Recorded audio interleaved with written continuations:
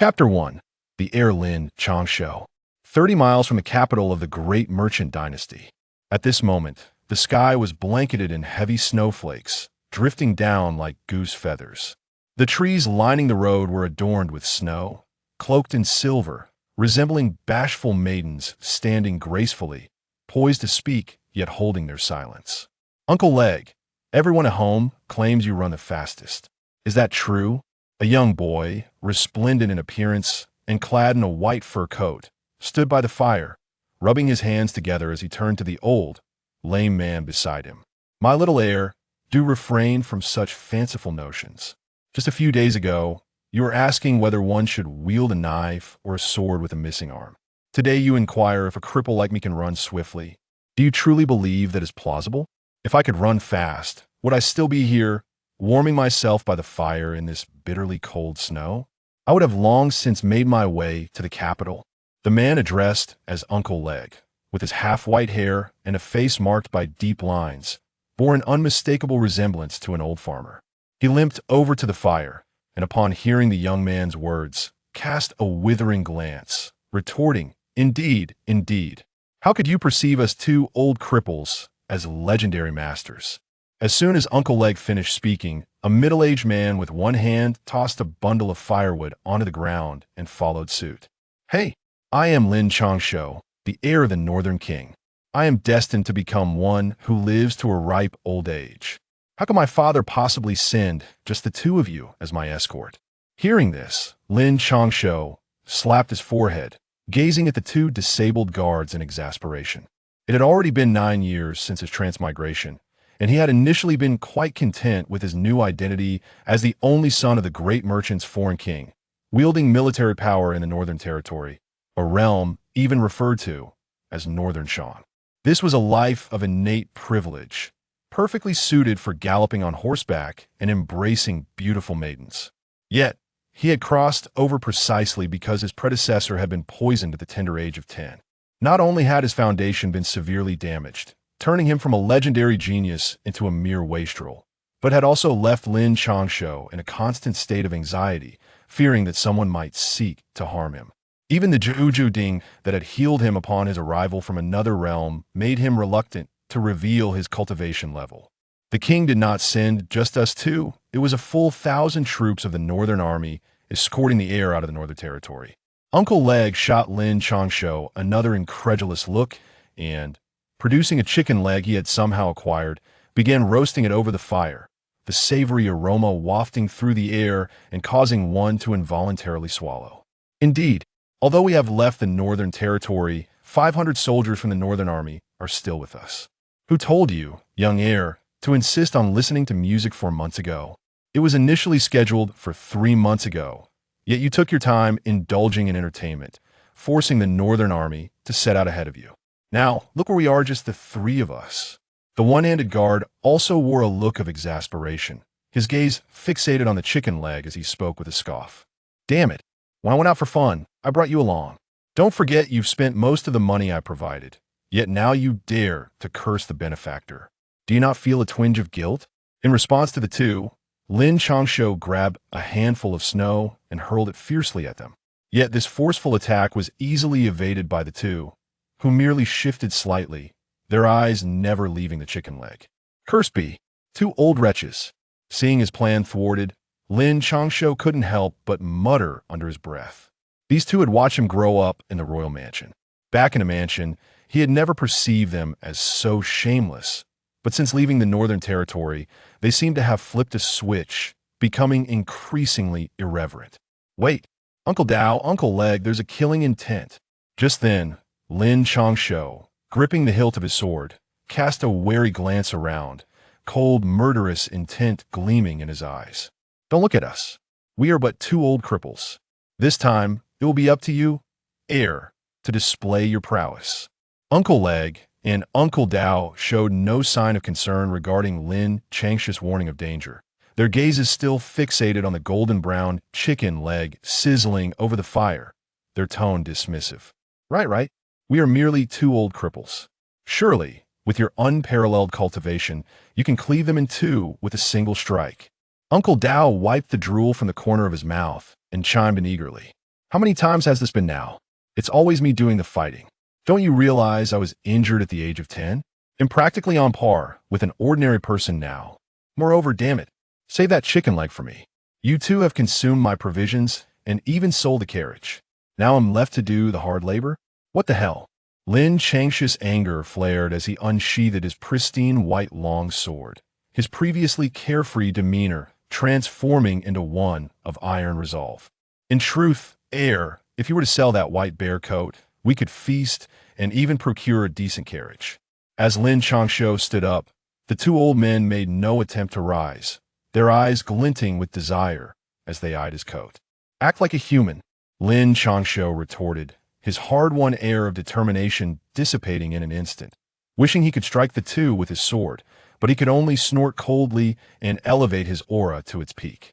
In a flurry of white, he vanished from their sight, leaving only faint footprints in the snow behind. Have you dealt with those few already? Don't let anything happen to the heir that would be disastrous. Once Lin Changshou's presence faded, Uncle Leg turned to Uncle Dao and inquired. Of course, if I hadn't resolved the matter, would I have returned? But this time, they've invested heavily, sending 3 masters and 5 minor masters. Damn it. Otherwise I would have returned much sooner. Uncle Dao scoffed, dismissing the concern as he added more wood to the fire. Who knows what our heir is afraid of? He's already reached the threshold of a minor master, yet still hides away. Surely, he doesn't genuinely believe someone from the royal mansion wishes to harm him? Uncle Leg stroked his chin, his expression tinged with curiosity as he replied. Who knows? But those fellows from 9 years ago were deeply concealed, and to this day, we have yet to find them. We still lack the words to pay our respects at the Queen's tomb. Uncle Dao clenched his remaining hand tightly, the air around him seeming to explode, causing a loud crack. Damn it, go berserk somewhere else. If you dirty the chicken leg here, I won't spare you. By the way, did that bunch of younglings under the air manage to spot you? As the snowflakes whipped up by the explosion threatened to pierce the chicken leg, Uncle Leg cursed and waved his hand, restoring calm as if nothing had occurred. Almost.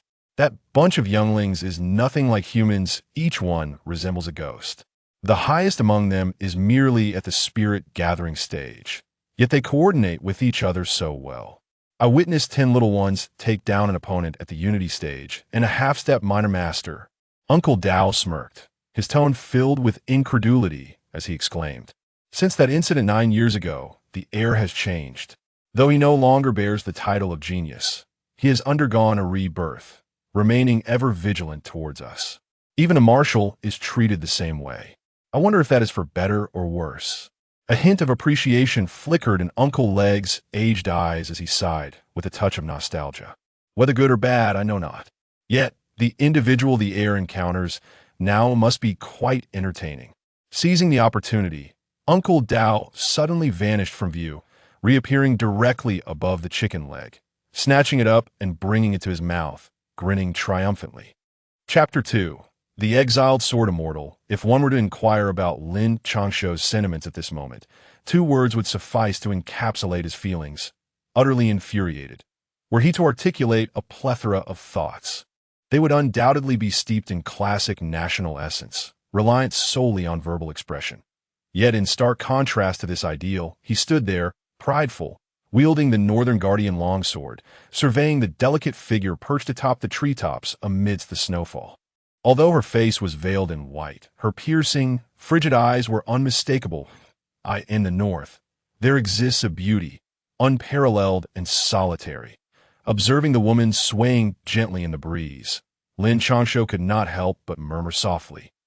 Despite being utterly captivated by her grace, beauty, and form, he was predominantly engulfed by a sense of helplessness.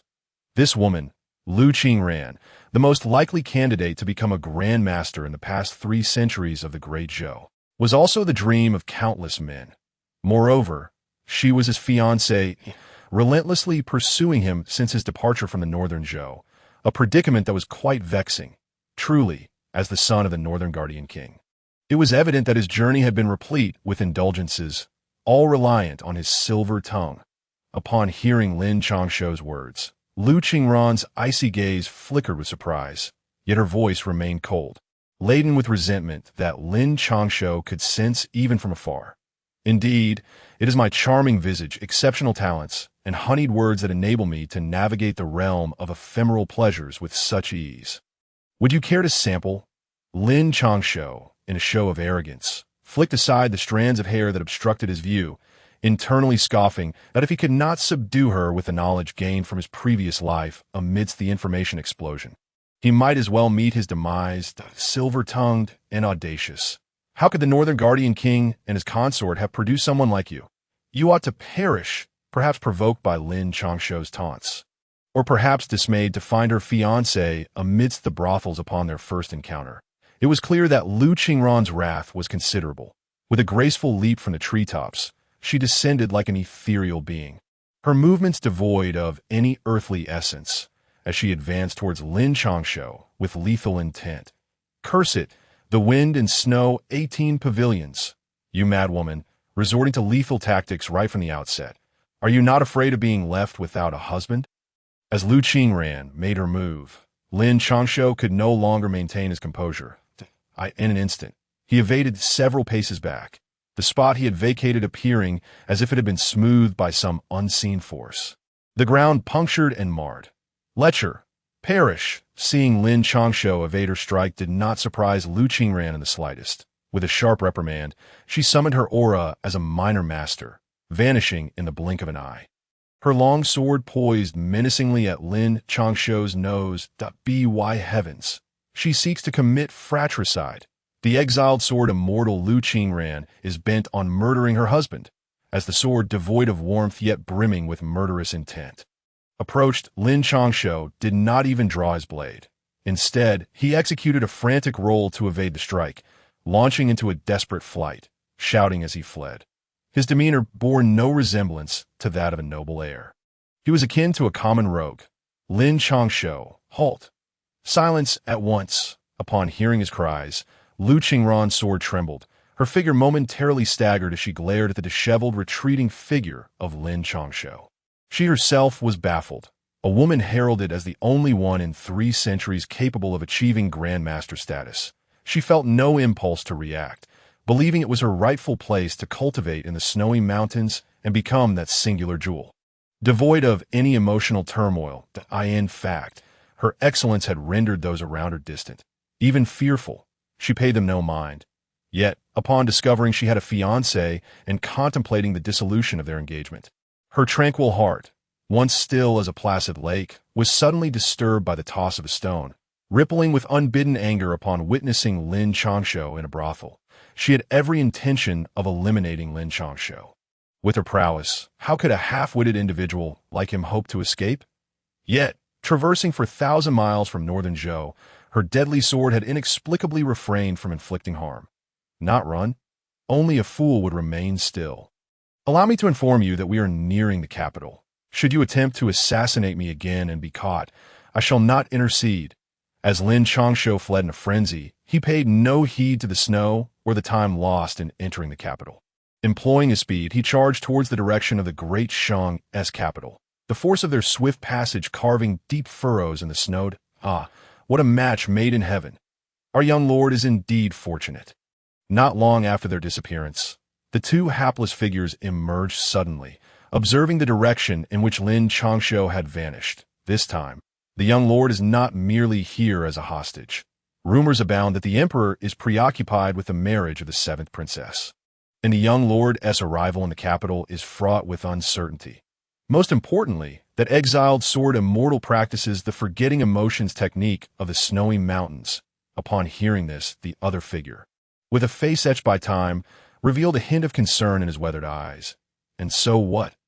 If our young lord were to marry both, what of it? Our Northern Guardian army has no qualms. Be it the princess or the exiled sword immortal, even the celestial beings could be his for the taking. The first figure, emboldened by this declaration, radiated an aura of dominance, causing even the falling snow to hesitate in its descent. Humph, you fool! Upon reaching the capital, do not provoke trouble. You are not merely contending with the eunuchs of the palace, but also with the esteemed headmaster of the academy. Witnessing the first figure's imposing demeanor, the second merely scoffed, vanishing without a trace. leaving behind only an afterimage and his voice. Cut. Had I not been injured, that eunuch would hardly dare challenge me. Yet the Lord has cautioned against the academy folks. That old headmaster is no trivial matter. Unfazed by the second figure's disappearance, the first continued to rub his chin in contemplation, deeply troubled. Meanwhile, Lin Changshou was drenched in sweat, although he had reached a half-step minor master level. He was determined to conceal his prowess, feigning weakness while evading Lu Qingran's relentless pursuit, a most arduous plight. Lu Qingran, do you truly intend to murder your husband? I must inform you, just ahead lies the capital's gates. Having run through the night, dawn began to break, revealing the grand and formidable walls of the capital, with throngs of citizens awaiting entry. Lin Changshou, drenched in sweat, found his once white cloak now half black, presenting a woeful sight. Chapter 3. Interception Lecture. Today, I shall end your life. At this juncture, Lu Qingran too was wearied, having chased throughout the night, each strike tempered lest she inadvertently harm him. Her once white veil was now clinging to her face, dampened by perspiration. Help! Help! As the fury in Lu Qingran's eyes intensified, Lin Changshou forsook his dignity as a noble, employing all his agility to dash towards the city gate.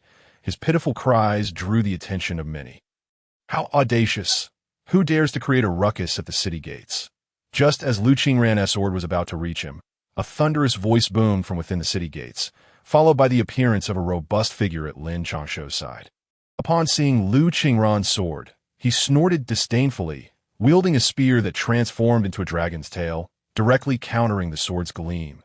Time seemed to halt. The next moment, a shockwave erupted, the force sending nearby stones and concerned citizens flying, creating chaos as figures from within the city were propelled backward several paces. How audacious! Who are you to engage in combat before the gates of the capital? Has your master not instructed you in proper conduct? The imposing figure, clad in armor, gripped his spear firmly against the ground, leaving deep furrows in his wake. Observing Lu Qingran's aura, which seemed to swell rather than diminish, the city guard commander narrowed his eyes, suppressing his unease before rebuking her. Yet, the wary gaze he cast upon her lacked true authority, resembling a fa ade of strength. Commander, why waste words on her? Despite her beauty, she is a madwoman, having pursued me relentlessly from 30 miles away. She is no virtuous being.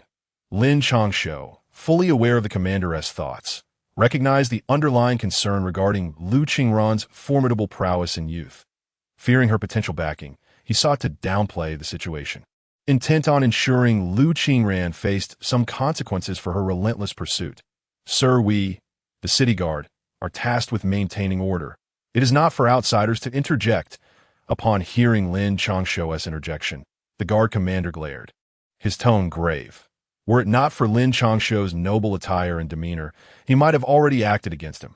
The snowy mountains, Lu Qingran. Lu Qingran, upon hearing this, shot a fierce glare at Lin Changshou, who was hiding behind the leader, and with a cold voice, she sheathed her long sword. It is the exiled immortal sword of the great snow mountain. I am Lin Changshou, a guard at the city gates of the capital, and I have had the honor of meeting the immortal maiden. Upon hearing this, Lin Changshou's expression shifted drastically, his square face contorting into a forced smile as he bowed and offered insincere compliments. Ah, is everything all right now? If so, I shall take my leave. Realizing his little schemes had unraveled, and seeing Lu Qingran sheathe her sword, Lin Changshou felt a wave of ennui wash over him and waved his hand. Preparing to enter the city, Lin Changshou's heart sank, though his face displayed a troubled expression as he turned to Lu Qingran, in the capital. One's worth was often measured not by cultivation, but by perception. With the exiled immortal sword now present, how could Lin Changshou, that privileged young master, possibly compare? Lin Changshou, you had best pray that you can hide for a lifetime. I will visit the academy first and come looking for you later. If I find out you have ventured into that filthy place, even within the capital, I shall claim your head. Without so much as a glance at Lin Changshou, Lu Qingran shot Lin Changshou a fierce look and vanished like a wisp of white smoke beyond the city gate. Hey, General, such arrogance, and you do nothing about it? Watching Lu Qingran's haughty silhouette, which was in truth quite cold, Lin Changshou indignantly patted Li Sanshao on the shoulder. Huffed. The only response from Li Sanshao was a speechless roll of his eyes and a cough of blood. As if to question Lin Changshou, "Do you think I can stop her looking like this?" Forget it. I'll just head into the city." Seeing Li Sanxiao's pitiful state, Lin Changshou managed an awkward smile. After all, if it wasn't Tia's business, others wouldn't be harmed. With that thought, he began to walk towards the city gate. Stop. Identification, just as Lin Changshou was about to step into the magnificent capital. He even spotted lonely maidens beckoning to him from within, but was interrupted by Li Sanxiao's serious voice. Lin Changshou turned back in surprise, only to see Li Sanxiao had somehow appeared behind him. Aside from some blood at the corner of his mouth, he bore none of the injuries from before, his eyes wide in shock as they fixed on Lin Changshou. Me? Wait, why are you checking me? A mere target of pursuit, instead of that female assassin, Lin Changshou exclaimed, pointing indignantly in the direction Lu Qingran had disappeared. She is a female master who appears once every 300 years from the Great Snow Mountain. And you're just a dandy. Enough of this, hand over your identification quickly. Li Sanxiao scoffed, his admiration for Lu Qingran barely concealed. Don't even say she's not yet that 300-year female master. Even if she were, so what? I'm still the heir of the Northern Protector, Lin Changshou exclaimed, his eyes wide in disbelief, realizing for the first time that someone could speak of their inability to confront with such refreshing audacity. With that, he dramatically swept the hem of his robe, dust swirling in the sunlight, yet he could not help but maintain a facade of arrogance. Get out of the way. Don't block the path. Before Li Sanxiao could respond, Lin Changshou heard a thunderous sound of galloping hooves, accompanied by loud shouts and the cracking of whips in the air. Following the commotion, he saw several swift horses charging from within the city gate, while the crowd hurriedly scattered to avoid being struck by the whips or trampled by the horses. Are you not going to intervene? Lin Changshou thought to himself, feeling a mixture of admiration and disbelief. He had never experienced such arrogance, even in the northern borders. This was true audacity, indeed, as he witnessed the chaos unfolding in the capital. He patted the sullen-faced Li Sanxiao and pointed at the approaching well-dressed youths on horseback, questioning, "What the hell is going on? Get out of the way. Can't you hear us? You're the only one talking." Before Li Sanxiao could respond, Lin Changshou felt a sharp gust of wind rush past, followed by more arrogant shouts. He's the son of the deputy commander of the Imperial Guards. Do you think I can intervene? Li Sanxiao replied, his face a picture of despair, speaking softly to Lin Changshou. From the capital, the Imperial Guards and the City Guards were of entirely different ranks. Chapter 4. Where is the Northern Army? Noise, as Lin Changshou sensed the long whip approaching from behind. His expression darkened. With a cold shout, he made no visible effort. Instead, he reached back and seized the whip effortlessly, the force of his grip causing it to appear in his hand. His hands, softer than a woman's, grasped the whip with ease, and remarkably, it inflicted no harm at all. Instead, it became a mere toy in his hands, leaving Li Sanxiao, who had been in a daze moments before, wide-eyed in astonishment.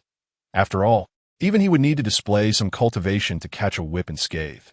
Yet Lin Changshou, like an ordinary person, showed no signs of any cultivation whatsoever. How dare you retaliate? Let go of me. The young man on horseback, after several futile tugs, finally gave up and waved his entourage to encircle Lin Changshou. Li Sanxiao's sullen face showed no concern for the young master, who merely coldly smiled, brandishing the whip and sword, fixing his gaze on Lin Changshou. Galloping is prohibited before the city gate. As the group grew increasingly arrogant, Li Sanxiao's face darkened, and he spoke in a low voice. Li Sanxiao, don't overstep your bounds. Do your duty as a gatekeeper. If you don't want to, I suggest you don't make me ask my father to dismiss you. The privileged young man scoffed at Li Sanxiao's words, showing no fear, and disdainfully regarded him. Is your father really that impressive? At this, the surrounding citizens gasped in shock, retreating several steps, while Lin Changshou curiously asked, "You must know that a gatekeeper is a powerful official. Not just any young master can treat him with such disrespect." The deputy commander of the Imperial Guards. Li Sanxiao's expression grew increasingly grim, almost grinding his teeth as he spoke out, "Of course I know. Now hurry and leave." The privileged young man, upon hearing this, smirked and then shouted at Lin Changshou, "What nonsense are you spouting?" But before the young man could revel in his triumph for long, Lin Changshou yanked him with one hand, sending the young master crashing heavily to the ground at his feet. "You dare kill him!" In that moment, everyone froze. The surrounding lackeys, stunned, took a while to react, brandishing their weapons and shouting as they rushed forward. "Don't move. Are you not afraid he'll die?" Lin Changshou ignored the rabble, seizing the young master by the neck and lifting him effortlessly. The young master, recovering from the fall, felt the choking grip around his throat. He struggled helplessly in mid-air. "A mere son of the deputy commander of the Imperial Guards this impressive? Why don't you ascend to the heavens?" Seeing that his lackeys were intimidated, Lin Changshou delivered a resounding slap to the young master's face, leaving it instantly swollen and blood trickling from the corner of his mouth. "And why father is the deputy commander of the Imperial Guards? How dare you strike me?" Finally regaining his breath, the young master, face flushed with anger, glared at Lin Changshou and shouted, "Even if your father comes, I will still strike." Lin Changshou laughed heartily and delivered another slap. "Release young Master Zhang. You dare? Do you want to die?" Perhaps due to the noise, the lackeys and clearly heard Lin Changshou's words, and upon witnessing another slap, they shouted in panic, "Shut up, boy! Who gave you the audacity to strike at young Master Zhang? Speak up, and I'll let you go today." Lin Changshou roared, unleashing a wave of force that radiated from him, sending the lackeys flying, while he maintained a calm demeanor as he addressed young Master Zhang. From the moment this young man emerged, Lin Changshou felt something was amiss. The ruckus caused by Lu Qingran had been considerable. Time had elapsed, and young Master Zhang's appearance was too coincidental. Even the whip had not been used against the obstructing commoners. His aim was clearly directed at Lin Changshou. Initially suspecting it, he confirmed his suspicions when the first strike landed on him. "You, what did you say?" "I don't know." Under Lin Changshou's piercing gaze, young Master Zhang swallowed hard, unable to meet his eyes, and lowered his head. "You truly are a good dog. When you return, tell your master that I, the heir, will be in the capital for the next 3 years, always ready to welcome you. Clean yourself up and wait for me." As Lin Changshou coldly snorted at the cowardly young Master Zhang, he ceased his inquiries, for he had already resolved to make his mark in the capital. Whoever was scheming in the shadows would eventually be revealed. The moment young Master Zhang sensed the murderous aura emanating from Lin Changshou, he was about to speak, but Lin Changshou paid him no heed. With a single flick of his hand, young Master Zhang was sent hurtling through the air like a ruptured sack, his body crackling with the sound of bones. "Ah!" In midair, young Master Zhang let out a pained scream as the sound of cracking bones echoed, blood gushing forth before he even hit the ground. "Oh, why must it come to this?" At that moment, Lin Changshou sighed as he approached Lin Changshou, speaking softly. "Who am I?" Lin Changshou cast a glance at Lin Changshou, responding with an answer that sidestepped the question. "The heir of the Northern King." Lin Changshou was momentarily taken aback, then replied in earnest. "Exactly." Satisfied with the reply, Lin Changshou lifted his head with pride and strode calmly toward the city gate. "Stop! Someone apprehend him!" Just as Lin Changshou was about to enter the city, a thunderous shout halted him, and soon a group of soldiers clad in armor, weapons in hand, surrounded him. "Are you all done yet?" Anger surged within him as he surveyed the soldiers encircling him and the middle-aged leader among them. Ever since being pursued by Lu Qingran, he had faced nothing but obstacles. Now, even entering a city gate was met with annoyance from these flies. In an instant, his cultivation surged forth. "Where are the Northern Army?" With a resounding roar, a unique aura belonging to the realm of concentration erupted from Lin Changshou, echoing into the air. 50 men of the Northern Army, greeting His Highness the Young Master, as Lin Changshou's voice rang out. The sound of air being sliced through followed, and in the next moment, a squad clad in black leather armor, wielding northern blades, knelt before him. Chapter 5. "Please stay, eunuch. Apprehend him." Lin Changshou's demeanor was cold and unyielding. He did not even glance at the armored soldiers. With a wave of his hand, the 50 men of the Northern Army sprang into action. Who were the Northern Army? They were the defenders of the northern frontier. engaging in daily battles against the Xiongnu. The individuals accompanying Lin Changshou were the elite among elites, each having been tempered through numerous battlefields. Before the opposing soldiers could react, their weapons unsheathed, the northern blades were already pressed against their throats. This was merely the restraint of the Northern Army squad. Had they not held back, the soldiers would undoubtedly have met their demise right there at the city gate. Lin Changshou, how dare you? As Lin Changshou approached, the commanding leader grew increasingly agitated, his aura intensifying, stirring up dust from the ground. I dare you, you son of a mere squad leader, dare to challenge me. Lin Changshou showed no fear, striking the leader's head with the scabbard of his northern blade. Clang! The forceful strike knocked the leader's helmet off. His hair became disheveled, and he appeared utterly disheveled, his aura now more ferocious. What the hell? Still not convinced? Just watch. Dare you glare at me again? Initially, Lin Changshou had thought that one blow would suffice. After all, this was not his territory, and he had already struck one squad leader. However, the leader's venomous glare and threatening aura compelled Lin Changshou to feel threatened, igniting a surge of murderous intent within him. The northern blade struck down repeatedly on the leader, blood streaming from his forehead, from the moment Lin Changshou struck until he mounted the squad leader and unleashed a flurry of blows. Both the townsfolk and soldiers stood dumbfounded. In nearly a millennium since the establishment of the Great Shang, when had anyone dared to be so audacious as to assault the leader of a forbidden army squad? Young Master Zhang's beating could be excused as youthful ignorance, lacking any official standing, but these were the forbidden troops, and the squad leader was being ruthlessly beaten by Lin Changshou. This was a completely different matter. Boss, should we intervene? One of the city guard approached Lin Changshou cautiously, first glancing at the frenzied Lin Changshou before whispering his inquiry. What the hell? Who is that young master? Is the heir of the Northern King. And the other party is the forbidden troops. Whom should we side with? Lin Changshou retorted with a kick, his teeth clenched as he observed the unfolding scene. But continuing like this isn't right. If he keeps it up, he might kill him. They're all soldiers. Isn't it inappropriate for us to stay out of it? The soldier, undeterred by the kick, leaned closer to Lin Changshou, voicing his concerns. Damn it. How did I end up with you bunch of fools? We're the city guards, while they're the forbidden troops, several ranks above us. Besides, they provoked that young master first. We just need to guard the city. Why should we involve ourselves in this? Do you want to risk your life? Ugh, my chest hurts. It must be from battling with the celestial sword immortal earlier. Quickly, take me to the city wall to rest. Upon hearing this, Lin Changshou smacked his subordinate on the head, and in the next moment, his complexion turned ashen, spitting blood as he was helped down to sit at the base of the wall. Ah, yes. The boss is injured.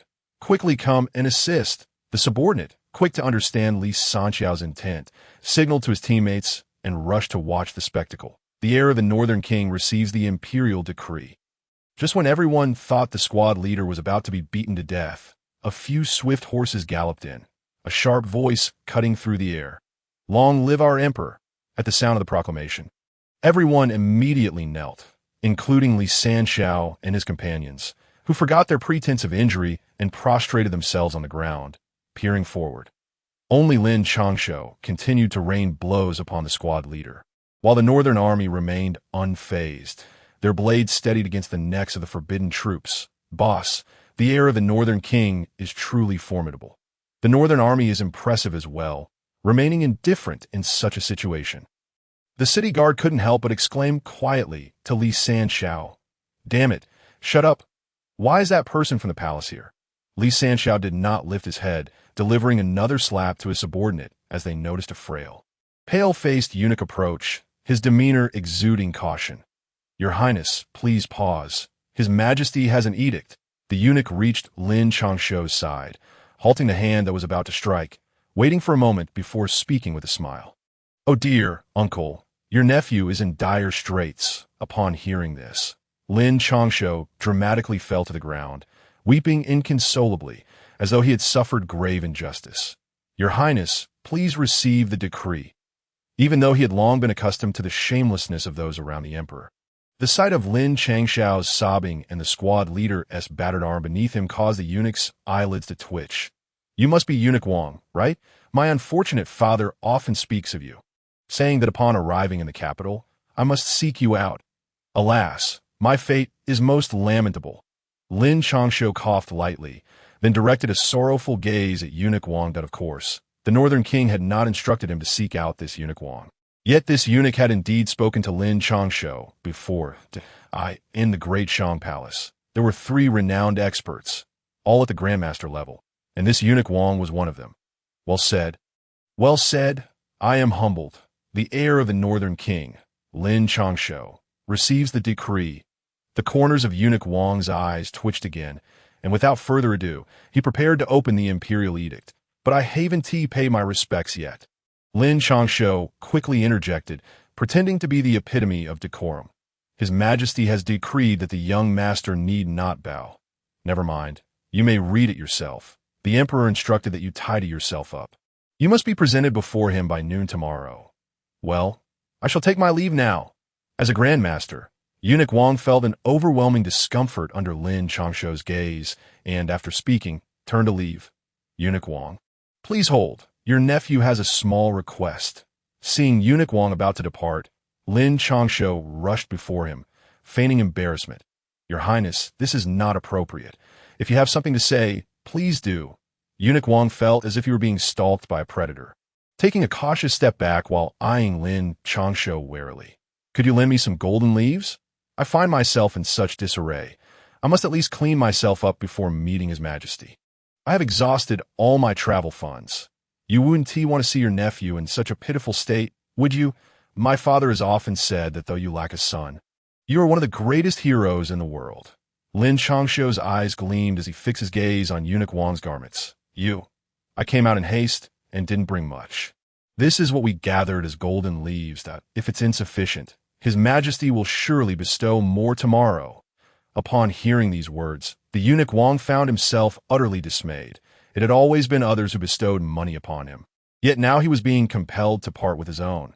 However, the decree of the unparalleled hero, the illustrious Prince of the North, coupled with the heiress' insistence, left him no choice but to gather a handful of gold to place in Lin Changshou's hands.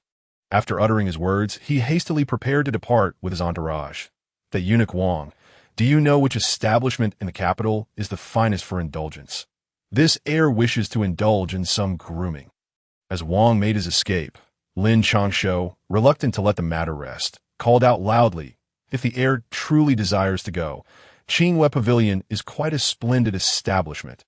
As soon as Lin Changshou finished speaking, it was apparent to all present that Wang stumbled slightly, followed by a sound of gritted teeth. Is this truly the conduct of a human being? Not only does he ask a eunuch for money, but he also expects recommendations for brothels and establishments of pleasure. How absurd! Li Sanshao, who had been kneeling at the back, was taken aback, secretly muttering about the lack of shame while feeling a sense of admiration. Chapter 6. A gift from Minyang Boss, the heir of the Prince of the North, is truly formidable. Indeed, indeed. The faces of those imperial guards turned green. They didn't dare utter a word. What did the heir just say to you, boss? Why do you look so pale? Were you truly injured? Although Lin Changshou's back appeared somewhat disheveled, it was completely overshadowed by the 50 soldiers of the north. The guards at the city gate, laughing and gathering around Li Sanshao, were engaged in endless gossip. Yet with each word spoken, Li Sanshao's expression grew increasingly grim. Your performance today, while not flawless, has still earned my satisfaction. From this day forth, you shall serve me. Thank you, Your Highness. You are truly a dragon among men. My admiration for you flows like an unceasing river. You are commendable. I find you quite likable, since you hold me in such esteem. Ought not a subordinate to express his gratitude? The echoes of Lin Changshou's earlier whispers reverberated in Li Sanxiao's mind as he sorrowfully patted his now empty purse. In an instant, whether due to injury or sheer exasperation, his face flushed crimson, and he spat out a mouthful of blood. Quick, someone assist. Take him to the physician's house. The boss is about to perish. As Li Sanxiao's blood spilled forth, the soldiers guarding the city were thrown into a panic. Since Li Sanxiao had taken over as leader, he had faced every situation with a smile, never once displaying such vulnerability. Qinghua Pavilion, Its location, its grandeur, it stirs a yearning within one's heart. Although Eunuch Wang was a castrated man, his taste was admirable. Gazing at the opulent yet not garish entrance, and catching a whiff of the subtle, pleasant fragrance, Lin Changshou smiled and prepared to push open the grand door. "My lord, please wait," however, before Lin Changshou could open the door, a servant, bowing and scraping, blocked his path. "Are you from here?" Seeing this, Lin Changshou furrowed his brow. Why is it that upon arriving in the capital, everyone seems so intent on obstructing his way? "Do not be angry. My lord, our Qinghua pavilion is not yet open for business. The ladies are resting after a long night. If you wish to visit, noon would be the most opportune time." The servant, noticing Lin Changshou's displeasure, immediately donned a smiling face and bowed in apology. "Step aside. I have never heard of a business that does not operate." Already weary from a night of travel and drenched in sweat, his mood was far from pleasant. With a swift motion, Lin Changshou shoved the servant aside, pushing open the door, only to be met with a blend of perfume and various alcoholic scents that assaulted his nostrils. Do they not ventilate this place? It reeks, while the scent of perfume alone would have been a delight to Lin Changshou, or even the aroma of alcohol. The combination of the two, mingled with an unidentifiable stench, overwhelmed him, prompting him to cover his nose and mutter complaints. My lord, we truly are not open for business right now. Perhaps you might return later when we are ready." At this moment, the servant entered, wearing a pained expression. He had no inclination to provoke Lin Changshou further. If you were dealing with an ordinary individual, you would see how his temper fares, but those who come to Qinghua Pavilion are hardly ordinary. In this establishment, he had long cultivated a discerning eye. Although Lin Changshou appeared somewhat disheveled, his air and attire distinctly proclaimed he was no commoner. "What nonsense! Quickly find me a beautiful lady in a room. I am utterly exhausted and famished. And do not forget to bring me food and drink." Lin Changshou was in no mood for pleasantries. He was not only tired but also hungry, even aware of the foul odor emanating from his own body. "My lord," the servant appeared troubled, intending to explain that no brothel would be open this early, and that such a precedent did not exist in the entire Dezhou to be gone. "This gentleman is quite handsome. Do you have familiar ladies who could be summoned to attend to him?" At that moment, a woman in her 30s, still possessing grace and charm, approached with a sway of her hips. She waved her hand dismissively at the servant and, with a coy smile, drew closer to Lin Changshou. "Oh, sister, you are not lacking in beauty either. As I am new to this realm of indulgence, do you have any recommendations? If not, you yourself would suffice." Lin Changshou's lips curled into a smile as he embraced her, whispering playfully, "Oh dear, how could this faded flower tarnish your vision? Allow me to secure a room for you, and I shall call upon 2 maidens to serve you. However, as for the lady, this is not a mere brothel. To secure a place at the table, one must rely on the gentleman's skills and sincerity." Flattered by Lin Changshou's compliment, the matroness' eyes sparkled with delight as she giggled, deftly evading his embrace. Her lithe form, reminiscent of a ripe peach, swayed enticingly, revealing her ample yet not excessive curves. What an exquisite aroma! As the saying goes, the hibiscus cannot compare to a lady's beauty. The winds at the water palace carry the scent of pearls and jade. "You are not old at all. Your allure is truly captivating." Wang Chongling, Autumn Lament in the Western Palace, as the matron departed. Lin Changshou took a moment to savor the lingering fragrance in the air, casting a knowing glance at her. "What was that phrase you uttered?" The matron's previous cheerful demeanor faded, replaced by an expression of astonishment and joy as she gazed at Lin Changshou. "Was that not meant for you? This gentleman has specially dedicated it to you. Do you like it?" Lin Changshou smiled faintly, moving closer to her, gently lifting her delicate chin while grinning. "What merit do I possess that this gentleman's gift would not bring delight?" The matron did not shy away this time. Her eyes, resembling glistening threads, were fixed on Lin Changshou as she spoke. Over the years, she had encountered numerous individuals, be they officials or scholars, merchants or affluent patrons, all seeking her for a physical form. Yet Lin Changshou was the first to compose poetry for her. "Then, dear sister, do not delay in preparing a room for me. I am on the verge of fainting from my own stench." Upon hearing this, Lin Changshou's satisfaction grew, and he discreetly brushed his fingers against her earring, causing her to shudder with surprise. "Bring this gentleman to Tingyu Pavilion." Feeling Lin Changshou's touch depart, the matron experienced a pang of emptiness. Casting a lingering glance at him filled with a sense of yearning before instructing her servant. "Thank you, sister." Lin Changshou expressed his gratitude, disregarding the astonished looks of the attendants as he bowed to the matron. "My lord, may I inquire, what is the name of that phrase?" Just as Lin Changshou was about to vanish from view, the matron finally could not restrain her curiosity and posed her question. "What is your name, dear sister?" Lin Changshou replied with a playful smile, not turning back. "I am Mainyang." The matron paused, then finally spoke softly. "Then I shall name it a gift from Mainyang." Lin Changshou laughed heartily as he turned to leave, while the matron stood rooted to the spot, motionless for a long while. Chapter 7. What are you worth? Tingyu Pavilion, though it bears the name of a pavilion, is in fact a secluded courtyard located behind Qinghua Pavilion. Within the courtyard, rockeries and flowing water work in harmony to transform a modest space into a tranquil and elegant retreat. My lord, Mainyang has already instructed to prepare hot water.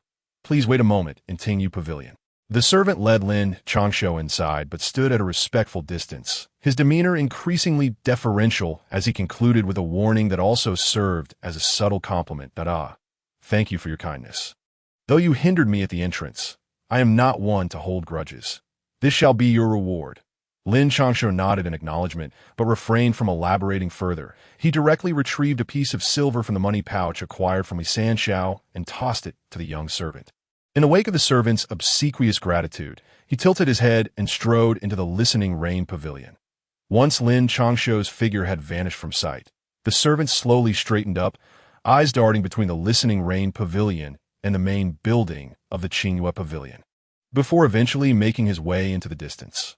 Unbeknownst to Lin Changshou, who was presently captivated by the room's decor, the interior was divided into two sections, with a distinctive fragrance wafting from the inner chamber. To Lin Changshou's discerning eye, the room was not particularly extravagant. Rather, it exuded a sense of warmth that made one instinctively wish to linger. Now that this young lord has arrived, do you not wish to come out and greet me? Lin Changshou mused aloud, having turned several times to find that the occupant within had no intention of emerging, but he settled himself at a round table, pouring tea for himself while casting an intrigued glance toward the interior. It was widely said that the heir of the Prince of Zhennan was a spoiled rogue beyond reform, the greatest bane of the Zhennan princely household. Yet, who could fathom that within a mere 9 years, he had accomplished so much? As Lin Changshou's words lingered in the air, a gentle voice, accompanied by the sight of a woman clad in a simple, flowing gown, gracefully approached him with a layer of sheer fabric draped over her. And as she moved, the delicate material brushed against her alabaster skin, accentuating her alluring figure. The ethereal veil hinted at her curves, igniting an innate desire to uncover the mysteries concealed beneath. You are aware of the significance of the long-distance transmission talisman. Yet there is something you may not know. All your charms are teachings of mine. This veil, and the items within your undergarment, were crafted by this young lord at the tender age of 11. If you merely wish for me to admire these, you would be courting death. Lin Changshou set down his teacup and regarded the approaching figure of listening rain with a calm demeanor.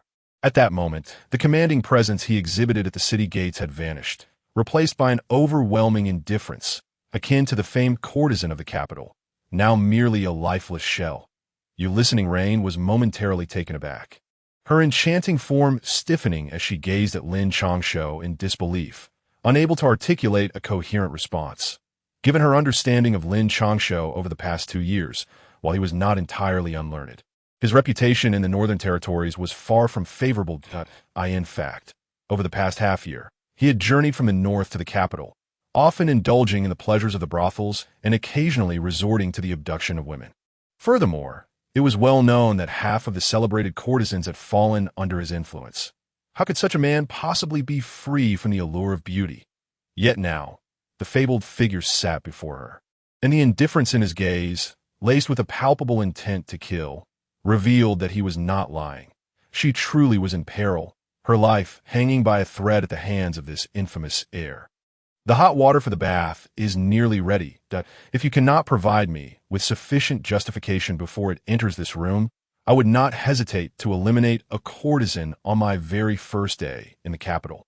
As Listening Rain found herself momentarily paralyzed by fear, Lin Changshou sipped his tea with an air of nonchalance.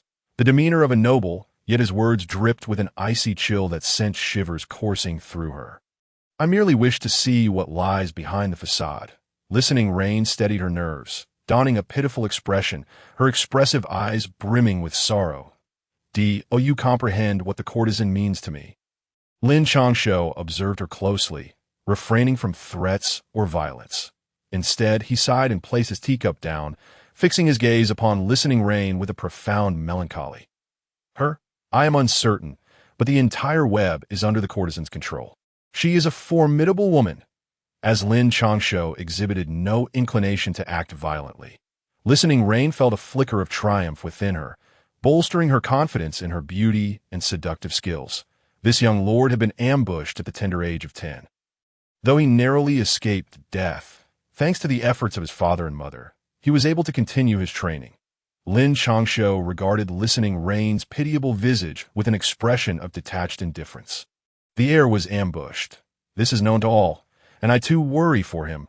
Listening Rain was bewildered by the meaning behind Lin Changshou's words, avoiding his gaze as she hastily poured tea and spoke in a hushed tone. "Worry. After that incident, my foundational cultivation barely remains at 3/10, and in the third year, while seeking medicine with my mother, we fell into an ambush. The entire army of the Northern Defense was annihilated, and my mother perished alongside them. Yet the courtesan, despite her grievous injuries, carried me for 300 miles. I still vividly recall how her blood stained me crimson, and her resolute gaze as she led me to the great snow mountain. Although she was a half-step grandmaster in cultivation, she suffered a fall from grace, left with only the peak of the unification realm, unable to engage in prolonged combat. Tiomi, she is both a savior and kin. And because of you, wretched woman, she nearly revealed herself. You have any inkling of how many lives Ghost Shadow took to sever the threads of her exposure? And you, merely wishing to see me, nearly brought about her demise. Tell me, what do you believe you are? You are not but a wretched soul we rescued. Your presence here was voluntary, and now, driven by your selfishness, you almost caused the courtesan's death. Do you not deserve to die?" Lin Changshou's voice turned cold as he uttered these words, a mocking laugh escaping him. In the next instant, he seized Listening Rain by the throat, his grip tightening, transforming her once pitiful gaze into one of sheer terror. Lin Changshou's fury intensified, for he had yet to reveal another truth. Ever since he traversed into this world, apart from his deceased mother, it had only been the courtesan's companionship that sustained him through days of anxiety. Even his initial support had been orchestrated by her. Without her, he would have been devoured by this daunting world long ago. Where would the current heir be without her? She realized that her once prized beauty and figure were inconsequential in Lin Changshou's eyes. Even the peak of her concealed unification realm cultivation held no value before him, unable to muster even a hint of presence. Chapter 8. Intriguing Spare. Spare my life. With Lin Changshou's single hand constricting her throat, Listening Rain's fair cheeks flushed crimson before quickly turning a shade of purple. In her futile struggles, she could only plead for mercy. "Spare you? From the day this young lord rescued you, I'd already provided you with choices. One was to return home or live in obscurity. The other was to cooperate. These were your voluntary decisions, and I made it clear that those who disrupt the rules must die." Lin Changshou found the situation both ridiculous and exasperating. This individual, whose petty whims nearly endangered the team, now sought mercy from him. On what grounds? Merely because she was a courtesan, or due to her beauty? Yet, what did that have to do with him? A liability such as her deserved nothing but death. "Changshou, stop!" Just as Lin Changshou contemplated ending her life, an unexpected figure glided into the room, swiftly grasping his hand. "Mingyao, why have you come at this moment?" Upon seeing her, Lin Changshou's brows knitted together, the indifference in his eyes replaced by concern. "Changshou, Listening Rain was merely jesting. Please, do not act impulsively. Let her go, will you? Ming Yao's face was etched with panic.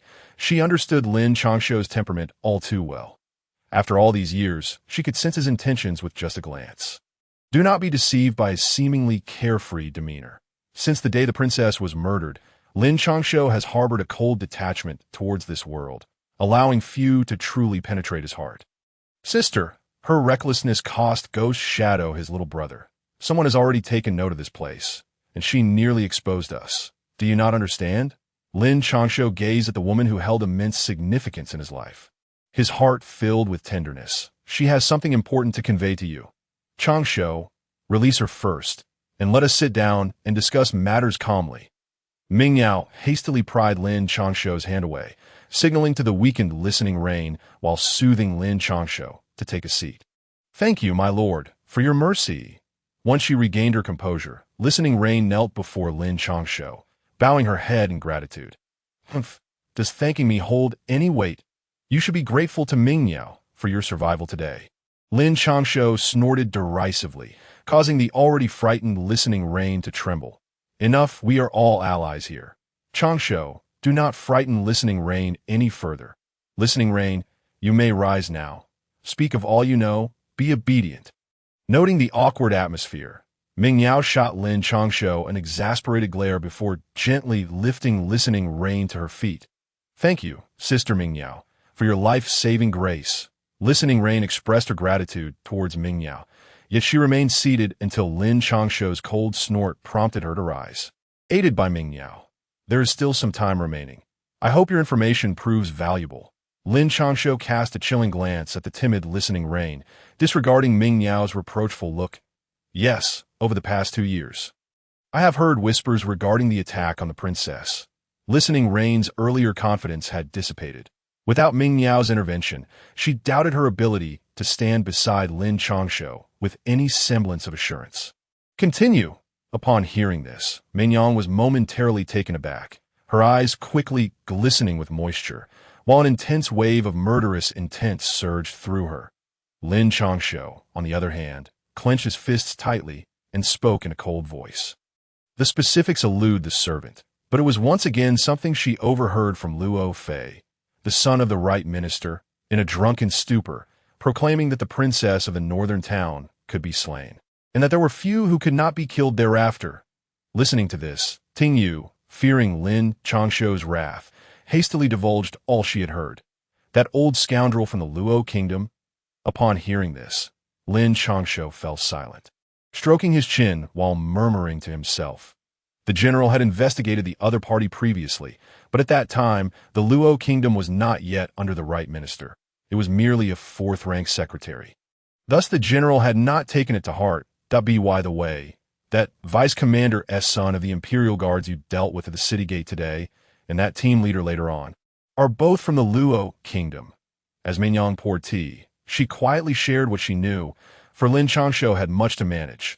The web of influence had already spread across the vast expanse of the great commerce over these years, with the capital being Mignon's domain. Intriguingly, I have heard that individual is in poor health.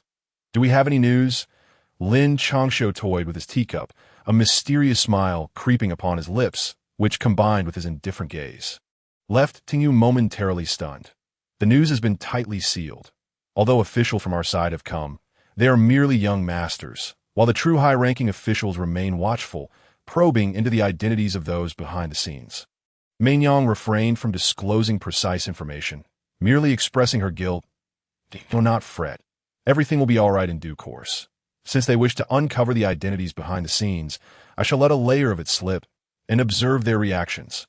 Lin Changshou gently patted Mignon's hand, his expression softening. That individual? Upon hearing this, Mignon froze, even losing her reaction to Lin Changshou's grasp on her hand. Indeed, do they not wish to know who stands behind the Qinghua Pavilion? Let us reveal it. I wonder if they will be left slack-jawed upon the appearance of the 15th virtuous prince. Lin Changshou set down his teacup, recalling that individual who was 2 years his junior, yet had chosen a life of leisure. A sly grin forming on his lips. That spectacle should be quite amusing. Mignon, perceiving Lin Changshou's thoughts, conjured an image of the youthful visage of the 15th virtuous prince, a smile playing upon her lips. Tomorrow we shall announce the selection of the courtesan in 7 days. Tingyu shall finally hold a true title. Lin Changshou rose, giving Tingyu's shoulder an encouraging pat.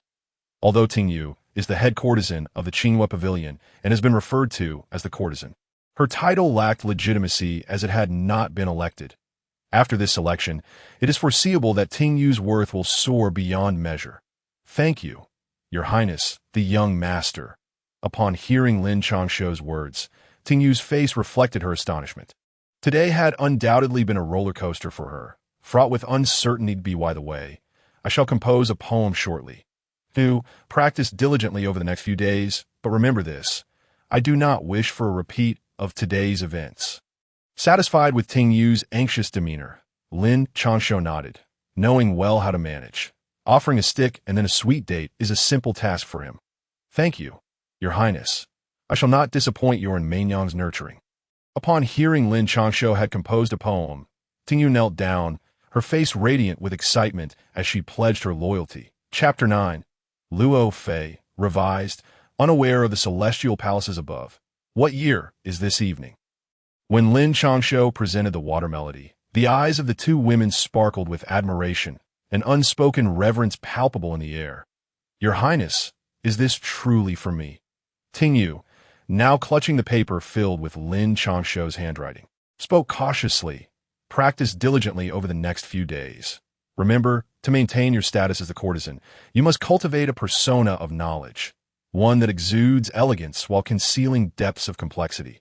You were once born to a family of officials. A true young lady. I trust you have not forgotten the talents your parents imparted to you. Lin Changshou waved his hand dismissively, for Li Bai was a figure of poetic immortality. Securing this minor title of courtesan would be effortless. But what if someone inquires? Hearing Lin Changshou's words, Tingyu felt a slight relief, yet hesitated to ask. Though she was once a distinguished young lady, not claiming to be well-versed in every art, she was certainly skilled in various pursuits, from music to calligraphy. However, the grandeur and subtlety of water melody seemed beyond her reach. Keep it concealed for now. If it cannot be hidden, then simply tell the truth that I, the roguish young master, bear a reputation for broad knowledge, and is that not quite well? Now, off you go. Do you truly wish to assist me in bathing?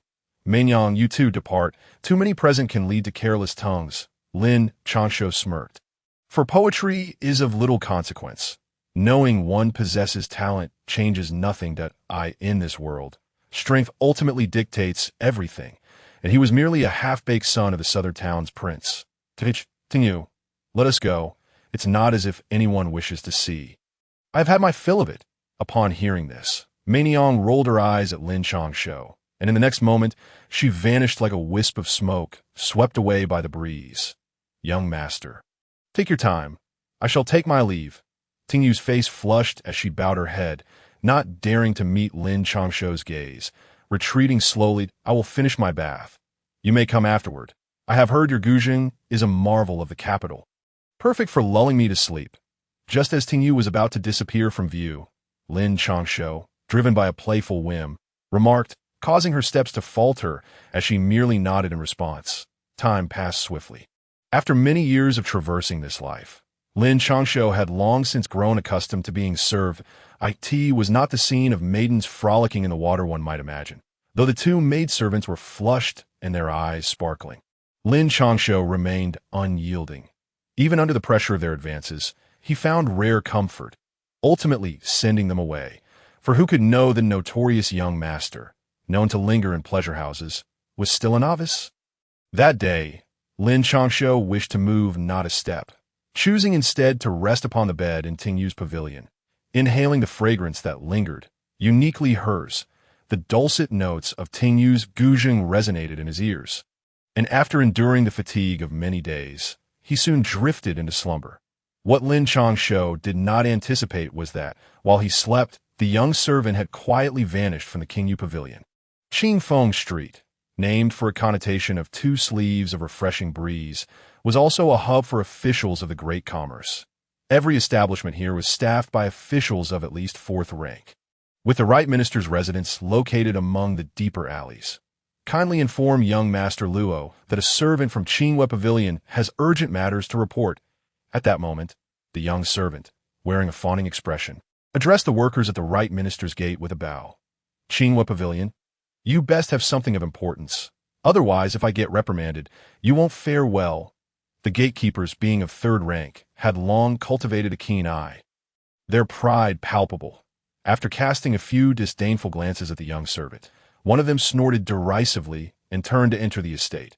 Rest assured, the young servant felt uncomfortable under the scrutiny of the two gatekeepers.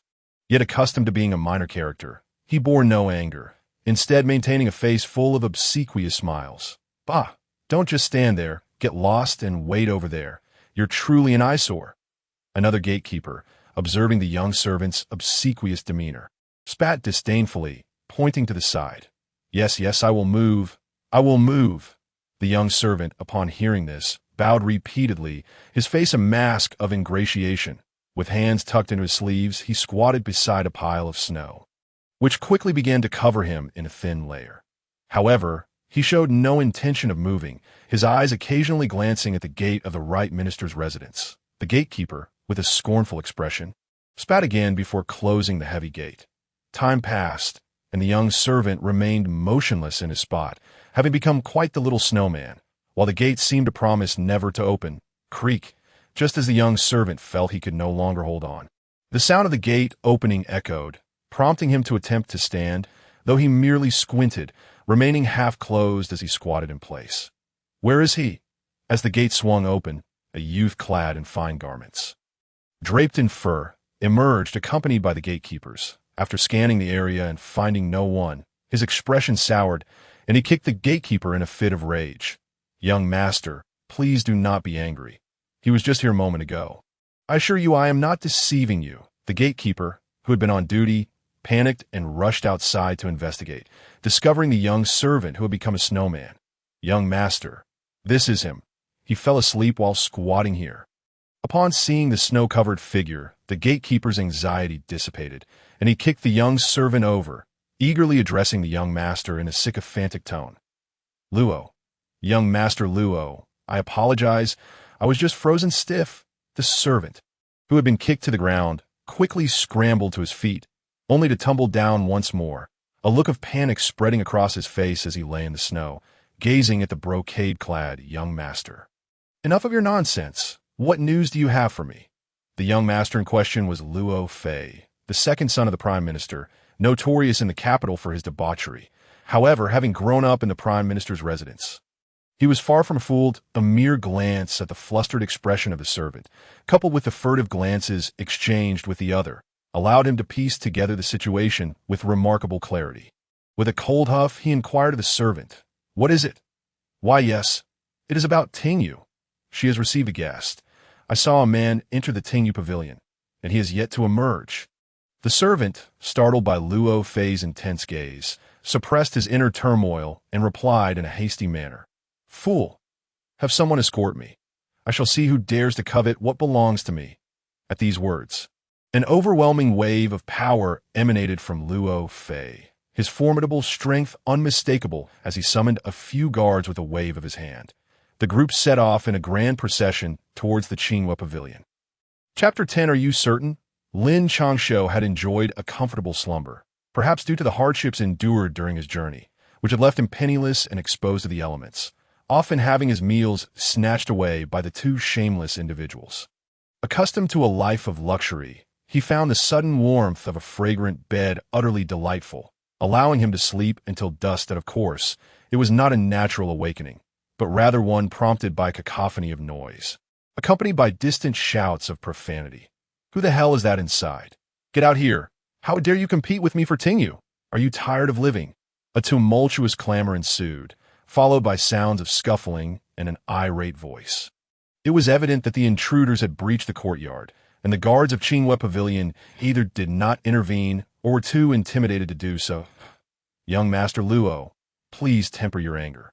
The lady inside is still resting, but if you could wait a moment, Tingyu will soon come out to play the lute for everyone. At that moment, Lin Changshou had awakened, his eyes blazing with ire, cold as ice. Meanwhile, Tingyu, in a state of panic, stood up as if she had committed a grave error, resembling someone caught in the act. "What are you so flustered about? What is that barking creature outside?" Lin Changshou shot a glance at the anxious Tingyu before rising to prepare himself. It must be Luo Fei, the Prime Minister's son.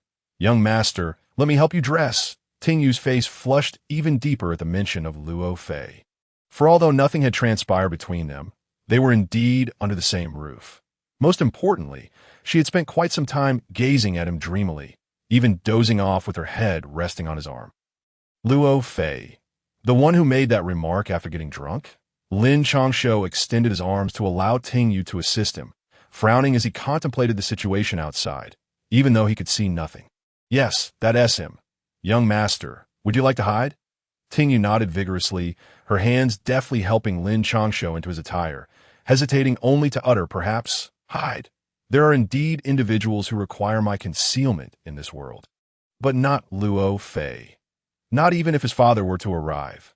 Lin Changshou settled onto a nearby chair, idly manipulating a teacup, regarding the situation with indifference, a mere cold snort escaping his lips at the thought of Luo Fei's impending entrance. Upon witnessing this, Tingyu's eyes sparkled with admiration. She sensed an immense confidence and dominance radiating from Lin Changshou. "Hey, you old madam, what's the meaning of this? Do you not recognize who stands before you? He is Luo Fei, the Prime Minister's son. In this city, no brothel dares to obstruct young Master Luo. Do you think Qinghua Pavilion can simply close its doors?" Just as Lin Changshou poured his tea, an arrogant voice broke through. "Oh dear, gentlemen, I assure you, that is not my intention. It is just that Miss Tingyu has already received a distinguished guest, and it would be improper to allow several more in." As Lin Changshou settled down, he heard the slightly apologetic voice of Meinyang, which caused his hand to twitch slightly before he quickly regained his composure. "You mean to say what? Who in the capital does not know that Tingyu of Qinghua Pavilion is mine? You lot have been suppressed several times, and I have intervened on your behalf. Otherwise, where would you find sustenance? And now, how dare you allow a man, a distinguished guest no less, into Tingyu's room? I must see just what kind of guest is wealthier than I." Outside, Luo Fei let out a cold snort, pointing at the onlookers and barking orders, after which he pushed Mignon aside and strode towards the courtyard. "Young Master Luo, wait.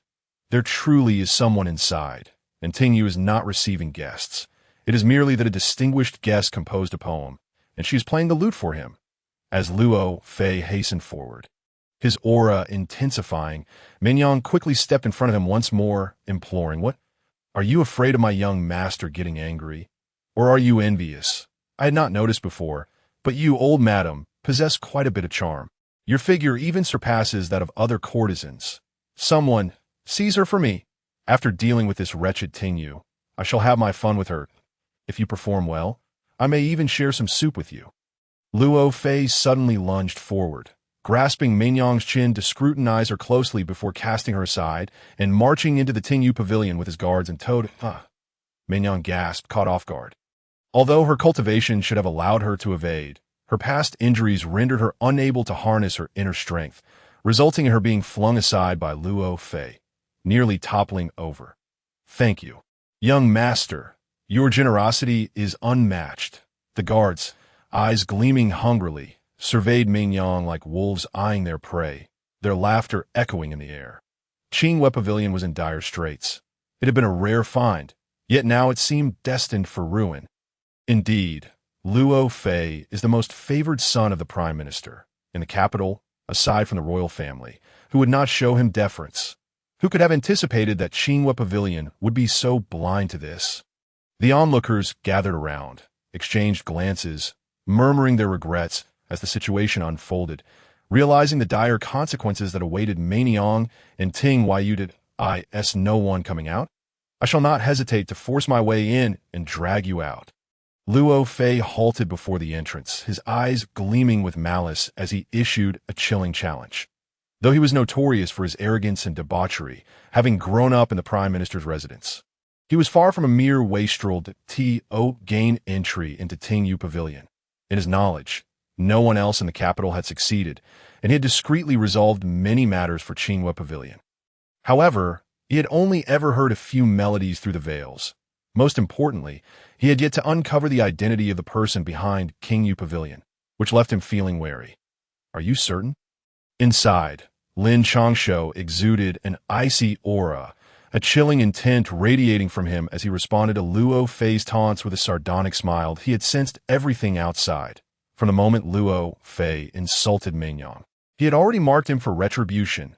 Dare to show off in front of my young master. You are nothing. Before Luo Fei could respond, one of his guards, unable to contain himself, let out a roar and charged forward. Chapter 11. As the guards surged towards the entrance, a terrifying wave of murderous intent erupted from within. Before they could react, they were sent flying by an invisible force, their screams echoing through the air. Who the hell are you? Luo Fei, his cultivation at the stage, summoned all his strength to withstand the overwhelming force. Yet, even so, blood trickled from the corners of his mouth as he looked in horror at the figure clad in white before him. Lin Changshou. I hear you are a notorious wastrel in the capital. How fortuitous, for I am quite renowned as well. Shall we see who is stronger? Lin Changshou did not reply, but instead regarded Luo Fei with keen interest.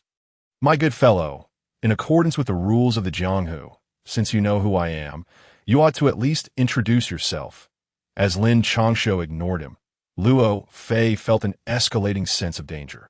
His mind raced with thoughts of various figures, yet none matched Lin Changshou. For a moment, he felt a twinge of fear. What if Lin Changshou was a reckless fool? That would spell disaster for him. Even worse, what if Lin Changshou's connection surpassed his own? In that case, enduring a beating would be a mere trifle. You are nothing.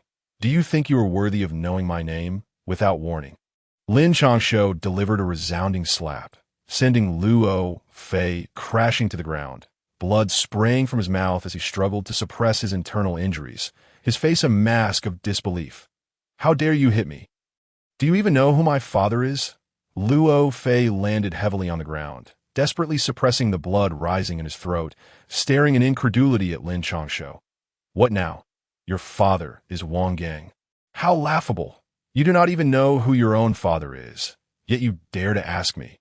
I certainly do not have a son as unfortunate as you. Upon hearing this, Lin Changshou chuckled, digging into his ear with his finger, casting a look of utter disdain at Luo Fei, as if Luo Fei were desperately trying to claim him as a father. Ha ha! Claiming a father forcefully. This lad is amusing. Luo Fei is in for a rough time. Humph. After being so arrogant for so long, it is about time he faced some consequences. Does he truly believe that the capital belongs to the Luo family? The spectators around erupted in laughter, some of them guffawing unabashedly while pointing at the ashen-faced Luo Fei. Huffed. Laugh. Let us see who dares to laugh. Already wounded, the additional humiliation from Lin Changshou was enough to suppress the blood rising in his chest. After spitting out a mouthful of blood, he glared viciously at the onlookers, seething with rage. Those of lesser status immediately lowered their heads, retreating in haste, lacking even the courage to steal a glance. While the few who laughed the loudest showed no signs of restraint, becoming even more brazen. Luo heir, if those words were uttered by your elder brother, the second minister, they might carry some weight. But you, we are merely amused. What can you possibly do? Indeed, not only do I find it amusing, but I also intend to promote this spectacle. What can you do about it? We, the descendants of martial generals. Fear you not that, if you dare to challenge us, let us have a go. Some even took a few steps forward, their auras unmistakably revealed, sneering at Luo Fei with scorn. The current situation was already fraught with anger due to the Right Chancellor Luo's involvement with the Imperial Guard. These meritorious offspring dared not speak out in the court. Yet here stood a group of unentitled second sons, emboldened in the capital, completely unafraid even in the presence of Luo Fei. You! Luo Fei's face turned a deep shade of fury. He longed to confront them, but given his current condition, he could only grit his teeth in silence, especially with the unpredictable Lin Changshou nearby. Now, let me ask you, what do you intend to do with me? I did not quite catch what you said earlier. Do enlighten me, and I shall consider it earnestly. Just then, Lin Changshou, lifting his robe, squatted before Luo Fei, gripping his hair with one hand, a smile adorning his face as he spoke. "Young man, I care not who you are. Should you dare to provoke me today, in this capital, you shall find yourself utterly obstructed." Luo Fei had never endured such humiliation before. His eyes glinted with malice as he glared at Lin Changshou. Seemingly determined to remember this moment, do summon your father as well. I am eager to see how you will render me immobile. But before that, let us settle our accounts. Lin Changshou hoisted him up effortlessly, maintaining an air of nonchalance, seemingly inviting him to call for help. "You? What do you mean by that?" In that moment, Luo Fei felt a twinge of fear, though the mysterious figure before him exuded no hint of murderous intent. An inexplicable feeling of being hunted by a beast washed over him. "What will you do? If I were an ordinary person, how would you proceed? Would you break my legs or my arms first?" Lin Changshou lifted Luo Fei effortlessly, chuckling at the panic reflected in his eyes. "You heed my warning. Do not act recklessly. That my father is the right chancellor. My brother is a fourth-rank minister. Should you dare to lay a finger on me, regardless of who you are, your entire family shall meet a dreadful end. Release me now, and I shall pretend none of this occurred. You are not from the capital, are you? If you wish to establish yourself here. Provoking me is not a wise choice." As Lin Changshou's aura grew increasingly menacing, Luo Fei immediately conceded, laying bare the stakes involved. "Hey, that brother of mine, do not trust him. This scoundrel is utterly untrustworthy. If you let him go today, he will surely seek revenge. Trust me. Deal with him as you see fit. Should he trouble you afterward, I shall protect you. My father is a general of the expedition, unafraid of the Luo family." Upon Luo Fei's declaration, one of the burly young men, fearing Lin Changshou might spare Luo, shouted out, "Han Huayan, you scoundrel! If I suffer today, you shall not escape unscathed. Brother, do not heed his words. I swear, if you let me go, I will hold no grudges. Do not listen to his claims of being a general. He is merely a second son, and the general has not been seen in the capital for ages. Minor skirmishes are one thing, but should you truly harm me, our family will act for the sake of our reputation, and they will not lift a finger for you." Luo Fei, desperate to prevent Lin Changshou from heeding the other's words, abandoned all pretense and pleaded anxiously. He had no desire to become a cripple. "What if we join forces? My father is the commander of the Imperial Guard, and with these individuals here, none of us are of lesser status than him. Brother, take action. We will surely protect you." Observing the situation, several young men exchanged glances and stepped forward, coldly regarding Luo Fei. Previously, they had found him intolerable but could not act for various reasons. However, with someone standing up, they were eager to witness his downfall. As for offering protection, it depended entirely on whether he was worth it. If not, they would merely feign assistance. Chapter 12. Do you even qualify? You are quite amusing. Upon hearing the words of the young lords, Lin Changshou suddenly flashed a wicked smile, casting a glance at them that caused their brows to furrow. For within that gaze, Han Huayan and the others found neither gratitude nor excitement, but rather an endless ridicule, as if their hidden agendas had been laid bare. "What do you mean?" Han Huayan and the others exchanged glances, their expressions growing cold. In the capital, even if they were not the top tier, they certainly belonged to the second tier. The first tier consisted of legitimate heirs. Regardless of how high-ranking an outsider might be, they would still treat them with respect, unlike Lin Changshou's demeanor. "What do I mean?" Lin Changshou coldly regarded them, and after speaking, he waved his hand lightly, causing Luo Fei to scream in agony as one of his arms bent at an unnatural angle. Damn! This action not only elicited cries from Luo Fei, but left the surrounding onlookers, as well as Han Huayan and his companions, utterly dumbfounded. Though they were not virtuous individuals, they could not fathom how one could so cheerfully break another's arm. What I mean is, when watching a show, keep your mouth shut. When this young master, am at work, when has it been your turn to meddle? Lin Changshou coldly glared at Han Huayan and the others. Then with a flick of his finger, unleashed a surge of energy that struck Luo Fei's leg, intensifying his screams. "Who the hell are you? I will ensure you suffer a miserable end." At that moment, overwhelmed by excruciating pain, Luo Fei cast aside all pretense, his face contorted with rage as he roared at Lin Changshou. But he must have informed you, right? Lin Changshou, however, paid him no mind, casually discarding him like refuse and appearing beside the terrified servant, asking indifferently, "What do you intend to do?"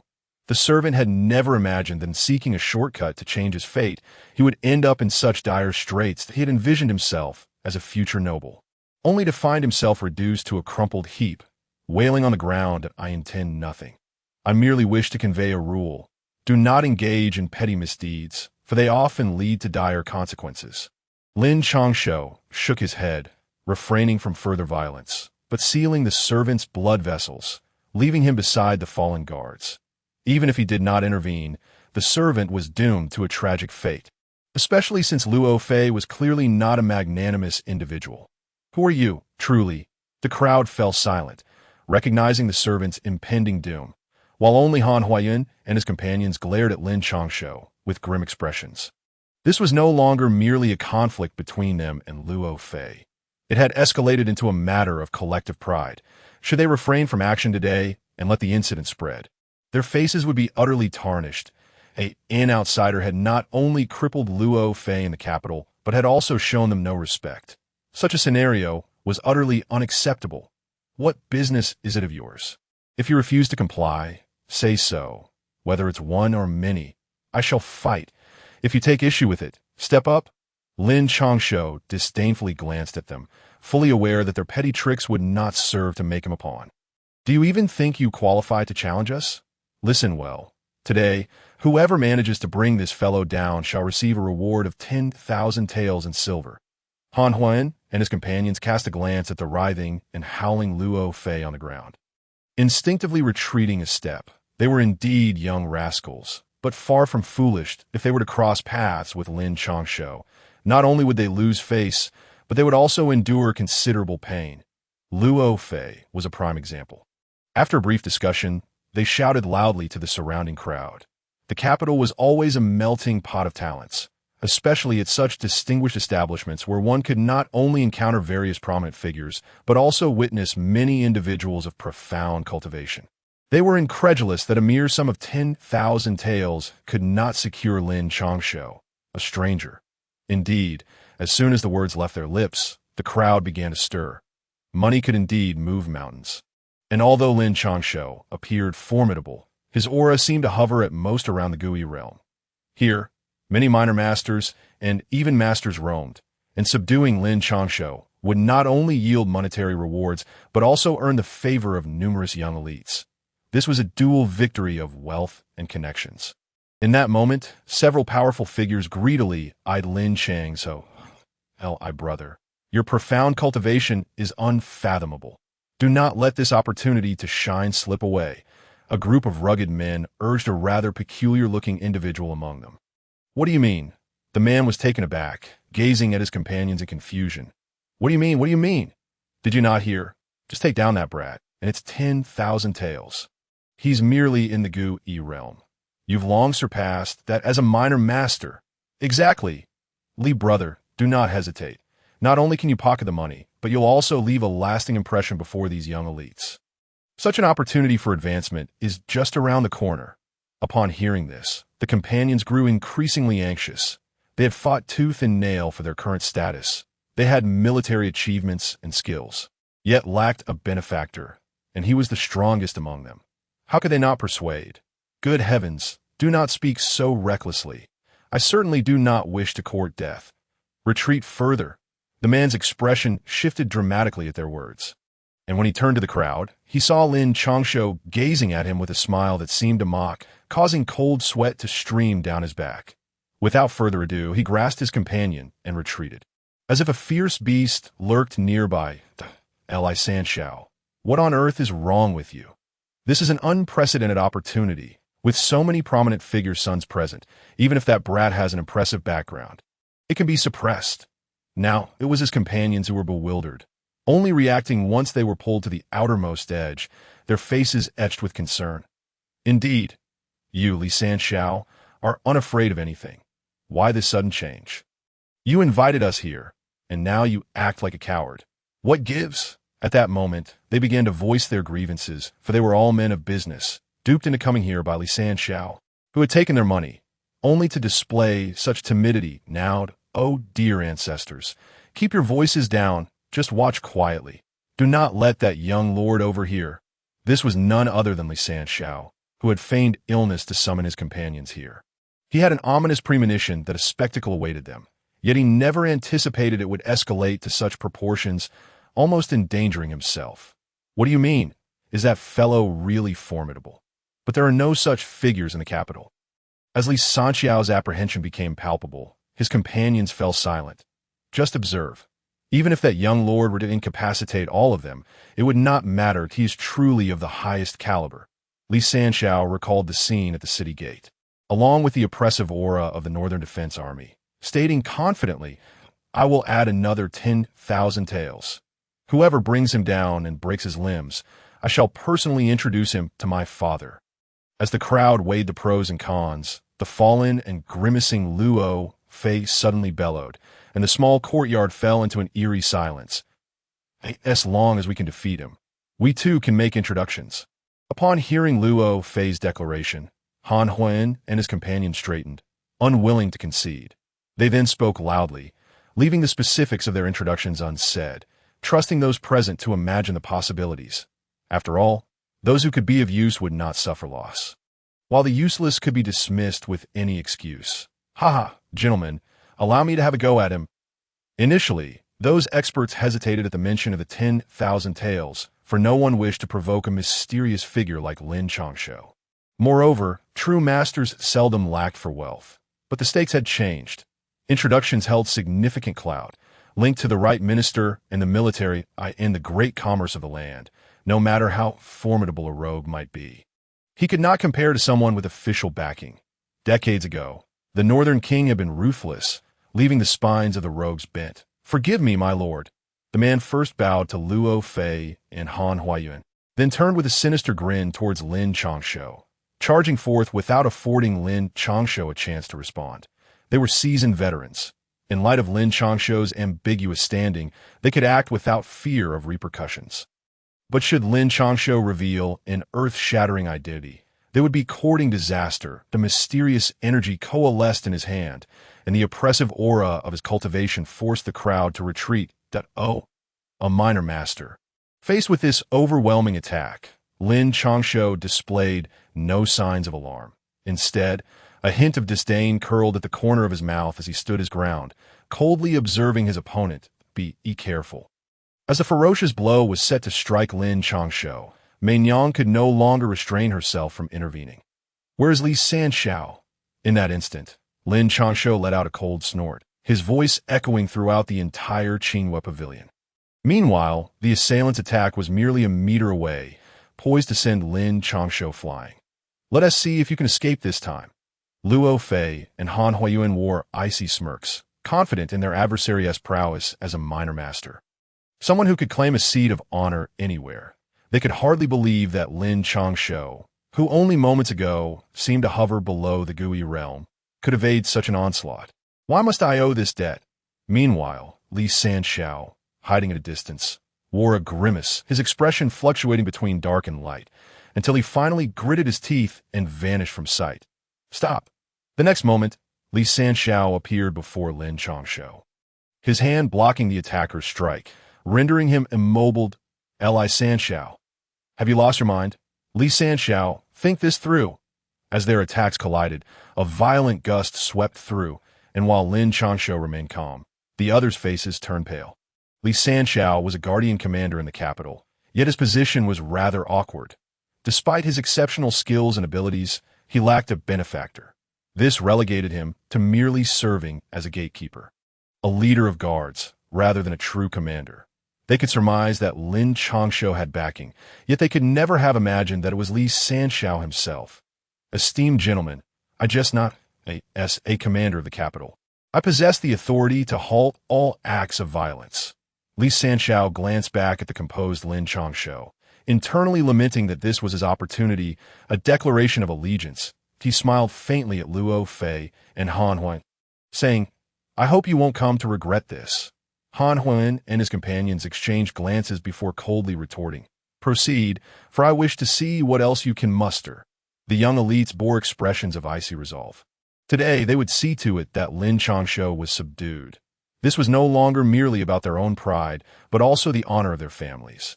An outsider, no matter how capable, must yield to the established order in the capital. "Young master, I can only hold one of them back.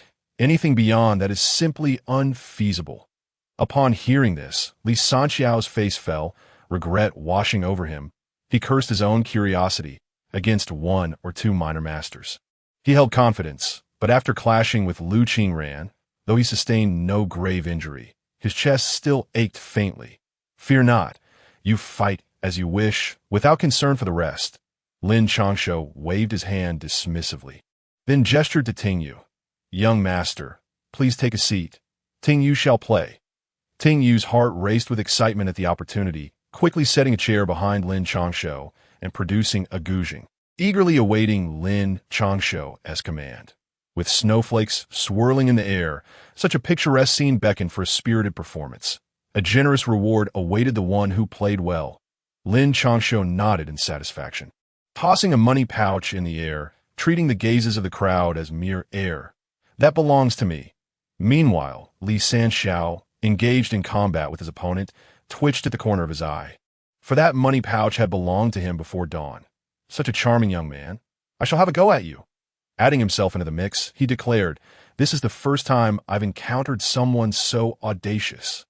As the melodious sound of the zither resonated amidst the rain, 4 or 5 adept warriors surged forth from the crowd, each possessing at least the prowess of a half-step minor master, with the most formidable among them already reaching the mid-stage of minor mastery. In an instant, a tempestuous wave of oppressive force bore down upon Lin Changshou, eliciting cold smirks from Luo Fei and his companions, who had been aided to sit up by their subordinates. They were eager to witness what capabilities this individual possessed. Should he falter today, they would not hesitate to eliminate him. "Is this all you can muster? Would you like a bit more time? Rest assured, I can wait for you." In the face of such intense pressure, Lin Changshou produced a teapot from seemingly nowhere and leisurely sipped while behind him. Mei Nyang massaged his shoulders. Deal with you. This is more than sufficient. We shall see if you can walk away alive today." The expressions of Han Huayuan and his companions turned grim. Once brimming with confidence, they now found themselves ensnared in trepidation. For Lin Changshou remained unervingly composed. They could summon masters, perhaps even a few grandmasters, but such assets were the foundation of their respective families, a responsibility they could ill afford. And what of you? Have you made your decision? Attaining this level of cultivation is no small feat. It is hardly worth sacrificing a life for an ephemeral promise. Lin Changshou nonchalantly nodded, for today was merely about establishing authority. Though lacking the direct lineage, these elite scions were still formidable enough. "Spare me the pleasantries. If you fear, kneel and admit your faults. The gentleman here might show mercy." The others laughed coldly, convinced Lin Changshou could not possess much more prowess. Even with the backing of these young lords, they felt no fear. Good. The Northern Expedition Army, step forward, inflict injury first, extract information about their family clans, and then systematically eradicate them. Lin Changshou clapped his hands, his expression turning icy as he barked a command. Almost instantaneously, the courtyard was enveloped in a chilling aura of murderous intent, causing the onlookers' blood to run cold. Chapter 14. If you dare, challenge your father. The Northern Expedition Army received their orders. As Lin Changshou's voice echoed, a synchronized, low, and menacing chant filled the in the next moment, the courtyard was alive with the sound of swords being unsheathed, followed by a flurry of lethal clashes. The Northern Expedition Army. Who is he? At that moment, the previously arrogant young lords turned pale, unable to fathom the existence of the Northern Expedition Army within the capital. They were nobles of the capital, capable of making most bow their heads, yet there remained a select few whom they dared not provoke. At the very least, they could not afford to cross the Northern King's Manor. The most formidable of those FEW. No one could respond to their queries, as the atmosphere was thick with an oppressive air of death, rendering them speechless and their limbs paralyzed. The most terrified among them were the wanderers of the martial world. The Northern Expedition Army's predecessor had been the executioner responsible for sweeping through the martial realm decades prior. And now, merely some time had passed, and they reappeared in the capital in that instant. The martial practitioners yearned to flee, desperate to inform their sects, fearing the Northern King would once again trample the martial world. The individuals who had previously dared to confront Lin Changshou were the first to kneel. Their desire to fight extinguished upon the arrival of the Northern Expedition Army. Even those who resisted did so out of fear for their lives. Yet their efforts were in vain, though the highest cultivator among the Northern Expedition Army was merely at the Unity Realm. They worked in concert, particularly against this group of martial wanderers who had their own methods. During their journey, Lin Changshou had even equipped them with compact crossbows, and within moments, the once arrogant martial practitioners lay bloodied on the ground. While those who surrendered found their limbs severed, the gruesome scene rendered the pampered young lords pale, some even succumbing to nausea. Report to His Highness the young master. The thieves have been subdued. As the orderly salute resounded, the Northern Expedition Army cast solemn glances toward Lin Changshou, their blades dripping with blood, resembling beasts poised to devour. "Sheath your blades." Lin Changshou rose from his chair, his eyes icy, a rare absence of his usual jovial demeanor on his face. Yes, upon his command, the Northern Expedition Army members uniformly sheathed their weapons, positioning themselves beside Lin Changshou. "You still have the opportunity to summon aid. But this is your final chance that if no one comes, then you may forfeit your lives. However, leave something behind. You have 10 breaths to decide. Remember, this is your last opportunity if you choose to abandon it. Then be prepared to kneel obediently." Lin Changshou surveyed the group, finally fixing his cold gaze upon the already huddled Luo Fei and his companions. "We concede." The young lords, pale-faced, exchanged glances before kneeling to the ground. What other choice did they have? In a child's scuffle, one would typically call upon their parents. But Lin Changshou had summoned an army instead. That was the Northern Expedition Army, the most elite military force of the Great Zhou, perpetually engaged in fierce battles at the front lines. Even if they could rally their backing forces to annihilate these soldiers, the consequence would be the relentless pursuit of the Northern King. Let alone these secondary sons. Even the legitimate heirs would find themselves bound and delivered to the Northern King's manor for punishment if they dared to act against him. Are you truly this cowardly? How utterly dull. Witnessing the swift capitulation of his adversaries, Lin Changshou felt a wave of ennui wash over him, his gaze suddenly shifting to the evasive Luo Fei. "Luo Fei, do you harbor resentment towards me? I am willing to release your guards so you may summon your brother or father. Bring as many as you can for an opportunity at revenge. How does that sound?" As Lin Changshou approached Luo Fei, who had suffered the loss of a hand and a leg, his voice dripped with temptation. "Or perhaps you prefer to kill me." Luo Fei felt tears welling up. After all these years, his rise as a top-tier scion in the capital had been due to his keen perception and silver tongue, enabling him to avoid many formidable foes. Yet today, Lin Changshou was relentless, seeking to manipulate him and even his family. In an instant, Luo Fei resigned himself to his fate. "Are you truly that sort of person? Will you not call for help? What about the rest of you? Anyone else who looks down upon me? Now is your chance." Lin Changshou, intolerant of such cowardice, shook his head repeatedly, finally casting a hopeful glance toward Han Huayuan and the others. However, upon witnessing their averted gazes, he turned to the crowd, but all were internally cursing. Who would dare provoke him with a battalion of the Northern Expedition Army present? As Lin Changshou's gaze swept through the assembly, many retreated in trepidation. "It appears you have all submitted. That is splendid. Remember my name. Lin Changshou, the young master of the Northern King's manor in the north. I am officially entering the capital. From this moment forth, I shall not concern myself with your identities. Just remember not to provoke me. Anyone who dares will face my wrath, and if you remain unconvinced, feel free to test your mettle. If you still resist, you may summon your fathers and see whose lineage holds greater power. My father or yours, I have finished speaking. If anyone remains unconvinced, step forward." Upon seeing that no one dared to meet his gaze, Lin Changshou rose, his expression frigid as he surveyed the crowd. his voice a chilling whisper.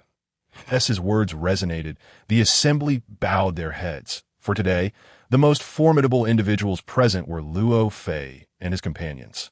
While those even more formidable were the legitimate heirs. Whether or not they were present, it was likely they would not openly antagonize Lin Changshou. The imperial decree has arrived. The young master of the Northern King, Lin Changshou, is to receive the edict. With the silence that enveloped the crowd, Lin Changshou scoffed inwardly. Today he aimed to establish his authority, ensuring all were aware of his arrival at the same time. He intended to inform those lurking in the shadows that the grievances of 9 years past, along with the vendetta against his mother from 2 years ago, were about to be settled. He feared not their retaliation, but rather their cowardice. Now, he sought to stir the waters. At that moment, a sharp voice pierced the air, causing the young lords to collectively exhale in relief. The royal steward, accompanied by several guards, approached slowly, gazing not at those kneeling on the ground or lying in pools of blood, and promptly began to read the imperial decree. The young master Lin Changshou has indulged in pleasure and neglected his duties. Arriving in the capital over 3 months late, he is hereby ordered to be confined in the academy for 1 month. The accompanying Northern Expedition Army is to retain only 50 soldiers by nightfall, with the remainder returning to the Northern Territories. This decree is effective immediately. Any who dare show negligence will face severe punishment. Chapter 15. The eccentric old man, is this truly the renowned academy of the Great Shang? As Lin Changshou gazed upon the grand yet somewhat antiquated gates before him, he pondered in bewilderment while stroking his chin. He was already well aware of the academy, having learned that even his own parents, as well as His Majesty the Emperor, had sought knowledge and cultivation within these walls. The rise of the Great Shang from a beleaguered state, besieged on all sides, to a formidable nation in just a few decades was nothing short of astonishing. This transformation was not solely due to the tireless efforts of generations of emperors or the bold initiatives of his father and the emperor. Rather, it was significantly attributed to the presence of a certain Director Chen, a figure who had dominated an era, instilling fear in other great powers and granting the Great Shang the opportunity to rise as one of the 3 major dynasties. It was rumored that Director Chen had reached the pinnacle of the mortal realm, possessing the mastery of a grandmaster, yet had transcended into an entirely different dimension, the correctness of which remained uncertain. "Hey, young man, what troubles you?" A brusque voice interrupted Lin Changshou's musings about the legendary life of Director Chen. Upon lifting his gaze, he beheld a towering figure clad in a long robe, which, despite its scholarly appearance, seemed ill-suited to the rugged build of this individual. Lin Changshou found himself questioning whether the robust physique could rip the delicate garment apart at any moment. Most strikingly, the man sported a mane of white hair and a goat-like beard. While he appeared elderly, he exuded vitality, his stature surpassing that of most young men, even generals. Yet his gray hair and the creases of age on his face betrayed his years. Standing at the entrance of the academy, one hand pinching his nose, the man regarded Lin Changshou with a challenging gaze. "That I admire your impressive stature, brother," Lin Changshou exclaimed, though he sensed no discernible cultivation emanating from the man. Nevertheless, given that this individual was within the academy and presented such a formidable presence, Lin Changshou chose to yield. His life principle was simple. If one could overpower him, he would not hesitate to dismantle their bravado. If not, he would gracefully concede. When confronted with uncertainty, he would refrain from confrontation. How tiresome!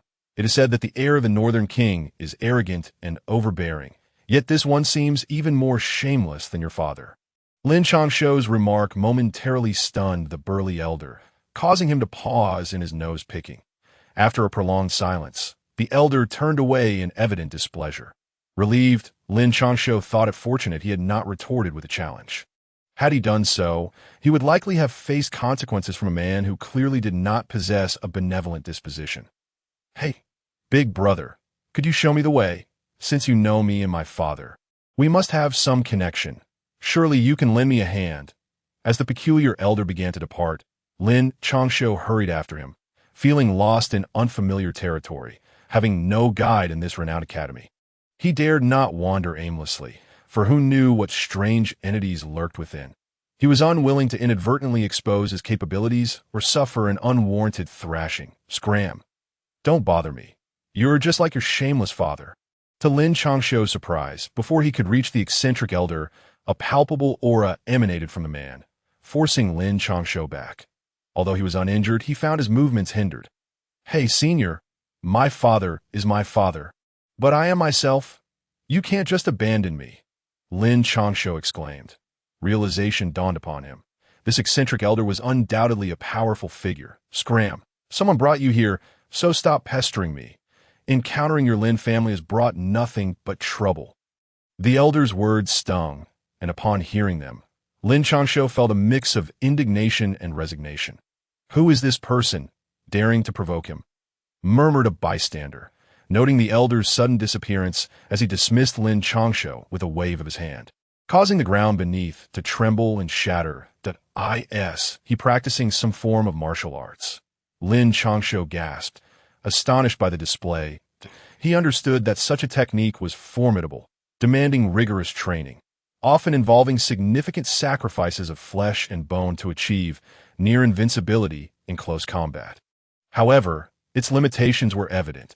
It required immense resources to maintain and had never produced a grandmaster in centuries. This made such practices rare, pursued only by those with extraordinary determination. The heir of the Northern King, Lin Changshou, has been ordered to reflect upon his actions by being confined within the academy for a month, after which he is to embark on 3 years of study, with no disturbances allowed. At that moment, a series of urgent voices broke the air, followed by a contingent of guards, led by the royal steward, who stood at the academy's entrance, initially smiling at Lin Changshou before proclaiming the decree aloud. I, Lin Changshou, accept the edict.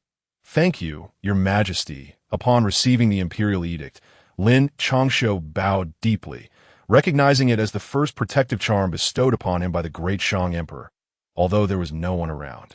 He was confident the news would swiftly spread throughout the capital.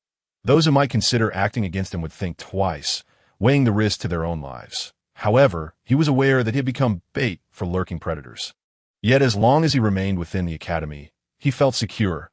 Even outside its walls, with the edict in hand, none would dare to confront him openly.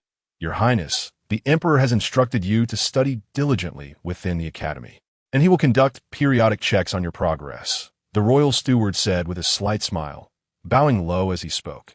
Thank you, steward, Lin Changshou replied, his brow furrowing slightly as he pondered the implications of his connection to the enigmatic emperor. Your Highness is too kind. I must return to the palace to report. Wishing you great success in your studies. The steward, satisfied, waved his hand and departed with the guards. Looks like someone is in for a rough time. The emperor seems to have taken quite a liking to you. Just as Lin Changshou contemplated the edict, a familiar sound of clicking drew his attention. In an instant, he vanished from sight, only to find the peculiar elder reappearing before him. People can scare each other to death. Did you not know how to walk silently? Lin Changshou exclaimed, patting his chest as the elder's stealth had nearly exposed his hidden talents. That you're the one who's foolish. Hurry up and follow me. Where you want to get through this gate. The elder scoffed, casting a disparaging glance at Lin Changshou before striding towards the entrance. Chapter 16. The great black dog as Lin Changshou stepped through the imposing gates alongside the eccentric elder. A dizzying sensation enveloped him. Before he could fully comprehend what was happening, the world around him opened up into a vast expanse, adorned with towering mountains and flowing waters, with magnificent structures dotting the landscape.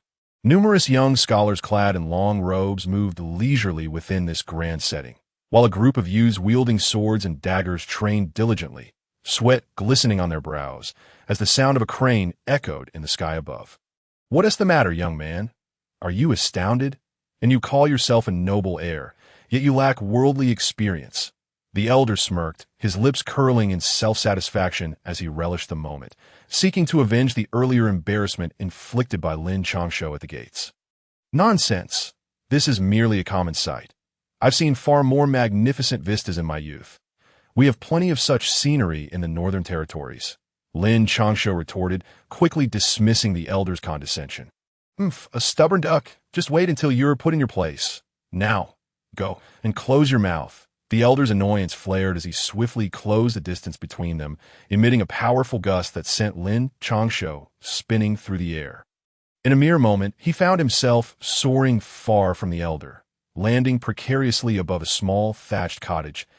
As he plummeted from a height of at least 10 meters, he instinctively prepared to harness his cultivation to cushion his fall, only to abandon the effort when he sensed an overwhelming, oppressive force binding his powers. "Curse it!" Lin Changshou cursed under his breath.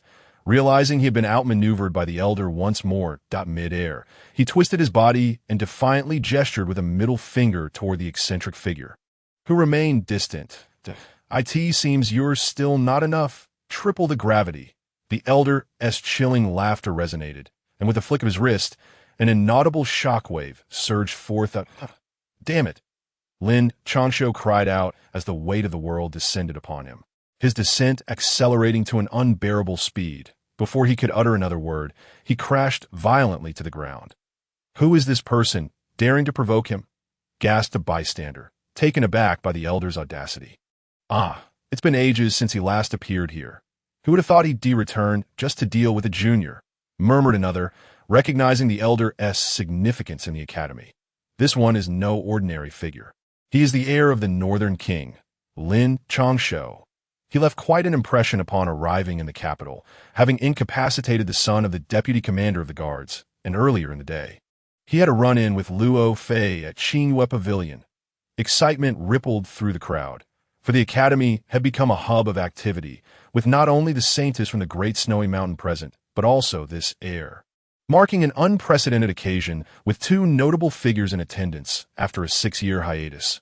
Upon witnessing the dismal state of Lin Changshou, the scholars in long robes, whether engrossed in their studies or practicing their swordsmanship, abruptly halted their activities. They cast wary glances at the smugly departing eccentric elder, and then turned their attention towards the direction where Lin Changshou had fallen, engaging in hushed discussions.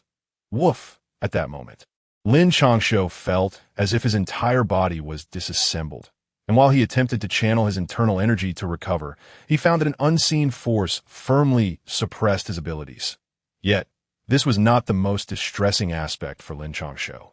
The overwhelming pressure akin to a mountain bore down upon him, making the mere act of standing up a Herculean task. Just as he contemplated surrendering and lying flat, a dog's bark pierced the air, followed by the sensation of being licked atop his head. Damn! Is there no sense of decency? Bullying in the academy. Is there no one to intervene?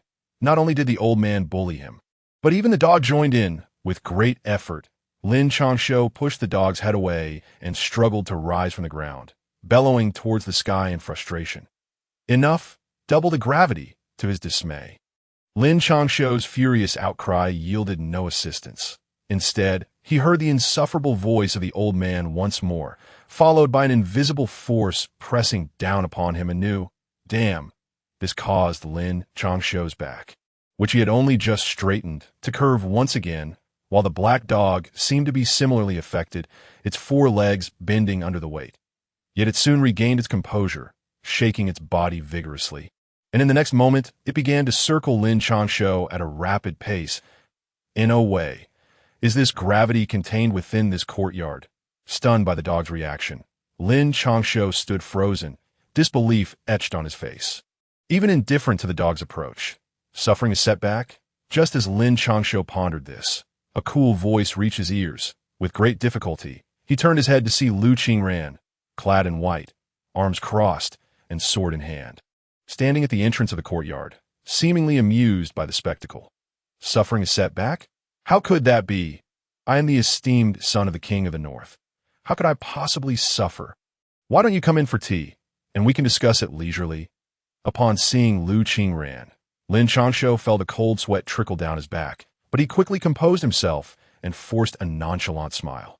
Tsk, 5 times the gravity. Your Highness seems to wish for me to share in the experience. You might want to race that big black dog first. Observing Lin Changshou's demeanor, Lu Qingran rolled her beautiful eyes and, having spoken, turned to leave. Hey, don't go. Do you dare to clarify your words? As Lu Qingran walked away, Lin Changshou grew frantic, glancing at the black dog circling him and then at Lu Qingran's departing figure. He called out urgently. However, Lu Qingran did not look back and vanish from his sight, as did the spectators, who turned away, refusing to meet Lin Changshou's gaze. Are you truly a dog? No, wait. Are you a demon? That can't be right either. Wasn't it said that demons vanished with the closing of the celestial gates? So what exactly are you? Lin Changshou sighed, abandoning pretense as he sat on the ground and looked at the black dog, which was panting and sticking out its tongue, bewildered. Woof! But who would have thought that the once docile black dog would suddenly transform into a streak of black light before Lin Changshou could react? He felt a sharp pain in his arm. Damn! You beast! Why do you bite me? I swear I will cook you for dinner. Already burdened by the weight of gravity and lacking any internal power, the dog's sudden assault struck like lightning, leaving Lin Changshou utterly unprepared. By the time he regained his senses, the black dog had darted away, looking back at him with a tilted head, as if to say, "Why aren't you chasing me?" Lin Changshou, indignant from the humiliation, summoned every ounce of strength and began to pursue the black dog, step by laborious step. It was unclear what breed this black dog was. But under the conditions of fivefold gravity, it not only moved swiftly, but also wore a human-like expression of mockery in its eyes, waiting patiently until Lin Changshou drew near, at which point it barked and vanished like a shadow. Chapter 17. A variable old chun. Do you think this little rascal truly does not recognize me? In mid-air, the eccentric elder gazed down at Lin Changshou, who was relentlessly chasing the black dog, and queried with intrigue, accompanied by the silver-haired, long-bearded chun in a gray robe. If you were Lin Zhan, would you inform your son about the adversaries he must face for his training? Chun stroked his long white beard, his eyes sparkling with interest as he observed Lin Changshou below. Does he consider me his son's sparring partner? The eccentric elder's body quivered with indignation at the suggestion. Aren't you? You are Shang Kuang, a master who once instilled terror in the hearts of your foes. Not only are you a sparring partner for Lin Zhan, but also for his son, a tale worth recounting, wouldn't you say? Chun remained unfazed by the elder's reaction, his expression still light and untroubled, and with a wave of his hand, the strange atmosphere dissipated. This little rascal is indeed peculiar, observing his own dissipated energy effortlessly neutralized by Chun. Shang Kuang displayed no surprise, merely watching Lin Changshou with curiosity. That poison could kill a master. He survived it, and has even cultivated to the brink of a minor master. How could this not be intriguing? Lin Zhan is willing to let his son come here. Is that not a form of training and testing? After all these years, he has only slain a handful of scapegoats. How could he quell his raging anger? Moreover, our esteemed ruler, your nephew's attitude is quite perplexing. Beneath the calm facade of the Great Shang, a storm is brewing. Gazing upon Lin Changshou, Chen seemed to glimpse a resilient youth from decades past, whose unyielding spirit could not be subdued, as if he could see through the rivers of time. After all these years, you have not managed to uncover this. Hearing this, a hint of solemnity crossed Shang Kuang's face. His nephew is indeed a fine emperor, yet his health is gradually deteriorating. The palace is not an easy place to investigate, and seeing that this young lad possesses considerable talent, coupled with the additional gravity, he has been instructed to accompany our little heir for some spirited play. Chen's calm eyes momentarily glimmered as he glanced towards the palace, speaking with hidden significance. Moreover, I fear that this little one may struggle. The only reason the black dog moves with such ease is that it has comprehended the third layer of my technique. What would happen if we increased the gravity further? Shang Kuang, who had previously been indifferent, paused, then hesitated as he responded. You may proceed as you wish. Believe me, next time this confinement will pose little threat to him. Observing Lin Changshou's seemingly unsteady steps, Chen noted that each muscle was rhythmically contracting, a detail that escaped the notice of many, yet not his keen eyes. What does this mean? This little rascal may indeed surpass his father. If that is the case, I might as well pass my techniques on to him. At this, Shang Kuang bristled, scrutinizing Lin Changshou more closely. Aside from his apparent disarray, there was little else to note, prompting him to scoff dismissively. Although Shang Kuang ranks among the foremost masters across several nations, His training and external techniques rendered his physical prowess formidable, yet his perception lagged far behind that of other practitioners. Then allow me to extend my gratitude to Lin Zhan in advance.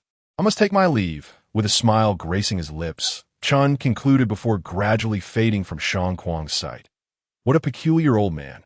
Never mind if this lad truly succeeds, what harm would it be for me to pass on my techniques?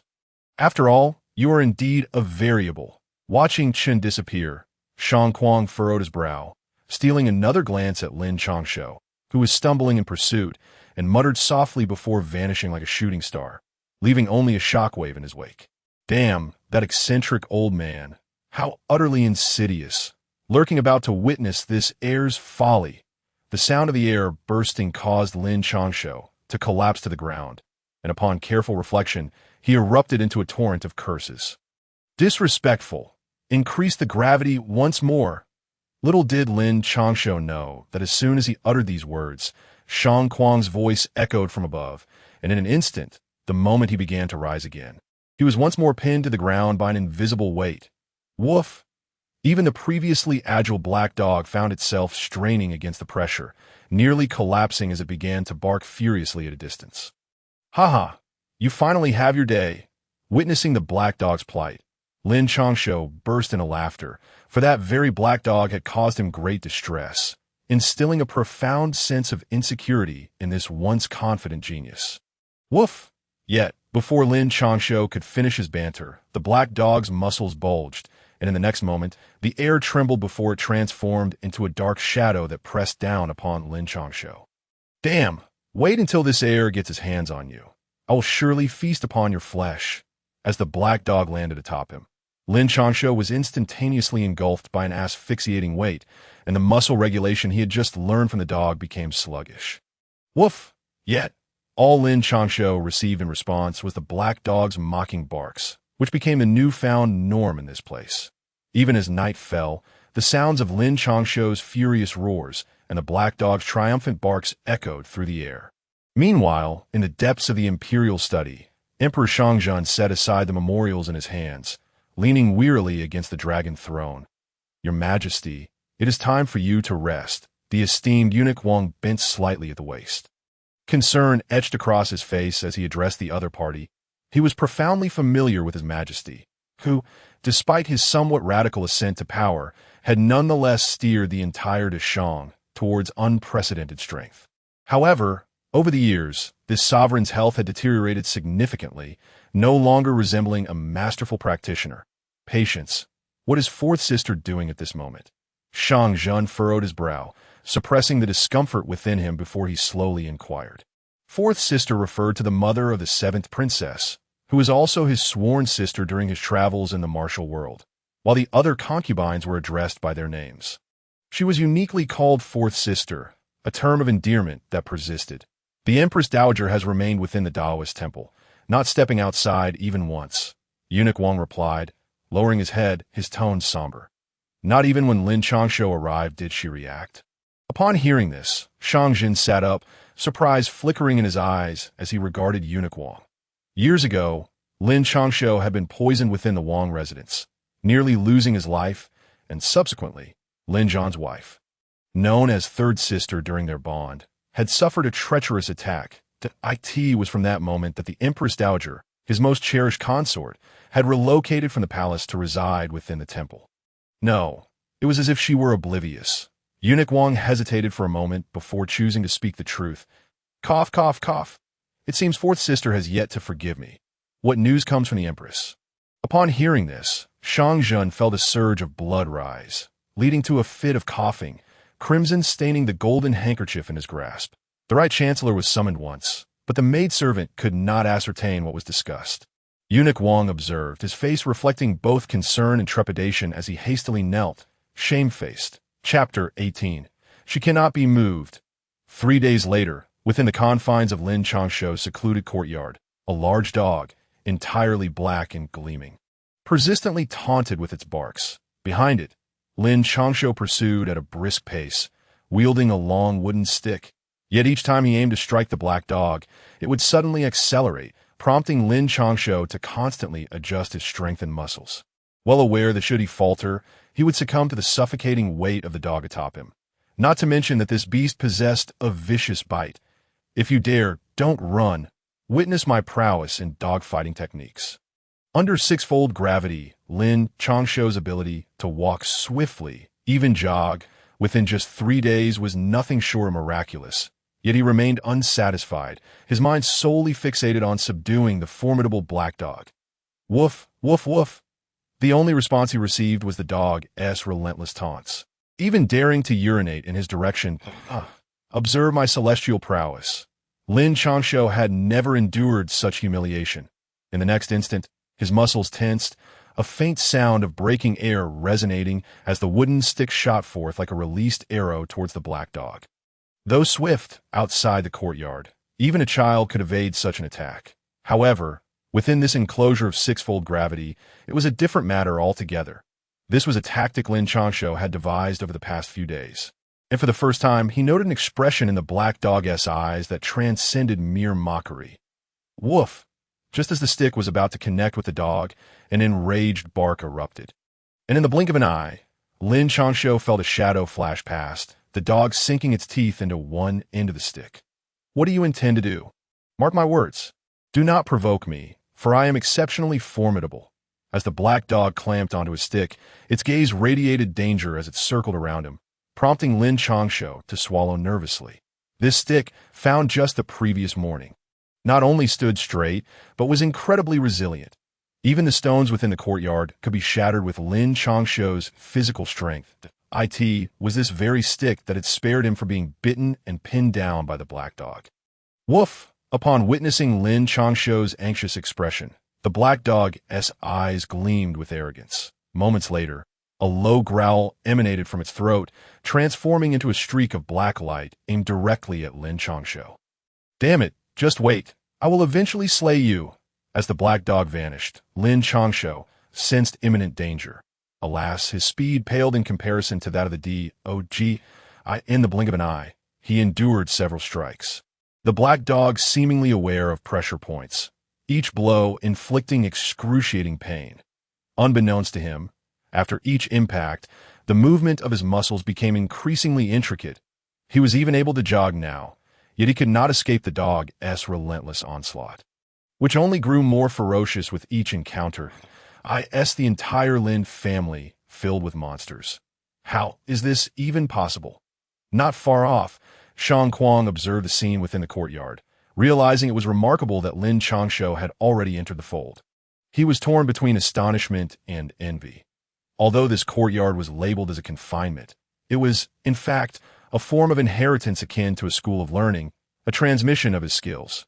While those permitted to enter the school for training were all exceptionally gifted individuals. The fastest among them had taken a month to begin their journey. That time, the gravity was merely threefold. Yet Lin Changshou was different. He faced sixfold gravity and had entered within 3 days, leading him into a state of dilemma that he wished to find a successor to carry on his legacy. For he had surpassed 100 years of age, coupled with his practice of unorthodox training. Should he fail to break through the elusive realm, his lifespan would soon reach its end. Moreover, Lin Changshou was Lin Zhan's son, burdened with the legacy of the Holy Maiden of the Great Snow Mountain, as well as the fortuitous battle techniques of Lin Zhan. These two factors rendered Lin Changshou unable to concentrate on his own training, placing the once-renowned madman in a state of quandary, immobilized for a considerable time. Meanwhile, in the innermost depths of the courtyard, an entirely different scene unfolded. Ancient trees flourished with vibrant foliage even in the heart of winter. In one corner of the yard, a flock of chickens and ducks chased one another, while at the center, a thatched pavilion housed Director Chun, who calmly brewed tea while observing the young maiden seated across from him. Beneath his feet lay a languid, slumbering yellow dog. Wine master instructed me to seek your permission before I could enter the academy. The young maiden, renowned as the only one capable of becoming a grand master in centuries, Lu Qingran, had already removed her veil and respectfully addressed the elder before her. The Great Snow Mountain has existed in this world for millennia, and even I am moved by their legacy. The aid I can provide you in your training pales in comparison to what your master, the Snow Mountain Sage, can offer. In response, Director Chun gently pushed the teacup towards her, maintaining an air of nonchalance. As he did so, an invisible force permeated the entire courtyard. The moment this power manifested, a chill swept through Lu Qingran, and with a soft sound, a phantom figure appeared beside her. They say the current academy head suppresses an era. Initially, I was skeptical, but now I believe. The apparition, having materialized, bore a weary expression, gazing at the seemingly carefree Director Chun with awe. "Who are you?" The sudden turn of events caused Lu Qingran, once calm, to instantly pale. A sword's song echoed as a pristine long sword manifested in her grasp, her aura intensifying with each passing moment. "Little one, remain calm. You may leave. I mean you no harm, but she is beyond your reach." Director Chun casually waved his hand, and Lu Qingran's anxious demeanor transformed into tranquility, obediently taking her seat once more. "What? Do you also wish to meddle in our affairs?" The phantom's countenance darkened at this, its eyes glinting with coldness as it fixed its gaze on Director Chun. "She is my disciple's wife. If you dare lay a finger on her, I advise you not to venture into my territory. Do not think I cannot find you. Begone." In addressing the phantom, Director Chun displayed no courtesy, his previous nonchalance evaporating, replaced by a frosty demeanor. A mere glance at the apparition rendered it more insubstantial, as if struck by an unseen force. "Very well. I shall await you." The phantom's icy demeanor shifted to one of wariness and animosity, muttering a few reluctant phrases before vanishing like smoke beyond the academy's gates. "What wild dog dares to cross my path? Prepare to meet your end." Yet before it could exit the courtyard, a thunderous roar echoed, followed by a barrage of fists crashing down upon it, sending the phantom soaring through the sky like a cannonball. Chapter 19. Brother Dog proposes a deal. What are you staring at? Have you never seen roasted meat before? This marks the fourth day Lin Changshou has spent in the small courtyard, and the second day since he was attacked by the large black dog. At this moment, he is seated beside a fire, roasting a rat.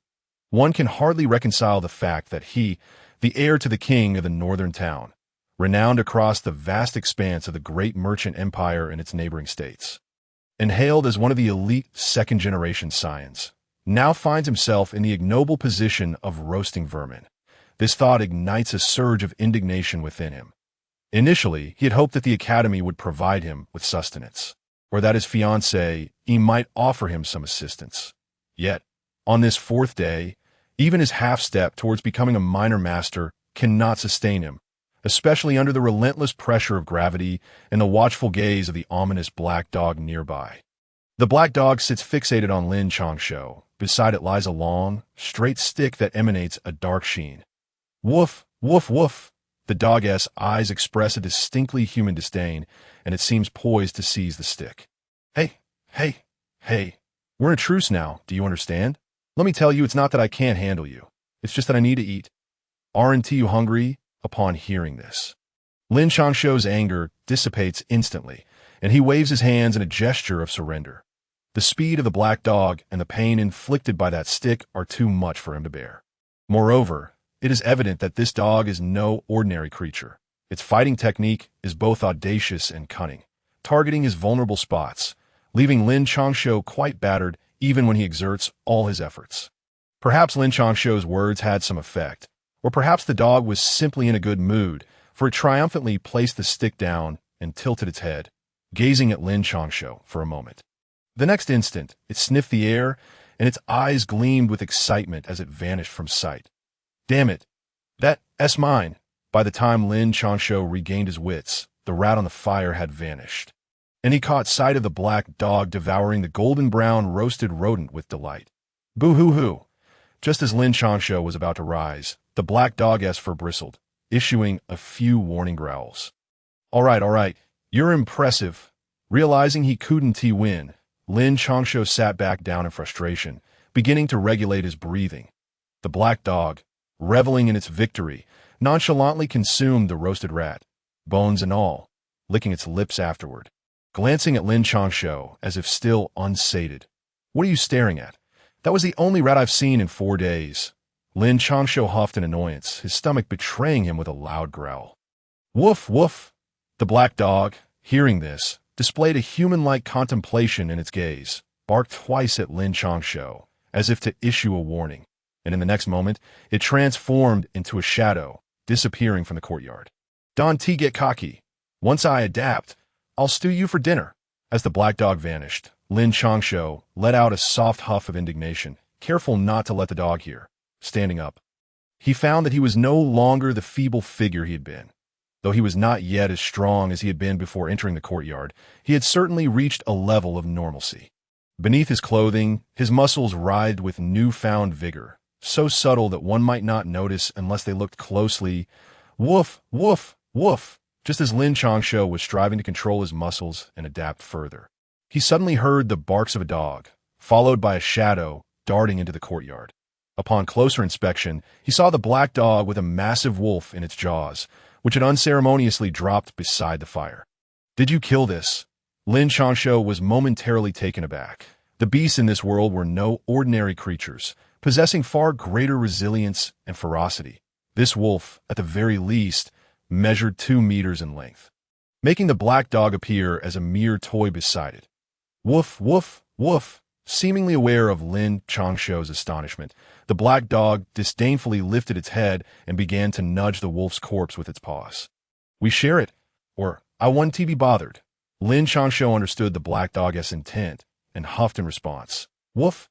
At this, the black dog nodded in an almost human manner and impatiently pushed the wolf's body again. Thus, without any food to eat, Lin Changshou found himself chased around the courtyard by the black dog. Yet when mealtime approached, the black dog would mysteriously vanish for a while, returning each time with the carcasses of various animals, including a massive tiger. Most importantly, Lin Changshou could feel that each time he consumed one of these creatures, a warm current flowed within him, nourishing his body. Building upon this sustenance, he found himself moving with increasing agility within the confines of the courtyard. Before long, 7 days had passed in a blur, during which Lin Changshou had become more adept at handling the gravitational pressure of the small yard. He was now roasting fragrant meat over the fire, while the black dog watched attentively, occasionally swallowing in anticipation. How about we discuss a matter? While tending to the meat, Lin Changshou's eyes shifted, and he suddenly addressed the black dog. Woof! The black dog tilted its head in confusion. Through their interactions over the past days, Lin Changshou had come to believe that the black dog could understand human speech, and they could communicate, an insight garnered from their confrontations. You see, I've been in this courtyard for 7 days now, and I had arranged to meet a friend today. Could you help me get out? Lin Changshou cautiously glanced around, wary of the peculiar old man eavesdropping, and whispered his request to the black dog. Woof, woof, woof. To his surprise, the black dog shook its head vigorously, regarding Lin Changshou as if he were a fool. Hold on. Don't be hasty, black brother. After all this time, the Academy hasn't shown any concern for me. Rest assured, I'll only be gone for a few hours. Plus, I'm running low on seasoning for this roasted meat. I need to go out and replenish it. Lin Changshou continued, unwavering that I swear I'll return by tonight. And thereafter I'll prepare delicious meals for you every day. Don't you trust me? Seeing the black dog's appetite had already been cultivated by his efforts, Lin Changshou remained patient, knowing that he had tirelessly roasted meat for days in anticipation of this moment. Woof! Upon hearing Lin Changshou's assurances, the black dog displayed a conflicted expression akin to that of a human. Glancing between Lin Changshou and the roasted meat, it then looked up at the dimming sky, and Lin Changshou refrained from urging it. After an indeterminate amount of time, the black dog let out a resigned sigh and barked at Lin Changshou. It's a deal. With this, Lin Changshou's face broke into a triumphant smile as he scooped up the bewildered black dog in his arms. Chapter 20. The trouble at Qinghua Pavilion that night.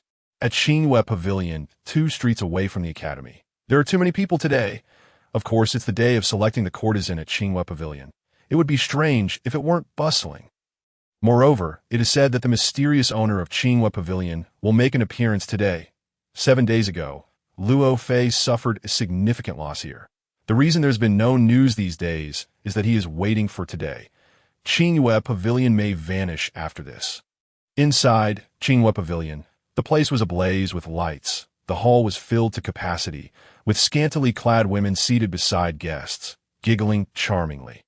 The young masters were toasting and exchanging secrets, eagerly awaiting the start of the courtesan selection.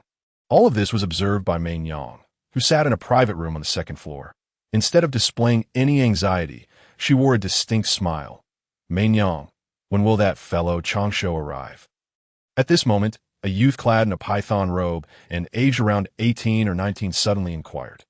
Changshou is confined in the academy by the emperor. I have no idea when he will emerge. Mei Yang sighed, turning her head with a look of helplessness. I guess it because of that Luo Fei? Humph, he should consider his own worth. Shang Nan frowned at her words, placing his teacup down in anger. Although the noise below was overwhelming, as a cultivator, he could discern that there were no secrets to be had, especially since those below showed no signs of concealment. You mustn't act recklessly. Changshou instructed you to use your identity to keep the riffraff in check. As the wise king, you cannot let these trivial matters provoke your ire, especially given the uncertainty of the situation. Hearing this, Mei Yang felt a surge of panic. The person before her was none other than the wise king of the great merchant empire. The youngest brother of the current emperor. The others had either been eliminated by the emperor or exiled to distant territories. The news of the emperor's deteriorating health had spread across the realm. And if Shang Zhen were to act overtly at this time, it would invite scrutiny. Rest assured, I am well aware. Qinghua Pavilion is considered my own enterprise. Previously, it was Changshou who advised against my involvement. Now, I shall see who dares to encroach upon what belongs to this king. Upon witnessing Mei Yang's demeanor, Shang Nan offered a gentle smile. He and Lin Changshou were of similar age. His survival was largely attributable to the efforts of Lin Changshou's parents. This circumstance had led him to travel to the northern border after Lin Changshou had managed to survive poisoning, effectively sacrificing 3 or 4 years of his own time. The bond they shared was far stronger than that of the brothers and nephews within the imperial palace. Mei Yang, observing the situation, felt a mix of concern and hesitation, wishing to offer further counsel, particularly since she had once cared for this individual. Damn it, weren't we supposed to select the courtesan tonight? Why is she still not out?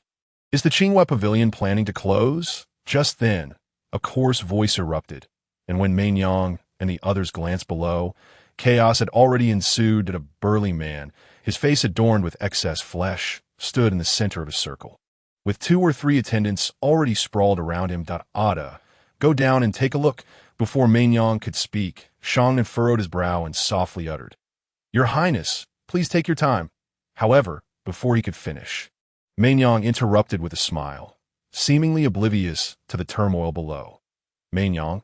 Shang Nan looked at her in confusion, aware that the man below was clearly seeking trouble. He couldn't understand why they wouldn't teach him a lesson right away. Otherwise, the selection of the courtesan would surely be jeopardized.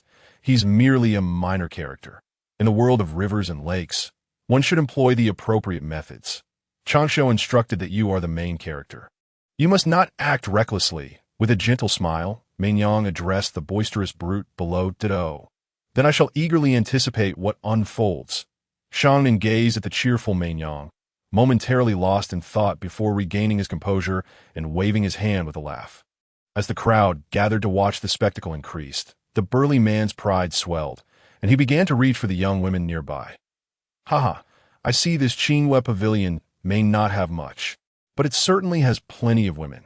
Since you're not selecting a courtesan, why not entertain me properly? The man lunged forward, seizing a girl who had been caught off guard, his large hand brazenly reaching toward her clothing. If you're in a hurry, sir, I can find you a girl, but this behavior is rather bullying. Just as the girl screamed and the crowd prepared for a spectacle, several figures appeared beside the brute. One seized his hand with a cold expression and stated, Oh, this one is my preference, and I fancy these as well. Do you have any authority over me? The brute, momentarily stunned by having his hand caught, attempted to pull away but found his opponent unyielding. Realizing he was outmatched, he remained audacious, snorting defiantly.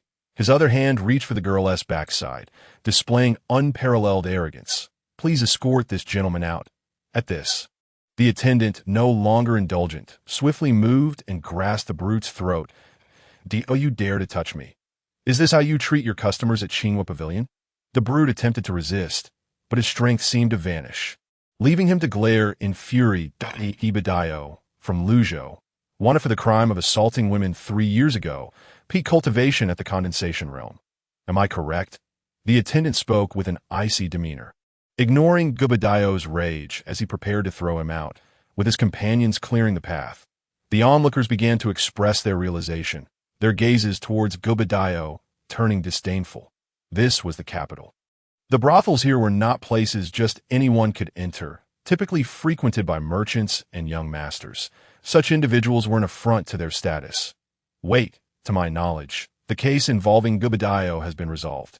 Is Qingyue Pavilion now intervening in governmental affairs? At that moment, a derisive voice emerged, revealing a young master clad in a fur vest, flanked by several companions, who coldly regarded the attendant. Interesting, this is the son of the city magistrate. Zhang Kun, rumored to be the nephew of the deputy commander of the Imperial Guard. Ah, so that's why Gubadayo dares to act with such impunity. It seems he is backing the crowd. Upon seeing Zhang Kun, displayed expressions of surprise and realization, shifting to a more entertained demeanor, eager to witness how Qingyue Pavilion would respond. Chapter 21. You wish to lecture us on the law? Zhang Gongzi, save me! Gubadayo, who had earlier seemed like a lifeless figure, now shouted for help upon hearing Zhang Kun's name, as if he had found a lifeline. The appearance of Zhang Kun, son of the magistrate, suggested that Changshou was indeed not favored in the capital. Within a private room on the second floor, Shang Nan, upon seeing Zhang Kun's arrival, wore a faint, malicious smile. They were unaware of Changshou's connections here.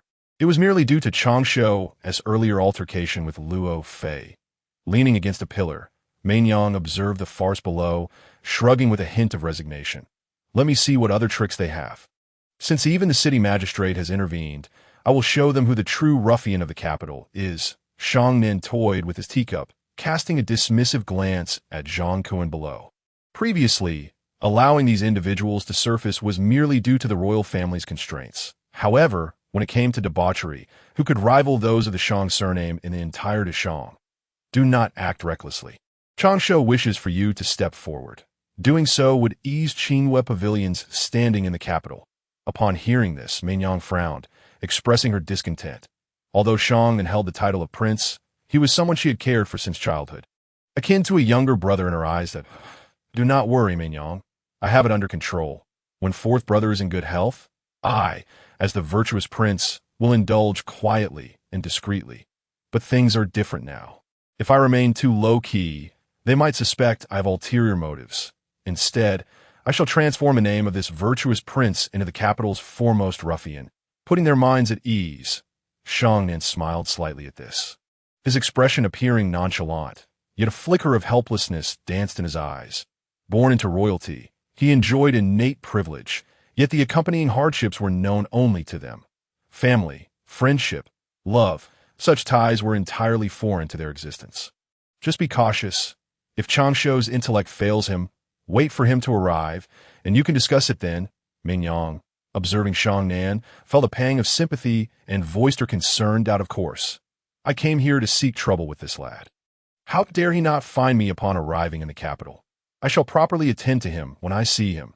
Shang Nan laughed heartily, the glimmer of sorrow in his eyes vanishing, leaving behind the image of a refined gentleman. Meanwhile, the atmosphere below grew increasingly oppressive.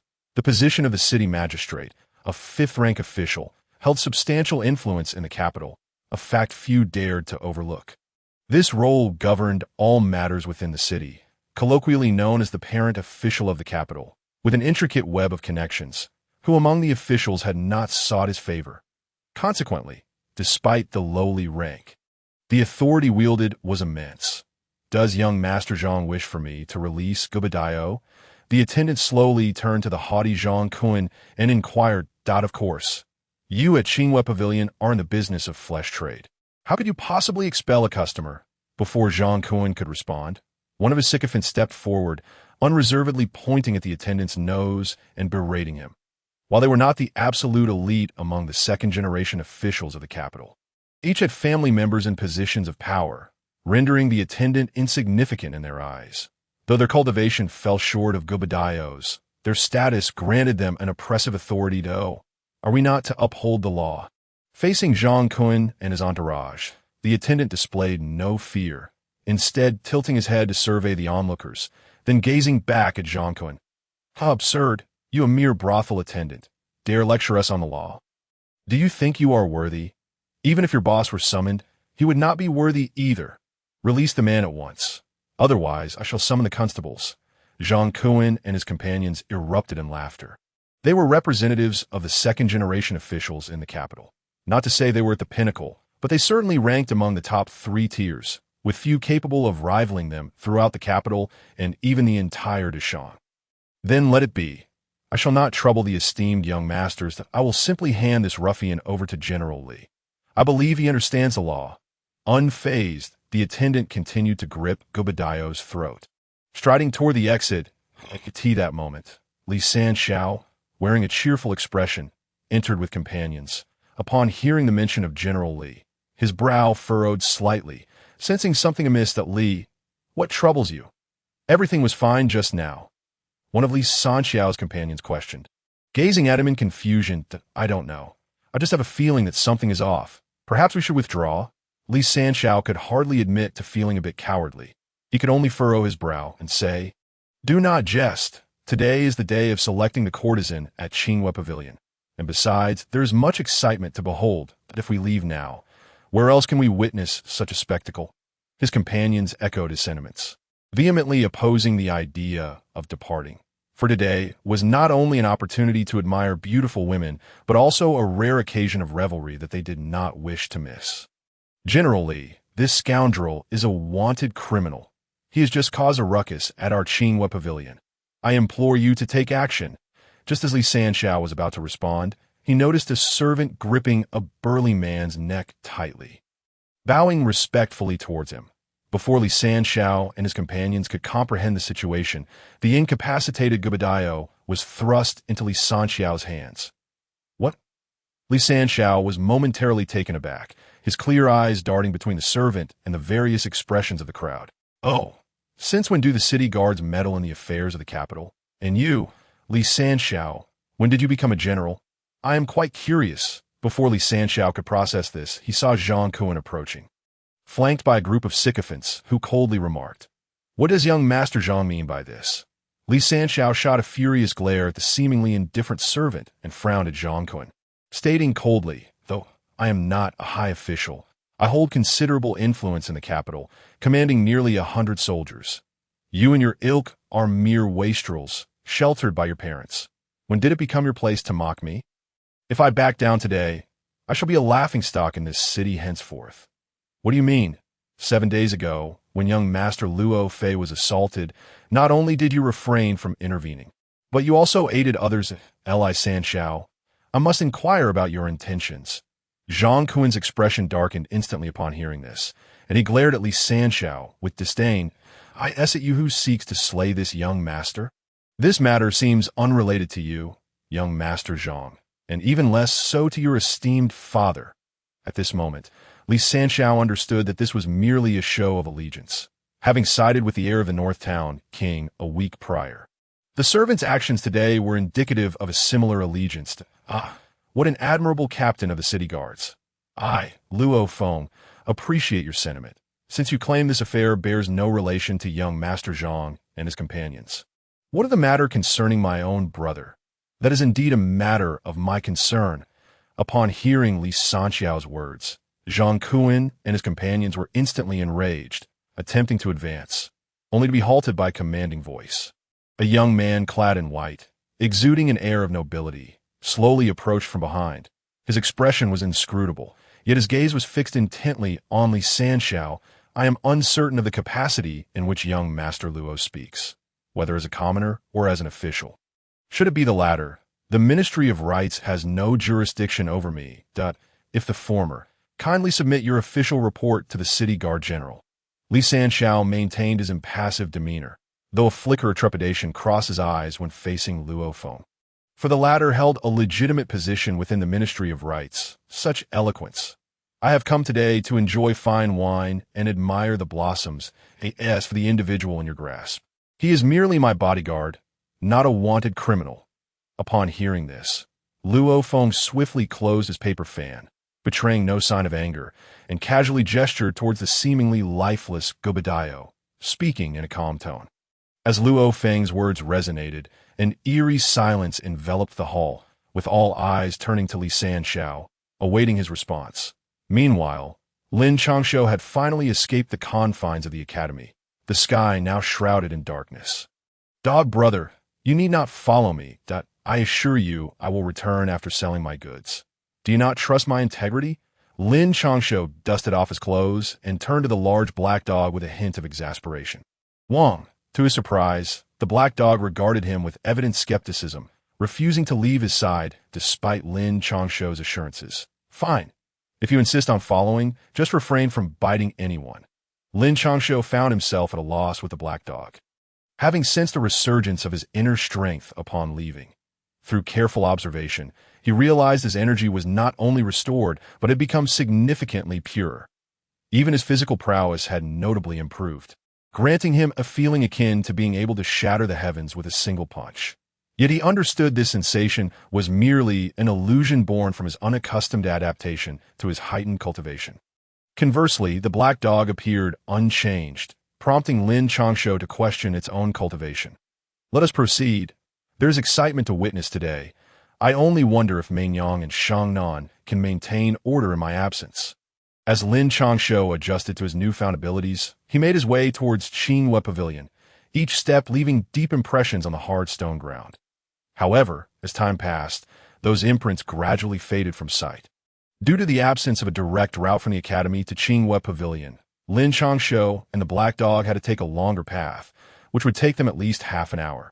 On the road between the academy and Qinghua Pavilion, an unsettling silence prevailed, with only the moonlight and wind stirring the remnants of snow, enhancing the desolate atmosphere. Two frail beggar children huddled together, walking barefoot through the snow, leaving faint trails of blood behind them.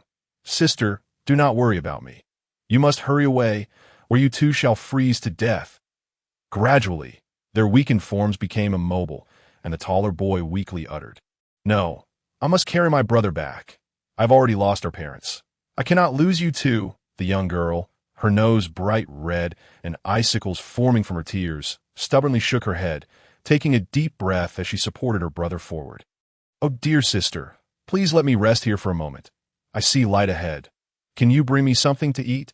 Observing the girl's resolute demeanor, the boy sighed in resignation, gesturing towards the distant glow. "Very well, brother, wait for me here. I shall return swiftly. Do not fall asleep."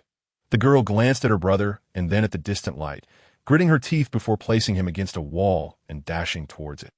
The boy managed a weak smile, leaning against the wall as snowflakes quickly covered him. Where did these beggar children come from? What are you all staring at? Just then, several masked figures appeared around street, and upon spotting the boy, the leader coldly scoffed.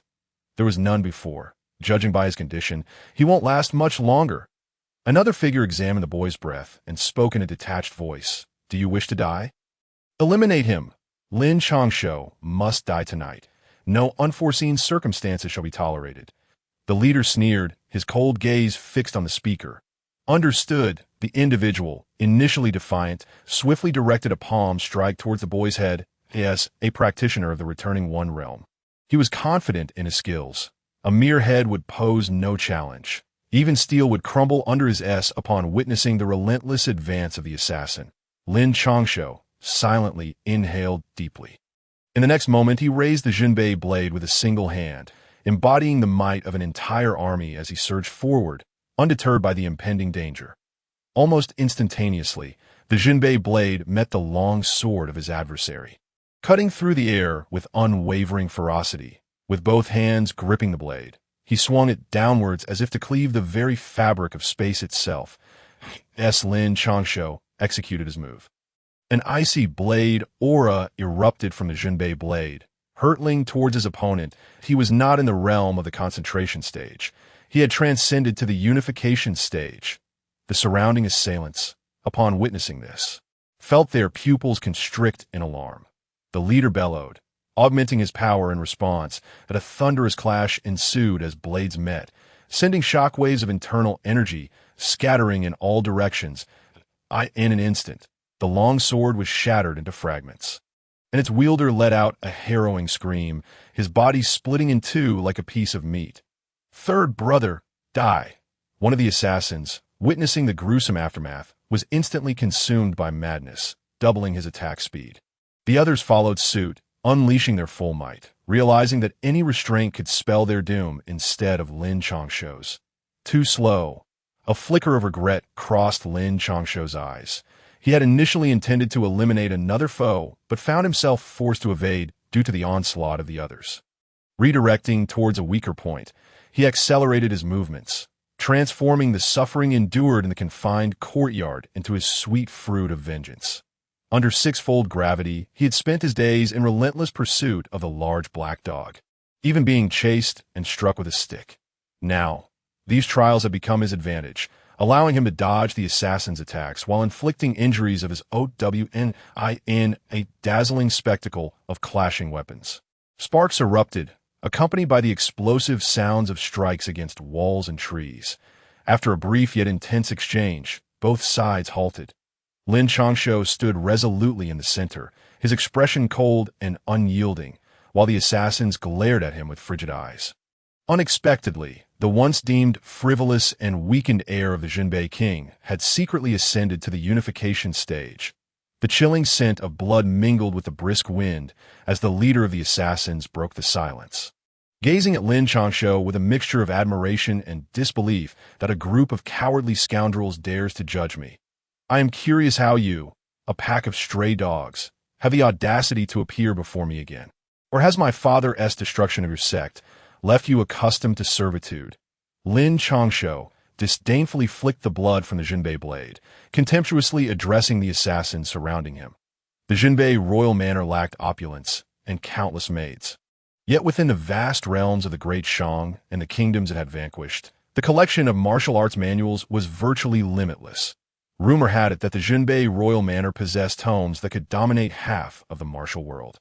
Acquiring even one or two could elevate an individual to a new pinnacle of power. Since Lin Changshou's arrival, the manor's library had become his frequent retreat. While he hadn't team-mastered every text, he had perused through the majority over the past 9 years. Initially, the assailants had held back, but soon they unleashed their full strength, deploying techniques hidden within the manuals. Techniques Lin Changshou could easily discern. This is the result of the Jinbei royal manor's own transgressions. It is a pity that the poison did not claim your life back then, allowing you to survive until now. But fret not. From the moment the Jinbei princess perishes, you and the Jinbei king will follow suit. Neither of you will escape.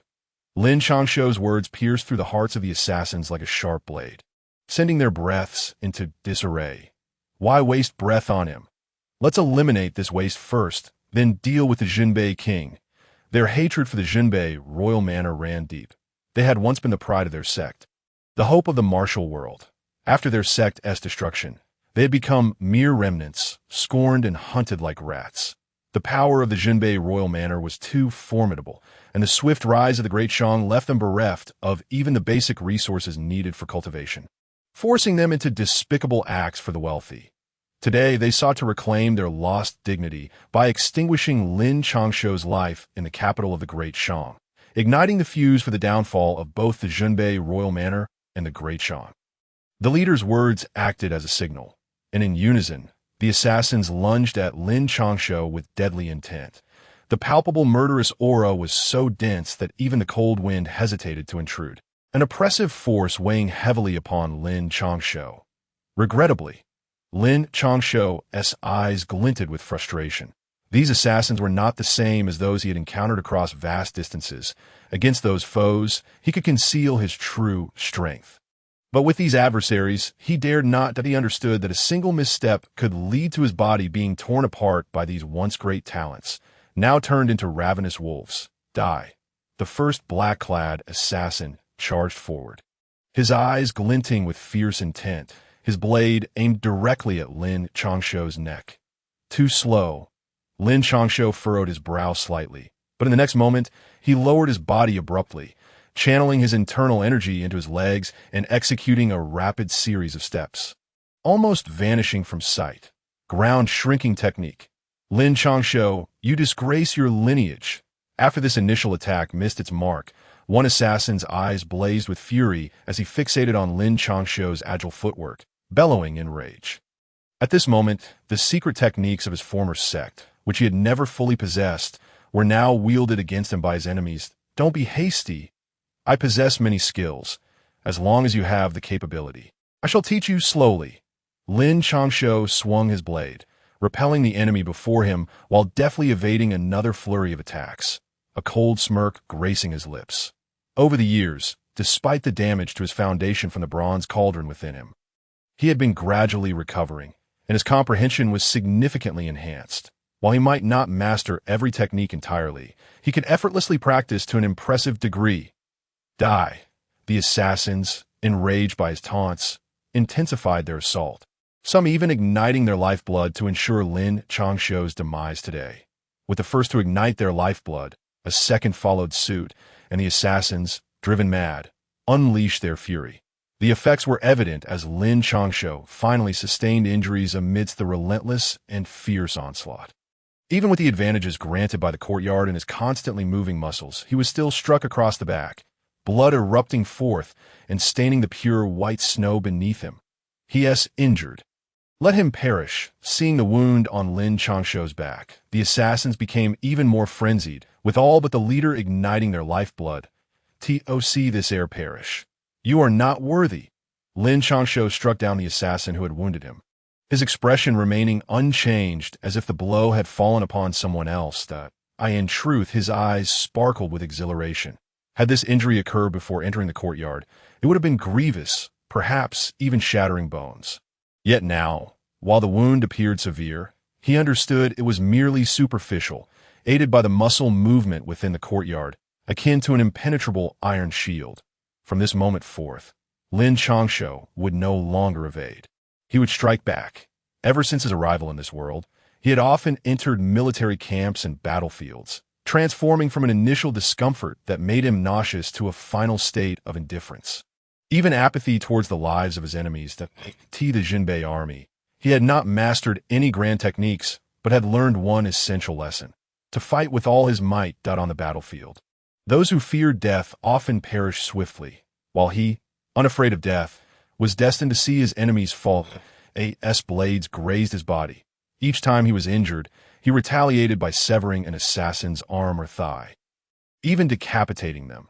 Thus, a seemingly flawless assassination, due to misjudging Lin Changshou's strength, devolved into a brutal clash of flesh and blood. What a pity! Had you not been poisoned, you would certainly not fall short of those 5. The blade of Lin Changshou's Jinbei blade turned serrated, the once white fur coat now drenched in crimson. That moment, he leaned against the wall, the long blade firmly in hand, coldly observing the last standing assassin. The leader of the assassins, who had kept himself hidden at the back, bore horrific injuries. His left arm was gone, and his body was riddled with ghastly wounds from the blades. Even his face bore a deep gash, revealing gruesome flesh beneath. Yet he felt no pain. A manic excitement gleamed in his remaining eye as he slowly approached Lin Changshou, coldly stating, "Do you know a saying?" Lin Changshou exhaled deeply, the metallic tang of blood saturating his mouth. Yet he showed no concern, merely responding with a disdainful sneer. "What saying?" The assassin leader halted, perplexed, peering at Lin Changshou with curiosity. Once a luminous genius, he had grown cautious over the years, believing Lin Changshou to be on the brink of exhaustion. The villain perishes from excessive verbosity. Lin Changshou let out a cold laugh, and in the next moment spat a mouthful of fresh blood towards the head of the assassin, his entire being transformed into a streak of white light, maneuvering past the assassin's front to slip into his blind spot. What a surprise! He can still fight. The assassin, witnessing this, revealed an expression of disbelief in his single eye, and in an instant his figure vanished. Swinging his blade towards his side, it had been a long time since he had experienced such a brutal battle. Yet having lived daily amidst darkness and conflict, he was all too familiar with the quickest ways to kill. His body had long since developed instinctual reflexes to him. It was merely a matter of evading and casually striking away Lin Changshou's weapon while being wary of the opponent's potential response. Die. However, when the assassin swung his blade, There was no sound of clashing weapons. Instead, he felt the smoothness of the blade piercing through flesh, accompanied by Lin Changshou's deep voice, reminiscent of a grim reaper. In the next moment, he saw his own body flipping over, blood gushing forth. Yet there was no head atop that body. Cough, cough, cough. Can you evade my blade? A long knife was deeply embedded in Lin Changshou's shoulder.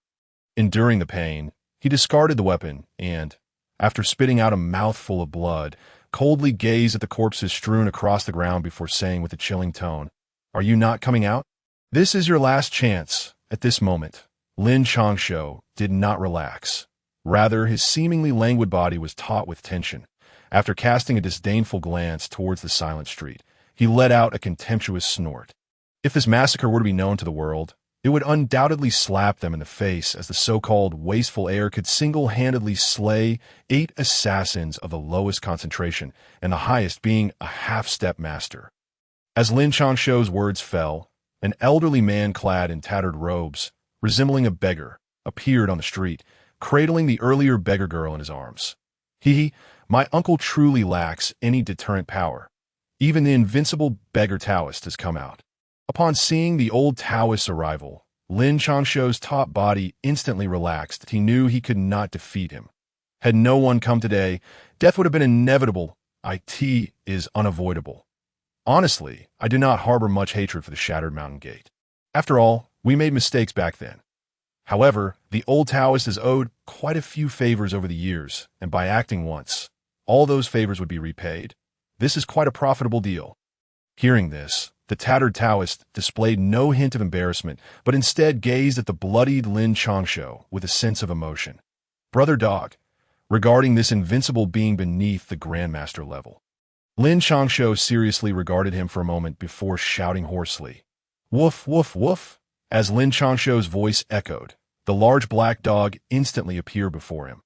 Upon noticing Lin Changshou's injuries, exhibited a remarkably human-like concern. "Cough, cough, cough. I'm fine for now, but if that old man intervenes, I will surely die." In recent days, while Lin Changshou may not have comprehended many things, he was well aware of the large black dog's intentions. He wished to smile, but the movement aggravated his wounds, leaving him with no choice but to point towards the tattered Taoist on the street. Although the large black dog can defeat most lesser masters and even battle grandmasters, it is not sufficient to guarantee your survival. Upon seeing the large black dog, the tattered Taoist's expression remained unchanged.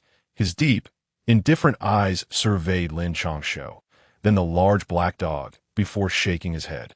Tap, tap, tap. Following the words of the tattered Taoist, a synchronized sound of footsteps accompanied by a heavy scent of blood approached, revealing a group of bloodied soldiers from the northern garrison. This humble soldier arrives late. "Please forgive me, Your Highness the Heir," as the soldiers, who appeared as if they had emerged from hell, reached Lin Changshou's side. They all bowed solemnly. "Cough. It's not too late. I appreciate your hard work." Upon closer inspection, Lin Changshou realized that out of the 50 soldiers from the northern garrison, 10 were missing, and the rest bore injuries. He clenched his fists tightly. The large black dog had not appeared earlier to find the northern garrison for Lin Changshou. But it seemed they had also endured a fierce battle, with some casualties. The northern garrison numbered merely in the thousands. Beyond that, they would be invincible. They are indeed strong, but their strength lies in their numbers and armor. Now, in their tattered clothes, the remaining 40 injured soldiers wielding their northern garrison blades were still insufficient.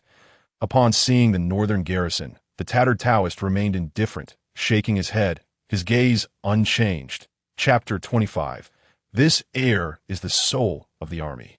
With the addition of my junior's sword, just as the atmosphere grew tense, a striking figure stepped into the moonlight, her long sword sheathed yet emanating a heavy sword intent that made one hesitant to gaze directly at her. "What brings you here?" Upon seeing the concerned look in her eyes, Lin Changshou pouted and spoke with a hint of helplessness. "If I do not come, how could I witness the esteemed heir of the northern garrison in such a disgraceful state? More importantly, your life belongs solely to me." The newcomer, dressed in white, revealed a trace of heartache upon seeing Lin Changshou's wounds. However, upon hearing his teasing words, she coldly huffed and spoke with a hint of arrogance. The visitor was none other than the future female grandmaster, a rare find in centuries. Lin Changshou's fiancée, the banished sword fairy, Lu Qingran. Child, your talent is extraordinary. Not only do you possess the forgetting emotion technique of the Great Snow Mountain, but you also have the sword concealment technique of Dinshan. If you were to wait several decades, I would not be your match. But now your forgetting emotion technique remains unrefined, and your sword concealment technique has barely been grasped. Even if you were to draw your sword now, it would only sever your dreams of becoming a sword fairy and not stop me. The tattered Taoist regarded Lu Qingran with eyes full of appreciation, especially upon seeing her long sword, which elicited a look of surprise. Yet he remained indifferent, holding the little beggar's hand with a demeanor as casual as the wind. You won't know until you fight. Lu Qingran was not intimidated by the renowned tattered Taoist. Instead, fierce combativeness shone in her eyes as she lightly gripped the hilt of her sword and declared coldly, "Kill," as Lu Qingran's words fell. The 40 soldiers of the northern garrison simultaneously raised their blades, stepping forward with a heavy intent to kill, resembling a ferocious tiger guarding Lin Changshou. Woof, woof, woof. Even the large black dog transformed, its muscles bulging as its size doubled in an instant. With everyone primed for battle, the air thickened with a murderous aura, rendering the previous intent to kill seem like mere child's play. The northern garrison, although formidable, lacked a soul, merely increasing casualties that I witnessed the might of the northern garrison decades ago. Yet this time, I must express my disappointment. Despite your formidable physique, large black dog, and having learned a fraction of the merchant's true teachings, you will still perish. As for you, child, the path of cultivation is arduous. And I too wish to see your ultimate achievements. How about retreating now? The heavy killing intent pressed down upon the snowstorm, causing it to cower, yet before the tattered Taoist, it seemed to vanish entirely. He cast a light glance at the group, finally expressing regret towards Lu Qingran. His life is mine to take. Whoever dares to kill him, I shall kill them. Lu Qingran provided the best response to the tattered Taoist. Her long sword slowly emerged from its sheath. The chilling sword intent instantly extinguishing the drifting snowflakes. Exercise caution when drawing your sword. If you unsheath it now, your chances of entering the Grandmaster realm will be indefinitely postponed. Observing Lu Qingran's resolute gaze and the slowly unsheathed long sword, the tattered Taoist sighed in regret. What use are such words, old Taoist? You claim my northern garrison soldiers lack a soul. Today, I shall demonstrate to you what the soul of the northern garrison truly is. You, a mere woman, should remain in your place and refrain from meddling with swords and blades. As Lu Qingran unsheathed her sword more and more, Lin Changshou suddenly stood up and slowly walked beside her. Ignoring the intense and sharp sword intent, disregarding the wounds on his palm as the blade's intent cut through, he forcefully sheathed the long sword once more. You. Lu Qingran's eyes widened in disbelief as she looked at Lin Changshou, astonished that he had been injured by her sword energy. Moreover, she was incensed by being referred to as a mere woman. What do you mean by you? Stay put and watch how your husband deals with this old Taoist today. Lin Changshou's sword brows raised, his expression fierce as he glared at Lu Qingran, before pushing her aside. Old Taoist, do not feel regret. Decades ago, under my father's leadership, the northern garrison trampled the rivers and lakes. Today, I shall show you the might of the northern garrison. Is it not the soul of the army? Northern garrison, kill! Lin Changshou, disregarding Lu Qingran's astonished gaze, slowly stepped to the forefront of the northern garrison, his bloodied attire contrasting with his unwavering resolve. Though his body remained incredibly weak, strangely, as he moved to the front, that weakness seemed to dissipate. Following Lin Changshou's declaration, the momentum of the northern garrison intensified. Where they had once appeared as a lethargic old tiger, they now stood poised, baring their fangs, ready to charge forth towards the tattered Taoist. Northern garrison, kill! With Lin Changshou's roar, the soldiers of the northern garrison stepped forward once more, their fierce and valiant aura soaring to its peak. Despite being merely a handful, their presence resembled a grand army of thousands, poised to charge and annihilate all enemies. Woof, woof, woof! Meanwhile, the great black dog's fur bristled with an electrifying intensity, its entire form arching in readiness. poised to charge forth at Lin Changshou's slightest command. The Northern Guard has promising successors, and one cannot help but envy that reckless warrior, Lin Zhan, as the entire Northern Guard seemed to undergo a transformation. The tattered Taoist's gaze first revealed a flicker of astonishment. His aging eyes appraised Lin Changshou from head to toe, and he could not help but express his admiration as he sighed. A hand rose gently, joining Lin Changshou in a soft clap. Alas, you remain insufficient. With the raising of that frail hand, the sound of the wind seemed to vanish, leaving only the Taoist's indifferent voice echoing upon the strike of that hand. It swiftly magnified, an inexplicable force materializing, sketching out a transparent giant palm that filled the entire street. Wherever the giant palm passed, trees and stone pillars were effortlessly obliterated, leaving not even a trace of dust behind. Kill! Even from a distance, Lin Changshou's hair and garments were lifted by the energy emanating from this colossal hand, causing even the binding ribbon to snap. Lin Changshou inhaled deeply, his muscles rippling as the power within him surged violently. The Northern Guard behind him synchronized with Lin Changshou as if they were a single entity, their breaths in unison, responding to his furious bellow. Kill! The Northern Guard raised their northern blades in unison. And in that instant, a colossal northern blade manifested around Lin Changshou. He became the very essence of the blade, the northern blade, imbued with a fierce and relentless momentum, struck down upon that giant palm. Chapter 26. A decade of cause and effect. The impoverished Taoist remarked. Insufficient. Upon witnessing the immense northern blade, a glimmer of nostalgia flickered in the Taoist's eyes, recalling a time when such a long blade had once cleaved through his sect. Taking down the exalted sect master and elders with ease, after decades, encountering a blade, albeit considerably weakened, still stirred a tremor of trepidation within him. Yet it was not enough. He need not even glance. This palm of his could vanquish not only Lin Changshou, but even those on the brink of mastery without remorse. Puffed. As the clash of blade and palm resonated, the northern blade shattered instantly, while the giant palm merely trembled slightly, continuing its relentless advance towards Lin Changshou and his comrades.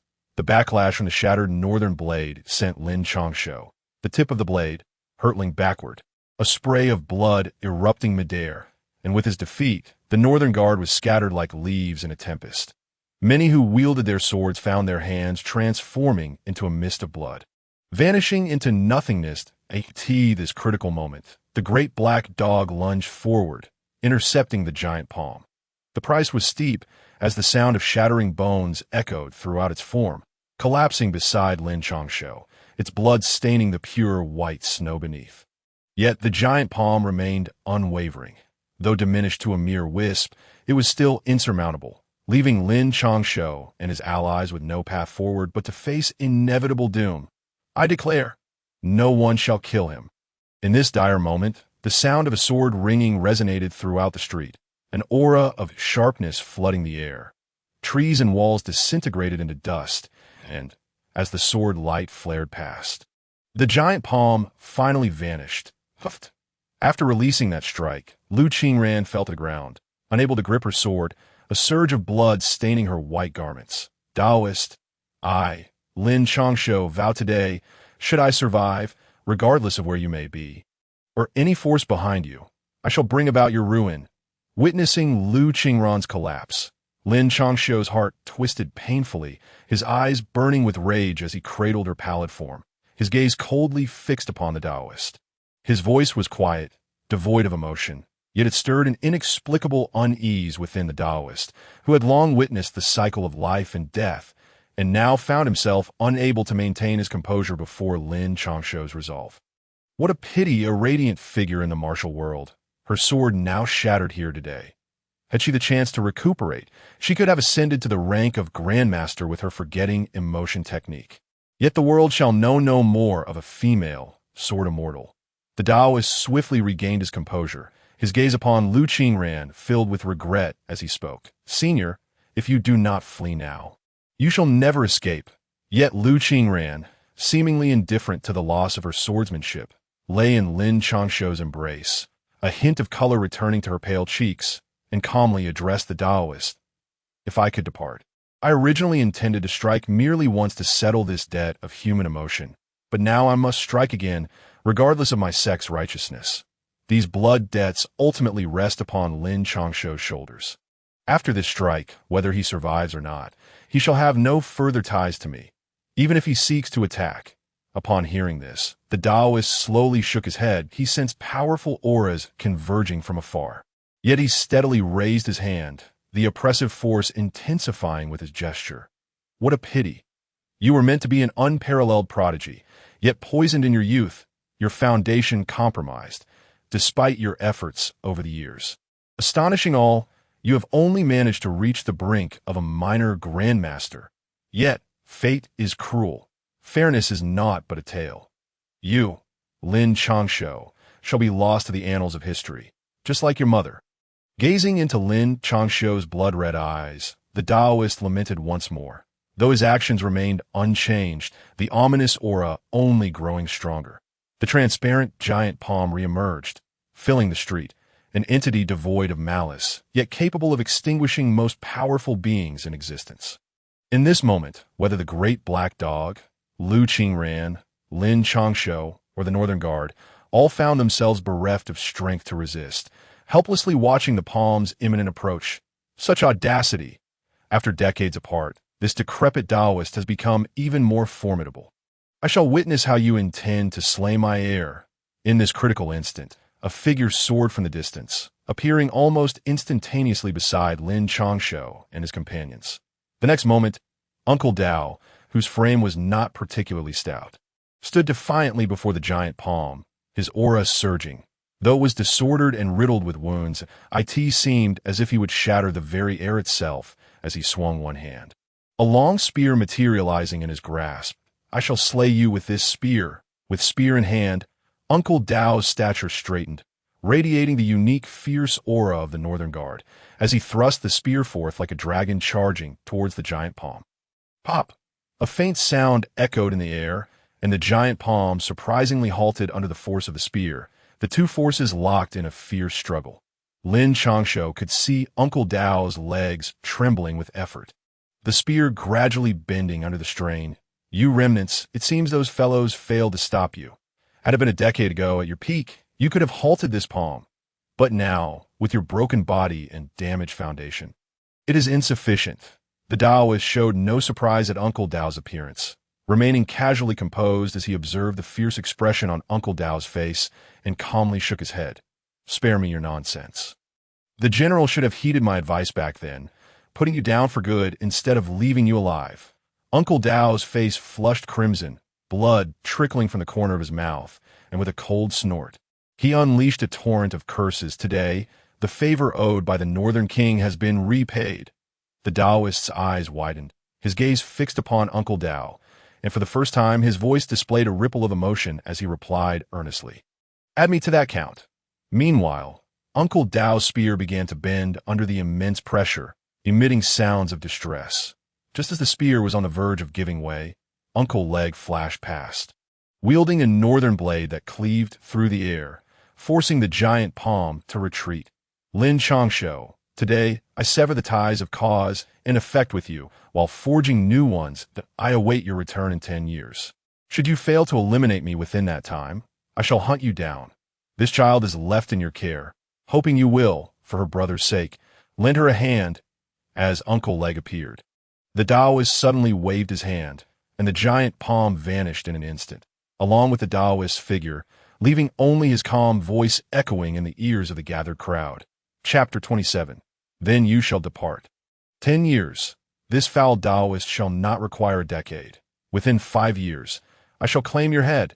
As he gazed at the vanishing figure of the tattered Taoist, Lin Changshou's eyes burned crimson with fury, and he roared defiantly at the heavens. This time, confronted by the Taoist's cataclysmic assault, fear gripped him, an overwhelming despair, a realization of impending death, yet he was forced to await his fate. The last occasion had been merely the 2nd year after his arrival in this world, when his mother had led him into an ambush, resulting in her demise and the crippling of his sister Mainyang's cultivation. Now, although the tattered Taoist was alone and lacked the multitude of formidable foes from before, the sense of hopelessness was no less potent.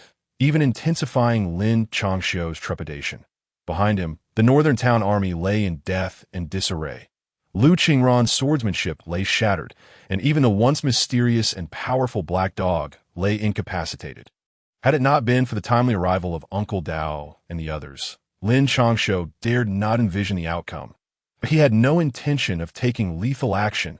Cough! At that moment, Uncle Leg hobbled over, his body similarly marred by injuries. After uttering a few words, he could not restrain a violent cough that expelled blood.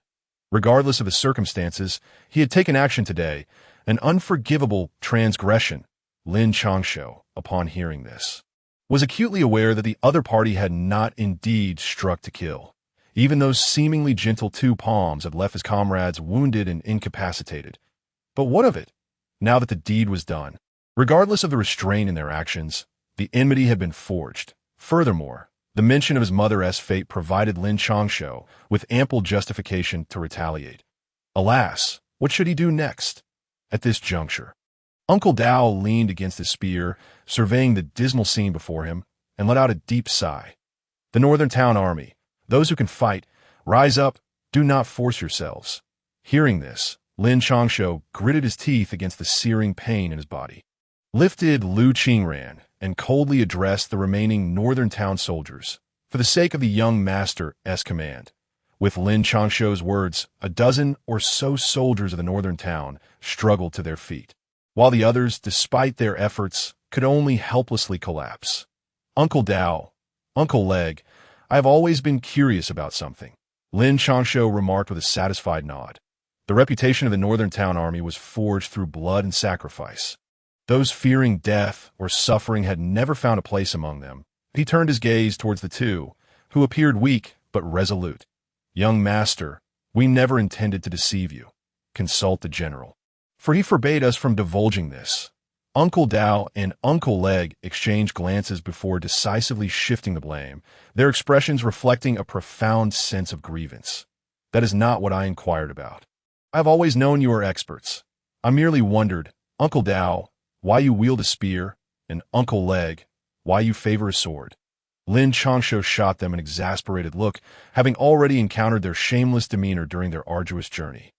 Yet, he was genuinely curious. They say there are no misnomers, yet in their cases, it seemed utterly transformed.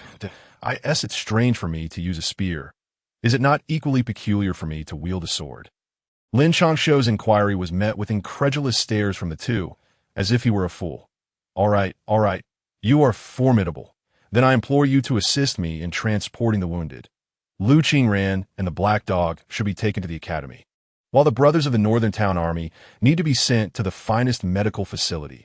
Lin Changshou shot them another exasperated glance before issuing his commands. You still intend to visit that brothel? Before Uncle Dao and Uncle Leg could respond, Lu Qingran, nestled in Lin Changshou's arms, glared at him with fierce eyes, her gaze laced with venom. The others, choosing to ignore the nickname Qingran, held their breath. All eyes fixed on Lin Changshou, they sensed a colossal beast of the abyss slowly raising its head, an oppressive aura far stronger than that of the tattered Taoist. Gulp? I assure you, I am not going there for merrymaking. I am truly on business. Even Lin Changshou, known for his fearlessness, felt a shiver run through him, struggling to swallow his words that, then you may go. Just as everyone anticipated, Lu Qingran would erupt in fury. She unexpectedly leapt from Lin Changshou's embrace, a hint of triumph gracing her lips. Very well. I shall take my leave. I will take this little beggar with me. Lu Qingran's declaration left Lin Changshou momentarily stunned, and a smile involuntarily crept upon his face. Their relationship had undoubtedly progressed significantly today. If I discover anything else, I shall kill you. Lu Qingran shot Lin Changshou a reproachful glare, her cheeks flushed, as she observed the amused expressions of the others. Rest assured, I, the young master, shall remain virtuous and uphold my integrity for you. Lin Changshou tossed his disheveled hair back, grinning as he seized the little beggar's hand and whisked away the injured soldiers of the northern town army around the corner. Lu Qingran, witnessing this, could not suppress a smile, for despite the confusion surrounding her swordsmanship today, her spirits soared higher than they had in over a decade.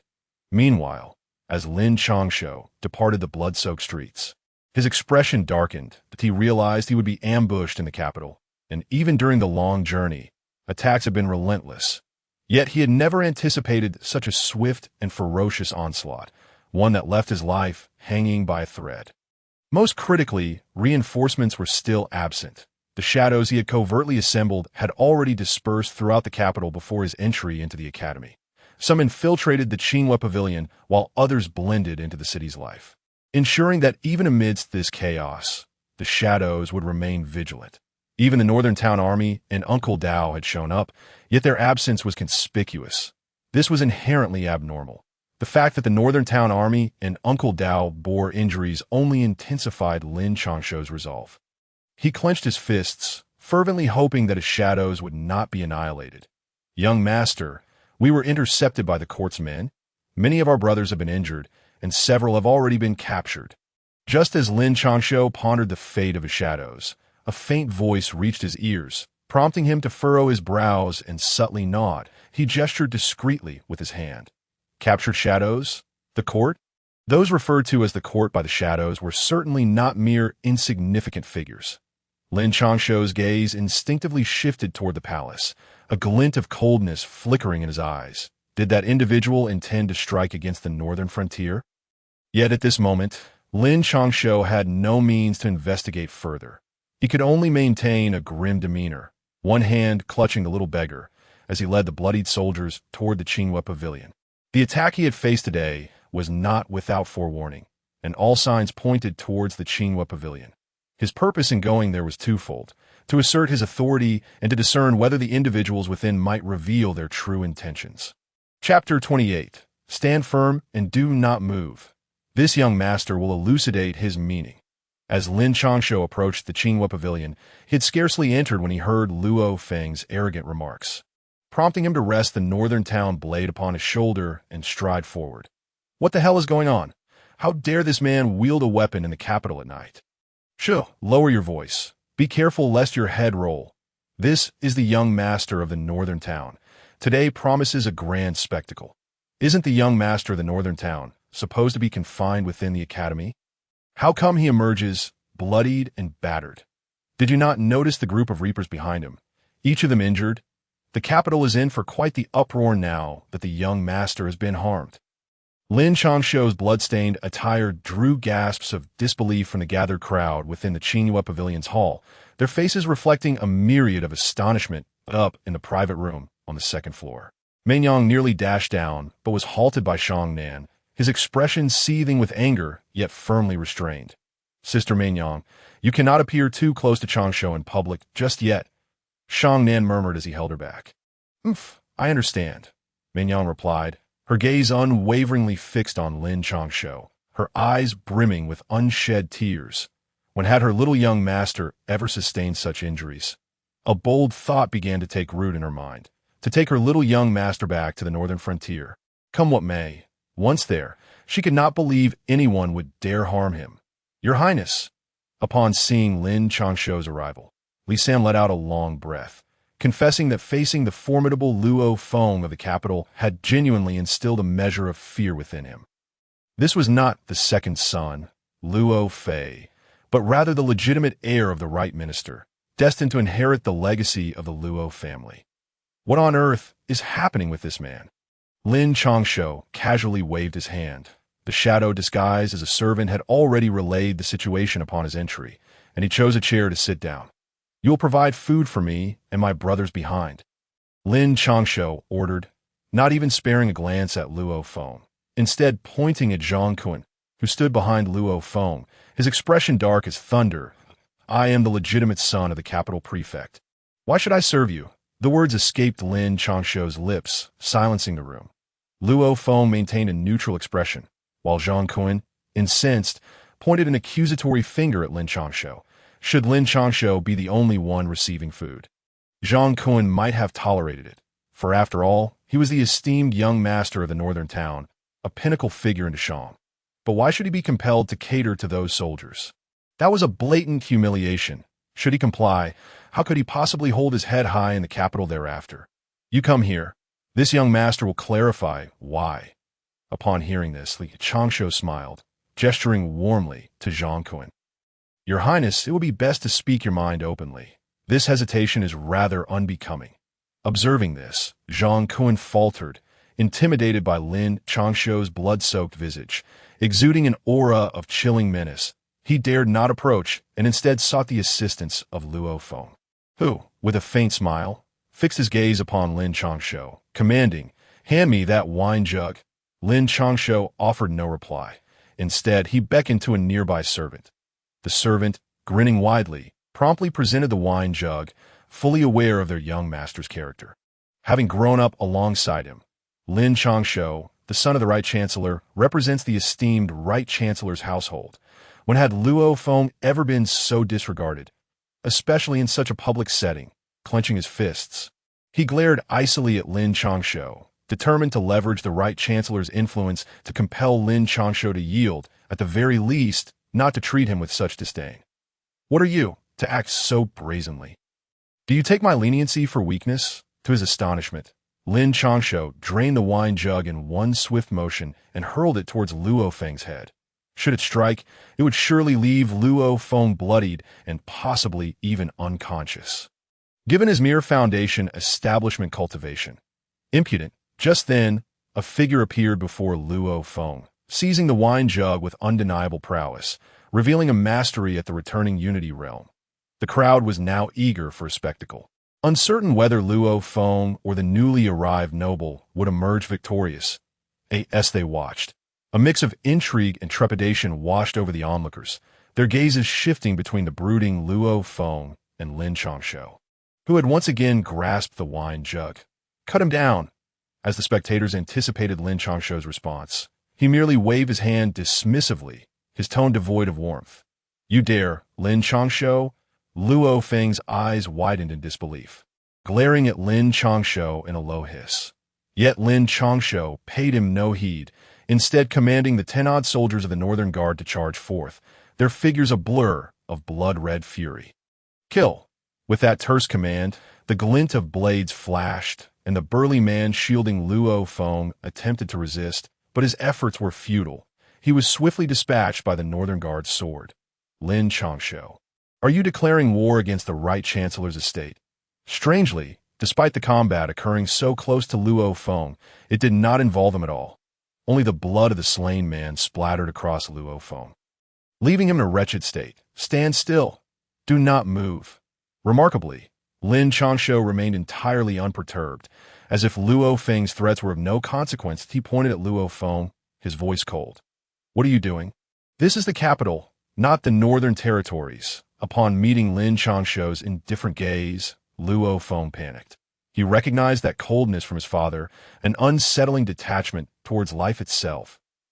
He feared Lin Changshou might end his life before he could exact his revenge, especially after recently marrying a concubine. Stand still. Do not move. Lin Changshou remained silent, his expression as indifferent as ever. Once he saw Luo Feng obediently frozen in place, he raised the wine jug and struck it upon Luo Feng's head with a resounding crack. Ah, Lin Changshou! Blood flowed instantly. Lin Changshou spat blood again and cursed, his voice carrying through the already silent hall. His words did not lower in volume, echoing ominously within the space. Shangnan, one of the two leisurely princes of the Great Shang, could be described as the least noticeable among them. The third prince at least possessed some talent and charm. In contrast, this particular prince seldom appeared in public, despite being a noble prince in the capital and the most favored brother of the current emperor. He was nothing short of an oddity, desiring nothing but to roam freely each day. This the territory of the 15th uncle.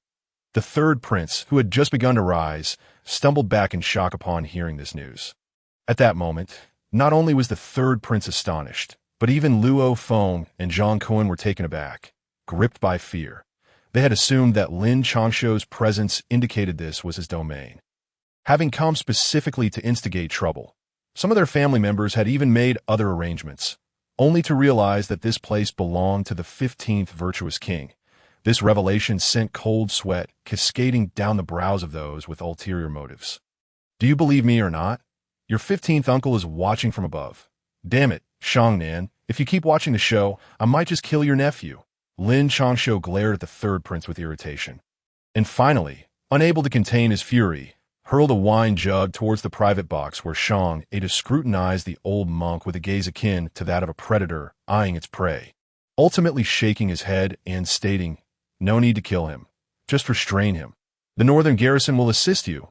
Lin Changshou shot a disdainful glance. He had no desire to eliminate the opponent directly.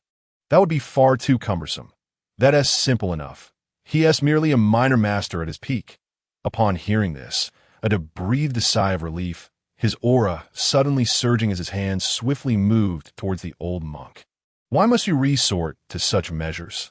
the old monk exclaimed, his white brows twitching. With a sigh of resignation, he prepared to respond. As he commenced his actions, the northern garrison's collective energy erupted, yet they refrained from striking, merely exerting pressure on the old monk that, "Is there anyone else? If not, this prince shall take action." Lin Changshou appeared oblivious to the surrounding conflict, slowly approaching Luo Feng, his indifferent eyes scanning the vicinity as he spoke. "Dare to make a move against me, and know that none shall save you. Remember, you are but a hostage here." Seeing his greatest ally vanish, Luo Feng seethed inwardly at the treachery of those in the martial world. They had promised to confront Lin Changshou together, yet now they had all but disappeared. Desperate, he resorted to threats, hoping to instill fear in Lin Changshou, who he genuinely feared would slay him without hesitation. "Are you truly not going to intervene?" On the other side, two royals leaned against each other, sipping wine as they observed the unfolding scene. As Lin Changshou prepared to act, the third prince could no longer contain himself. "If you have the courage, then intervene. Just look at that smiling face. Do you believe that anyone who dares approach will not be cleaved in two by the northern blade?" Shang then shot an irritated glance at his nephew. He knew Lin Changshou all too well. Back in the northern territory, this very youth had massacred a group of villagers due to a single band of Xiongnu. He had that same expression then. And ultimately, the barely teenaged Lin Changshou had led a charge deep into Xiongnu territory, annihilating the entire clan. "I won't intervene. I'm not familiar with them. Besides, if one dares use a monk as a shield, they deserve to be cut down." The third prince glanced at the calm Lin Changshou, swallowing hard and hastily shaking his head. He remembered Lin Changshou's earlier threat to include him in the fight. As a prince, he couldn't afford to lose face. "Your Highness, the capital is a place governed by LAW. Do you not fear the emperor's wrath for your actions?"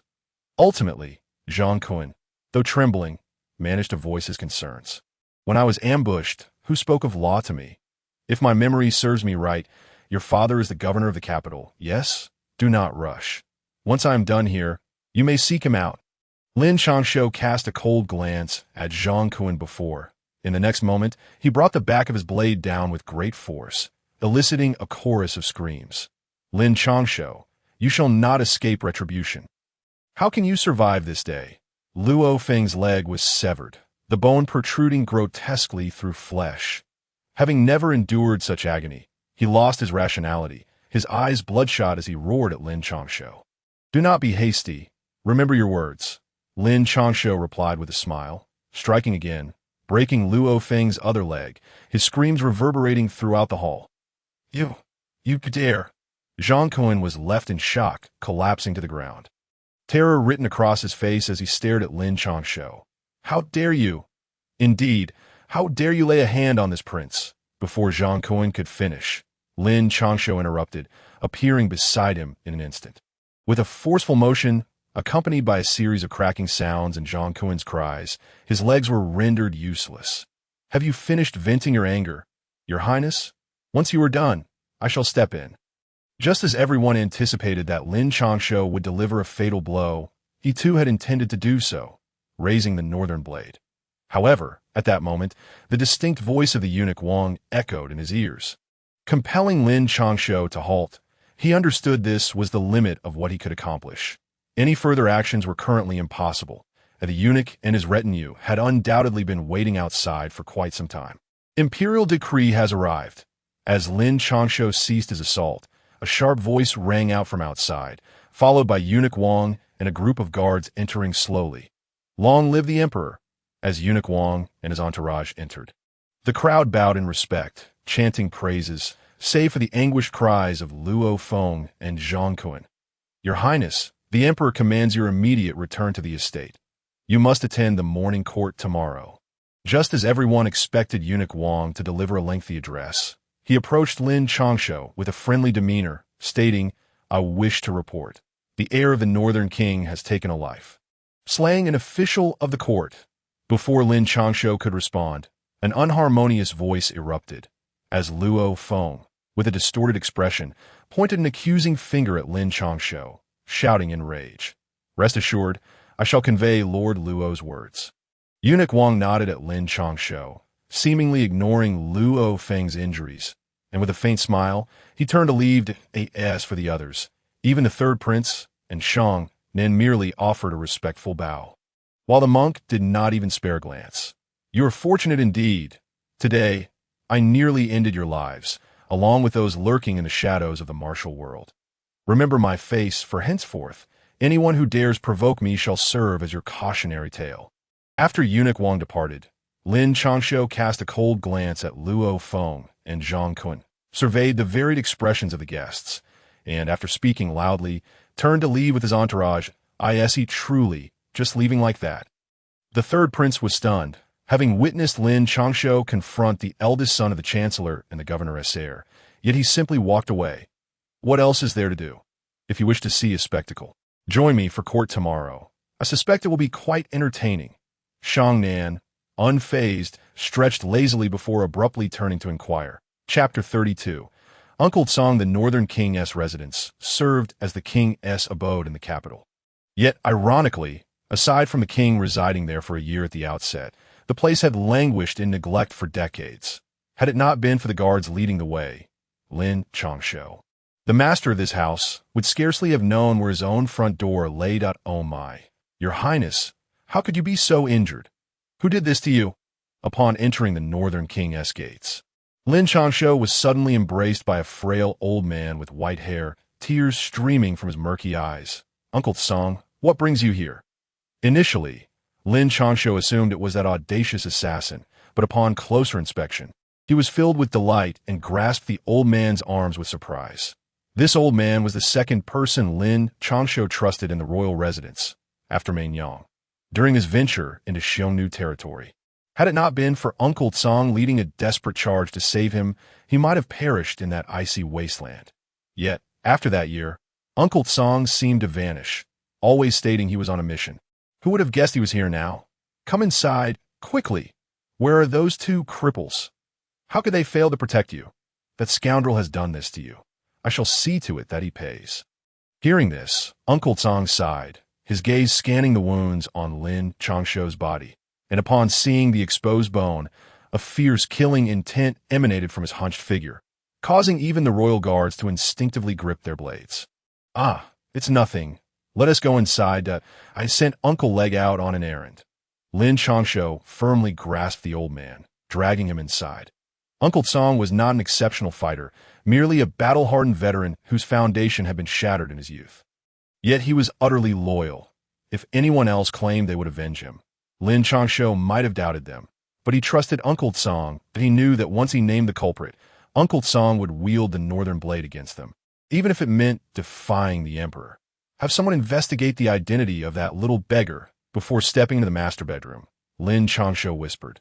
Uncle Tsang, how many years has it been since we last met? Why did my father send you here? You should have accompanied me in the northern territory. I sought you for quite some time.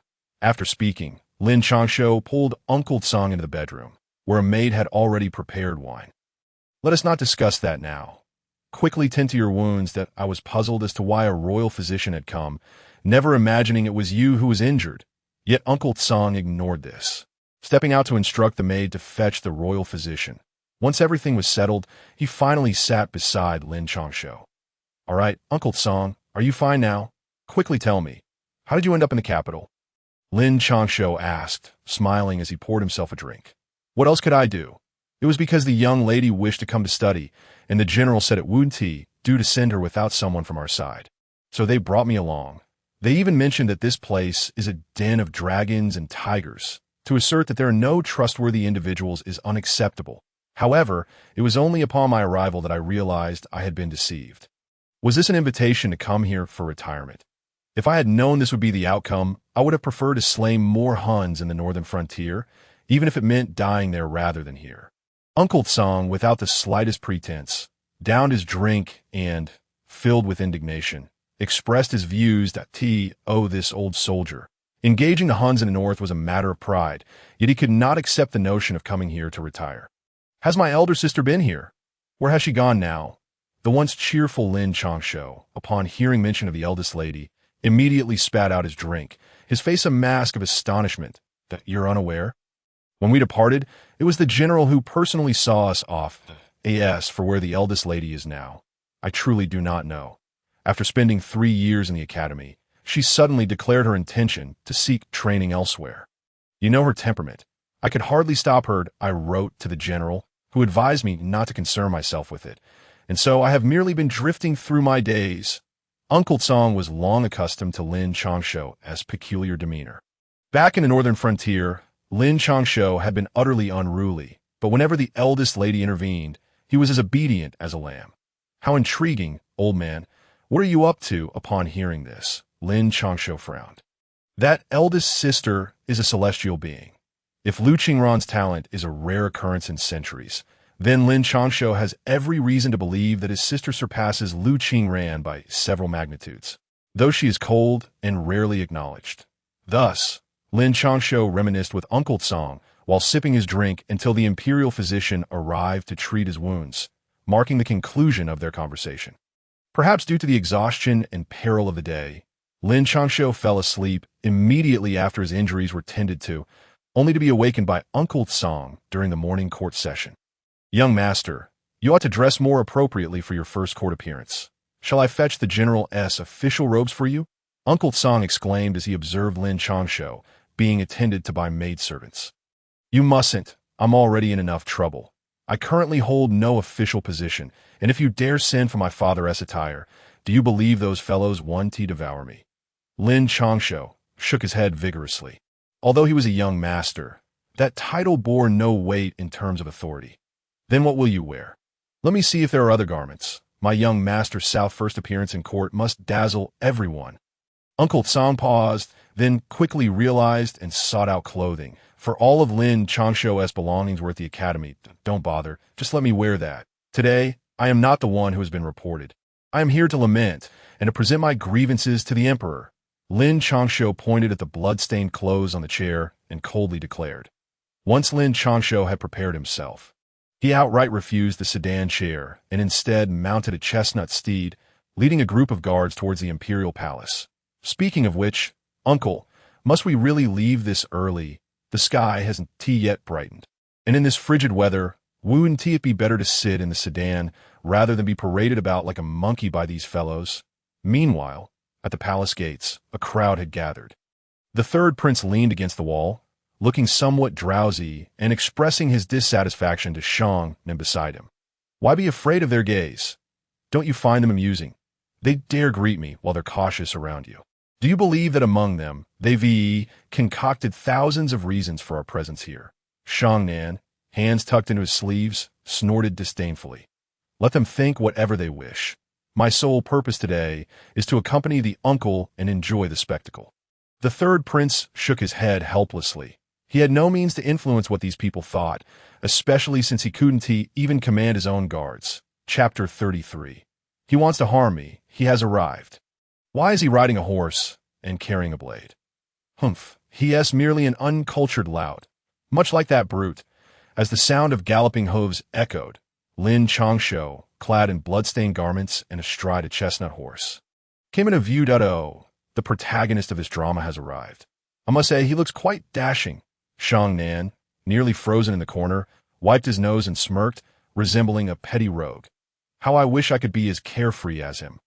Watching Lin Changshou gallop amidst his guards, the third prince's eyes brimmed with envy. You, too, could be just as carefree.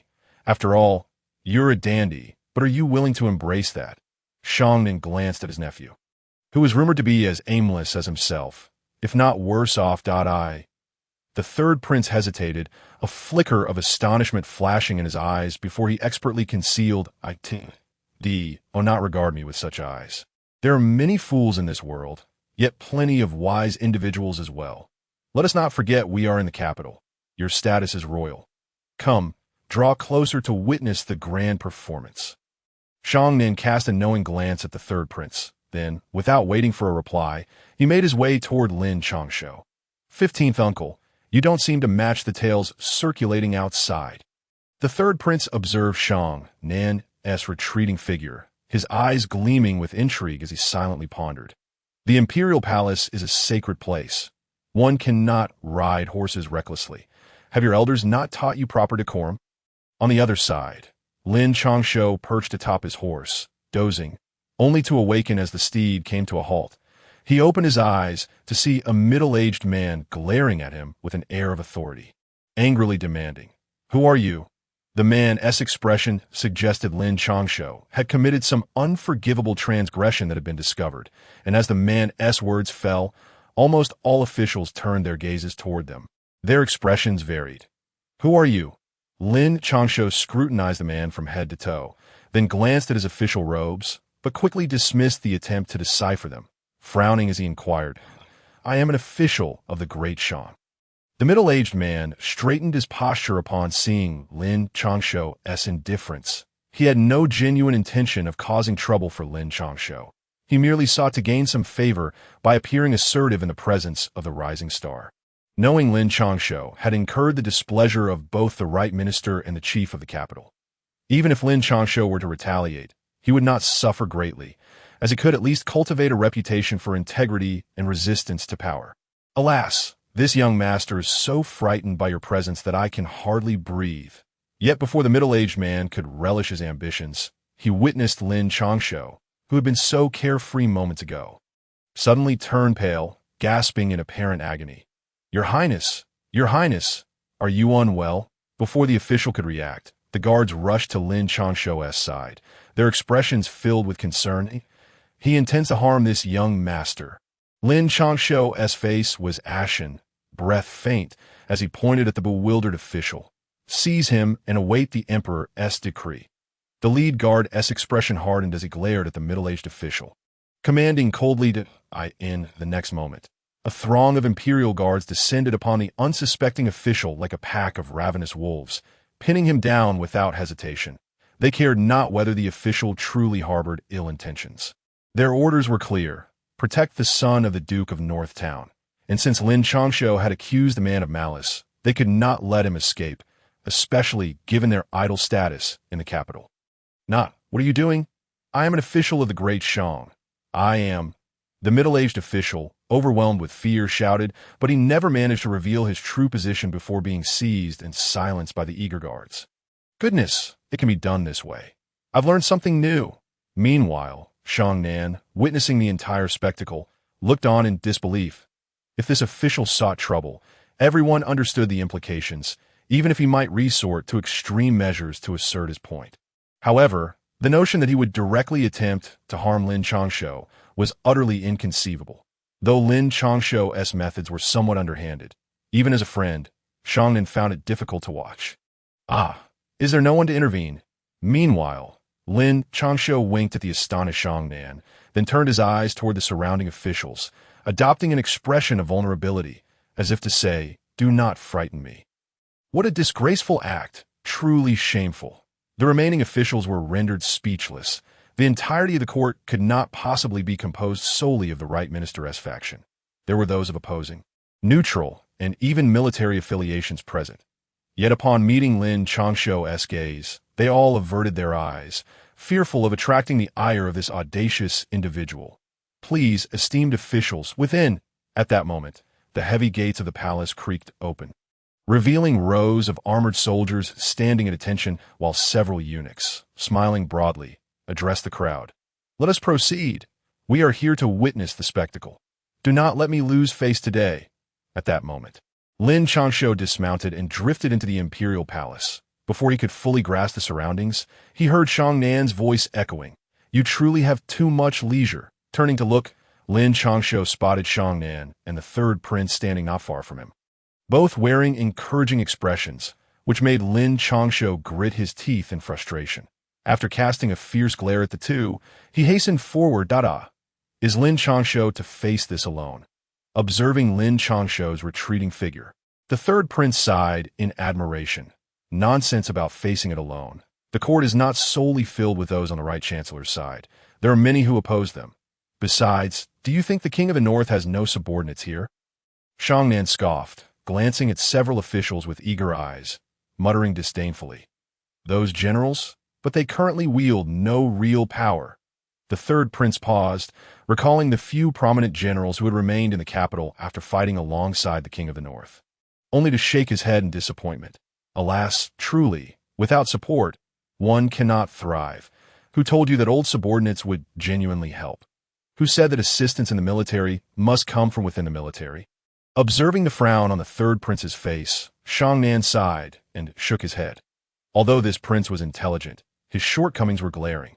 He lacked a foundation and reliable allies, rendering him less informed than even his uncle. A mere royal. Chapter 34. Uncle, someone wants to kill me. The imperial palace appeared much like what Lin Changshou had seen on television in his previous life, resplendent with gold and jade, exuding sophistication and grandeur, adorned with various auspicious creatures sculpted into the architecture. The only notable difference was that Lin Changshou felt an overwhelming pressure emanating from the water pool, not of a human nature, but reminiscent of a water-based creature, prompting thoughts of the legendary dragon. Upon entering the court assembly area, he beheld a multitude of civil and military officials finding their positions, standing like wooden puppets with eyes half closed. Do you see? The third from the left is Right Chancellor Luogua. Those two useless fellows you incapacitated are his sons. As Lin Changshou pondered where to stand, Shangnan mischievously approached, whispering and pointing at a gray-haired elder. Aren't you two going to the front? Lin Changshou scrutinized the elder, who appeared frail and near death. Without the official robes and a certain aura, one would hardly guess he was the illustrious Right Chancellor. Just as Lin Changshou assessed him, the elder seemed to sense his gaze, turning his head slightly without moving his body, and offered a cordial nod. Why go to the front? Did you rush to the front during your teacher's lessons? Are you out of your mind? Upon hearing this, Shangnan looked at Lin Changshou as if he were a fool, then dragged Lin Changshou and the third prince to stand beside a pillar, lazily leaning against it, appearing half asleep. This Luogua is no ordinary man. At the very least, he surpasses his two useless sons. Lin Changshou leaned against the pillar, hands tucked into his sleeves, quietly observing the assembly while murmuring his thoughts. The third prince, witnessing their incongruous demeanor, felt caught in a dilemma, unsure whether to stand or lean. Of course, during the war, this fellow was merely a low-ranking official. In just over 20 years, he has risen to Right Chancellor, wielding almost absolute authority in the Ministry of Rights. If it were simple, it would be strange. Be cautious. This man is known for devouring his enemies whole. Shangnan glanced at the uncomfortable third prince, but said nothing, merely pursing his lips in apprehension. What do I have to fear? The ones who should be cautious are them. Oh, not forget, I was nearly killed in the capital. Lin Changshou retorted dismissively, nonchalantly shaking off the bloodstains on his attire. You truly are a scoundrel. However, those assassins might indeed have been sent by that individual. You seem to attract trouble wherever you go. Shangnan's eyes sparkled with interest. Then he distanced himself from Lin Changshou, wearing a look of disdain. I am but a dandy, utterly unlearned. Today, I shall see who truly wishes for death. Lin Changshou seized Shangnan back, a smug expression adorning his face, his voice rising without restraint. This elicited twitches from the officials, who quickly turned their heads, casting wary glances at the notorious dandy, soon redirecting their attention elsewhere, avoiding any further scrutiny of Lin Changshou. His Majesty has arrived. Long live the Emperor. Soon, with the sharp announcement from the royal steward, the crowd stood, bowing in reverence. The legendary Emperor Shangzhen, donned in a black dragon robe, slowly approached the dragon throne, his profound gaze sweeping over the assembly. Be at ease. Upon noticing Lin Changshou and the others, the emperor's penetrating gaze flickered, particularly fixating on Lin Changshou's blood-stained attire. He then cast a meaningful glance at the bowing Luo Guo before raising his hand. And with a flourish of his black robe, he seated himself firmly upon the throne, surveying those below. "Thank you, your majesty," the crowd responded, bowing in gratitude, then orderly returned to their positions. "Your majesty, I accuse the heir of the king of the north of indulging in brothels, neglecting his duties. Your majesty, I accuse the heir of the king of the north of defying the imperial decree and leaving the academy without permission. Your majesty, I accuse the heir of the king of the north of using the northern army to injure Minister of Rights Luo Feng this evening." As the officials resumed their positions one by one, they stood up, first bowing to Shang, then raising their memorials above their heads, proclaiming loudly. Meanwhile, the principal figure, Luo Guo, stood unmoving, appearing indifferent with his eyes half closed. "Hey, I'm talking to you." Shang, resembling a mischievous rascal, nudged Lin Changshou's shoulder, grinning. "Fool!" The nudge landed precisely on Lin Changshou's injury, causing him to furrow his brow slightly and murmur a curse, uncertain whether to blame Shang or the accusers. "Your Majesty, I accuse the 15th Prince for engaging in scandalous conduct unbefitting of royalty, opening the Qinghua Pavilion as if mocking the royal dignity. Your Majesty, I accuse the 15th Prince, a member of the royal family, of frivolity and extravagance, causing the common folk along the way immense suffering.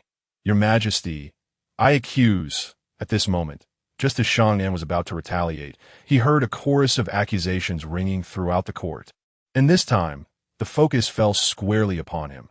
Deservedly so. Lin Changshou observed Shang's bewildered expression, feeling a sense of satisfaction, and coldly remarked, "Well, it's all your fault. You calamity." Watching the expressions of the crowd, Shang initially appeared stunned. His reputation as the Prince of Virtue stemmed from a childhood of wandering and indulgence. He had been like this since he was 10, and it was the officials who had recommended this title for him. How had it now become his fault? Quickly, Shang realized, glancing at Lin Changshou in bloodied attire, and then at Luo Guo standing in the third position, he understood that it was all due to his association with Lin Changshou. "So, would you consider going elsewhere? If you did, perhaps they would let you off." Lin Changshou shrugged nonchalantly, gesturing with his chin toward a distance. "Nonsense, I would never fear such a thing. But let me tell you, you owe me compensation, otherwise I won't let this matter go." Upon hearing Lin Changshou's words, Shang reacted as if insulted, scoffing loudly, yet remained rooted to the spot, his eyes gleaming coldly at the officials who had accused him. As if to say, did they truly think he was a pushover? "Lin Changshou, Shang, you two come forth and explain this matter." As silence fell over the court, Shang maintained his impassive demeanor, giving a cold snort. "Uncle, your nephew is in dire straits. They wish to take my life." With those words from Shang, the previously proud Lin Changshou suddenly lunged forward, collapsing in the center of the hall, blood oozing from the corner of his mouth as he cried out to Shang in despair. Chapter 35. Has he always been so shameless? Has he always been this shameless? Shang pondered how to deal with the group of officials when he felt a gust of wind pass by, only to see Lin Changshou weakly lying on the ground in tears, while the third prince stood agape, questioning in astonishment. Incorrect, not just always, but at every moment. Upon hearing this, Shang clenched his teeth in frustration. He could have anticipated that Lin Changshou might engage in reckless behavior, confrontational tactics, or even resort to violence. However, he had never expected Lin Changshou could be so utterly shameless. "Shang, stand there. I will deal with you shortly." As Shang prepared himself emotionally to follow in the footsteps of Lin Changshou, he was suddenly interrupted by the authoritative voice of Shang. This abrupt intrusion shattered the carefully cultivated emotions he had just mustered, leaving him no choice but to bow respectfully, retracting one foot back into place. "Come, tell me, who wishes to kill you, my dear nephew?" After addressing Shang turned his gaze toward the weakened Lin Changshou, who lay prostrate on the ground. However, the phrase "my dear nephew" sent a shiver of trepidation through Lin Changshou. The others, too, sensed an unsettling shift. Lin Changshou's address of uncle hinted at a troubling intertwining of public and private affairs. Most critically, with the emperor's response of "my dear nephew," The situation had taken on a definitive character, prompting many to cast their eyes toward Luo Guo, who appeared as serene as a meditating monk. Yet upon Shang Zhen's conclusion, Luo Guo merely furrowed his brow slightly before swiftly regaining his inscrutable composure, leaving no trace of emotion. "Uncle, I admit that fleeing from the academy was improper, but I am merely a young man yearning for a life filled with song and dance. Most importantly, during my confinement at the academy, I lacked sustenance, relying on the assistance of the great black dog to hunt beasts on the back mountain for food. However, as time passed, my supply of seasonings dwindled, necessitating my venture out," Lin Changshou exclaimed, hastily stowing away the handkerchief soaked in ginger juice. His eyes reddened as he gazed at Shang Zhen. His voice was filled with a heart-wrenching lament that even caused some martial generals to frown. With a few beginning to feel sympathy for Lin Changshou, considering he was but a child under 20, deserving of compassion for his plight. How peculiar! Why is there such a strong scent of ginger? At that moment, a low murmur arose as several officials began sniffing the air, and upon noticing Lin Changshou's reddened eyes, they muttered a curse under their breath, their fleeting sympathy evaporating in an instant. "Oh, it seems I've been remiss in my considerations. Have you suffered, my dear nephew?" Shang Zhen, seated upon the dragon throne, raised an eyebrow, his eyes glinting with mockery as he spoke to Lin Changshou. No, it is only right for a nephew to face punishment for his transgressions." Lin Changshou quickly waved his hands, fully aware that he could not deceive these individuals, nor could he conceal the truth from the emperor himself. This was merely a performance of suffering, a means to provide Shang Zhen with an avenue for leniency, though it appeared he had overplayed his hand and was now reminded by Shang Zhen. "Humph, continue," Shang Zhen ordered with a satisfied huff. "Dear uncle, while seeking to procure some seasonings, I was intercepted by a group of men in black. Without a word, they launched an assault, each strike lethal. Just look at this blood-stained attire. And then observe the wounds upon my body. After I managed to dispatch those assailants, that tattered Taoist appeared. Were it not for the timely arrival of the Northern Town Army, or Lu Qingran and my two uncles, I would surely have perished last night." Lin Changshou recounted without hesitation, divulging the details of the attack he had endured the previous night. "Zhang Heng, I demand to know what you were doing during such a grave incident." With Lin Changshou's words hanging in the air, Shang Zhen slammed his hand down upon the armrest of the dragon throne, his furious voice reverberating throughout the hall, rendering all present too fearful to raise their heads. "Your Majesty, I am guilty. The patrols in that vicinity were all annihilated, and by the time I learned of the news, the young master had already returned to the Wangfu.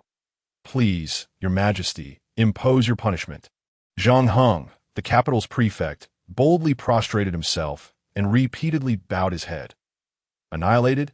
I ask you, how do you justify your position as the capital's prefect, when the patrols were established, who assured me repeatedly that no issues would arise? Now you inform me that the esteemed heir was nearly killed in the capital, and our illustrious lineage, rooted in centuries of female grandmasters, has been compromised. Do you have enough heads to account for this?" A resounding smack echoed as a memorial was hurled at Zhang Heng's head, blood instantly oozing forth, while Shang Zhen's furious roar compelled all to bow their heads in fear. Zhang Heng lay motionless on the ground, his gaze directed at the composed Luo Guo, who ignored him entirely, causing his complexion to turn a ghastly gray. "Take him away. Throw him into the Ministry of Justice's prison that I wish to ascertain what he has been doing all these years." Before Zhang Heng could utter another word, Shang Zhen waved his hand dismissively, and in the next moment, a group of guards surged forth, seizing Zhang Heng. But a few witnesses exchanged glances, eager to speak. Yet upon seeing Luo Guo's unyielding demeanor, they fell silent, their expressions shifting before they lowered their heads in acquiescence. Everyone understood that today was but a farce, a trap set by His Majesty to eliminate Luo Guo's faction. Yet, none could predict the extent of the conflagration that would ensue. "Continue. I wish to know why, after sustaining injuries, you did not seek a physician or return to the academy, but instead ventured into that den of iniquity." Once Zhang Heng was dragged away, Shang Zhen directed his cold gaze back to Lin Changshou. "Uncle, this is not my fault. I spotted a monk among those assassins, and naturally, I had to investigate, Coincidentally, I caught sight of a bald head and pursued it, all the way to Qinghua Pavilion, Lin Changshou exclaimed, his eyes darting as he raised his voice in protest. Your Majesty, Master Shizhen has accompanied the Xiongnu envoy and has been engaged in Buddhist studies with Old Chun these past few days. At that moment, Luo Guo, who had remained expressionless, suddenly stepped forward, bowing to Shang Zhen as he spoke. Uncle, see? Even the right minister has acknowledged it. I tell you, that monk is quite arrogant. Were it not for not willing to let the opportunity slip. Lin Changshou promptly pointed at Luo Guo, seizing the moment to assert himself. Enough, this matter ends here. Lin Changshou, you shall remain in confinement at the academy, and I permit you to emerge in half a month. Everyone withdraw. Before Lin Changshou could finish, he was abruptly interrupted by Shang Zhen's dismissive wave. With a final glance at Lin Changshou, he turned to leave, while Luo Guo's expression remained inscrutable, as if he had anticipated this outcome. In half a month, all the envoys would have arrived, and it was rumored that my seventh niece was to be courted by these individuals. As the crowd began to disperse, Shang Nan leaned closer to Lin Changshou and whispered, Chapter 36. If you have the ability, go find the emperor. That day, Lin Changshou expected that the emperor would summon him for a private audience, or that others would approach him. Yet, even after exiting the palace, not only did the emperor remain silent, but Luo Guo and the other officials also refrained from making contact, leaving Lin Changshou feeling as though he had struck a powerful blow against a soft cushion.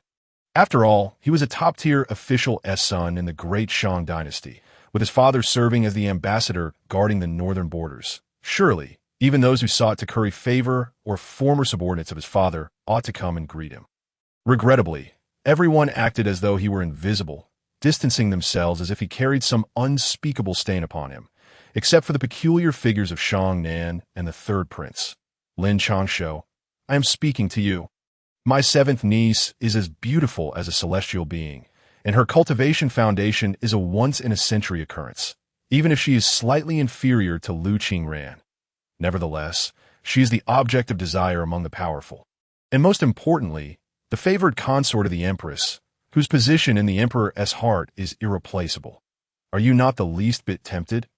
Noticing Lin Changshou's gaze wandering toward the palace behind them, Shang Nan, feeling slighted, seized Lin Changshou's arm, resembling a lewd peddler. Very well, I shall relay your words verbatim to Qingran. Lin Changshou glanced at Shang Nan, then at the inquisitive third prince, rolling his eyes before responding earnestly. Hey, Lin Changshou, you ungrateful wretch. I'm doing this for your own good. How can you repay kindness with enmity? At these words, the color drained from Shang Nan's face, for he vividly recalled the time he had wandered into the Great Snow Mountain, where he had been thoroughly reprimanded by Lu Qingran. Even after all these years, the shadow of that experience loomed large over his psyche. Where are you headed now? With Lin Changshou striding away in a direction that did not lead toward the Wangfu. The third prince, previously a silent observer, finally spoke up as Shang Nan was engulfed in self-doubt. Where else could I go? Did your father not confine me? I must return to the academy, and coincidentally, I wish to see Qingran and the great black dog. I wonder how Uncle Dao and Uncle Leg are faring. With such a formidable academy, surely my brothers from the Northern Town Army can remedy my ailments? At that moment, the horses had already been led away by the royal guards, leaving Lin Changshou to rely solely on his legs, confirming his direction while speaking with irritation.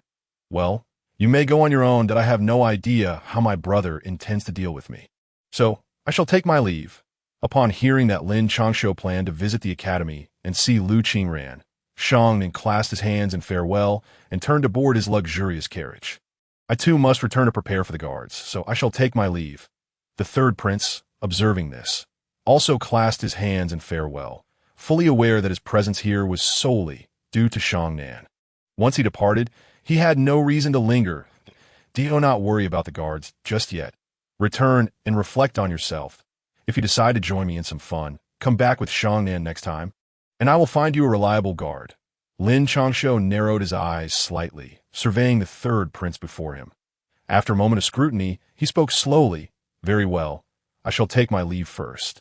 The third prince was momentarily taken aback by his words, and then regarded Lin Changshou with a serious expression, Curiosity piqued about those who labeled Lin as a wastrel. Did they possess any sense at all? The very reason he had ventured to Qinghua Pavilion was to engage with Lin Changshou, and it appeared that his intentions had been discerned almost instantly, just as the 15th prince had claimed. For there were indeed many astute individuals in this world. Once both men had departed, Lin Changshou found himself standing alone in the snow, realizing that while others rode in luxurious carriages, he was left standing there like a fool. You two, devoid of filiality, couldn't even offer me a ride. Do you not know that this heir is but a wounded soul?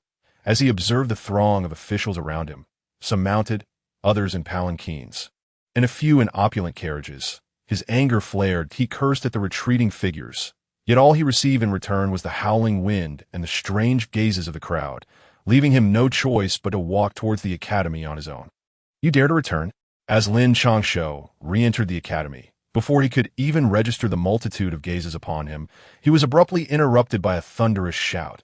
Looking up, he saw that the ever-tense Shang Kuang was glaring at him, eyes aflame with fury. What reason do I have to fear coming here? I am merely under house arrest. If you have the ability, go seek the emperor yourself. Lin Changshou cursed under his breath. Feeling utterly powerless against this eccentric old man who seemed bent on making his life miserable. Despite gaining some benefits from the old man's torment, Lin Changshou was nonetheless frustrated. You insolent brat. Get out. You are unwelcome here. You wish to find the emperor?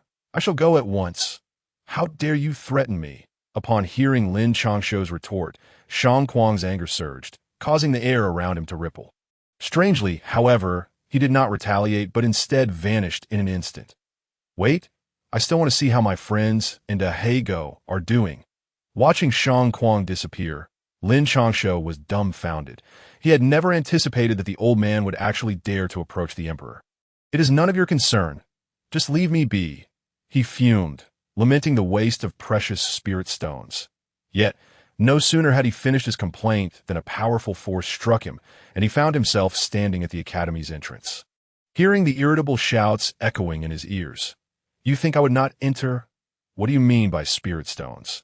You speak as though I owe you something." Dusting off his clothing, Lin Changshou paid no heed to the gazes of those around him, disdainfully curling his lip before striding towards the Wangfu. Thus, Lin Changshou spent an entire week away, during which two major events captivated the citizens of the capital.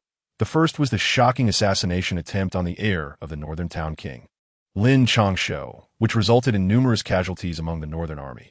Furthermore, his cultivation level was revealed to be not merely at the Unity realm, but at the cusp of a minor grandmaster, leaving many astounded. This only intensified the urgency among those lurking in the shadows who sought to eliminate him. The second event was the selection of the courtesan at Qinghua Pavilion, where Miss Tingyu's poignant line about the celestial palace captured the hearts of the entire capital, elevating her status immensely. Typically, such a formidable courtesan would attract envy and trouble. Yet ever since the 15th virtuous king endorsed her, the atmosphere remained unexpectedly calm, with numerous dignitaries flocking to Qinghua Pavilion, making it one of the most prestigious brothels in the capital. Chapter 37. The heir's wounds will not heal, alas. How has it been so many days without any news of my situation being addressed by His Majesty? In the courtyard of the northern town king's residence, Lin Changshou, Shangnan, and the third prince sat together, sipping tea while gazing at the snowy landscape. Shangnan, with a melancholic expression, lamented, "What is more troubling is that father has not acted on my behalf." As if that day's impeachment never occurred. Upon hearing this, the third prince too appeared despondent, though his sorrow seemed tinged with fear. "How would I know? Do you not see that I am but a wounded soul? Look at these bandages, this appearance. My once carefree and unrestrained demeanor is utterly lost." Lin Changshou was swathed in a voluminous fur coat, beneath which he was wrapped tightly like a mummy. Now, even the simplest movements caused him discomfort. "You brought this upon yourself. Was it not you who insisted on staying in the Wangfu to recuperate? Otherwise, His Majesty would not have allowed the royal physicians to reside here. Such treatment is reserved for only a select few seasoned officials." Observing Lin Changshou's unwillingness, Shangnan retorted sharply, noting that even he, the 15th virtuous king, did not enjoy such privileges. "Damn it!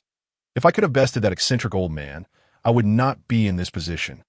Lin Changshou's frustration boiled as he recalled how, following that fateful day, he had been unable to enter the academy. The IT was as though an invisible barrier prevented him, and despite his efforts, he had achieved nothing. Ultimately, he had not even been able to see Qing Ran and the others, and was inexplicably summoned by the Emperor's decree, which expressed concern for the northern town king's heir who had been attacked and injured, instructing him to return to the Wangfu for recuperation, along with the attendance of 3 royal physicians. Now, his every action, eating, sleeping, drinking, even using the restroom, was under the strict supervision of these physicians, should he exhibit the slightest impatience. They would kneel and lament, claiming they could not return home if he was displeased. 300 years ago, there was a prince whose talents were woefully inadequate, and his lineage was tragic. In his youth, he had suffered such harm that he had lost all foundation, his path to cultivation severed. Not only was he incapable of mastering Confucianism or Buddhism, but even the way of the sword eluded him. Yet he refused to give up and worked even harder. Upon hearing Lin Changshou's words, Shang Nan's lips twitched slightly before he finally replied, "Do you know of the war god of the great merchant? It is said that had it not been for him, the great merchant would have been annihilated long ago, and there would be no current emperor or my father. But why are you bringing this up?" Lin Changshou sensed something amiss in Shang Nan's tone, but could not pinpoint it, so he waved his hand dismissively. "That remarkable figure is greatly admired by my father, in discussions of the world's most formidable individuals. Though he could only guard the threshold of the top 5, given another century, he would undoubtedly become a celestial being among mortals. Listen to me. This individual vanished for a century, and when the great merchant was on the brink of destruction, he suddenly reappeared. This ancestor, lacking any internal power from cultivation, possessed an extraordinarily resilient body. Despite being gravely injured, he managed to confront several grandmasters, devastating 2 with his iron fists. Yet, since that incident, his body suffered severe damage, and his lifespan diminished. Coincidentally, at that time, Director Chen returned from his travels and took charge of the academy, where he became a teacher. Perhaps influenced by the academy, he consistently donned a long robe. His name is Shang Kuang." Shang Nan regarded Lin Changshou with a peculiar expression, his eyes betraying a mix of envy and sympathy. As a member of the royal family, he held the ancestor in high esteem. Yet he had never even glimpsed his countenance. The physical martial arts he practiced were coveted by the aristocracy, yet no one had ever attained them. Those who returned from their failures appeared as though their souls had been lost. The most severe case involved a once promising talent whose foundation crumbled, leaving him to hide away in seclusion for the remainder of his days. So, Lin Changshou swallowed hard, gazing at Shang Nan with a flicker of hope. Though all signs pointed to the contrary, if what you say is true, then that eccentric old man is indeed the ancestor of both me and the 15th virtuous king, Shang Kuang. The 3rd prince cast a sympathetic glance at Lin Changshou, noting it is common knowledge that the former had a long-standing feud with the northern town king. Now, it is evident that Lin Changshou has fallen into his hands, and considering the rumors, one can only imagine how difficult his future days will be. "Haha, this heir fears nothing," Lin Changshou declared, extinguishing the flicker of hope in his heart. After uttering those words, he exerted himself, only for the wounds on his body to suddenly burst open, blood staining the bandages crimson. Royal physician, I feel as though my body shall never heal in the near future," he shouted into the air, disregarding the 2 beside him. Though his father admired that individual, he had also forged enmity with him. The adage of repaying a parent's debts, while inherently unreasonable, held no exception in this case. He had no reason to doubt it. On the other side, in the right chancellor's residence, Luo Guzheng stood by the bedside, furrowing his brow as he gazed at his eldest son, Luo Feng, who lay upon the bed. "Father, you must avenge me," Luo Feng cried, his eyes red with pain as he felt sharp stabs in his legs. "Be silent. How dare you weep here? Did you not consider the consequences when you struck?" Upon hearing this, Luo Gu's eyes widened in disbelief as he sternly admonished his son. "Ba, it is entirely the fault of this humble monk.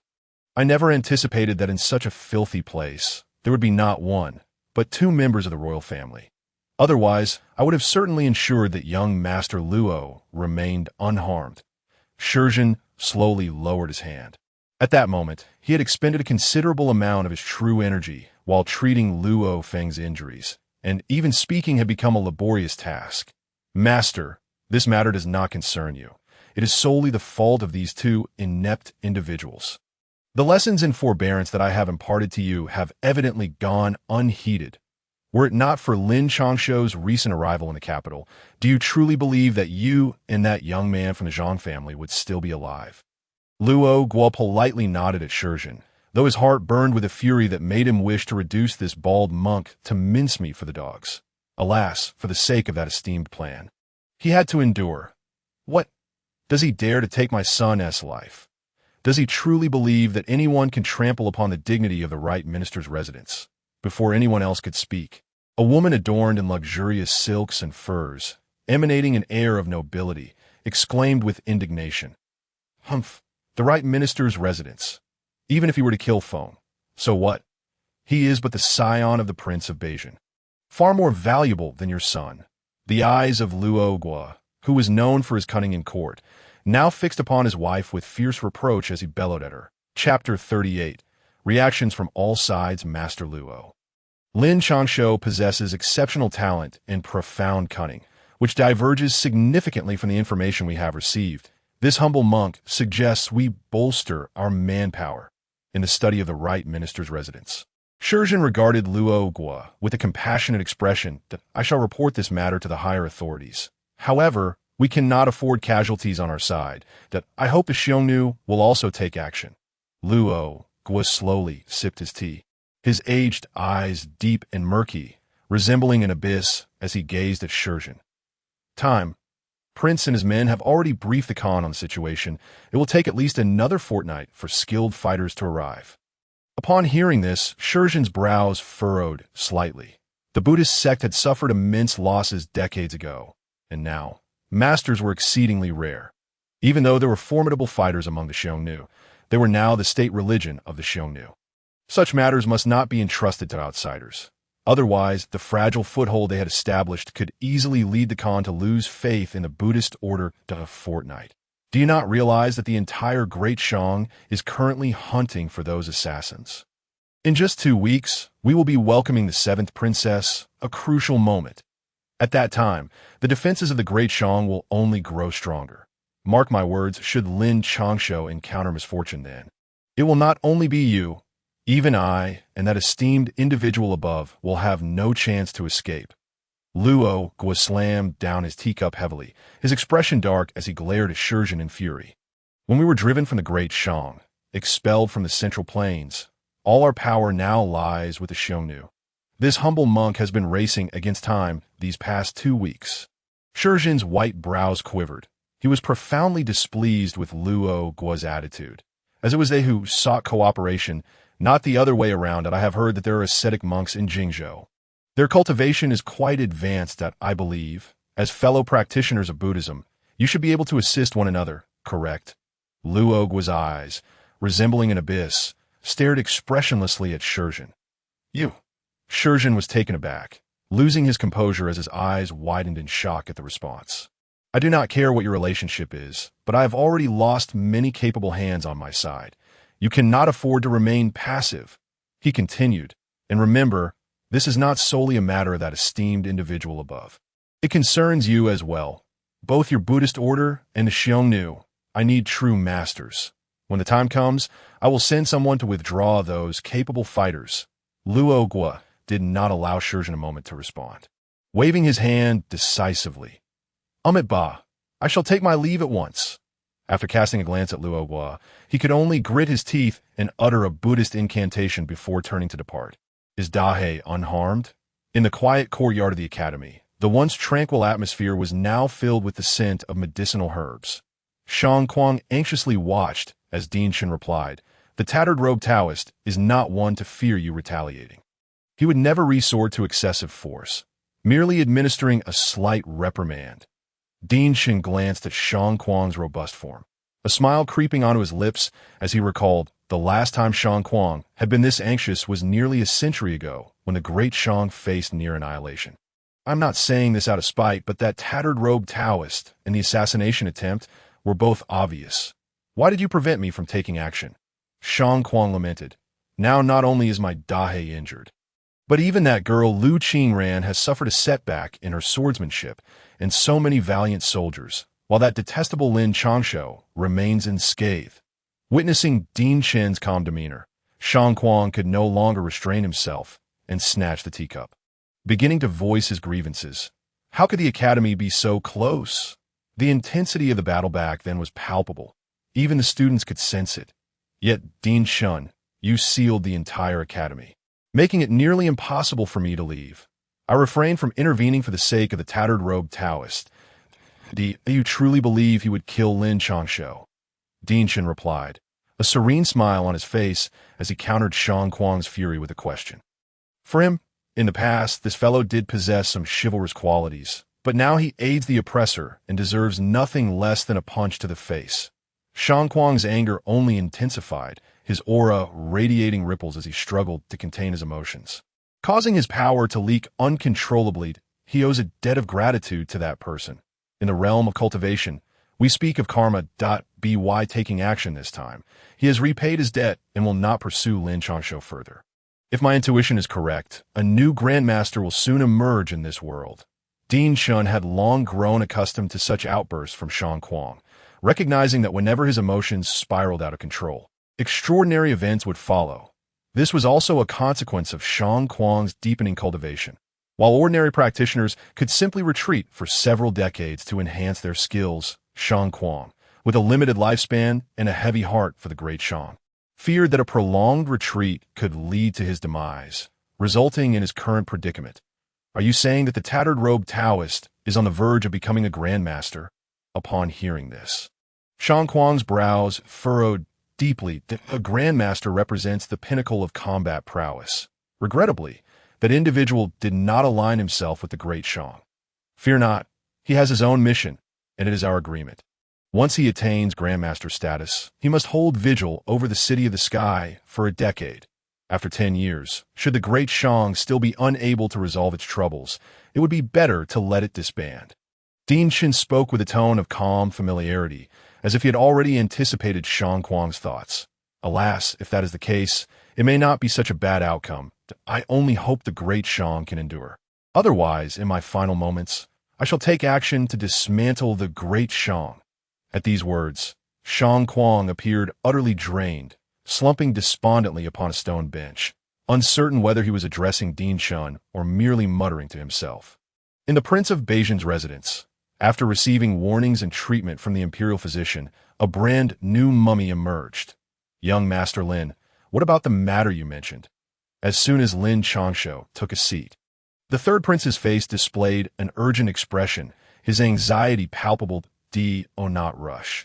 This person is more than capable of handling most situations and can even assist you in recruiting guards, but it all hinges on whether you can rescue him. Lin Changshou responded with a hint of a smile, having expected the other party to delay further. Damn, you are not referring to the city guard Captain Lin Changshou, are you? Upon seeing Lin Changshou's mischievous expression and connecting the dots, Shang Nan's face lit up with shock as he pointed at Lin Changshou. Indeed, if you can act swiftly, that guard will become your most impenetrable shield. Lin Changshou grinned with satisfaction, casting a knowing glance at the third prince. Chapter 39. The nature of humanity. What are you doing? Do not think for a moment that my brothers and I are in the wrong. Even if we were, it is not for you from the Ministry of Rights to dictate. Today just happens to be Li Sanxiao's watch, and as soon as the city gates opened, a group of constables rushed in, surrounding Li Sanxiao and his men without uttering a word. Naturally, Li Sanxiao and his companions were unafraid. In fact, Li Sanxiao believed it would be a piece of cake to deal with these individuals. However, before they could take action, they noticed the crossbows in the hands of the constables that, in such close proximity, with so many around, even a small master like Li Sanxiao would meet his end. Even if he managed to escape, his comrades would have no hope of survival. With no other choice, he could only surrender. Indeed, but you should be under our Ministry of Rights jurisdiction, that if you do not believe me, ask your superior if he cares, or inquire with the others about their concern for you, or perhaps ask that esteemed young master if he cares. as Lin Changshou and his group surrendered. A middle-aged man in official attire, wearing a cold smile, stepped forward. "You? What do you mean by that?" Lin Changshou, upon hearing the words, glanced at his colleagues standing atop the city wall, eager to locate his superior. However, the individual who should have been present was conspicuously absent. In fact, aside from a few subordinates with whom he shared a close rapport, all of his former friends and colleagues turned their backs on him, refusing to meet his gaze. What did this signify? It served as a stark reminder that in the capital, one should remain inconspicuous. Even a minor figure like him, a mere small master, ought to tread lightly. Yet here he was, overstepping boundaries, merely a small shrimp in a vast ocean, foolishly attempting to align himself with someone of prominence. Who would perish if not you? Take him away. The man sneered at Lin Changshou, mockingly patting his cheek before gesturing for his men to escort him into the city. This display did not go unnoticed. The common folk observed with a mix of confusion and fear, while the soldiers stationed at the fortifications exhibited varied reactions, some revealing compassion and anger, gripping their weapons tightly, while others wore expressions of smug satisfaction. After all, Lin Changshou's cultivation and experience were more than adequate for his role as a commander, and his unwavering integrity had deprived them of any opportunity for personal gain for quite some time. Recently, his close association with the influential heir of the Northern Protectorate had only deepened their jealousy. Serves him right. Witnessing Lin Changshou's pitiful retreat, a few among them spat in disdain and expressed their delight in hushed tones. Lin Changshou, they remarked, did you really believe that a mere border soldier could bask in glory without consequence? Over the years, how many livelihoods had you obstructed? Were it not for the protection of your old general, you would have met your end long ago. Now you assume that your connection to the heir of the Northern Protectorate grants you invulnerability? Do you not recall that he is merely a hostage who narrowly escaped death not long ago? What aid do you think he could offer you? Furthermore, your esteemed general has instructed me to convey this. That particular matter is best kept buried. Otherwise, the orphaned and widowed may not survive the winter.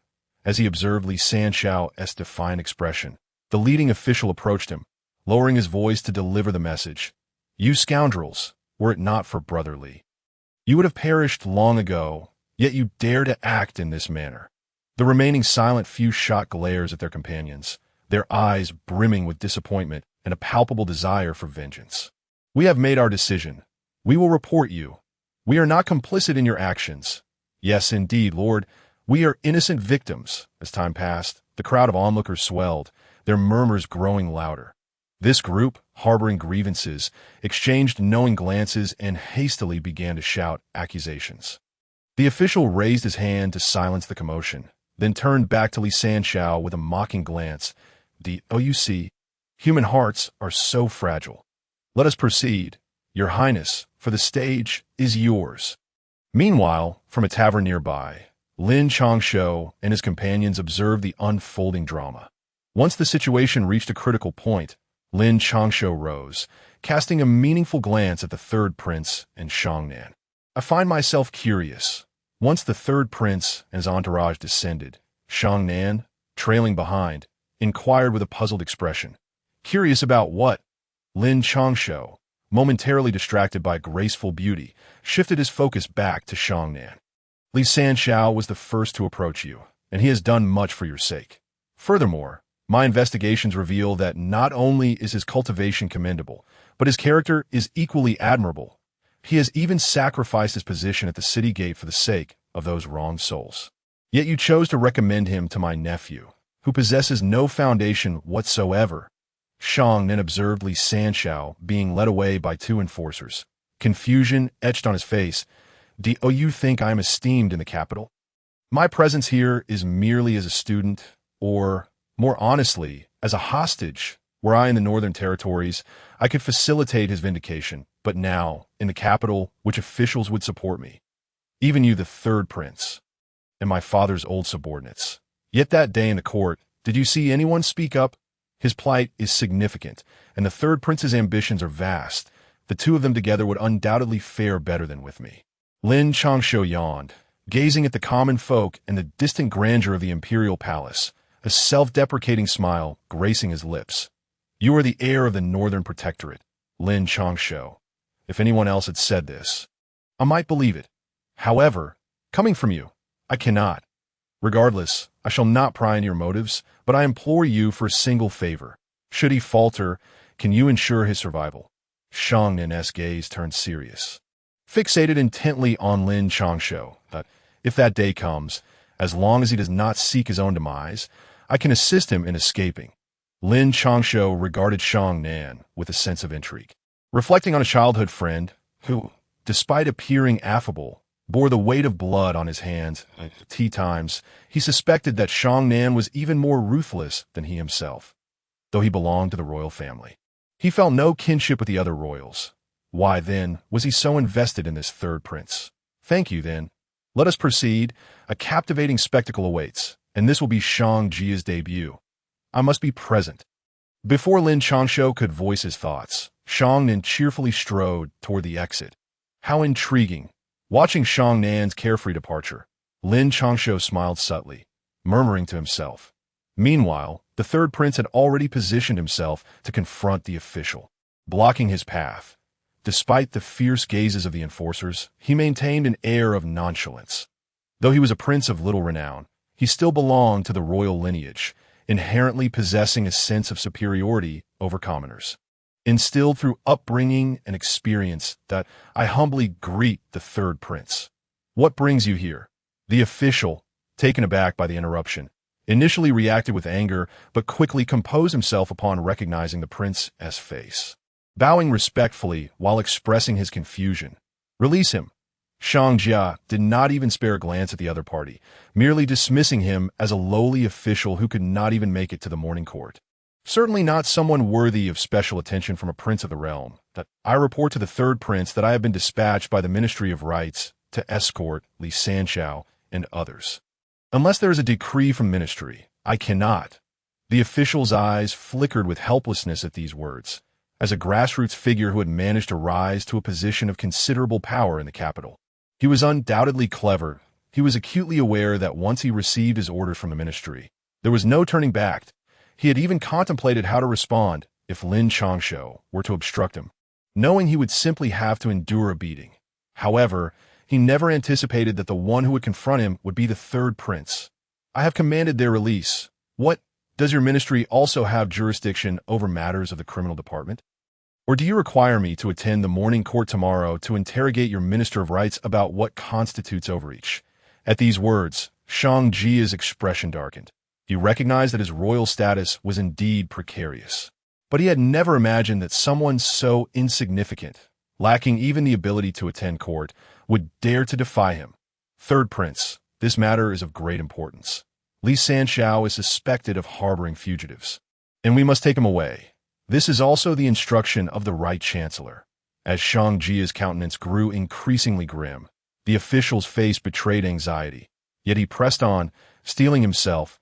He could differentiate between a powerless third prince and the formidable Right Chancellor. Very well. You dare to use the Right Chancellor to threaten me. Bold indeed. Come, let me see if I can still take him away today. Shang Jia's anger turned to a mocking smile that in the past he might not have reacted so vehemently, but now he had finally garnered a sliver of recognition. Even the choice of guard had been made, and this official was undoubtedly obstructing his path. Especially with Lin Changshou and Shang Nan watching from nearby. I advise your highness to reconsider. The official, drenched in sweat, was confronted by a circle of guards. Despite his fear, he could not retreat. To do so would mean failure in his mission. And failure would spell the end of his prospects. Attack. Without sparing a glance at the official, Shang Jia waved his hand, and a group of guards swiftly drew their swords and charged forward. The constables, having never faced such a display, merely lowered their weapons, unable to resist. Third brother, what might? Previously, I had only heard tales of your detachment from worldly matters, but it seems you also possess a fierce side. Just as the guard began to unshackle Lin Changshou and the others, laughter accompanied by applause erupted. Shang Jia turned to see a young nobleman approaching with a broad smile, accompanied by the deputy commander of the Imperial Guard. Fifth brother, I did not expect you to be here as well. Upon seeing the newcomer, Shang Jia's expression darkened further. Presently, the most likely candidates for the throne were but three individuals: the eldest son of the empress. The first prince, who enjoyed her support and was favored by the civil and military officials. The sixth prince, whose mother was the daughter of a general renowned for battling the southern tribes. Though not as powerful as the Duke of the North, boasted numerous military connections. And the fourth prince before him, whose mother was related to the kingdom of Luo, having been sent to the palace by them.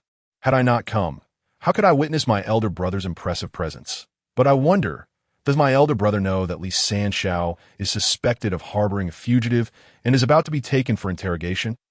The fifth prince merely smiled, his eyes glinting with mockery, that my third brother perhaps harboring a fugitive? I wonder how our father would react to this, observing the darkening expression on Shang Jia's face. The fifth prince smirked disdainfully, in public. Shang Jia was addressed as elder brother, but in private he was nothing more than the offspring of a concubine. Living off the spoils of life, he had previously been compliant. But now, with Lin Changshou's arrival, the situation had shifted, and he could no longer hold back his resentment. Fifth brother, to attempt to arrest a mere city guard without any documentation seems rather rash. I doubt our father would condone such actions that undermine the morale of the soldiers. Shang Jia narrowed his eyes, coldly regarding the fifth prince, a gaze he had encountered daily since childhood. Although he lacked strength then, he was no longer the same. He had gained considerable backing from an audacious ally. After a few days apart, my elder brother has grown audacious. However, I must take this person today. Do you have any objections? Upon hearing Shang Jia's words, the fifth prince's smile vanished, and he regarded Shang Jia with a chilling glare. The official, sensing the shift in power, did not require further instruction. He gestured for his constables to seize the individuals. Stop! How dare you move while I am speaking? Shang Jia's fury ignited, and he barked an order, realizing he could no longer hesitate. Today was not merely about finding guards. It was about establishing his foothold in the capital, that if he allowed the fifth prince to take the individuals away, he was certain his father would send him off to a fiefdom. Take them away, elder brother. Remember your place. Some matters are beyond your purview. The fifth prince scoffed, waving his hand, and a group of guards emerged from the shadows, while Xiangnan's guards had retreated to the sidelines, leaving the onlookers in disbelief. Elder brother, remember, our games require capital. It would serve you well to remain a leisurely prince. Is that not preferable? We shall take our leave.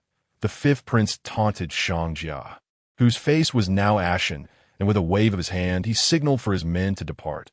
What insolence! What a perversion of justice! Shang Jia had only heard of the fifth prince's audacity, but today he was witnessing it firsthand. Just as he clenched his fists, ready to lash out, a round of applause accompanied by mocking laughter erupted. Turning to see Lin Changshou leisurely clapping while strolling alongside Xiangnan. Shang Jia's temper flared. Lin Changshou, my intentions are none of your concern. Do not presume that your status as a noble scion places you above a prince. This time, it was the fifth prince's turn to grow sullen. For Lin Changshou's words were undeniably correct, as they publicly humiliated his elder brother. Oh dear, fifth prince, what an impressive display. How could you not greet your 15th uncle? Are we now to confuse right and wrong? Lin Changshou jested, draping an arm around Xiangnan's shoulder as if witnessing an unbelievable spectacle. Lin Changshou, I pay my respects to my 15th uncle. The fifth prince shot a venomous glare at Lin Changshou, wanting to rage, but in the public eye he had no choice but to bow to Xiangnan. No need for formalities. Xiangnan replied with a grin, patting Shang Jia's shoulder, further darkening the fifth prince's expression. Enough of the pleasantries. Shall we proceed with the business at hand? I intend to take these individuals. Do you have any objections? Speak now, or forever hold your peace. Lin Changshou disregarded the murderous glare from the fifth prince, stretching lazily while gesturing towards the official, who hung his head in silence. Seeing the official's reticence, Lin Changshou then turned his attention to the fifth prince's guards, who glared menacingly but remained silent, knowing that the fifth prince had yet to speak. Have you considered the consequences? Do not forget, we are in the capital. The fifth prince suppressed his murderous intent, fixing a cold gaze on Lin Changshou. After all, most officials had secretly aligned themselves, and those few who remained neutral were either supporters of the imperial authority or held significant power, figures not easily offended, including the Duke of the North. Among the three princes, whoever secured the duke's backing would greatly enhance their chances of ascending the throne. Coupled with their own authority, the position would be nearly within their grasp.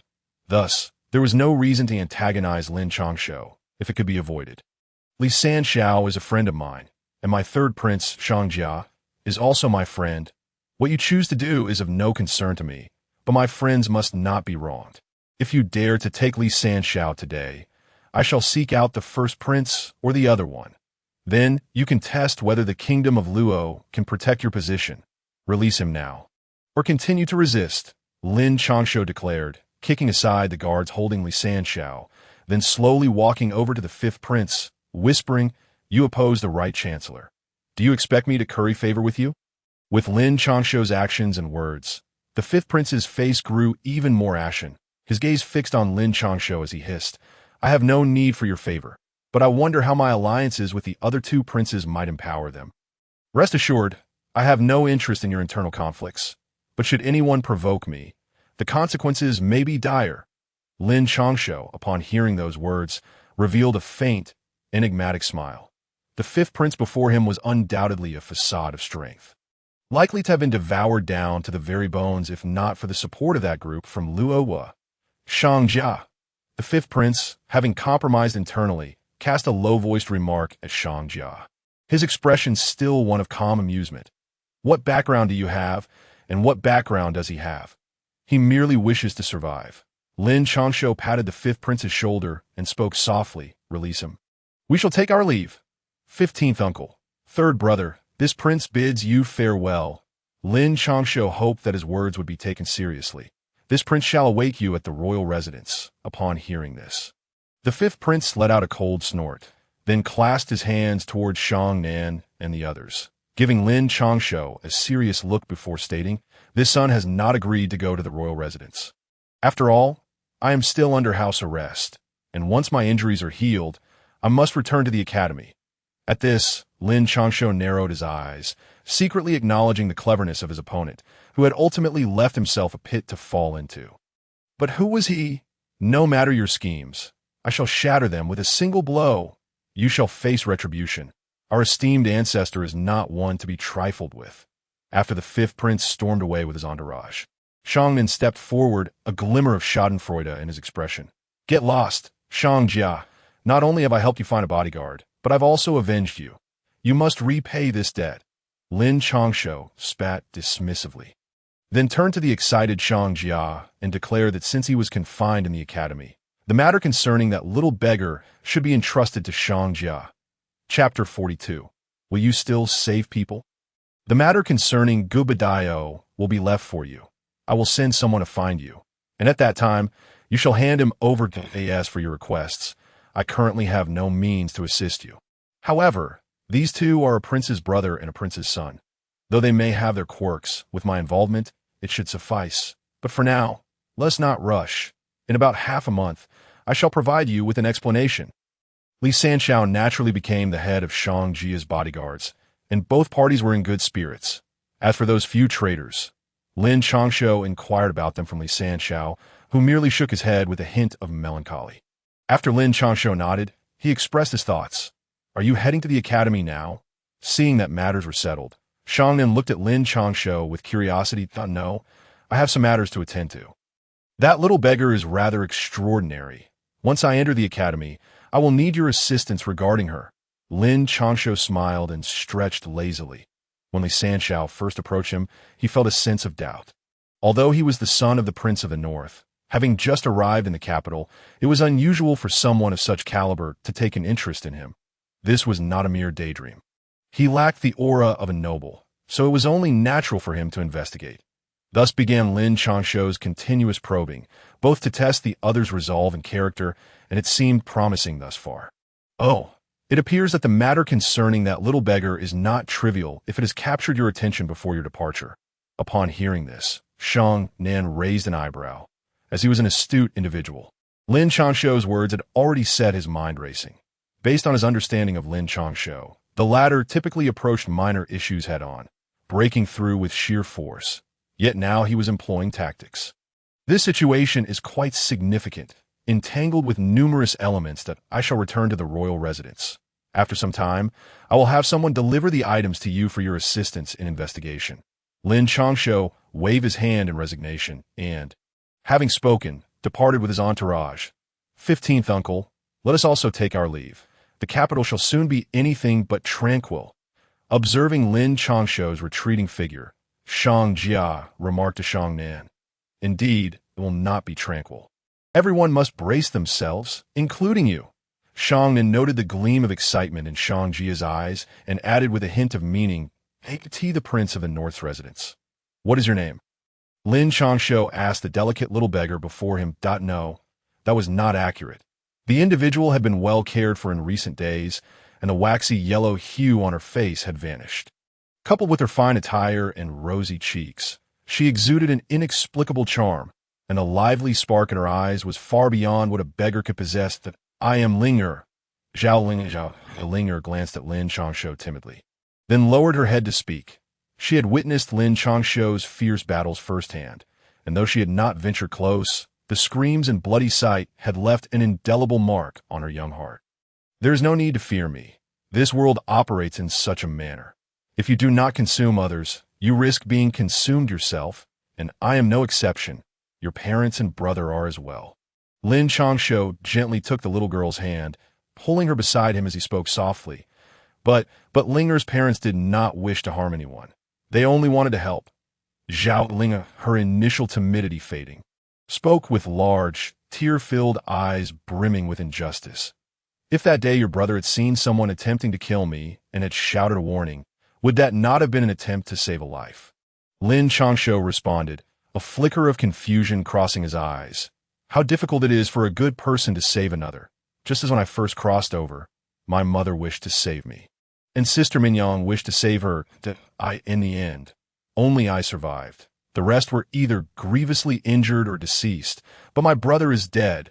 Zhao Linger exclaimed, her large, grape-like eyes filled with tears. "Indeed, he died. All for this son. Your parents are also missing due to the disappearance of the townsfolk in Taohua Town. So, Linger, do you still wish to save others in the future?" Lin Changshou gently stroked Zhao Linger's head, smiling as he asked, "I do. Linger will also save others in the future." Zhao Linger, initially taken aback, displayed a conflicted expression on her chubby face. However, after recalling something, she resolutely nodded her head. "Then it will be arduous and exhausting." "Is Linger afraid?" Lin Changshou noticed a glimmer of surprise in his eyes. He could sense Zhao Linger's earnestness, that he had initially thought she would hesitate, but it appeared that her future path needed to be reimagined. "I am not afraid. Father told us to be upright and to care for the weak, that Linger is unafraid of hardship or fatigue." Zhao Linger recalled her parents and brother, her eyes filled with sorrow yet unwavering as she nodded. "Good. Then Linger shall follow me from now on. Let us depart." Upon hearing this, Lin Changshou felt a warmth in his heart. In this world, there are always ordinary people who strive to uphold a semblance of justice with their fragile bodies. Such foolishness. Yet Lin Changshou found it admirable. He had failed to see this before, but now that he did, he could not turn a blind eye. "Young master, where are you headed?" As Lin Changshou grasped Zhao Linger's small hand and prepared to leave, Uncle Tsang hurried over. "Where else could we go?"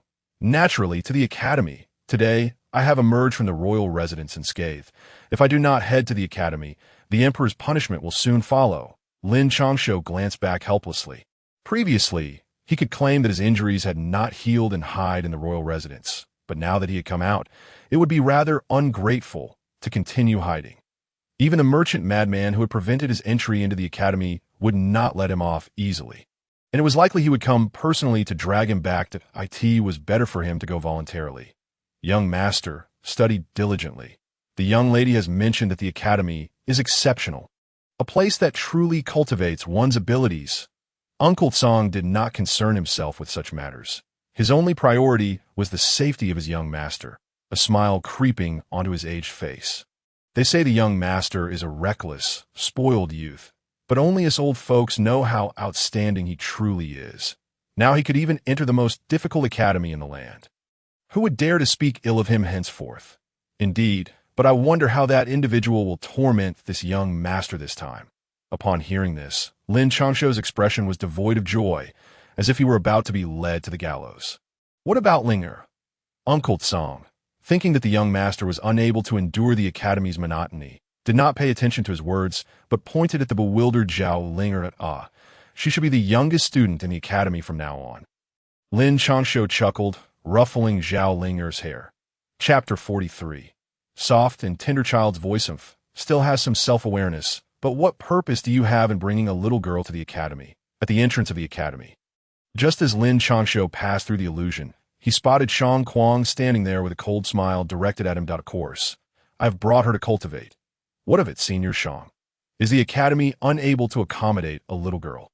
Upon encountering Shang Kuang, Lin Changshou secretly breathed a sigh of relief. He was certain that had he not arrived today, this individual would have appeared at the royal residence to drag him away. Nonsense. The academy welcomes all. As long as one sincerely seeks knowledge and possesses a kind and righteous heart, how could it not accommodate a little girl? Shang Kuang replied, raising an eyebrow in anger. Then, that is settled. Linger possesses a very kind heart, and her parents and brother went missing out of a desire to save others. Does that not perfectly align with the academy's requirements? Lin Changshou held the somewhat frightened Zhao Linger by the hand, and after speaking, he intended to lead her further inside. You little rascal, stop right there. Just as they passed by Shang Kuang, a thunderous shout echoed, followed by a large hand seizing Lin Changshou's shoulder, forcefully pinning him in place. Senior, what are you doing? Lin Changshou felt as though an immense weight had descended upon him, rendering even the slightest movement a Herculean task. After calming Linger with a glance, he spoke. What do you mean? Do you think I'm a fool? If this girl wishes to study at the academy, she must undergo an examination. Otherwise, not even the King of Heaven can intervene. Observing Lin Changshou's defiance, Shang Kuang tightened his grip, as if an inexplicable force was suppressing Lin Changshou's entire cultivation. He found himself unable to muster even a fraction of his strength, and his body began to bend under the pressure. Cold sweat trickling down his forehead. Great-grandfather, please don't harm my elder brother. Linger won't enter the academy anymore. Please. Just as Lin Changshou gritted his teeth to endure, feeling blood seeping from his wounds, Linger's ethereal voice broke through. She grasped Lin Changshou's hand with one of hers, while her other hand shielded him from Shang Kuang, her eyes brimming with tears. Oh dear, little one. I know, Grandpa didn't say you couldn't go in. You little rascal. Hurry up. Can't you see this child is frightened to tears? Upon witnessing Zhao Linger's tear-filled eyes, Shang Kuang's demeanor softened, losing the earlier fierceness he had displayed towards Lin Changshou. And he began to pace anxiously. He longed to console Zhao Linger, but, glancing at his own massive hands, and then, at her timid gaze, he hesitated to approach. As he observed Lin Changshou, struggling beneath his grip.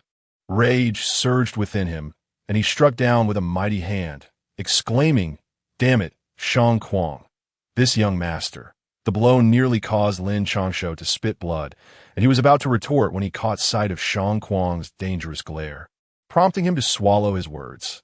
You little rascal, what did you just say? Shang Kuang's expression darkened as he fixed an icy gaze on the now cowed Lin Changshou, the air around him vibrating ominously. Great-grandfather, what is happening? The air is moving. Just as Lin Changshou found himself at a loss, Zhao Linger's melodious voice cut through the tension, instantly calming Shang Kuang's furious aura. Great-grandfather is playing a game. Would you like to join? Great-grandfather will take you to play, all right? Upon hearing Zhao Linger's words, Shang Kuang's rugged face transformed, becoming gentle as he squatted before her, completely forgetting about Lin Changshou in the process.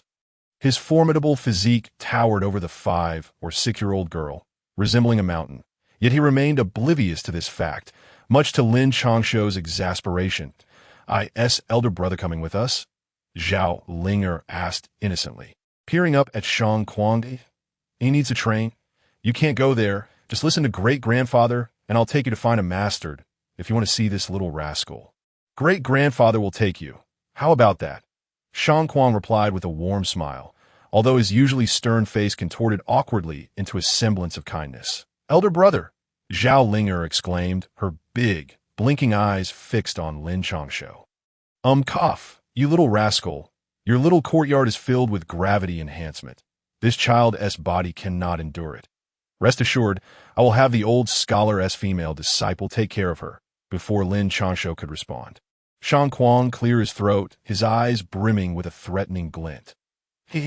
Linger, you should train well with that sister. If you miss me, just come visit."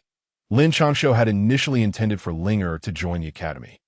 If he guessed correctly, the old scholar Shang Kuang referred to must be the esteemed Dean Shun. Learning under such a distinguished mentor would be an unparalleled opportunity for Zhao Linger, and Lin Changshou would never obstruct that. "All right then, elder brother, you must wait for Linger to see you." Zhao Linger looked at Lin Changshou with reluctance, her large eyes nearly persuading him to reconsider. "Oh dear. Linger, let us go find the master first." "You little rascal, go back to your courtyard. Your 2 remaining soldiers just left a few days ago, and that Lu Qingran is in seclusion, while De He is recuperating on the back mountain. Stay put in your courtyard. I will seek you out shortly." Fearing Lin Changshou and Zhao Linger would change their minds, Shang Kuang swiftly picked up Zhao Linger and vanished from sight, leaving behind an impatient voice echoing in Lin Changshou's ears. "Young master, you should hurry back to your courtyard. Otherwise, when old Shang finds out, you will find yourself in trouble." Just as Lin Changshou yearned to thoroughly explore the academy, he was approached by several men in long robes, swords hanging at their waists, who smiled and said, "Indeed, young master, you should hurry along. Otherwise, if you find yourself in trouble, we shall share your fate." Seeing Lin Changshou still standing dazed, the others exchanged wry smiles, illustrating the formidable status Shang Kuang held within the academy. All right, you all continue your training. When this young master emerges, I will take you out for a stroll." Lin Changshou finally waved his hand, exhaling a resigned remark. However, he failed to notice that as soon as he finished speaking, the expressions of everyone around him turned pale, gazes filled with resentment directed at him. "Stroll? You little rascal, stay put in your courtyard. And you must keep that outfit on. You are not to remove it, and neither are any of you allowed to leave the academy today." In the next moment, an article of clothing soared from the sky and landed heavily at Lin Changshou's feet, causing a resounding crash as the reinforced stone surface of the academy cracked and crumbled beneath it. Chapter 44. A variable amidst the envious gazes of numerous students, Lin Changshou struggled to don the seemingly light yet exceedingly heavy attire, taking labored steps toward the courtyard. The spirit stones are running low. On the other side, after entrusting Linger to the 3rd disciple of Dean Shun, Shang Kuang appeared in Dean Shen's courtyard, speaking gravely. Let us wait a bit longer. The situation in Tianbian City is precarious. The barrier is fluctuating, and Qianyu has reported that a king among the barbaric beasts has emerged." Upon hearing this, Dean Shun sighed lightly. Spirit stones are a specialty of Tianbian City and are crucial for cultivators. The spiritual energy contained within them provides enough strength for practitioners, yet they are scarce in this land. Only Tianbian City offers them, and the cost is measured in the blood and lives of countless experts. Even Tianyu has acknowledged the gravity of the situation. "Perhaps I should go. I could punch my way through them."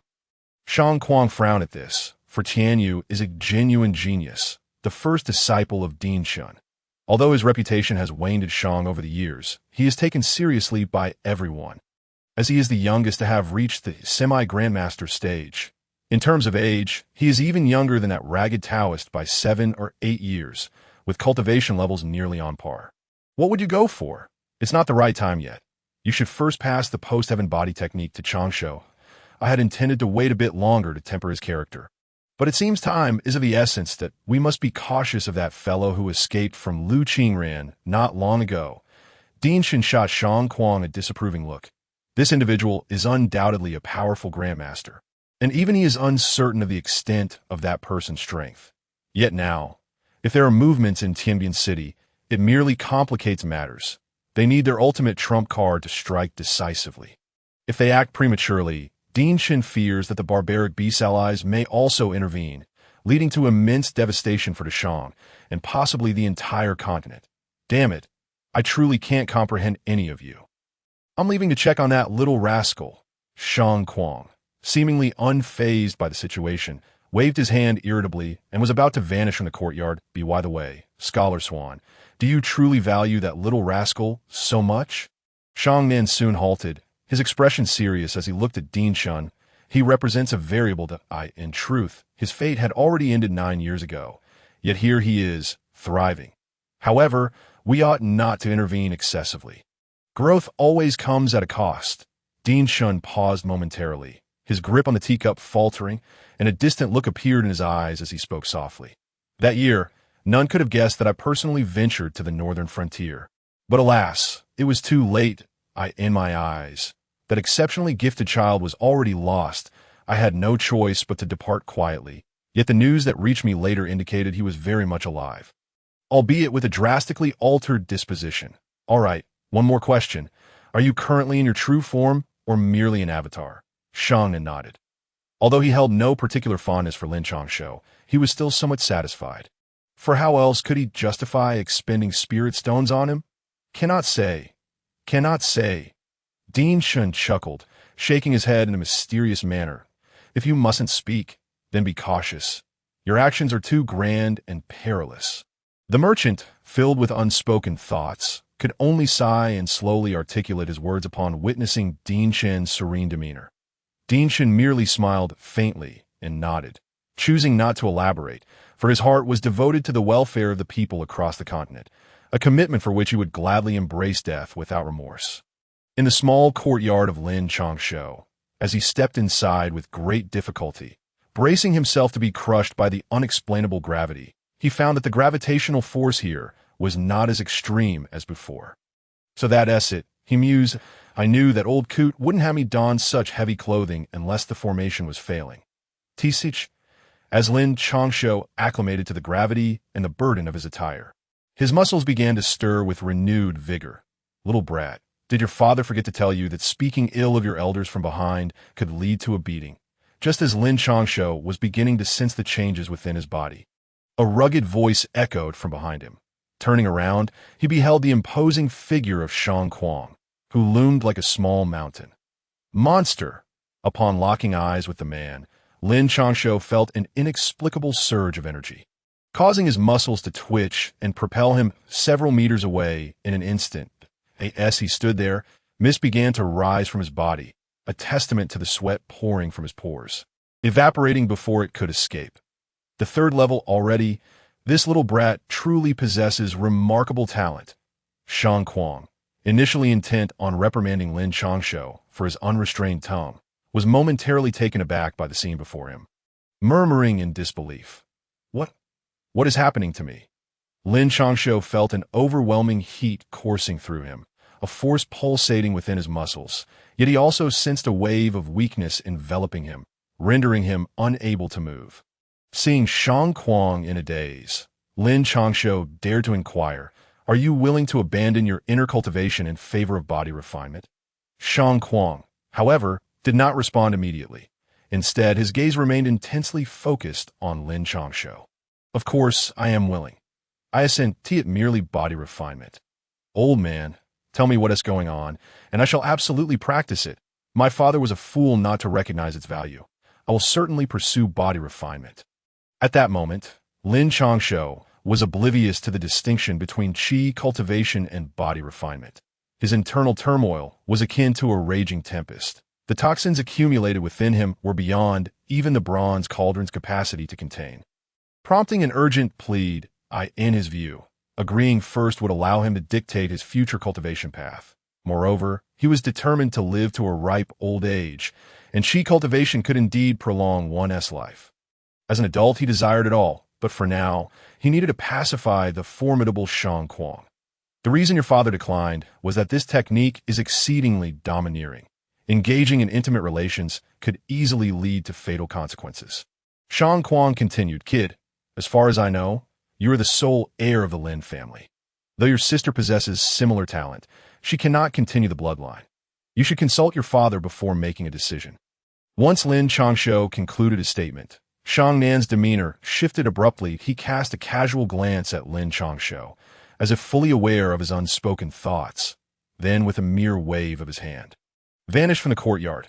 "Hey, old man!" Following Shang Kuang's gesture, Lin Changshou felt a peculiar force enter his body, flowing through his muscles and bones. Soon, The sensation of confinement dissipated, and the tumultuous internal energy and toxins settled into a state of equilibrium.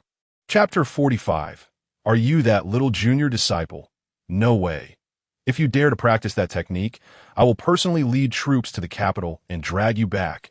Amidst a fierce internal struggle and his yearning for strength, Lin Changshou sent a message to his father in the northern frontier, receiving a reply that simply read, "Aren't you afraid of being labeled as a traitor?" Gazing at the now dulled communication stone, Lin Changshou muttered to himself, in his eyes. Practicing Shang Kuang's body refinement technique would merely enhance his strength. A notch .1 enhancement was insufficient. He could always seek additional partners, as the son of the king of the north. Could he not have a few more wives? What nonsense! He was puzzled by his father's extreme reaction, and with nothing better to do, Lin Changshou resumed his training, throwing punches in the small courtyard. Meanwhile, outside, the scene had transformed. Release them, or you shall meet your end. At the foot of a small mountain in the capital, Lin Changshou stood alongside several masked figures, facing a group of cloaked individuals armed with blades. And what if we refuse? Lin Changshou exchanged glances with his companions, then addressed the cloaked figures. Earlier, someone had approached him, claiming they needed to take Gubidayo, bearing Lin Changshou's identification. Everything had seemed fine until they were intercepted by this group of black-clad individuals. "Then you shall die." Upon hearing Lin Changshou's words, the leader of the cloaked figures barked a command, and in an instant, they vanished, blades flashing as they charged towards Lin Changshou and his companions. "Do they think I, Lin Changshou, am easy to bully?" Seeing the imminent danger, Lin Changshou no longer held back. His aura exploded, surging towards the leader. In an instant, the shockwave from their clash scattered the surrounding dead trees and snowflakes, sending them swirling through the air. "You all retreat. I will handle this." After engaging in battle, Lin Changshou assessed that the leader's cultivation was on par with his own, yet the techniques employed were entirely unfamiliar. The other cloaked figures, while not as formidable as their leader, were still a significant threat. Gritting his teeth, Lin Changshou resolved to stay and confront them, as long as Lin Changshou's subordinates managed to get Gubidayo to safety. He could make his own escape. However, as he turned to issue the command, he was taken aback to find the masked figures had not moved to flee. Instead, two of them stood resolutely in front of Gubidayo, their cold eyes fixed on their opponents, remaining silent. "Hey, hurry up and leave. This person is of great importance to the young master." Seeing the situation, Lin Changshou became frantic. His efforts seemed futile, and the two figures were as immovable as stone, driving him to the brink of frustration as he narrowly avoided being struck by an adversary. "Kill them. Leave no one alive." To his surprise, the masked figures paid him no heed, remaining steadfast in their positions. A chilling voice emerged from beneath their masks. The next moment, Lin Changshou stood in stunned silence as more figures adorned with ghostly masks appeared alongside the remaining black-clad individuals. They were utterly silent. Even their blades made no sound as they struck. Yet, with each strike, they harvested the lives of their adversaries without so much as a whimper, resembling demons from hell, emerging solely to enact slaughter. "Hey, that's mine." The sudden assault by the ghostly figures, combined with their seamless cooperation, allowed them to dispatch their foes with alarming speed. Before long, all that remained of the opposition were the leader and Lin Changshou. Still locked in combat, in the blink of an eye, the other figures surged towards them, prompting Lin Changshou to shout, "Finish this quickly! The young master has other orders." Yet the ghostly figure next to Gubidayo did not even glance in his direction. The cold voice resounded again. "Kill." Almost as soon as the words left their lips, the ghostly figures sprang into action. With Lin Changshou present, their target was momentarily distracted, allowing them to strike with precision. Blades pierced through necks and hearts, and within moments, the leader's limbs lay severed, vanishing from sight. "You fiends!" Gazing at the blood-soaked snow, Lin Changshou could not help but sigh. He had emerged from battlefields more brutal than this. Yet he had never witnessed a slaughter that was executed in utter silence, solely for the purpose of killing. "We shall take our leave now. Please convey our regards to the 3rd Prince and the 15th Honorable King, regarding Zhao Ling. Farewell." The ghostly figure offered a slight bow, issuing a command, and with a gust of wind, all, including the incapacitated Gubidayo, vanished without a trace. With the Northern Army, how could such a horde of demons come to be? Young master, what exactly are you planning? As he surveyed the scene of dismembered bodies and severed limbs, Lin Changshou couldn't help but recall Lin Changshou's nonchalant demeanor, murmuring to himself. Far away in the academy, Lin Changshou remained oblivious to the unfolding events. The creation of the ghostly figures had stemmed from his insecurities and past experiences. Now, all he wished for was a hearty meal, for without Dehay, he had no wild game to savor. Even the mice in the small courtyard were at risk of being devoured. Young master, come quickly, young master. Just as Lin Changshou was desperately searching for mice, a cheerful child's voice rang out, accompanied by a delightful fragrance wafting into his nostrils. Linger, be careful. Don't come in. Lin Changshou turned around and was greeted by the sight of Zhao Ling, who was joyfully bounding towards him, her little legs in motion. Startled, he felt a cold sweat trickle down his back. As a mere half-step small master, he had been overwhelmed upon entering the courtyard. And although the current gravitational pull was not as formidable, it was still not a place where an untrained child should be able to enter. As he spoke, Lin Changshou prepared to employ his previous technique, summoning his muscles and bones into action, ready to charge forward. Linger, slow down. Be careful not to fall. Just then, a gentle voice floated through the air, and a figure clad in a red dress appeared beside Zhao Ling. Holding Linger's small hand, she stepped into the courtyard. Observing the lively sparkle in Linger's eyes, Lin Changshou was almost led to believe that the oppressive gravity had vanished, were it not for the palpable force he sensed. Are you the little junior disciple that Master spoke of? While Lin Changshou was still marveling at the woman's gentle demeanor, he was taken aback by her enchanting presence. He instinctively looked away as he heard a soothing voice. Ahem, I am not that old merchant's disciple. Lin Changshou's face flushed, and he dared not meet her gaze. Who mentioned the old merchant? I was referring to the dean. The woman smiled sweetly, her expression blossoming like a flower as she spoke. Dean, you mean Dean Shun? When did this happen? How come I was not informed? Lin Changshou was momentarily bewildered by the woman's word. If it were about the old merchant, it would make sense, given the peculiarities of this gravity-laden courtyard, and the imposing black dog that seemed intent on teaching him. However, he had never even heard the voice of the esteemed Dean Shun, let alone met her. It seems you are still unaware. This little one insisted on meeting her noble brother, so I brought her to see you first. By the way, my name is Murin. You should address me as Sister Murin. Murin smiled, her demeanor radiating warmth. Although her master was renowned throughout the realm, many matters remained shrouded in mystery. Greetings, Sister Murin. Lin Changshou promptly cupped his hands in salute, relieved that he had acclimatized to the courtyard's gravity. Otherwise, his gesture would have surely elicited laughter. Noble brother, look! These are all delicacies made by Linger and the fairy master. Do you think they look appetizing? Zhao Linger, seizing the opportunity, hurriedly brought over a food box, eagerly opening it while casting expectant glances at Lin Changshou. You're the best, Linger. Thank you, Sister Murin. Linger is a pitiful child. Your care brings me great comfort. As the food box was unveiled, a delightful aroma wafted into Lin Changshou's nostrils, causing him to swallow involuntarily. He quickly expressed his gratitude to Murin. It's nothing that I was quite bored alone on the back mountain. With such a lovely Linger around, how could I not be happy? Go ahead and taste it. It's made by Linger herself. Murin smiled gently, her eyes filled with affectionate adoration as she pointed to the food box with a teasing glint. Not at all. It was the fairy master who helped Linger make these. Linger blushed adorably, hiding behind Murin while stealing glances at Lin Changshou. Haha, then I shall taste Linger's culinary skills. I must admit, staying in this little courtyard makes one forget the pleasures of fine dining. Lin Changshou chuckled, finding a spot to sit on the ground, eagerly digging into the food. This is delicious.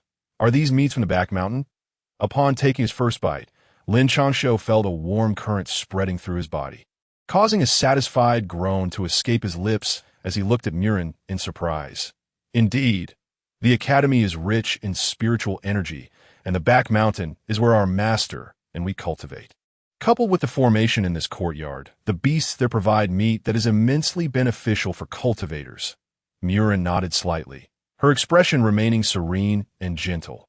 from Lin Changshou's perspective, her bare feet appeared glistening and translucent. And remarkably, they never seemed to touch the ground. Sister Muren's cultivation is truly impressive. Lin Changshou was taken aback, realizing that the academy was indeed a gathering of prodigies. Achieving such effortless levitation was no simple feat, even for a master-level practitioner from the outside world. Little dower, if you cultivate diligently, your future achievements will surely rival ours. Muren patted Linger's head, her eyes seemingly piercing through Lin Changshou's subtle movements, her smile carrying an enigmatic meaning. This caused Lin Changshou to lower his head and focus on his meal, too flustered to glance around. He was unsure of why he felt this way. Having been a noble for many years and a frequent visitor to brothels, he had encountered all kinds of women. Even the aloof Lu Qingran did not intimidate him. After all, he had grown up alongside Mei Yang, whose alluring figure and gaze were not easily resisted. Yet, when faced with the calm and composed Muren, he found himself instinctively bowing his head, fearful that she might uncover his thoughts, and he dared not entertain any improper notions. If anyone could match her aura, it would be his mother, whom he had only known for a little over a year, but that relationship was colored by guilt and maternal tenderness. Lin Changshou initially expected Muren to say something, considering she was a master-level practitioner and a direct disciple of Dean Shun, but she remained lost in thought, her eyes either affectionately watching Zhao Linger or gazing towards the back mountain.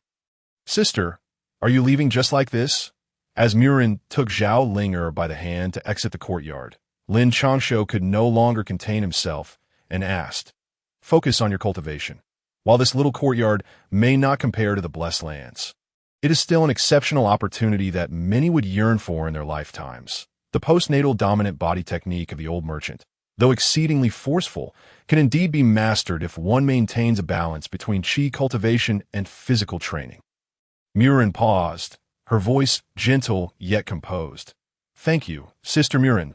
Lin Changshou could only bow in gratitude, realizing that perhaps he had overthought the situation. By the way, your sister is quite formidable. She can at least match our senior brother. Although he was not at his peak during that time, do not let us down.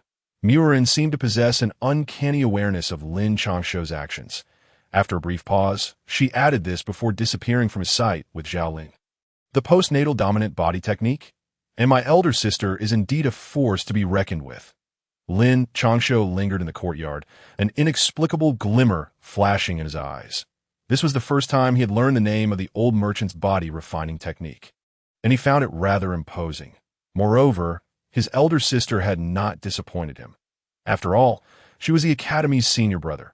Although there were no legends about him in the outside world, one could tell, just by observing Muren, how powerful she was. Most importantly, Lin Changshou had received a crucial piece of information. The postnatal dominant body technique could indeed have a buffer. He could already sense that a bright future beckoned him, and a mischievous smile crept onto his lips. "Little rascal, what nonsense has that foolish old man been spouting?" Just as Lin Changshou was lost in his daydreams of becoming strong and formidable, a voice filled with impatience broke through. He looked up to see Shang Kuang staring at him with an exasperated expression. "My old man disagrees." Lin Changshou waved his hand dismissively, feigning exasperation, not wanting to entertain the rudeness. "What? He actually disagrees? I'll go confront him right now." Shang Kuang's anger flared up instantly. Countless individuals aspired to learn his techniques, yet he had always looked down upon them. When the King of the North had rejected his teachings, it was unfathomable for him to deny his own son the opportunity to learn. Did he truly believe that a Grandmaster-level body refining madman was to be taken lightly? "What are you doing, old man? At your age, you should be more composed." Seeing this, Lin Changshou quickly intercepted him. Given Shang Kuang's temperament, he might just rush to the northern region to confront his father. If that happened, Lin Changshou would not only lose the chance to learn the body refining technique, but might also find it difficult to remain in the capital. "What? Little rascal, what do you mean by that?" Shang Kuang furrowed his brow, his tone unfriendly as he regarded Lin Changshou. "Although my old man forbids me from learning, seeing as you are getting on in years without an heir, I could perhaps make an exception and learn a little." Lin Changshou tossed his head back with a swagger, exuding confidence. According to Shang Nan, it wasn't that the royal family didn't want to learn. They simply couldn't grasp the techniques. Over the years, Shang Kuang had gone to great lengths to find a successor. Are you not afraid that the Lin family will face extinction? Shang Kuang's tone softened as he looked at Lin Changshou with curiosity. My sister Murin visited earlier and mentioned a method. As long as I maintain a balance between qi cultivation and physical training, these issues can be resolved.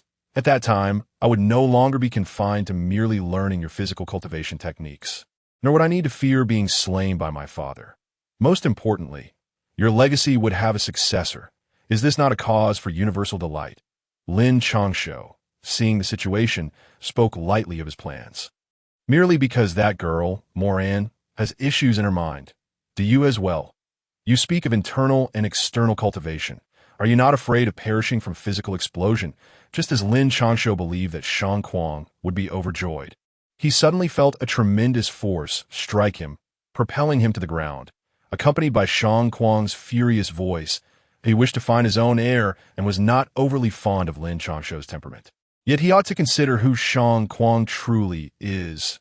Even royal offspring must approach him with caution, and yet Lin Changshou was always under scrutiny, an explosion of one's body.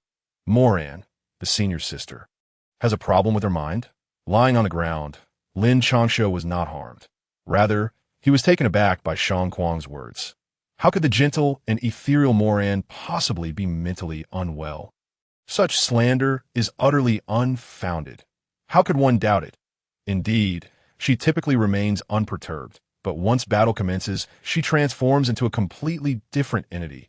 Surely you do not believe that her daydreaming is due to her ethereal nature? Allow me to enlighten you. She is likely contemplating the layers of force required to utterly annihilate her opponent. That acerbic scholar, despite his illustrious reputation, has produced disciples each more peculiar than the last. And you are no exception, for you too possess your own peculiarities. Observing Lin Changshou's expression, Shang Kuang discerned his thoughts and spoke directly. And you still entrusted Linger to her. Upon hearing this, Lin Changshou erupted in anger. Such a lovely girl as Linger would be in grave danger if she were to follow that individual. I say, her treatment of enemies is not the same as that of allies. She is quite amiable towards those she regards as kin, provided she does not have to engage physically. Shang Kuang rolled his eyes at Lin Changshou, as if he were looking at a fool. How could he possibly harm someone as adorable as Linger? Then will you permit me to learn, or not? If not, so be it. At this moment, Lin Changshou finally breathed a sigh of relief, as long as senior sister Moran posed no threat to Ling.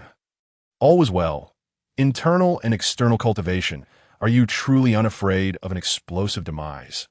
I assure you, this method is indeed viable, but it is unequivocally akin to dancing on the edge of a blade. One misstep could lead to the destruction of your meridians. And at worst, complete obliteration, in such a case. No one would be able to save you. Seeing Lin Changshou's seriousness, Shang Kuang's expression also grew grave as he gazed into Lin Changshou's eyes and inquired. Since I was able to survive 9 years ago and can cultivate to the cusp of a minor master, I assure you, I shall encounter no untoward events at this moment. Lin Changshou exuded remarkable confidence, bolstered by the presence of the bronze cauldron within him. Although the toxins had yet to be fully cleansed, it was merely a matter of time. Moreover, with the combination of internal and external cultivation, what harm could it bring? Most crucially, he sensed that advancing to the next level would be arduous. Had he continued at his previous pace, he would have long since reached the minor master realm. Yet now it felt as though an impenetrable wall stood before him, beset with deadly toxins. The moment he attempted to progress further, he would be invaded by poison once more, forcing him to proceed cautiously. Presently, Shang Kuang's postnatal tyrannical body technique presented an excellent opportunity for advancement. Once both attained the cusp of minor master status, it would mark the day the barrier obstructing Lin Changshou's progress would shatter, heralding his moment of explosive growth that he firmly believed that on that day, his cultivation would leap multiple times. This is your own choice. Very well, I shall observe just how far you can go. Upon hearing this, Shang Kuang's eyes flickered uncertainly before he resolutely tossed a piece of jade slip towards Lin Changshou, declaring, "This is..." Grasping the jade slip, Lin Changshou felt a refreshing energy swirling within. He had encountered such items before, in the residence of the Northern King. They were abundant, serving as records of core cultivation methods for various sects, encapsulating not only the techniques, but layers of insights that would save future practitioners much time and detours. The downside, however, was the limited number of uses. In ancient times, the creator of the technique would periodically transmit it. Yet now, such artifacts have been lost for over 10,000 years, with each sect treating them as treasures. Most importantly, was it not said that Shang Nin had created his own techniques? How could there be jade slips? Do you truly consider me a genius? I discovered this in a secret realm. Though regrettably, only the first half remains, so I can only claim to be a partial creator. This technique encompasses myriad phenomena. Each individual's understanding will differ, that I hope you can forge your own path and not bring shame upon it. Shang Kuang's face flushed. Indeed, he had previously claimed that this technique was of his own creation. However, he had never mentioned that he had only created half of it. After Lin Changshou exposed his truth, he felt a mix of embarrassment and anger. Rest assured, I will never tarnish your esteemed reputation. Master. Lin Changshou waved his hands repeatedly, even dropping the honorific and directly addressing him as master. Away with you. I am not your master. Your true master is that acerbic scholar. Now, focus on your cultivation. You may leave this small courtyard. I advise you to truly enter the fray. It is best to confront those beasts on the back mountain, relying solely on your physical prowess. Upon hearing the term master, Shang Kuang disdainfully waved his hand, but as he turned to leave, he could not suppress the smile that crept to his lips. This old man can be rather endearing at times. Lin Changshou caught that smile, but chose not to expose it, holding the jade slip while gazing at the direction of the back mountain with a smile. Chapter 48. The dangerous back mountain. The back mountain of the small courtyard serves as the dividing line of the entire academy. The area before the back mountain is where ordinary students practice and study. In contrast, beyond the back mountain lies the training ground of the academy's principal, Principal Chun, along with his 5 disciples, including Shang Kuang. This is akin to the distinction between direct disciples and core disciples in a sect. However, the academy lacks any classification of core or outer disciples. The back mountain, serving as the academy's pivotal divide, is further enhanced by the accumulated spiritual energy of the small courtyard, resulting in a plethora of ferocious beasts within. Legends speak of some that have even reached the peak of master status, though their veracity remains uncertain. This is a trial that all direct disciples must face. Only upon traversing the back mountain may one meet the academy's principal and become the 6th direct disciple. Yet in over a century, only 5 have succeeded. How about this? If you let me pass, I will bring you delicious treats. At this moment, Lin Changshou had been in the back mountain for 2 days. His condition utterly disheveled. His luxurious white coat was now tattered and unrecognizable. His body and face bore numerous wounds, and his breath came in labored gasps. Leaning against an ancient tree, he addressed a wolf the size of a calf. Awoo! Yet, unexpectedly, while Lin Changshou remained silent, the wolf paced back and forth. As soon as he spoke, the wolf let out a howl, transforming into a blur as it lunged towards Lin Changshou with its gaping maw. Hey, I was negotiating here. Don't be so ungrateful. Lin Changshou rolled to evade the attack, feeling a mix of frustration and embarrassment. However, all he received in response was a gust of foul wind and the wolf's sharp teeth. Gritting his teeth, Lin Changshou desperately dodged while seeking an opportunity to strike back. Bang! After a time, Lin Changshou finally found an opening, landing a punch on the wolf's ribs, but the price was a new wound on his arm as blood flowed freely. Let me tell you, I have a backing in this back mountain. During these 2 days, Lin Changshou had been in constant combat. He was now utterly exhausted, though his internal energy remained ample. However, having promised Shang Kuang to rely solely on his physical strength here, he had no means of attack beyond his fists. Most infuriating was that the text within the jade slip contained characters from over 10,000 years ago. Very few can comprehend them now. But this does not stump Lin Changshou, for he had seen and recognized them in the northern territories. Yet as he recognized one character, then 2, when they were finally strung together, he found himself utterly lost as to their meaning. Are you not done yet? As he narrowly evaded the wolf's attack once more, Lin Changshou's anger flared. For these 2 days, he had either been battling or on the brink of battle, sometimes just as he dealt with one foe. Another would ambush him. This left him not only to contend with the wolf before him, but also to be wary of lurking beasts. Just last night, due to a moment of carelessness, he had nearly had his neck bitten off by a massive black bear. "Oh, whoa!" Hiss! As Lin Changshou's words left his mouth, and he prepared to fight with all his might, the wolf let out a furious roar and lunged at him. In the midst of this fierce wind, Lin Changshou heard another sound, causing his hairs to stand on end. He did not even resist. His muscles tensed instantaneously. In the next moment, he pushed off the ground with all his strength. And with a resounding crash, he left a deep crater where he had stood, vanishing from sight. In almost an instant, the wolf's figure appeared above the crater. Following closely behind was a massive silhouette that shot forth like an arrow. Bang! Hiss! Awoo! In an instant, a spray of blood erupted, and the force of the impact shattered stones and trees to smithereens, scattering debris in all directions. Once the debris and snowflakes settled, the scene was finally revealed. The once mighty wolf was now ensnared and gasping for breath, coiled tightly by a colossal python. The chilling sound of its bones creaking under pressure echoed in the stillness of the mountain's rear, sending shivers down one's spine. Phew! Thankfully, this heir was astute. Had he not been, that blow could have cost him dearly, if not his life. Meanwhile, Lin Changshou, who should have been under siege, was perched atop a tree 100 meters away, watching the unfolding drama with a sense of trepidation. The earlier explosion of power had enveloped him in a mist, far stronger than the one he had experienced in the small courtyard. At least it did not send his internal energy into a chaotic frenzy. Yet it rendered him utterly devoid of strength. As Lin Changshou's eyes remained fixated on the python constricting the wolf, absorbing spiritual energy through his body, he was unaware that he was being observed from afar. In the small courtyard of Dinshan, just beyond the mountain, Shang Kuang, Mo Ran, and Dinshan were all present. Before them, a shimmering water surface displayed the current scene of Lin Changshou. Sir, if the little junior's physical cultivation does not utilize internal energy, it would be exceedingly difficult for him to emerge from the rear mountain. After a prolonged observation, Mo Ran's fair forehead creased with concern as he spoke. He is currently learning your techniques. What do you suggest we do? Dinshan offered no reply, instead casting a glance at the silent Shang Kuang, who responded with a calm demeanor. Let us wait a bit longer.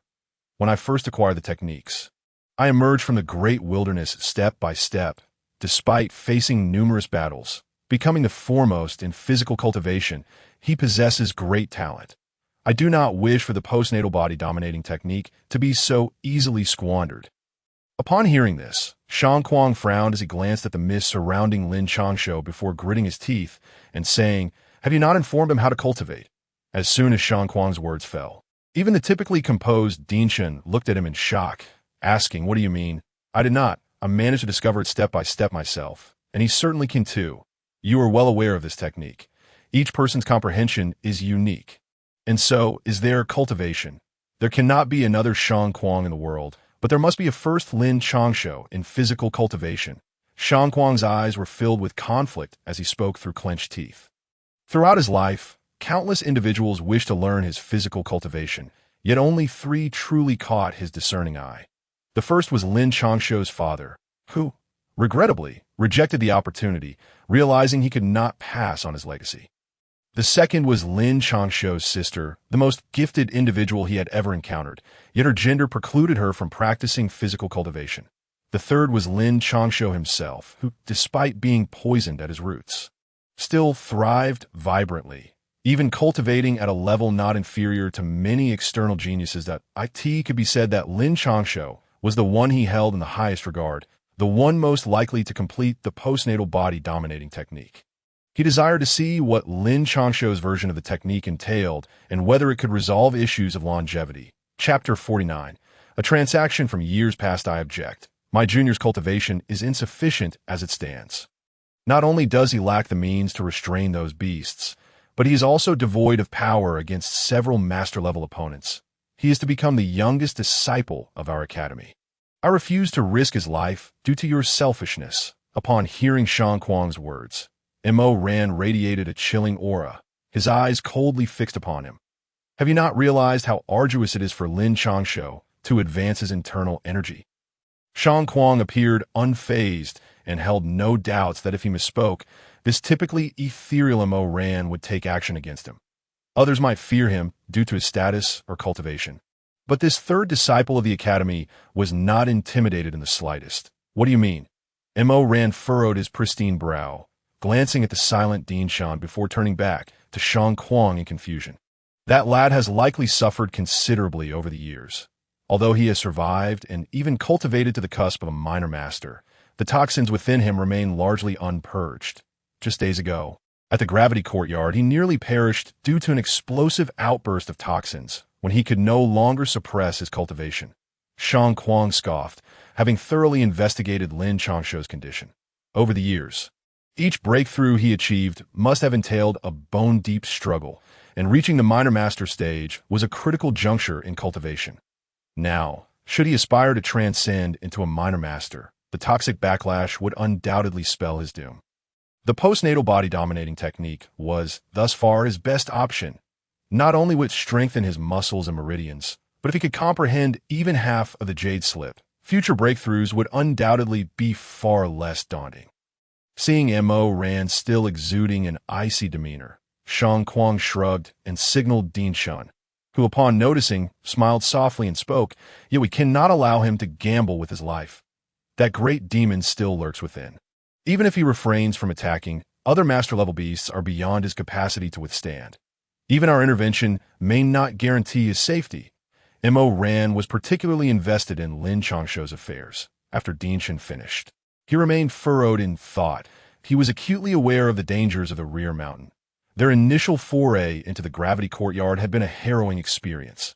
Those without cultivation who reached the master level would invariably venture into the rear mountain for trials. Yet Lin Changshou had not even achieved the minor master stage. Between life and death lies great terror and great opportunity. That great demon has already been informed. Those above the master level will spare his life. Din Shan, stroking his white beard, continued, "Rather than fretting over your junior's predicament in the rear mountain, you might consider the several abnormal monks approaching us. They will not hesitate to strike without regard for our standing. As for me and the Scholar Swan, we are currently preparing for the city of Tianbian. We cannot afford to act recklessly. Those two remnants have already sent people to intercept, but they are no match." Shang Kuang, taken aback, glanced at Din Shan, recalling that he had not been made aware of any prior arrangements. Yet their unspoken understanding over the years allowed for seamless cooperation. Those ascetic monks? How dare they show themselves?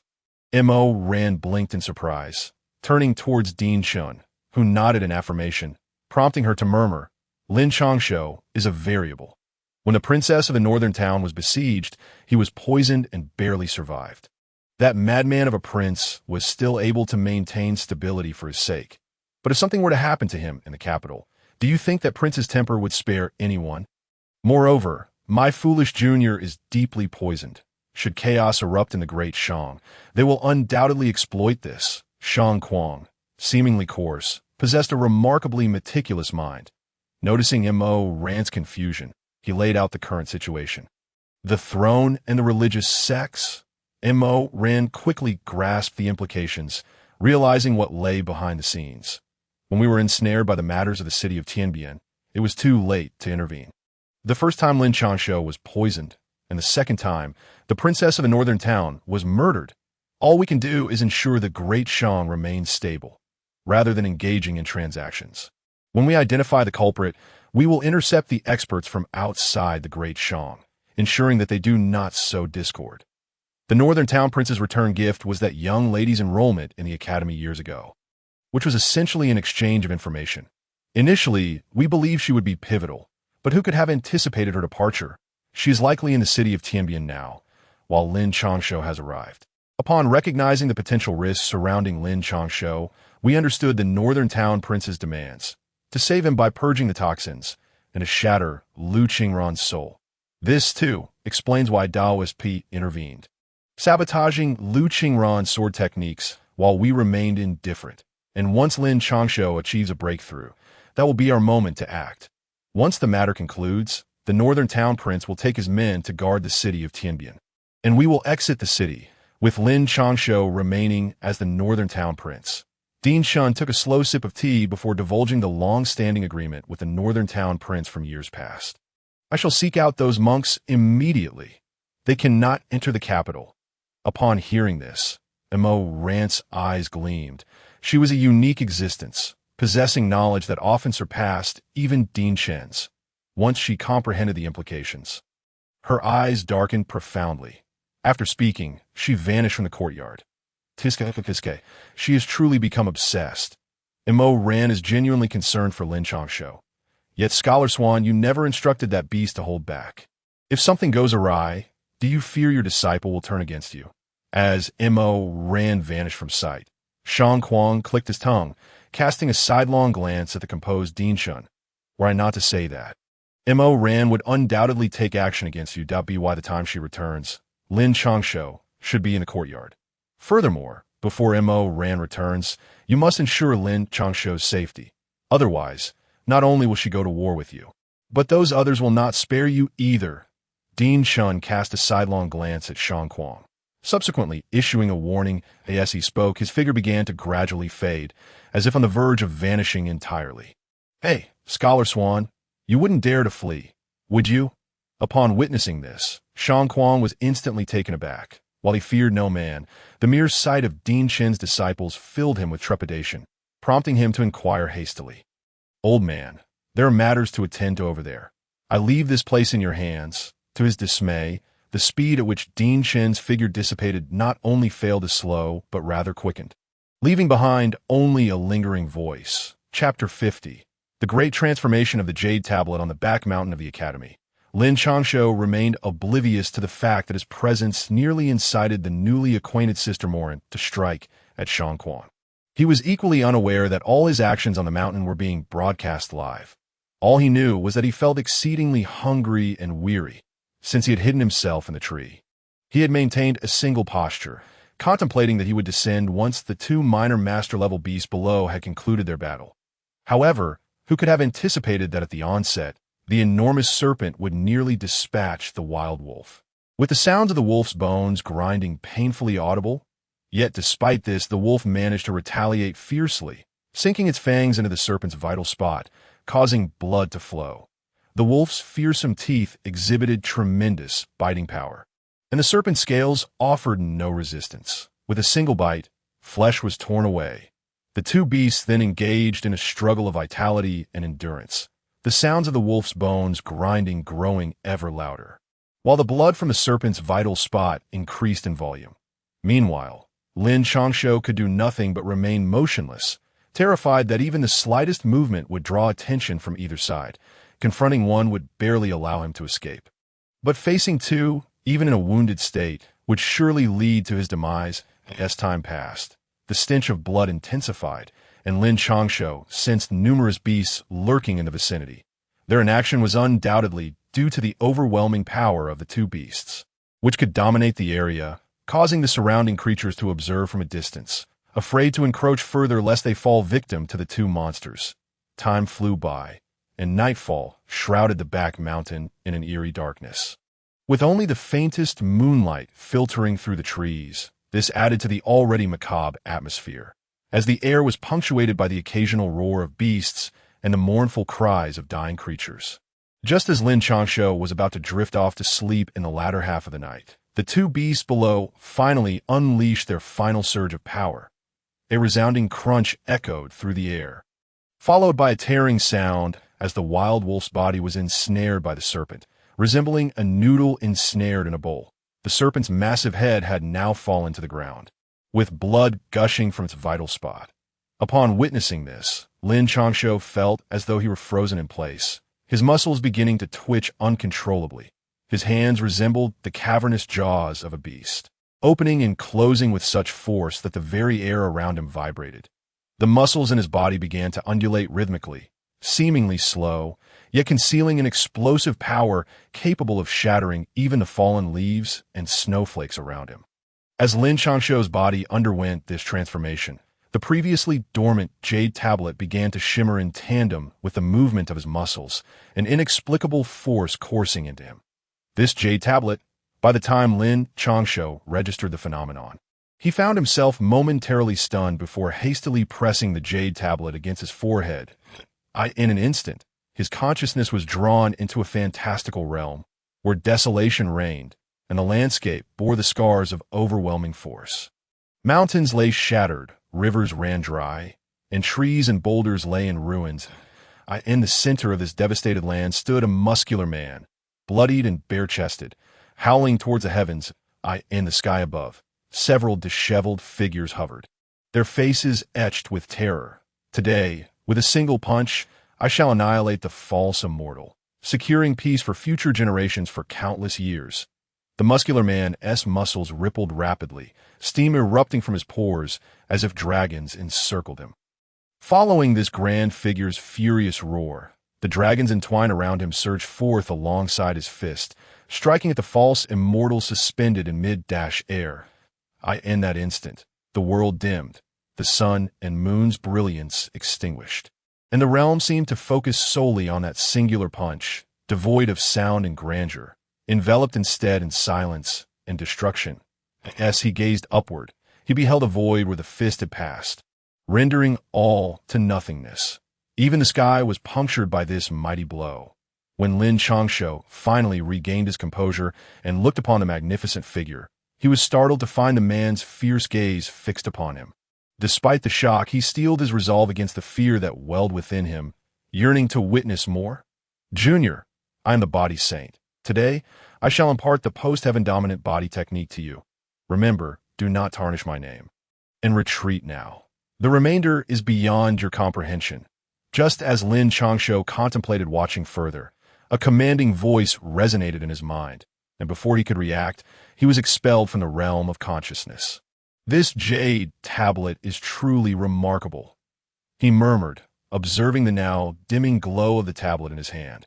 Upon acquiring the tablet, he had begun to inspect it, but apart from the cryptic inscriptions, there was nothing else to glean.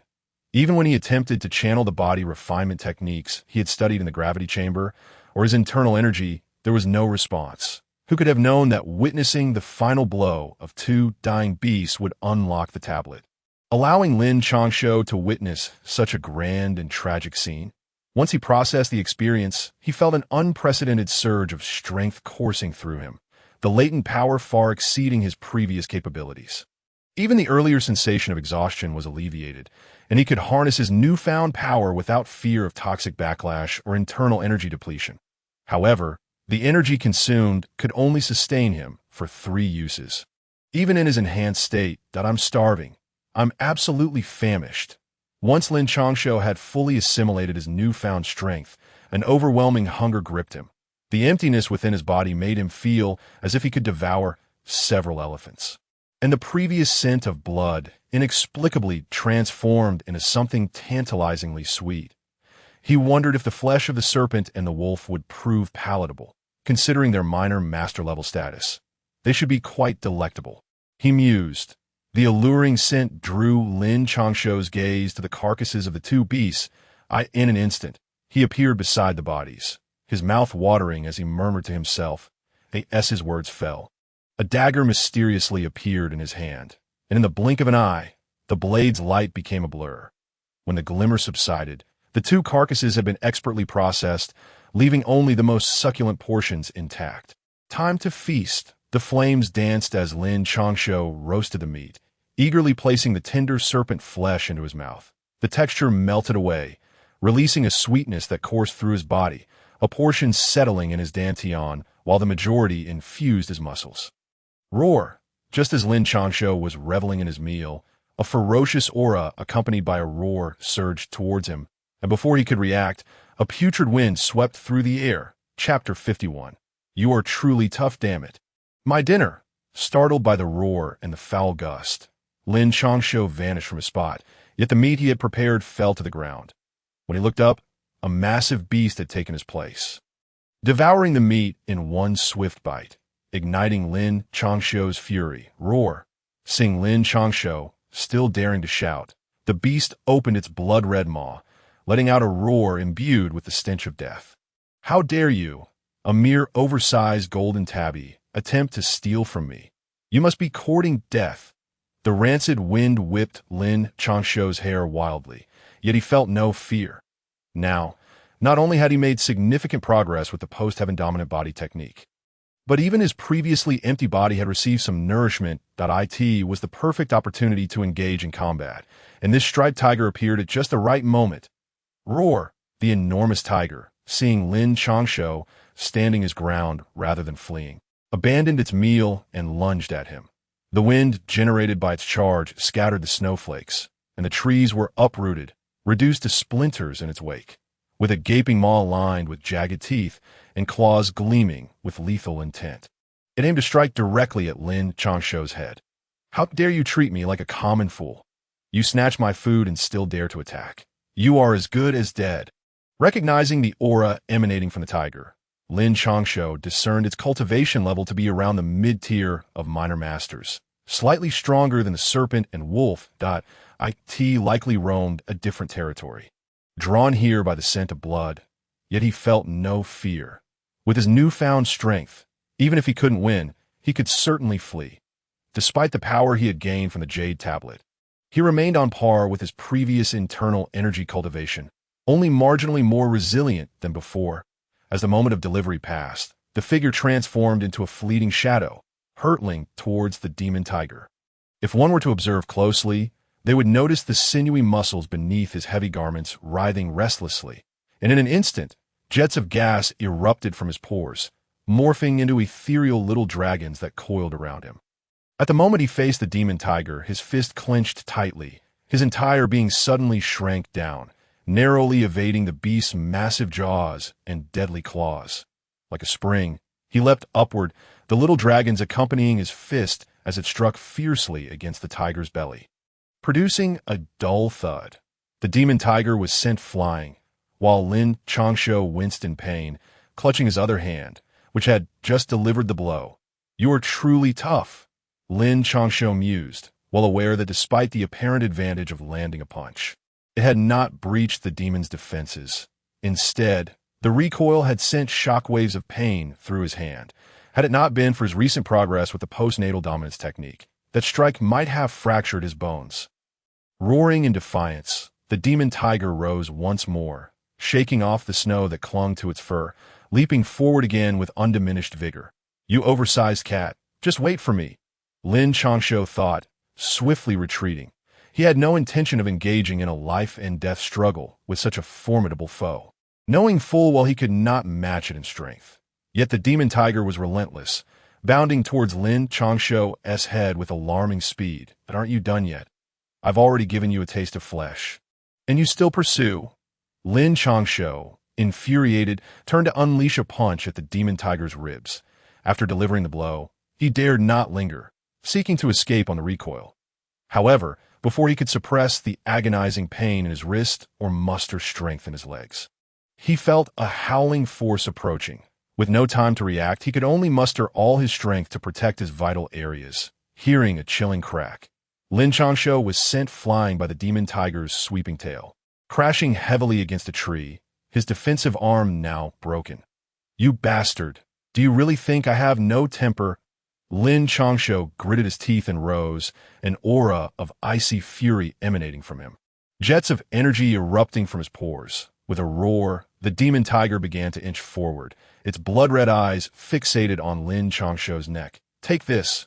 Lin Changshou's aura surged to its peak, and with a thunderous shout, the surrounding trees and snowflakes danced wildly in the air. The demon tiger, sensing the intensity, took a cautious step back. Although Lin Changshou's punches had not breached his defenses, the pain was undeniably real. Yet, after a prolonged silence, no attack came, causing the demon tiger to feel something amiss. Its nostrils flared as the snowflakes and debris settled, revealing no trace of Lin Changshou. Even the demon beast's flesh on the ground had vanished. The demon tiger's fur bristled as it let out a thunderous roar towards the sky. Throughout its growth, aside from a few formidable foes deep in the back mountain and a large black dog that had dared to provoke it, no one had ever dared to toy with it in such a manner. In an instant, its hunger dissipated, leaving only rage as its massive form prowled through the back mountain, drawn towards the scent of that detestable human. Meanwhile, Lin Changshou fled in a disheveled state, while in the small courtyard of the back mountain, Director Chun and Merchant Kwong watched with keen interest. Aren't you going to take a look? That little tiger has the potential to awaken the white tiger bloodline. That kid Changshou is no match for it. Director Chen observed as Merchant Kwong munched on sunflower seeds, a fleeting look of concern crossing his face. And no need. No need. Did you not see earlier? Even those two mediocre demon beasts forced him to activate the jade slip, and the slip responded. Now this little tiger is perfect for the occasion. I truly wish to see just how much potential that little brat possesses. Merchant Kwong countered, shaking his head, that he kept a thought to himself. The jade slip had shown no response in all those years he possessed it. The reason he had managed to cultivate the postnatal dominance technique was merely by chance. Taking cues from the aura on the slip, he had only received a minuscule part of the true legacy. In contrast, Lin Changshou was likely obtaining the genuine inheritance, making it impossible for him to interfere. Indeed, for now, I shall remain as an observer. When Mo Ran returns, I shall have much to discuss, Director Chen replied, nodding slightly before his figure faded, leaving no opportunity for Merchant Kwong to respond, vanishing without a trace. Damn it, you pretentious scholar. Surely Mo Ran won't finish so swiftly. After all, those monks are quite formidable. Watching Director Chen disappear, Merchant Kwong stood momentarily stunned before murmuring to himself in consolation. Chapter 52, a path untraveled 100 miles outside the capital city. The relentless snowfall nearly obscured the entire road. Even the occasional horse-drawn carriage that passed left tracks that were soon swallowed by the accumulating snow. In such weather, neither man nor beast was inclined to venture forth. Yet at the road's end, several figures trudged forward, clad in tattered monk robes. They appeared gaunt and emaciated, their garments hanging comically upon them. Their heads were completely bald, save for the stark contrast of their monk scars. With the snow falling heavily, the path became increasingly treacherous, yet they pressed on, their feet clad in straw sandals, step by deliberate step. This path is blocked. It would be prudent for the masters to turn back. Just as they reached the middle of the road, over a dozen figures emerged on either side, mounted on horses and clad in armor, exuding an aura of menace. To the forefront stood two figures, a middle-aged man, missing an arm, and an elderly farmer-like figure with a limp. The latter speaking, Amit Ba, it is the remnants of the Northern Army. The poor monk pays his respects. The leading monk halted, seemingly unperturbed by the murderous intent emanating from the flanking soldiers, his expression sorrowful yet peaceful as he clasped his hands together. Master Baiku, the prince spared you due to your non-involvement in the sordid affairs of Buddhism. You are among the few in the vast Jianghu of the Great Shang who have survived to this day. It is not too late to turn back. Uncle Leg observed the somber expression of Master Baiku, realizing the gravity of the situation. In the entire Great Shang, only two individuals could claim to be invincible beneath the great master level, the ragged Taoist and the monk before them. Master Baiku, Uncle Leg, and Uncle Dao felt a profound uncertainty in confronting him. Generals, I was born of the Buddhist faith, adhering to its doctrines that my inaction in the past was due to their excesses. Today, I shall act, for they have come to realize their errors and have faced their punishments. Even if the path ahead leads to boundless hell, I shall press forward without hesitation. Master Baiku's expression remained impassive as he gazed at Uncle Leg and Uncle Dao. His hand still clasped as radiant golden light emanated from him. You think I can't kill you, you foul monk?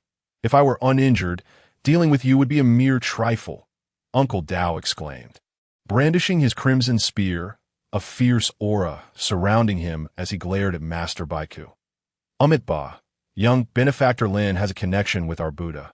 When his endeavors bear fruit, I shall personally erect a monument for him and chant the rebirth mantra for 3 years.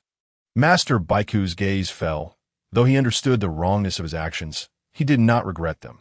Amit Ba, may our Buddha show mercy.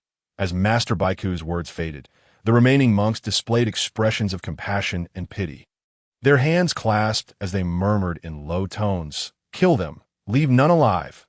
Uncle Leg exchanged glances with Uncle Dao, and with a wave of his hand, the entire Northern Army unleashed a barrage of crossbow bolts. while the two of them charged towards Master Baiku. Ba. If the two generals were uninjured, I would not presume to be your match. Yet now, you are both wounded and still carry your injuries. There is no need to waste your lives. Master Baiku lamented, his sorrow deepening as he sighed, his body radiating golden light once more as he faced the two charging figures. Shut up, you bald donkey. Today, I will risk my life to ensure you do not pass. Uncle Dao shouted, his spear transforming into a swirling dragon, aimed directly at Master Baiku's throat. Kill! Uncle Leg's demeanor hardened, brandishing a northern blade as he vanished from sight, only to reappear behind Master Baiku, aiming a fierce slash at his neck. Ba. Even the Buddha has a wrathful aspect. Upon witnessing Leg, Uncle and his companion disregard his words, a sorrowful expression of helplessness and regret manifested in his eyes. And in the next instant, the tattered monk robe he wore shattered into fragments. His once frail and emaciated form suddenly brimmed with vitality, radiating a gentle golden light from every inch of his being. As the attacks from Knife Uncle and his ally approached, he did not even attempt to evade.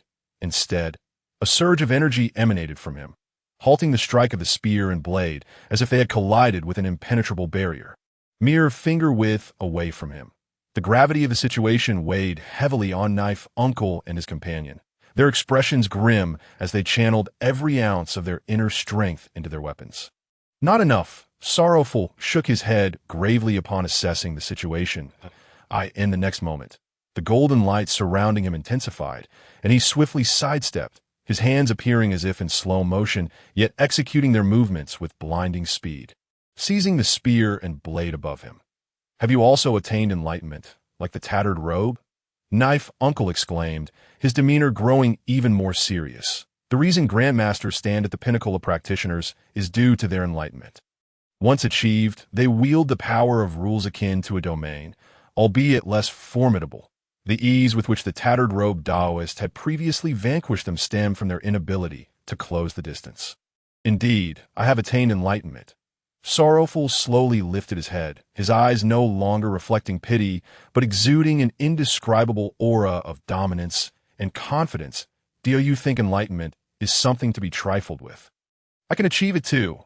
At this, Knife Uncle felt a surge of blood rage within him, and his spear transformed into a vivid crimson hue, a palpable aura of murderous intent spilling forth like a tangible force. As this aura surged, phantoms of spears materialized around Knife Uncle, causing Sorrowful's grip on the spear to tremble involuntarily. Even the golden barrier surrounding him began to waver as the spear lunged toward his throat with unerring precision. Soon, cracks began to appear on Knife Uncle's skin, blood oozing from the fissures. You are courting death. You have already fallen from grace, and to forcefully pursue enlightenment will only lead to your own destruction. Sorrowful, struggling to maintain his grip on the spear, found it increasingly arduous, his hand trembling as he exclaimed in confusion, "Shaven monk, the reason we were able to lead the Northern Defense Army to make you wail for mercy was not only due to our cultivation, but also because we fear not death." Knife Uncle remained silent, but Leg Uncle, standing behind Sorrowful, suddenly sneered. As his words fell, he seemed to vanish, the blade that Sorrowful had gripped also disappearing, only to reappear at Sorrowful's throat, drawing a deep crimson line across his skin. Chapter 53. Self-cultivated golden bodyguard sirs, I must retaliate. As Leg Uncle and his companions' attacks grew ever more formidable, Sorrowful realized that his protective barrier could not withstand much longer. With wide eyes, he uttered a fierce shout. In an instant, his aura surged dramatically, transforming from a suffocating pressure to an overwhelming force. Knife Uncle's spear contorted almost instantly. The cracks on his exposed skin spread like a web. In that fleeting moment, Knife Uncle appeared as a being of blood, yet he remained silent, as if the pain from his cracked skin and flowing blood were inconsequential. His eyes blazed crimson, channeling all his cultivation into a singular intent to slay his foe. Leg Uncle, concealed nearby, spat blood, forced out by the overwhelming pressure.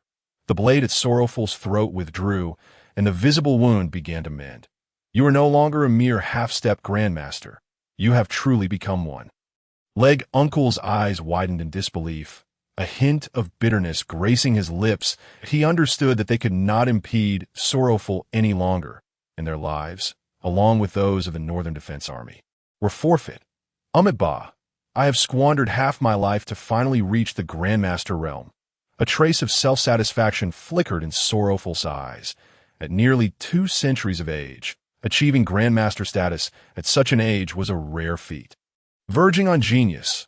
Leave, I shall hold the line here. What is a Grandmaster to me? I have slain many. Knife Uncle's eyes began to bleed as he uttered a cold shout, his aura surging once more. Straightening the bent spear with great effort, he recognized that their chances of survival were slim, yet for the sake of the young lord, he would not shatter their last glimmer of hope. Determined to ensure the young lord knew who awaited him. He was already gravely injured, and as Lin Changshou had surmised, Leg Uncle was indeed fleet of foot. Before his opponent's legs faltered, there were few in the realm faster than him. Take care, retreat. Leg Uncle understood this truth, casting a deep glance at Knife Uncle before vanishing from sight. The Northern Defense Army would fight to the death. Yet, to their astonishment, the once disciplined Northern Defense Army brazenly defied orders. A mere handful regrouped, raising their blades in defiance. Brothers, take care.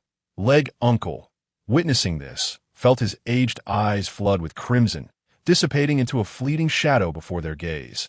Northern Defense Army, Knife Uncle, having relinquished all restraint, recognized the futility of killing his adversary, be it Sorrowful or the monks behind him. He could not extinguish their lives. However, he did not seek to kill, as long as he could buy Leg Uncle time. His purpose would be fulfilled. The Northern Defense Army understood this as well, gathering resolutely behind him after his thunderous command. You cannot escape, and you shall not hinder this monk. Sorrowful regarded Leg Uncle's retreat with an air of indifference. He once could not keep pace with his opponent, and had the latter not been severely weakened, he might have met his end at the hands of Knife Uncle and Leg Uncle. But now, he was a Grandmaster, the most formidable warrior of the Buddhist order, and he was confident that he could not only slay Knife Uncle and the Northern Defense Army, but also pursue and eliminate the elusive Leg Uncle. This journey was not solely for the Buddhist order. He aimed to demonstrate to the world that he, Sorrowful, had ascended to the Grandmaster level, a pinnacle in the hierarchy of power, the treacherous capital. A den of dragons and tigers would be a place he traversed with ease. As for Lin Changshou's life, it was merely a matter of reaching out. Even the legendary head of the academy would find himself facing him. Enough of your prattling. Kill. Knife Uncle's spear had inexplicably transformed into a green dragon crescent blade, raised high with a chilling command. Kill. With Knife Uncle's command echoing, the Northern Defense Army raised their blades in unison, their morale soaring to its zenith. Above them, a colossal green dragon crescent blade emanated a fierce murderous intent directed at Sorrowful and the other monks. How nostalgic it was, recalling the Northern Defense Army's majesty 2 decades prior. Wherever the green dragon blade appeared, the world would bow in submission. Though the green dragon general was absent today, slaying you, the vice general, would suffice. Sorrowful gazed upon the fearsome green dragon blade with an air of tranquility, even withdrawing the protective energy surrounding him. Allowing the blade's intent to rend his flesh, he felt no pain, instead reflecting a hint of nostalgia as he spoke. Dead bald donkey, you truly have a penchant for verbosity. Kill. Knife Uncle's expression remained unchanged, though his blood flowed more freely. With a cold shout, as he and the Northern Defense Army's blades descended, the green dragon blade in the sky, infused with the malevolence of heaven and earth, cleaved towards Sorrowful and his companions as if the heavens themselves had tilted. Upon witnessing this, Sorrowful's expression finally shifted to one of seriousness. Although he was a Grandmaster, decades prior, the green dragon blade had obliterated sects of Grandmaster caliber. The monks behind him, however, could not share in his calm. They were merely practitioners and minor masters. Many of them had already begun to falter as the blade descended, and now, numerous monks were reduced to mere flesh by the malevolent force of the strike. Ba, the Buddha teaches with the wrath of the Vajra to subdue dragons and vanquish tigers. Sorrowful paid no heed to the disciples behind him, issuing a fierce shout as golden light enveloped him and a massive golden Buddha appeared behind him. its visage mirroring sorrowful own. You have actually self-cultivated a golden body. Knife uncle, exerting all his might, turned pale with disbelief, his voice filled with incredulity. I am the Buddha. Why must I pay homage to others? Demon subduing fist, as Knife uncle's exclamation rang out. Every gaze turned toward the colossal Buddha. The monks behind sorrowful displayed shock and anger. Self-cultivating a golden body was considered an act of heresy within the Buddhist order. They could hardly believe that sorrowful, once regarded as the kindest of ascetics, would dare to do so. Yet, sorrowful remained unfazed. To him, this secret no longer warranted concealment. Though he harbored fear of the old monsters within the Buddhist order, he believed that as long as he eliminated these foes before entering the capital, he would be fine. As his sorrowful's words fell, he slowly extended a fist toward the airborne green dragon blade. And the enormous Buddha behind him followed suit, unleashing a tremendous punch that resonated with the might of heaven and earth. Chapter 54. You have seen nothing. That golden fist cast a shadow over the heavens and the earth, annihilating all in its path. Soon, the blade met the golden fist in mid-air. There was no resounding clash, no grand spectacle, only an eerie silence as the two forces remained locked in a stalemate. The face of the figure known as Baiku bore no sorrow or joy, merely maintaining the stance of a strike, while on the opposite side, Uncle Dao and the Northtown army twisted in agony. After a few breaths, a faint sound echoed, akin to the shattering of a sword, and upon raising their heads, they beheld the entire blade of the Qinglong sword cracked and splintered. I end the next moment. The massive Qinglong sword shattered into fragments, scattering like leaves in the wind, while the weapons in Uncle Dao's hands were flung aside. The sheer force propelled them through the air, causing their bodies to emit a cacophony of bone-cracking sounds, blood erupting from them like a fountain. Yet that fist, dimmed only by half, continued its relentless assault, barreling toward the defenseless Uncle Dao and his companions. Ruji's must perish. Observing the impending doom, Baiku calmly uttered a low cry, and the fist's momentum intensified. You wish to kill my junior apprentice? As Uncle Dao and his allies were on the brink of being pulverized, a figure suddenly appeared before the colossal fist. Dressed in azure, her bare feet hovered in mid-air, dwarfed by the fist like an ant. Yet her demeanor was unflinching as she coldly gazed at Baiku and declared, the seemingly world-destroying golden fist halted before the woman, as if it were merely a toy, unable to advance an inch. My lady, regarding matters of the Buddhist sect, I advise you to refrain from interference, lest you lose your life, and my heart shall bear the burden of your demise. Baiku, realizing his fist had been thwarted, regarded the woman with grave concern. I ask you, are you the one who seeks to kill my junior apprentice? The woman was none other than Moran, who had arrived just in time. Hearing his words, her expression grew colder, her beautiful brows knitting together. With a tone that betrayed her impatience, I do not know who your junior apprentice is, but I sense a misunderstanding here. Baiku secretly intensified his efforts. Yet the fist remained immovable, his heart filled with trepidation as he inquired with feigned kindness. Is your junior apprentice Lin Changshou, the young master of their clan? Is it you who intends to kill him? Moran pointed at Uncle Dao and his bloody companions, then gestured to herself. Lin Changshou is indeed your junior apprentice. That individual is ill-fated. The Lin family has insulted the Buddha and deserves to descend to the 18th level of hell. Baiku raised an eyebrow, then internally assessed his strength against the womaness, realizing he was likely slightly inferior, yet not by much. After all, he had not heard of such a young grandmaster. What was more, how formidable could Lin Changshou truly be? If she were speaking of Lin Changshou's master, he would have turned and fled immediately. It was clear that was not the case. Insulting the Buddha? So you are the one who seeks to slay my junior apprentice. Moran nodded, and in the next heartbeat, the golden fist vanished without a trace, and she herself felt completely devoid of any aura. My lady, you are mistaken. Upon realizing that his overwhelming strike had been so effortlessly thwarted, and feeling the absence of the opponent's presence, Baiku felt a pang of regret and hastily spoke. I too have insulted the Buddha. Let me descend to the 18th level of hell and see. However, Baiku's words had no effect, as a chilling voice drifted into his ears. Before he could react, the enormous golden figure was suddenly engulfed in a dark internal force. Visibly withering away, Baiku too began to darken, his form transforming as if he were being consumed by shadows, starting with his arms, soon to envelop his entire body. Nirvana, seeing the situation unfold, Baiku dared not hesitate further. With a fierce cry, he transformed into a mist of blood, vanishing from sight. As the blood mist passed by the monks, their faces turned ashen, and once the mist had dissipated, they crumbled away like dust in the wind. Nirvana blood shield.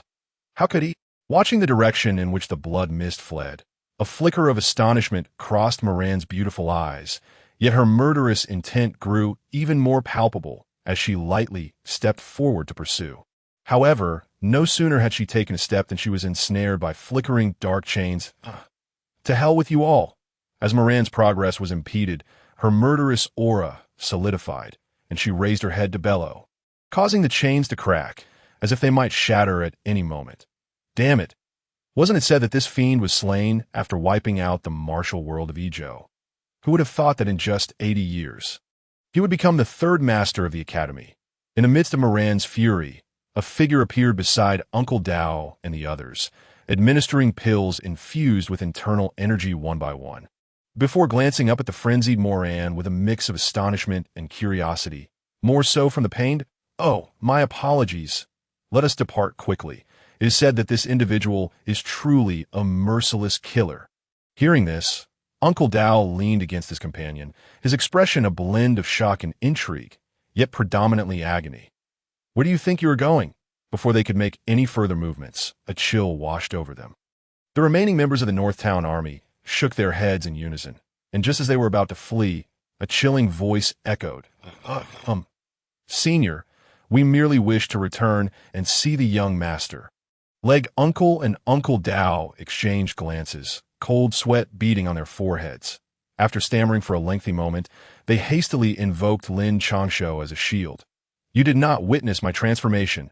Moran's murderous gaze suddenly froze, and she scrutinized Uncle Dao and the others before solemnly stating, "Indeed, you have my assurance. Today we only witnessed the third master repelling the old bald donkey. Absolutely nothing else, did we?"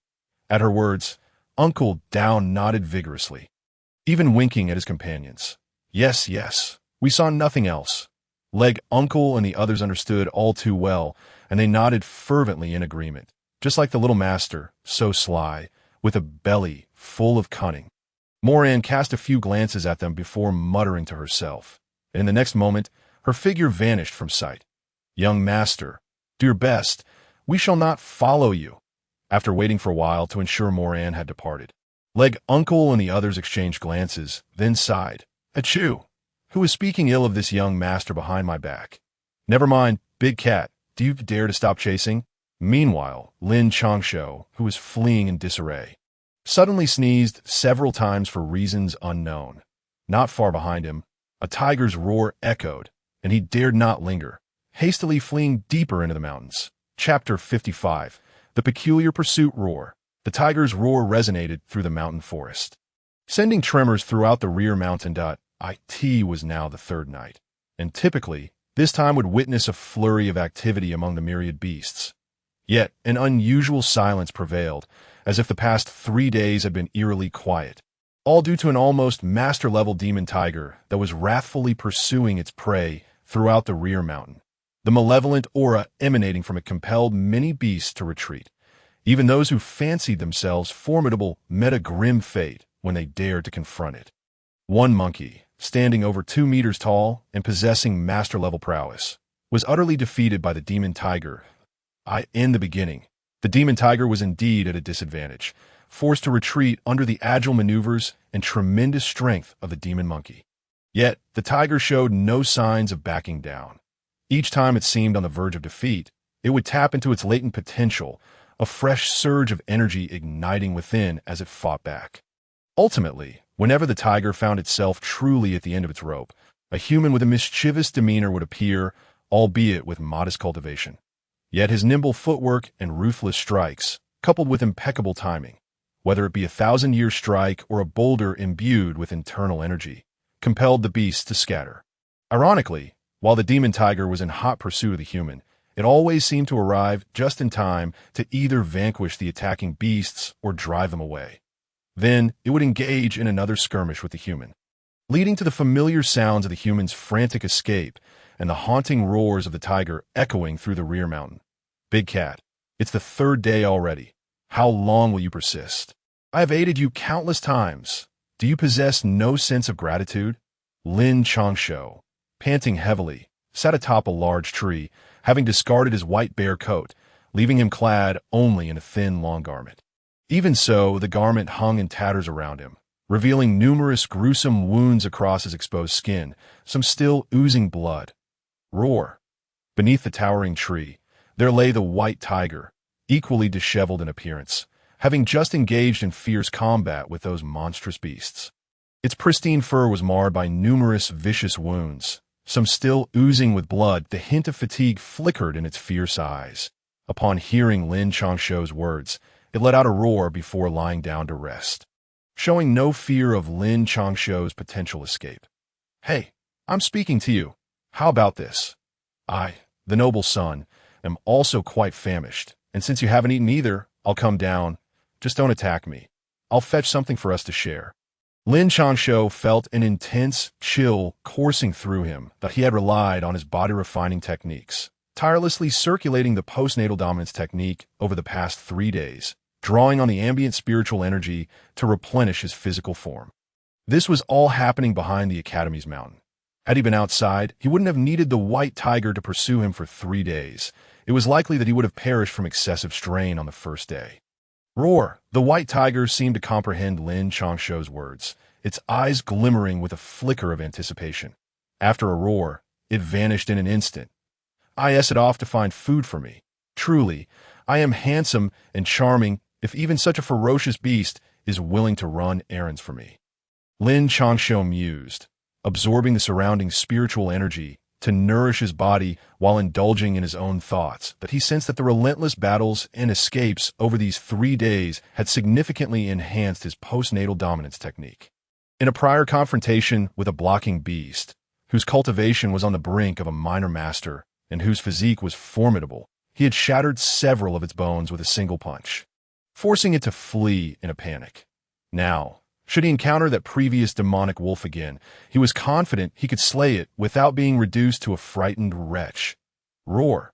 Just as Lin Changshou was reveling in his growth, a thunderous roar echoed nearby, followed by the mournful cries of a beast. Before long, a peculiar and towering deer was seized by the tiger, its neck clamped in the tiger's jaws, observing its robust muscles and massive frame. Lin Changshou silently abandoned any thoughts of confronting the tiger.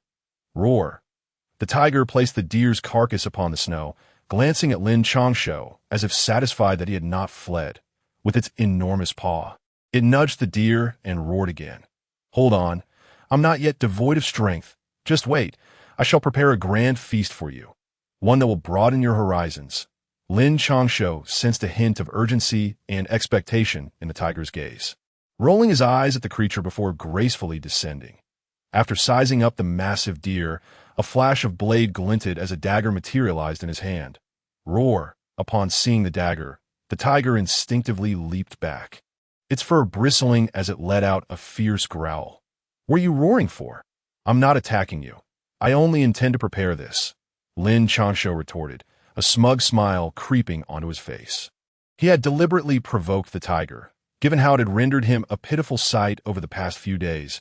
Roar! The tiger, seemingly understanding his words, calmed down, though upon noticing Lin Changshou's grin, it let out another furious roar, sending a flurry of snow cascading down upon Lin Changshou. Do you still wish to eat? As Lin Changshou sought the ideal spot to slice the meat, he was suddenly enveloped in a chill, grateful for his diligent training. Otherwise, he might have succumbed to a cold. Roar! The tiger, unperturbed, bore a seemingly human-like smirk, reclining in place to rest. Damn it, I owe you nothing. You chase me, and now I have to prepare your meals. Lin Changshou hastily cleaned the deer meat, casting a glance at the comfortably sprawled tiger, muttering under his breath. Yet the tiger appeared oblivious, its eyes fixated hungrily on the prepared meat. Meanwhile, in the small courtyard on the mountainside. Shang Kuang seethed with rage upon witnessing the unlikely camaraderie between man and tiger, both indulging in roasted meat. "I haven't eaten yet. You little brat. I gave you the jade slip for your technique. Yet you haven't even thought to procure some food for me. Just wait until you cross the mountain. I'll show you how to handle such insolence." His fury reached a boiling point as he observed the duo feasting. After venting his frustration, he stormed away, having spent the last few days merely observing Lin Changshou, fearful he might sustain a fatal injury. The master of body refinement himself, he was now ravenous, and the sight of Lin Changshou and the tiger enjoying their meal was intolerable. Unbeknownst to Shang Kuang, Lin Changshou and the tiger had already traversed past the mid-level of the mountains and were now on the verge of the depths, in the very core of the mountain. A terrifying figure, previously resting, suddenly twitched its nose, its amber eyes snapping open, fixing their gaze upon Lin Changshou and the tiger. Chapter 56. From now on, you shall stay to cook hay, though you killed that deer. I prepared it. How can you consume so much while leaving me with so little? Don't be overly greedy. By the fire, Lin Changshou's freshly roasted meat was once again snatched away by the white tiger, inciting his ire. This had occurred far too many times. Most alarmingly, he had barely consumed 1/5 of a large deer, while the remainder had been devoured by the beast, leaving him feeling ravenous. Roar, the tiger, licking its paw, glanced at the deer leg in Lin Changshou's hand, roaring once more as it approached to snatch it away. "If you dare to snatch it again, do you believe I shall ignore you?" Lin Changshou retorted, leaping onto a tree to confront the tiger with fury. "That if you wish to eat, go find your own food. I haven't had my fill yet." Seeing the tiger poised to take what was his, Lin Changshou shouted angrily, his body still yearning for sustenance. Today he would not relent and allow the tiger to seize his meal. Roar, the tiger, upon hearing his words, glanced at the deer leg in Lin Changshou's grasp, hesitated, and reluctantly retreated into the woods. Unbeknownst to them, perched upon a nearby tree was a striking beast with a single horn and a coat of pristine white as the tiger returned with another beast in its jaws. Lin Changshou eagerly began to prepare it, the enticing aroma wafting through the air. This scent had both man and beast eagerly salivating, their eyes fixated on the roasting meat. "Do not move. I shall divide it. If you disagree, you can prepare the rest yourself." As the tiger grew impatient, Lin Changshou protectively shielded the food, his gaze firmly locked onto the creature. Recognizing its predicament, the tiger had no choice but to relent. After all, without Lin Changshou's cooking, it wouldn't be able to feast on the remaining meat. Once the tiger settled down, Lin Changshou nodded in satisfaction, the dagger flashing as he divided the roasted food in half. Man and beast were finally ready to indulge, but just as they were about to dig in, the food vanished from their hands, their teeth clashing in confusion. What the hell? In an instant, both Lin Changshou and the tiger stood frozen, exchanging bewildered glances before checking their empty hands, their expressions grave that in this mountainous terrain, the one capable of stealthily snatching their food was undoubtedly a formidable foe. Slowly, they rose, instinctively drawing closer together, their eyes fixed warily on the darkened woods. "Hey, what is the matter with you two? Don't just stand there. Keep roasting. I love to eat." Just as Lin Changshou broke into a cold sweat, unable to locate the culprit, a voice echoed, followed by the sight of a white-horned figure descending gracefully from the moonlit sky. Gulp! As the figure approached, Lin Changshou beheld its appearance, entirely snowy white, adorned with 2 horns, though one was broken. With a goat's beard and a lion's physique, it boasted snow-white wings at its sides. Upon witnessing its full form, Lin Changshou distinctly heard the tiger beside him swallow nervously. "Little tiger, are you afraid of this divine beast?" Noticing Lin Changshou's silence, the creature turned its gaze upon the tiger, gently inquiring. The tiger, upon hearing this, dared not respond, repeatedly shaking its massive head while retreating on its 4 legs. "Even the little tiger has begun to lie. What is your name?" The beast regarded the fearful tiger, disappointment flickering in its eyes as it turned to Lin Changshou, asking with a hint of indifference. Gulp!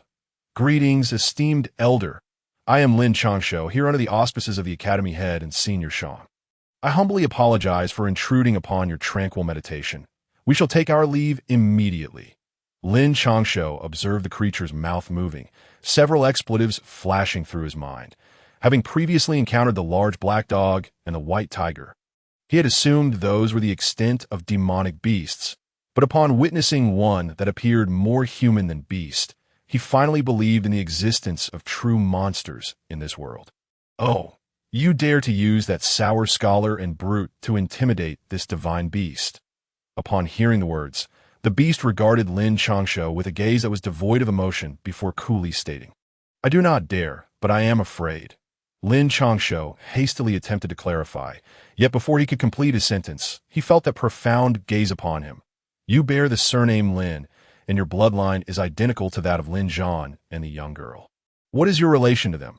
The beast scrutinized Lin Changshou from head to toe, and suddenly its eyes emitted a piercing light, interrupting Lin Changshou's words. "Oh, you know the elders." Faced with this inscrutable creature, whose depths were unfathomable, Lin Changshou refrained from responding recklessly, cautiously posing a question in return. "I am acquainted with them. Lin Zhan and that girl have visited me in the mountains behind." The beast cast a discerning glance at Lin Changshou, as if it could see right through him, and calmly remarked, "In response to your elder's inquiry, Lin Zhan is my father, and the other is my elder sister." Noticing the absence of any emotional shift in the beast, Lin Changshou finally dared to acknowledge this connection. Indeed, if that is the case, then you shall remain here to cook for me." However, scarcely had Lin Changshou's words left his lips when the previously indifferent beast suddenly radiated an aura of icy coldness, fixing a chilling glare upon him. "What do you mean by that, elder?" In the instant the beast spoke, Lin Changshou attempted to flee, but before he could make a move, he discovered that his entire body was immobilized, his internal energy and physical form rendered utterly powerless. With a grim expression, he could only retort, "This broken horn of mine was shattered by your father, and your sister also broke a piece of it years ago. What do you think I intend to do?"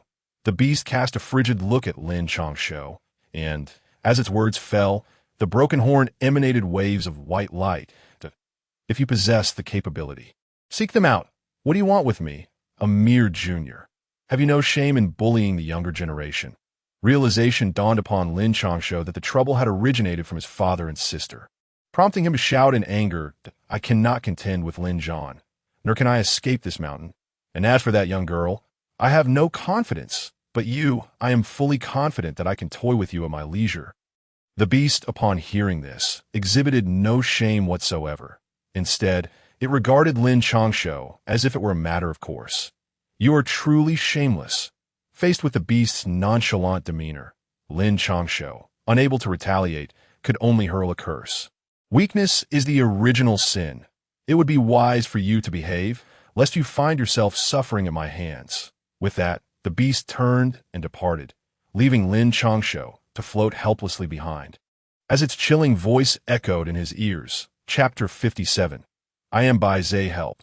Lin Changshou's anguished cries resonated throughout the night sky, eclipsing even the beast's final wails. Meanwhile, the beast, upon witnessing Lin Changshou being seized, vanished into the night with a series of powerful leaps. How did I hear that little brat's cries for help?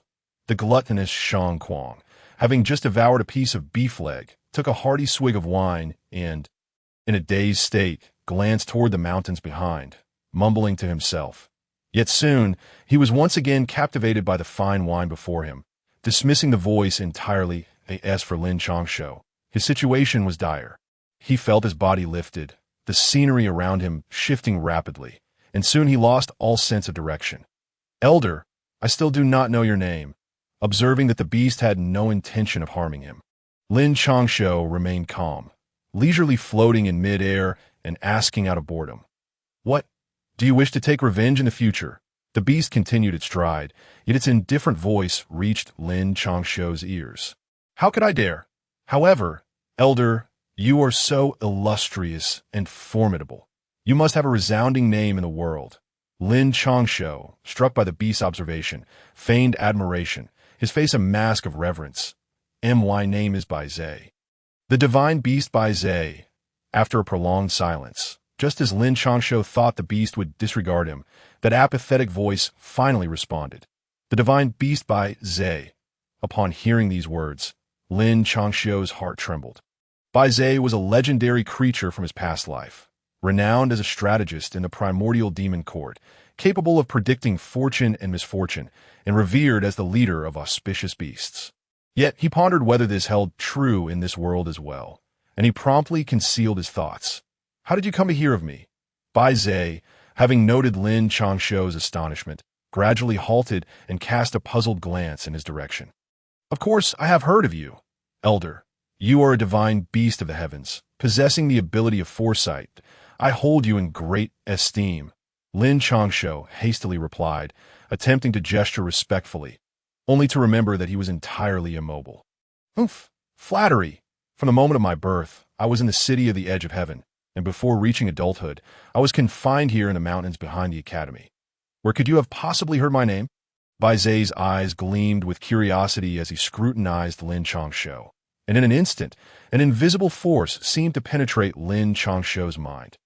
"Elder," Lin Changshou barely managed to utter these words, inwardly lamenting his imminent demise, only to discover that the anticipated pain did not manifest. Instead, the long still bronze cauldron within him suddenly trembled, and an unseen force dissipated Bai Zhe's influence from his consciousness. "Strange, why can't I see through this young fellow?" Before Lin Changshou could react, Bai Zhe appeared directly before him. Fixating his gaze intently upon him, "I guess it due to the purity of your thoughts." Startled by the beast's sudden proximity, Lin Changshou, thinking quickly, replied with a grin. "Humph. Return. Remember, you are now my chef. If you do not perform well, while I cannot kill you, your life will certainly be difficult." After several probing attempts, Bai Zhe remained unable to discern Lin Changshou's inner thoughts, which sparked a sense of curiosity and unease within him. With a cold snort, he turned and departed. Elder, you have yet to tell me where the city of the edge of heaven is, and why I have never heard of it." As he watched Bai Zhe walk away, Lin Changshou called out urgently. Having spent many years in the Northern Territory and read numerous texts, he felt that this so-called city of the edge of heaven could unveil the mysteries of this world. "You are young.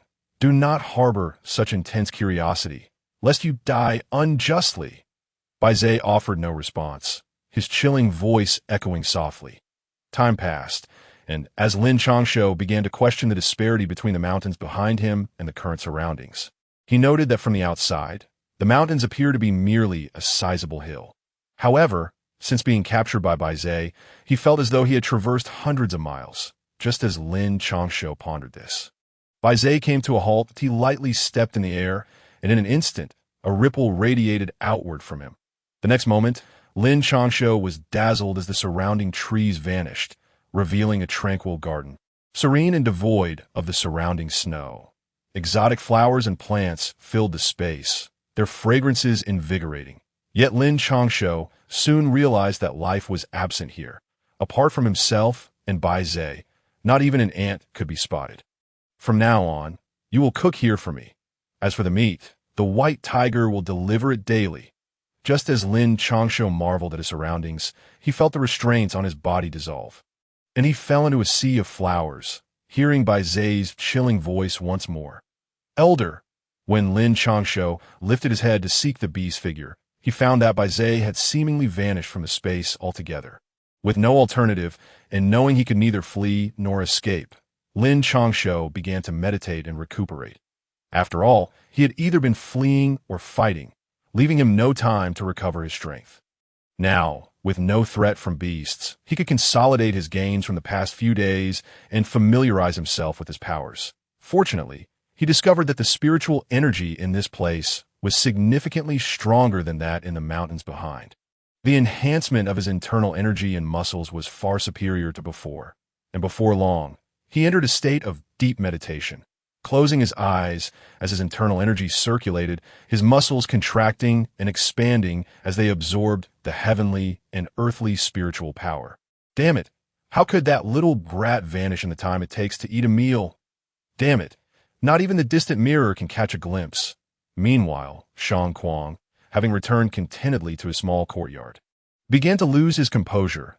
realizing that Lin Changshou's figure had long since disappeared from the water mirror. The remnants of their previous feast and the beast's carcass lay abandoned, and in an instant, his mind exploded with realization.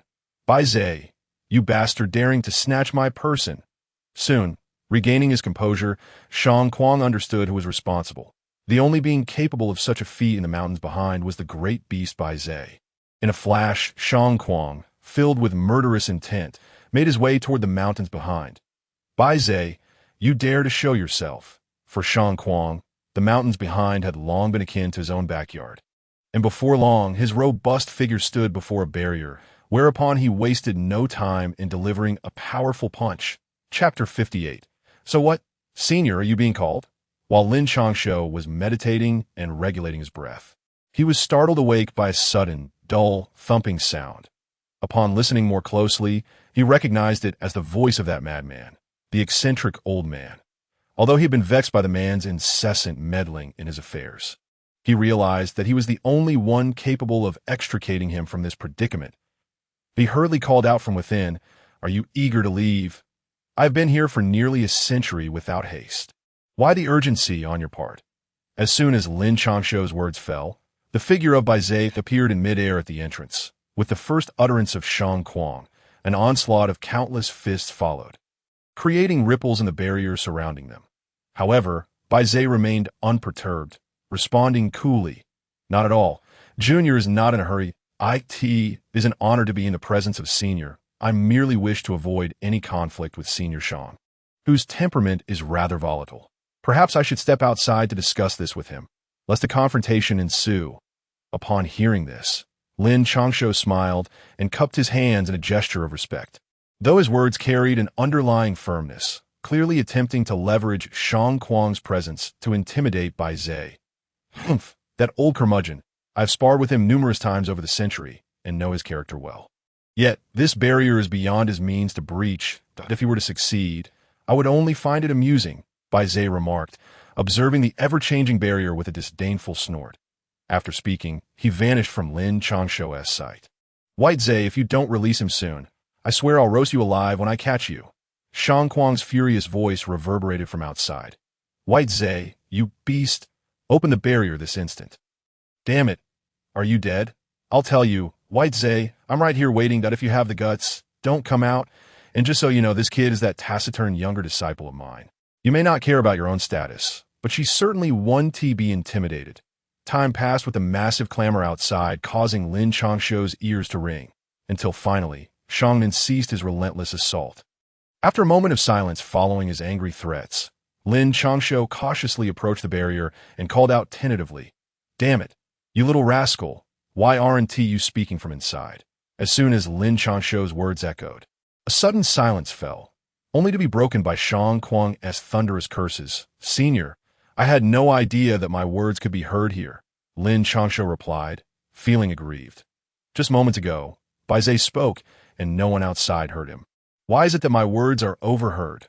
I have opened the barrier slightly to alleviate your boredom, thus allowing me to eavesdrop on your conversation." Bai Zhe's icy voice drifted forth. "White Zhe, you better release him at once. Otherwise, when Mo Ran returns, even Xinkai won't be able to save you." Shang Kuang's voice rose in fury. "Oh what?" Bai Zhe replied indifferently, his tone unyielding. "Damn it." Shang Kuang fell silent, leaving Lin Changshou uncertain if he was still outside. Meanwhile, Mo Ran's eyes were dark as night, exuding a palpable aura of murderous intent, as if it were a tangible force. "Oh, you wish to die." Her cold voice sliced through the air like ancient ice. "Master San, as the envoy of Master Shurjin, you cannot kill," a eunuch said, bowing humbly before Mo Ran, yet blocking the path of Shurjin without budging. "Then you shall die together." Mo Ran glared at the old eunuch, then turned her gaze to the monk hiding behind him, her voice chilling. In an instant, the sky seemed to darken, a heavy aura of death descending upon the realm, as if it had emerged from the depths of an endless abyss. "Since you are so interested, I shall not shy away from the challenge," the old eunuch declared, his demeanor unflinching, slowly rising to his feet. As he stood, a domineering figure emerged behind him, clad in the garb of a high-ranking official. holding a floating dust. His eyes seemed to pierce through the passage of time, exuding an air of authority tempered by an undercurrent of subtle gentleness. Humph, Hanso, do you truly believe that with your dragon transformation technique, you can contend with me? Mo Ran's voice was laced with disdain within the enveloping darkness. I do not presume to match Master San in strength, but if I can buy some time. Naturally, someone will inform Director Chun. Han Suo exerted all his effort to maintain his stance, trembling under the weight of their power disparity, yet resolutely refusing to retreat, his gaze fixed on the oppressive darkness. Then you shall perish, Mo Ran's voice rang out, and an instant later, the dark mist surged to life, materializing into terrifying shadows that enveloped Han Su. And why life is not so easily extinguished, came Han Suo's strained voice from within the black mist. As his words faded, a resounding roar of a dragon echoed, granting Han Suo a fleeting moment of respite. The ethereal golden light surged forth, tearing through the dark mist, revealing Han Suo's emaciated form. Where once he had appeared robust, he now resembled a frail, dying elder, his body reduced to mere skin and bones. Even the towering figure behind him had suffered similarly, appearing as nothing more than a wraith. Were it not for the ethereal golden dragon coiling above his head, T.O. harnessed the power of dragon chi. No wonder the Shang has become so formidable. Even a eunuch can draw upon it. Shang Jun, your reign has come to an end. Upon noticing the dragon chi, Mo Ran's figure emerged slowly, her gaze directed toward the capital, where strands of golden fortune swirled like dragon chi above Han Suo. Cough, cough. It is the grace of His Majesty and the Empress. Otherwise, this old servant would not dare to stand before Master San. Han Suo coughed up blood, his complexion regaining a semblance of color as the dragon chi coursed through him, healing his wounds significantly. Humph. Today, I shall spare your lives, but do not presume that because of the dragon chi's support, I will hesitate to slay you. Killing you would merely require some effort on my part. Keeping you alive serves to sharpen my junior disciple. Remember, I am watching you from the capital. Mo Ran raised her hand, and the dark mist transformed into luminous tendrils, striking toward Han Suo and Shurjin. Ah, bang, bang! As Mo Ran's words resonated, the attack manifested before Han saw, a powerful force sending him flying, causing Shurjin and others behind him to spew blood and be thrown back. Thank you, Master San, for your mercy. Han saw, after being propelled through the air, scrambled to his feet, disregarding the pain within, bowing deeply in gratitude to the direction in which Mo Ran had vanished. Chapter 59. Using one's hand as a blade, this marked the fourth day Lin Changshou had spent in Bai Zai's realm. During this time, aside from the occasional frenzied banging on the barrier and the ensuing curses from Shang Kuang, everything had remained exceptionally tranquil. Of course, there was one exception. Every day, Lin Changshou found himself tasked with processing a multitude of beast carcasses, the source of which he had no idea, as he had never seen Bai Zai leave. Moreover, Bai Zai was rather finicky, often complaining that the meat was either overcooked or too salty. Yet, there were benefits to this arrangement. The spiritual energy within Bai Zai's domain was unparalleled. Lin Changshou could feel each breath invigorating both his physical body and inner strength, a sensation entirely absent from the outside world. The beast meat was of the highest quality, with the least impressive being at the level of minor masters. The spiritual essence within the meat often left Lin Changshou with a sensation of impending explosion, thus he never consumed much at once. Yet he felt immensely satisfied in terms of fullness and energy. Occasionally, Bai Zai would even offer pointers on the nuances of physical cultivation, which left Lin Changshou perplexed. Could it be that Bai Zai was not intent on his demise? Why are you using a knife? You must use your hands to peel off the flesh. From today onward, knives are strictly prohibited, as Lin Changshou once again prepared to process the beast carcasses. He instinctively reached for a dagger when Bai Zai's dissatisfied voice interrupted him. Senior, this is a beast of master level. How could I possibly do this without a knife? Lin Changshou lamented, gazing at the glistening scales of the beast on the ground. Then at his delicate hands, his expression one of despair. What is the purpose of your physical cultivation technique? I can sense the lingering intent of blades within you. Why can't the two harmonize? From now on, Use your hand out if I see you wielding a knife. Do not blame me for employing drastic measures. Baize's voice was cold as he glared at Lin Changshou. With a mere flick of his foot, Baize effortlessly sliced through the beast's tough scales, creating a small incision as if it were tofu, without any visible movement of energy. Senior, your cultivation is unfathomable, but I am not even a minor master yet. Isn't this setting me up for failure? As Lin Changshou gazed at the gaping maw of the demon beast, he could not help but swallow hard, casting a helpless glance at Baize. You little rascal, you did well this time. Just behave yourself in there and use your hands. Why can't your northern blade intent merge with my postnatal dominance technique? Before Baize could respond, the voice of Shang Kuang resonated from outside, revealing that he had not left, but had indeed settled outside as he claimed. Humph. Cook properly, if you were late or if there's a hint of weaponry. Did you see that? Inside is a demon beast at the pinnacle of the minor master realm. Its physique comparable to that of a human master. One mistake, and you'll spend a day in there.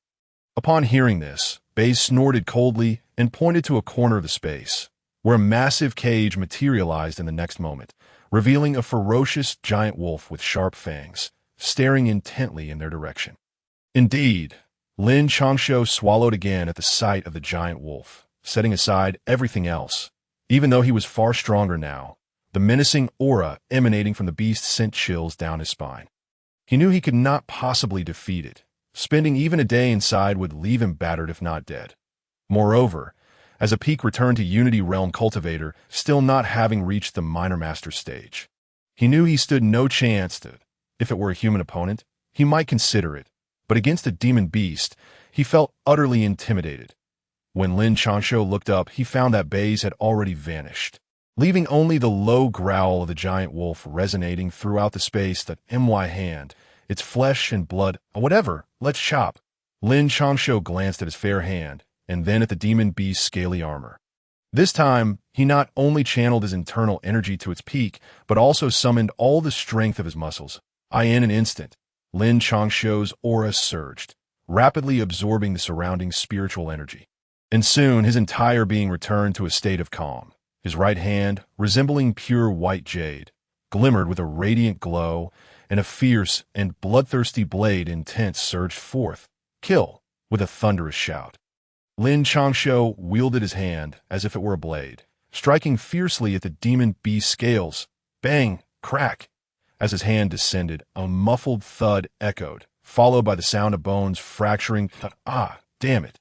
In that moment, Lin Changshou felt an excruciating pain in his hand. The scales of the demon beast had not been cleaved open, but instead had rebounded his force back onto his hand. Yet, it was not without effect. The area where he struck visibly caved in, revealing that the flesh and bone beneath had been compromised due to the beast's demise. Should the flesh rot, you'll still accompany that wolf. Before Lin Changshou could examine the situation closely, a chilling voice from Baize pierced his ears. Senior, may I inquire what level this demon beast was at in its lifetime? Lin Changshou, gripping his hand, asked with a hint of frustration to half-step Great Master.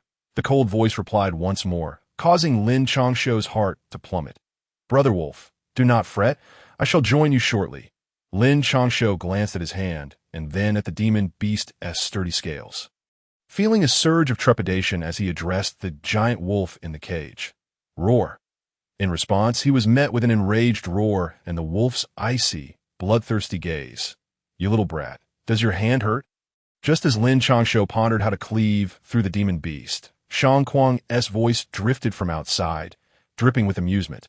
Old man, don't laugh. Be careful your teeth don't fall out.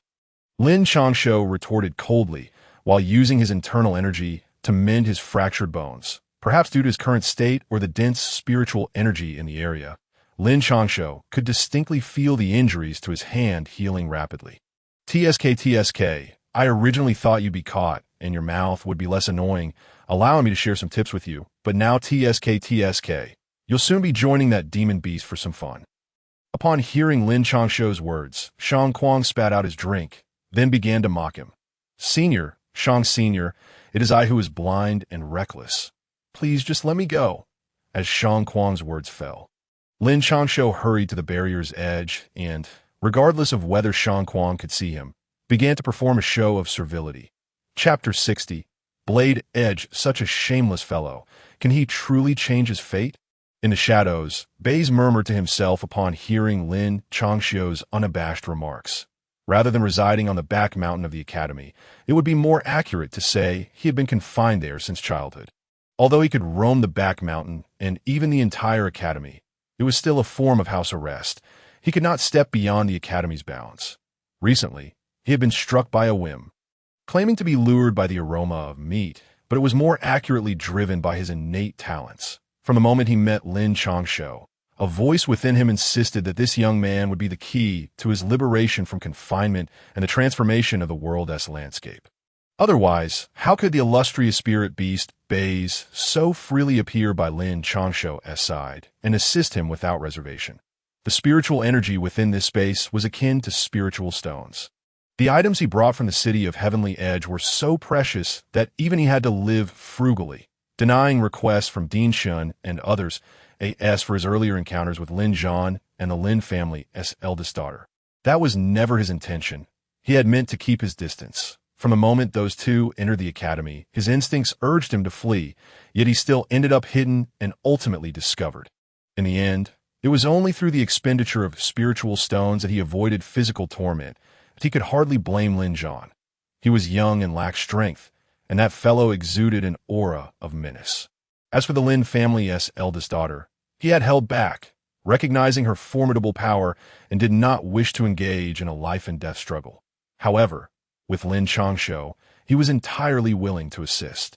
That's right, from now on, you must be respectful and understanding, so I can teach you. Upon hearing Lin Changshou's submission, Shang Kuang nodded in satisfaction, chuckling. Yes, Senior Shang, you are absolutely right. I asked for your teachings. Lin Changshou's lips twitched, vowing to himself that if he ever had the chance to outsmart that fellow outside, he would not hold back, though he continued to feign abject humility. Didn't I just teach you? As Lin Changshou's words fell, Shang Kuang expressed confusion. What did you teach me? Lin Changshou reviewed their conversation, but could not recall what Shang Kuang had imparted. I taught you to be more obedient from now on. Shang Kuang took a satisfying sip of his drink, chuckling to himself as he gazed at the barrier. Old man. Lin Changshou's expression darkened. Were it not for his lack of strength, he would have undoubtedly broken through the barrier to give Shang Kuang a thorough beating. You little brat, what did you say? I just taught you to listen, and now you've forgotten. Shang Kuang was a man of unparalleled might, renowned as the fifth in the world, and even from a distance. Lin Changshou's mutterings were crystal clear. Regardless, if others ask me, I'll say that Shang Kuang was trapped outside the barrier by Senior Baze, and his postnatal dominance technique couldn't even breach the scales of a demon beast. Lin Changshou paid no heed to such matters. As time slipped away, he knew that if he did not start cooking soon, he would undoubtedly find himself sharing a cell with the giant wolf. Damn it, you little brat. Are you threatening me? Shang Kuang, who had never been belittled, was incensed by Lin Changshou's words that IT is not a threat but a fact. If I'm not mistaken, Senior, Din Shun must have instructed you to watch over me. With the prowess of a senior, it took only a few breaths for him to arrive, yet Lin Changshou had been here for quite some time before he appeared. If others inquired, he truly wouldn't know how to respond. Lin Changshou sat on the ground, contemplating how to deal with the scales while seemingly casually voicing his thoughts. You little brat, you're usually so clever. Do you only use that wit against me? Can't you see your own blade? Look at the edge when you swing it. If you still don't understand, do whatever you want. Upon hearing this, Shang Kuang fell silent for a long moment. Just when Lin Changshou thought this tactic had failed, Shang Kuang's furious roar echoed. Thank you, Senior. As time dwindled, Lin Changshou dared not speak further. After expressing his gratitude, he hastily drew his blade and began to swing it vigorously. With each slash infused with internal energy, he discovered that the edge of his blade was imbued not only with the ferocity of the Northern Army's blade intent, but also with an invisible yet palpable blade aura. It was not merely the sharpness of the blade itself, but rather the fusion of blade intent and aura. Gazing at the dagger in his hand, Lin Changshou finally grasped the revelation. Whether I go in or you send me in, yet, before he could revel in his newfound understanding, Baze's cold voice rang out. and he looked up to find that the sky had inexplicably turned pitch black. "Gulp, senior, I can cook quickly. How about you wait a moment longer?" The giant wolf in the cage watched Lin Changshou drooling incessantly, causing to take a step back in trepidation, not out of fear of death, but rather the pointlessness of it. This was not a life-and-death struggle. "Go in." Only that chilling voice could respond to Lin Changshou, accompanied by an overwhelming force that a howl. By the time Lin Changshou regained his senses, he had already been thrust into the massive cage. Looking up, he saw the giant wolf charging towards him with a fierce roar. Did it really think that this noble son would fear it? Upon witnessing this, Lin Changshou's heart hardened. Was it not merely a fight to the death? He had never been afraid. With a low growl, he prepared to draw his dagger. But soon his expression changed. His dagger was nowhere to be found. At that moment, the giant wolf was already upon him. He could even see the gaping maw of the beast, its throat visible within the abyss. If it bit him, it would surely consume both flesh and bone. "Damn!"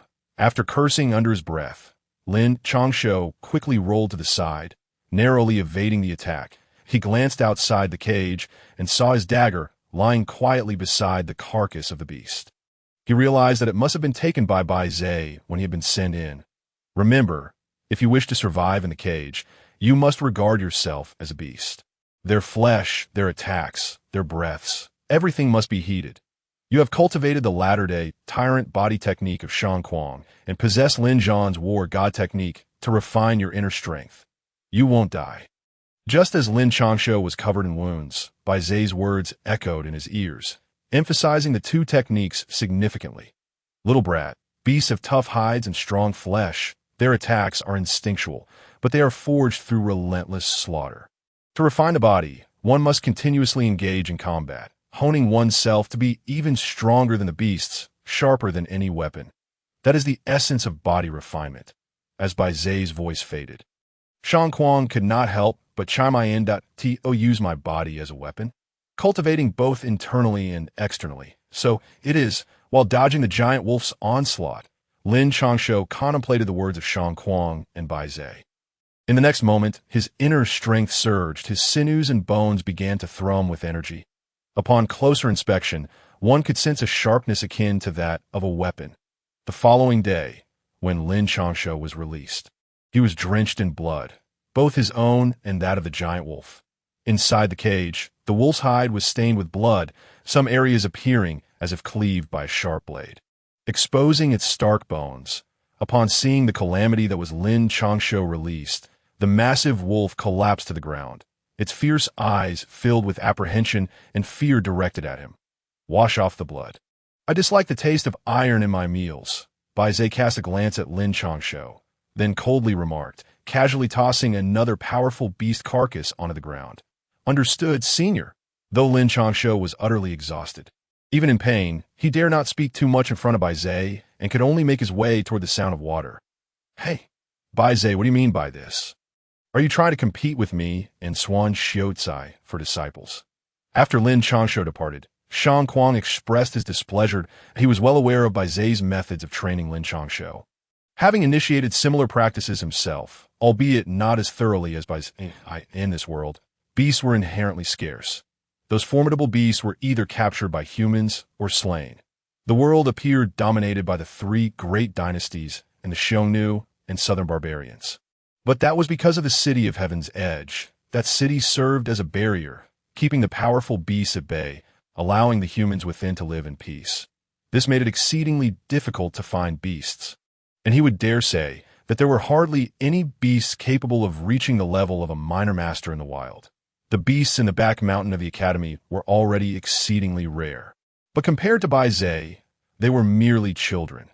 Furthermore, regarding spiritual energy, although Bai Zhe had been imprisoned in the back mountain, over the course of a century, he had transformed that space into a coveted sanctuary for cultivation. Even the academy lacked such capabilities, and the reason was simple. Bai Zhe was incredibly wealthy, possessing spiritual stones that were rare and easily attainable to him. You cannot teach them well. Does that mean others cannot teach? Bai Zhe appeared at the edge of the barrier, which became transparent, floating in mid-air as he spoke coldly. "Pa, I'm simply poor. Otherwise, I would have implemented your methods long ago. Don't think I can afford the astronomical costs of spiritual energy needed after being injured. Only someone like you has such capabilities. Shang Kuang nearly lashed out at Bai Zhe, but he understood that the barrier merely allowed visibility, not removal. He has poison within him. It is difficult to break through with the inner strength you speak of. Bai Zhe seemed not to hear Shang Kuang's words, maintaining his cold demeanor. Yes, I understand. This is merely a matter of finding a solution. As long as he cultivates both internally and externally, his chances of breaking through will greatly increase. Otherwise, why would I agree to teach him? Shang Kuang took a sip of wine, helplessly waving his hand. The issue of Lin Changshou's internal poison was evident even to a Grand Master. 3 years with me. Bai Zhe's gaze flickered, his deep eyes seemingly peering into the future as he stated indifferently in 3 years. You can eliminate the poison from him? Shang Kuang immediately stood up, excitement evident on his face. No, I said 3 years with me, and I can clear 2 layers of the remaining poison. Bai Zhe shook his head. He was indeed a divine beast and possessed countless foundational and bloodline memories. Yet he was not a deity. That kind of poison, even he could not guarantee survival. The reason he could assure the removal of 2 layers of poison in 3 years was due to Lin Changshou's inexplicable resilience. He believed that with his own foundation and Lin Changshou's mysterious constitution, at the very least, they could clear 2 layers in 3 years. Then you need not hope. This brat is the son of that scoundrel Lin Zhan. Now, during this tumultuous time for the Great Shang, the city of Heaven's Edge is no different. Although these years seem peaceful, chaos is soon to arise, and this brat is the key to it all. The movements of the Great Shang recently, he is one of the variables, and he cannot stay with you for 3 years. Upon hearing this, Shang Kuang shot Bai Zhe a glance, fully aware that while he wished for Lin Changshou to remain, he understood that it was a mere fantasy. He could sense the residual energy from the battle of Grand Masters 100 miles away, and he was even more acutely aware of the power of the Buddhist sect. Lin Changshou had to venture out. In a few days, on the day of the Grand Assembly of Nations, he would represent the Northern Expeditionary Army. With the Northern Expeditionary Army present, some court officials would refrain from acting rashly. However, if Lin Changshou did not appear or were to perish, the remnant of his poison lineage would not be able to hold the fort. Foolishness. I only know that he is of utmost importance to me. I care not for the Great Shang. From this day forth, he must remain with me for 3 years, and no one shall interfere. Bai Zhe, possessing knowledge of the world, though not as miraculous as the legend suggests, could discern recent events with ease. He understood the thoughts of those around him, and, after a cold snort, sealed the barrier once more. You white-haired beast, one day I will roast you and eat you. Shang Kuang furiously cursed as he could no longer see anything at the barrier's edge, yet he had no recourse. Meanwhile, Lin Changshou, immersed in a milky white pool, remained calm. He understood that if he relied on the bronze cauldron within him, combined with Bai Zhe's foundation, there was a considerable likelihood of purging the poison entirely. However, 3 years was a long time. He had little attachment to the Great Shang, save for those close to him. What truly mattered were those who had perished fighting for him 9 years ago, those who had traveled the world for 2 years seeking aid only to meet a tragic end, and those like Sister Mei Yang, who had her foundational cultivation destroyed yet still aided him, even if it meant degrading herself. If he remained hidden here, how could those people dare to act? If they did not act, how could Lin Changshou exact his revenge? How could he annihilate their entire lineage? How could he bring solace to the spirits of the deceased? And how could he alleviate the suffering he had endured these years? When Lin Changshou emerged from the milky white pool, all his injuries had healed, and even his weary body was revitalized with strength. He silently acknowledged Bai Zhe's profound foundation and hurried to deal with the beast carcasses. He had no desire to engage in brutal combat once more. What is your choice? As Lin Changshou wielded his hand as a blade, striking sparks from the sturdy scales, Bai Zhe's voice resonated. Chapter 62. The Taoist Temple. I must go out. I need to take my revenge. Lin Changshou paused for a moment, contemplating how to deceive Bai Zhe, but upon meeting his profound gaze, he realized the gravity of the situation and broke into a grin. Is hatred truly that important? Bai Zhe scrutinized Lin Changshou for a long while, noting the resolute hatred in his eyes, and suddenly asked, "Yes, it is important. Some perish because of it, while others live solely for revenge. Do not tell me to let go of my hatred. I only know that blood debts must be repaid with blood. Unless their entire lineage is exterminated, I, Lin Changshou, shall slay every last one of them, regardless of the heavens or the vast universe." Lin Changshou, upon hearing those words, found himself at a loss. The hatred that had been concealed in his heart for nearly a decade erupted all at once. His voice was cold and steady, devoid of rage or agitation, yet his eyes bore an endless murderous intent. "Oh, it was like this. Is there no need to distinguish right from wrong?" Bai Zai's eyes resembled a swirling mist, sometimes frenzied, at other times calm. After a prolonged silence, he spoke again. "Does right and wrong truly matter? If one were to delineate right from wrong, one must trace it back to its source, for that is the greatest enemy." Lin Changshou cast a silent glance at Bai Zai. Despite the latter's divine beast capabilities and profound mastery, he appeared quite foolish, almost like a mischievous child within the bounds of common sense. The source, is this the reason behind millennia of blood feud? Upon hearing Lin Changshou's words, Bai Zai's demeanor fluctuated, his white fur shifting between black and white, just as Lin Changshou thought he had driven Bai Zai to madness. The latter vanished from his sight. "You little rascal, you nearly caused a disaster." While Lin Changshou pondered how the legendary divine beast could act thus, outside, Shang Kuang suddenly sighed and uttered a seemingly nonsensical remark. "What does that mean?" Sensing the intrigue, Lin Changshou hurried to the barrier and whispered a question. "Why should I tell you?"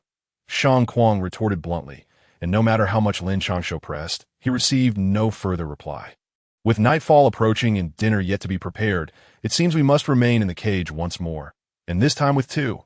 Just as Lin Changshou anxiously sought the gossip, he heard several beastly roars. Before he could react, Bai Zai's chilling voice pierced the air. Point two. Thud! Lin Changshou peered into the cage, only to see two gigantic wolves, even larger than before, glaring menacingly at him.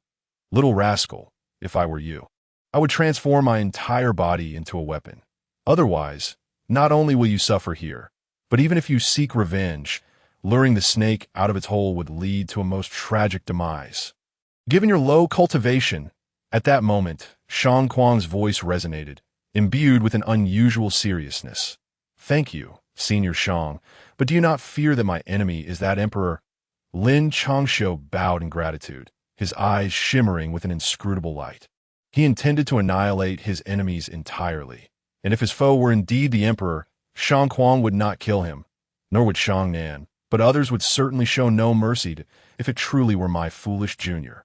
"Do you think your father would only slay a few? That kind of brute would have wiped out the entire Deshang long ago." Upon hearing this, Shang Kuang spat dismissively, although he looked down on Lin Zhan. He had to admit that the man was indeed a one-track-minded madman. When the princess of a northern town perished, were it not for Lin Changshou's survival and the intervention of that sour scholar, along with the need for his own junior to prove himself, Deshang would have long been annihilated. Would we still be waiting until now? Was it not he? Lin Changshou fell into a long silence, his heart momentarily stunned.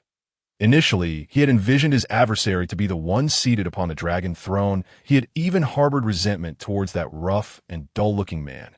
But could it be anyone else if not that individual? Was the poison of the emperor akin to mine? Suddenly, Lin Changshou seemed to have an epiphany, his eyes lighting up as he spoke. No more words. You shall seek your own revenge. This old fellow will not intervene." After a prolonged pause, Shang Kuang finally replied in a muffled tone, then seemed to vanish without a trace. "It appears that man is not faring too well himself." Lin Changshou finally understood why his father had refrained from rebellion. It must be that at the moment of action, the other party had also revealed news of the poison. All these years, it had simply been these individuals laying their plans, yet who would emerge victorious in the end remains uncertain until the final moment. Just as Lin Changshou unearthed a thread of clue from the past, in the capital city, atop a towering mountain, a small Taoist temple perched at its peak, secluded, aloof, and exuding a sense of nonchalance. "Mother, open the door. If you do not, You will never see your daughter again. At that moment, a clear and melodious voice shattered the tranquility of the temple, a girl clad in luxurious attire, with a playful and adorable expression, incessantly knocked on the heavy door while calling out sweetly, "Your Highness, the seventh princess, Madame Hua requests your presence." After what felt like an eternity, when the girl's voice was nearly hoarse, the heavy door finally creaked open. An elderly matron, with a kind gaze, looked at her and said, "Granny Rong, why didn't you open the door sooner?" Yinner was nearly frozen to death. Upon seeing the matron, the seventh princess instantly donned a bright smile, affectionately linking arms with her. "You, how old are you now? Still acting like a child?" Granny Rong looked at the seventh princess with a doting expression, shaking her head. "Well, she is still a child, unlike my mother, who left the splendid palace to come here for so many years. By the way, Granny Rong, hurry. We must leave quickly. I need to find my mother. If I don't hurry, this princess will be sold off." Shang Yinner pouted in dissatisfaction, her eyes sparkling with mischief, and as she spoke, she seemed to recall something, promptly tugging on Granny Rong's hand and leading her inside. Granny Rong could only smile wryly. For this princess was someone she had raised since childhood, and she had long regarded her as a junior. "Mother, you must save Yinner." Shang Yinner skillfully dashed to the innermost room, pushing the door open. Upon seeing the figure turned away, she cried out in desperation, "Rules! After so many years in the palace, have you learned nothing about rules?" The person, clad in a gray Taoist robe, turned upon hearing the voice, reproaching her as she did. She appeared to be in her 30s, her face untouched by makeup yet radiating an extraordinary grace and dignity. As she turned, the voluminous robe did little to conceal her curvaceous figure. Chapter 63. Madame Hua Mother. Yinner cannot bear it. Moreover, I am just being lively. Isn't it nice to make you happy? It's far better than those who sit like logs, which is simply vexing to behold. Shang Yinner exclaimed, her eyes glinting with mischief as she cheerfully linked arms with her. "You, with such an immature personality, how will you manage when you marry in the future?" The female Taoist, the most unique figure in the Shang Dynasty, though merely a consort, was utterly unafraid of the reigning empress. She gently tapped Shang Yinner's smooth forehead, exasperated. "I absolutely do not want to. Yinner does not want to marry. Mother, you do not know how wicked those people are. If I do not find my mother soon, this princess will be sold off." Upon hearing this, Shang Yinner instantly turned into a puffed-up cat, her lively face devoid of smiles, and she spoke in anger. "Impossible! Your father cherishes you so. If he truly wanted you to marry, the suitor should be a talented youth." Madame Hua, upon hearing this, smiled slightly, her charm radiant and dignified. Yet alas, only an old matron and an eternally youthful girl were present. "No way.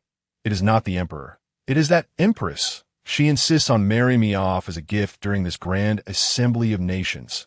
Those Xiongnu and Nanman want to marry me off in exchange for 3 cities. Mother, I do not want to marry so far away." Shang Yinner pouted, feeling wronged, clinging to Madame Hua's arm, her large, grape-like eyes misty. Eyes at her. Madame Hua, upon hearing this, was momentarily stunned. She had lived in seclusion for many years, primarily for her love of tranquility. Additionally, following the assassination of the princess of the northern town and the poisoning of the air, her husband, her sworn brother, had shown no response at all. This led her to retreat from society. Burdened by guilt towards Lin Zhan and disappointment towards Shangzhen, it is indeed her.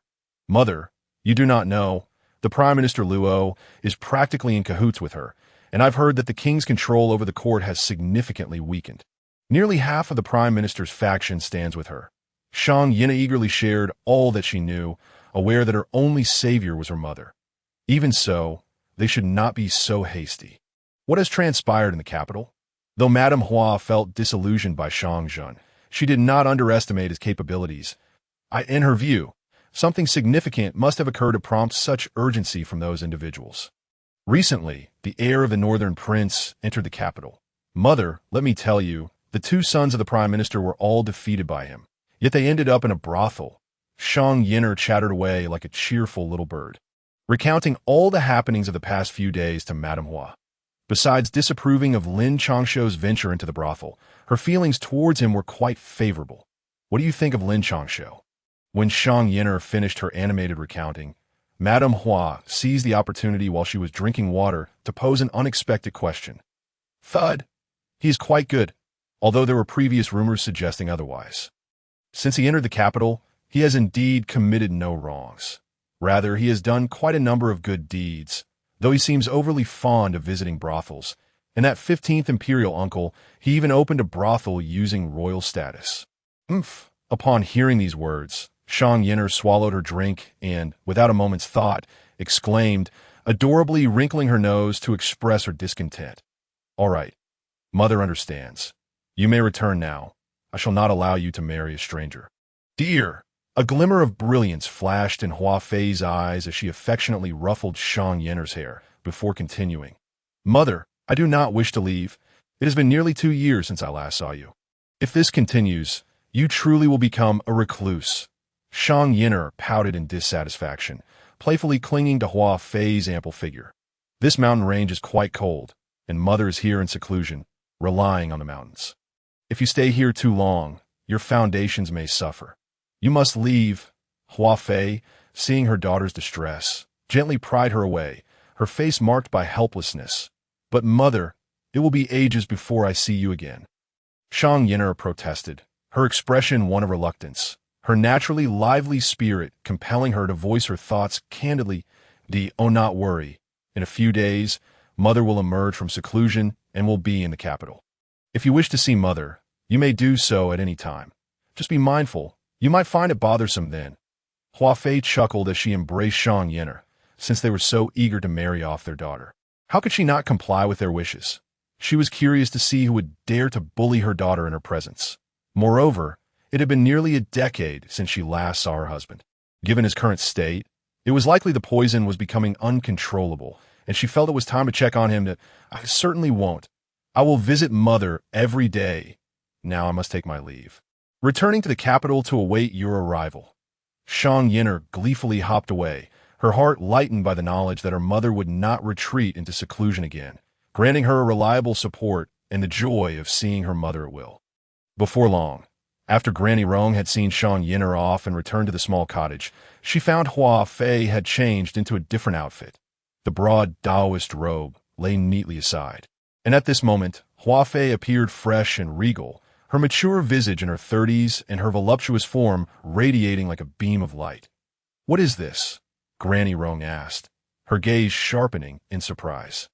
This outfit hadn't been worn since Hua Fei married the emperor, and now, seeing it on her, Granny Rong felt a wave of nostalgia. This is the attire we wore when we first ventured into the world together. I never thought I would wear it again. Hua Fei twirled around happily, her fingers brushing over the intricate designs. You have not changed at all, Granny Rong murmured, her eyes reflecting a sense of reminiscence. Oh, I have changed. I have grown older, and look how big Yin'er has grown. Granny Rong, please convey a message to my father. Tell him I need him, and also summon that scoundrel Lin Changshou. He has been in the capital for so long, and has yet to visit his aunt. Hua Fei shook her head with a hint of sadness, for even if she could wear the dress again, she was no longer who she once was. Very well. Shall I summon the young master to the Taoist temple, or? Granny Rong inquired as she turned to leave, but hesitated, casting a questioning glance at Hua Fei, the old temple. At least here, none of those sordid affairs can reach us, Hua Fei replied with a moment's pause, her beautiful eyes surveying the surroundings before she smiled faintly. Meanwhile, Lin Changshou, having been late with his cooking, found himself locked in a cage once again. This marked the 8th day since he had entered the Baizé space. The beast within the cage, once merely a minor master, had transformed into a more formidable creature, evolving from a wolf into various fierce beasts. He possesses remarkable talent. Outside the barrier, Baizé and Shang Kuang were feasting on roasted meat and drinking wine. Gazing at Lin Changshou as he battled within the cage. Chapter 64. The rules of the old man: if he lacked talent, he wouldn't have been poisoned at such a young age. Shang Kuang remarked, taking a sip of his drink. Having never doubted Lin Changshou's abilities, he held no skepticism about the talents of the Lin family, given the numerous astonishing feats he had witnessed. Do you intend to cultivate him as the next guardian of the Tianbian city, or will you let him develop as a variable? Bai Zai's eyes gleamed with profound insight as he addressed Shang Kuang. Having already tapped into his bloodline power, do not bother with mind reading. The future growth of this lad is uncertain. He might not even survive the impending calamity. Shang Kuang replied with a cold smirk. Unperturbed by the prospect of Bai Zai's mind-reading abilities, for he had no inclination to deceive. What a pity! I foresee the fortunes of Deshang shifting amid countless bloodshed. Will you not, as an ancestor, intervene? Bai Zai shook his head, expressing his regret before inquiring curiously. Recently, those beings from the demon race appeared in Tianbian City, but we have no idea how many there are, until they make a move. We can only wait. If it comes to a normal confrontation, even if Deshang were to fall before my eyes, I would not intervene. That if those entities seek to devour Deshang's fortune, I wouldn't hesitate to spill blood. As he concluded, Shang Kuang emanated an overwhelming aura of murderous intent. If you require my return, I can go, but only at the opportune moment. Bai Zai slowly approached the barrier, hesitating momentarily before speaking. Very well. Once everything is in place, I shall inform you. After all this time of conflict between your demon clan and us, it is time for someone to step forward. Shang Kuang responded with a glint of excitement in his eyes, pleased that the century had not been wasted. Upon hearing this, Bai Zai did not look back, but directly entered the barrier. Senior, they are not capable either. Next time, dare they send someone stronger? The following day, Lin Changshou sat within the cage, his hands slicing through the tough scales of a beast as though they were mere tofu. Upon seeing Bai Zai, he boasted, having sustained numerous injuries from the fierce battle the previous night, he had finally slain his first beast. That's it.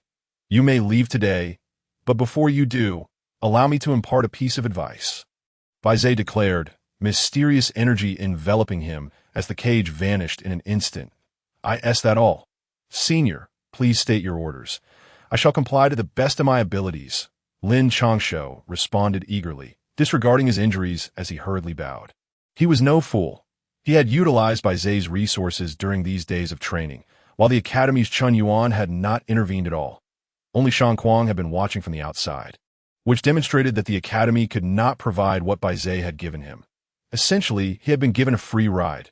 Live well, and await your arrival at Tianbian City, just when Lin Changshou expected a substantial request from Bai Zai.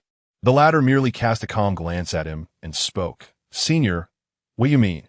Lin Changshou began to inquire, but felt a surge of energy sweep over him before he could react, plunging him into a milky pool. Once you heal, you may exit.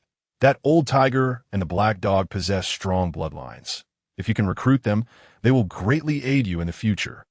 As Lin Changshou stood bewildered, Bai Zai's voice echoed in his ears. Thank you, Senior. May I take some of this water with me? Lin Changshou asked eagerly, knowing he would seek out those two upon leaving. The black dog was a reliable comrade, and he owed the white tiger for not having killed him despite the lengthy pursuit. Of course. Bai Zai's voice rang out. Thank you, Senior. Lin Changshou beamed with delight.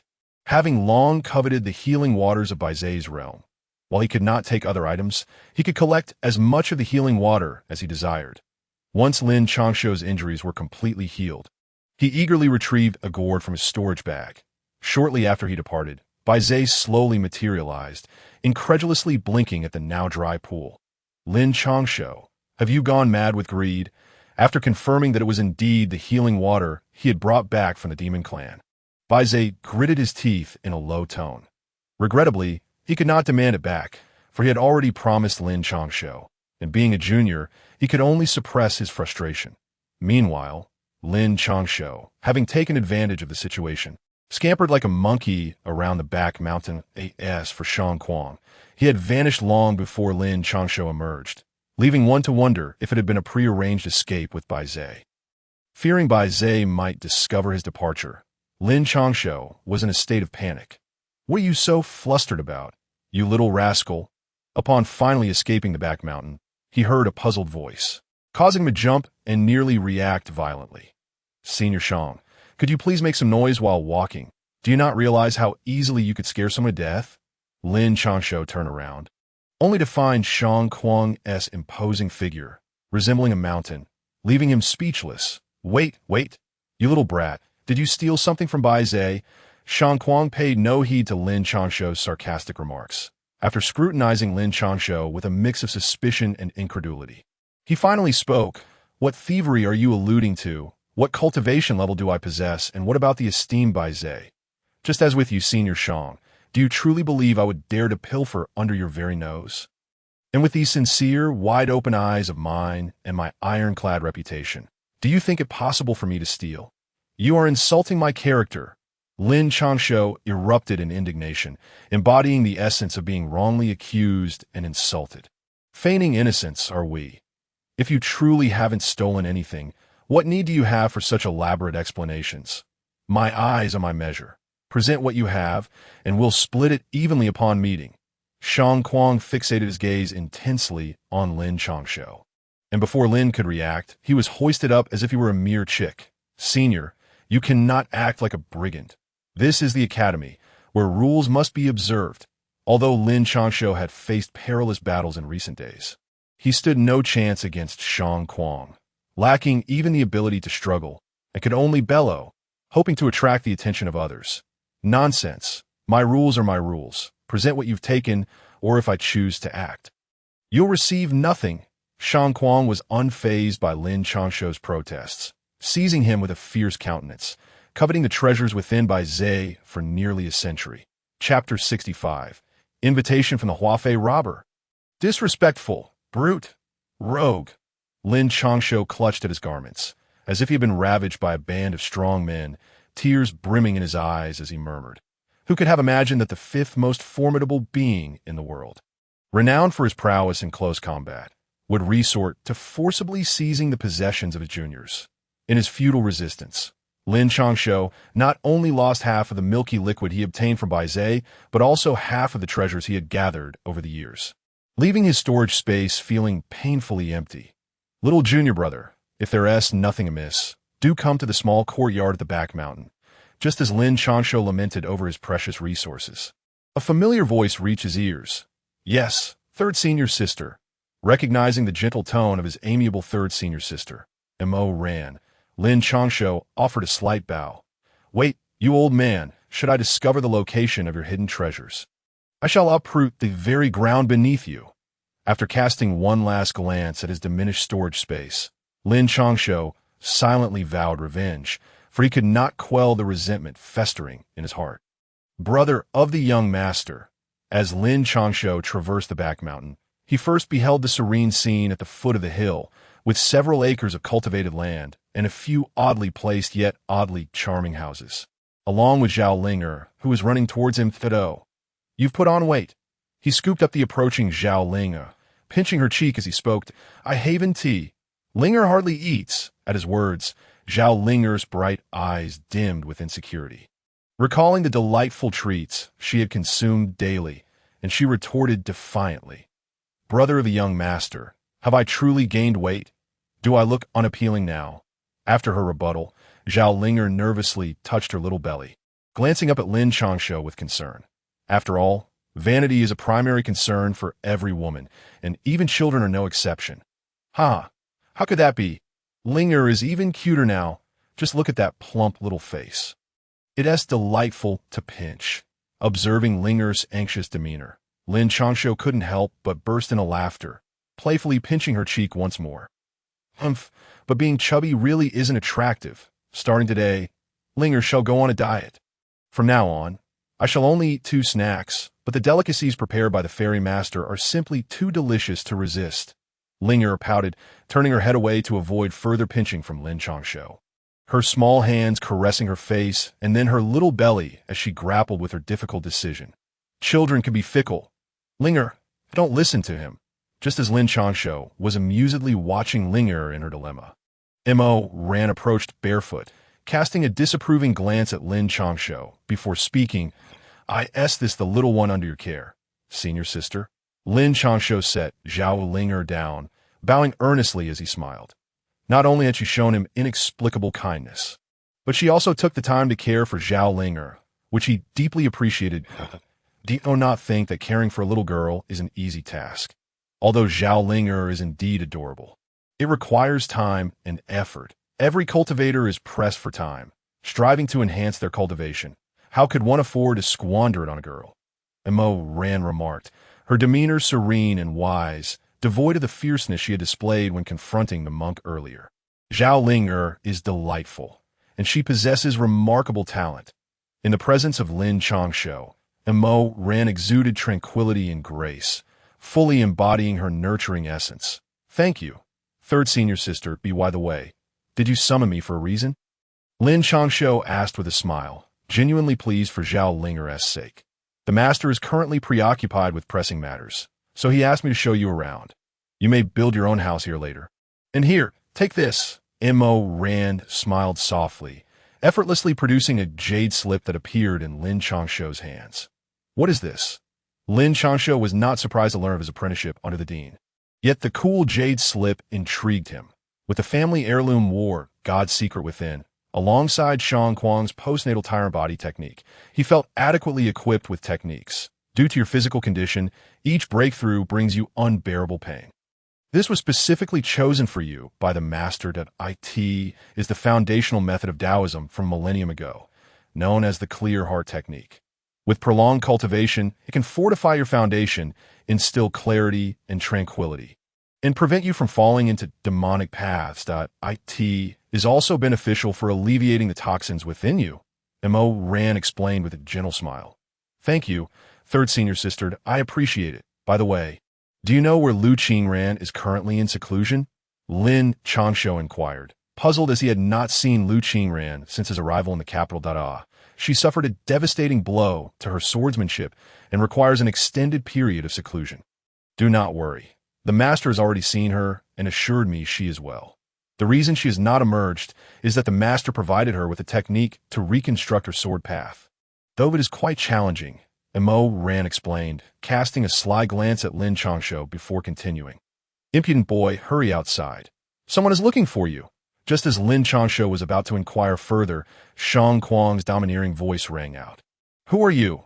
Upon being roughly tossed outside by Shang Kuang, Lin Changshou came face to face with the dignified and graceful Granny Rong standing outside the academy.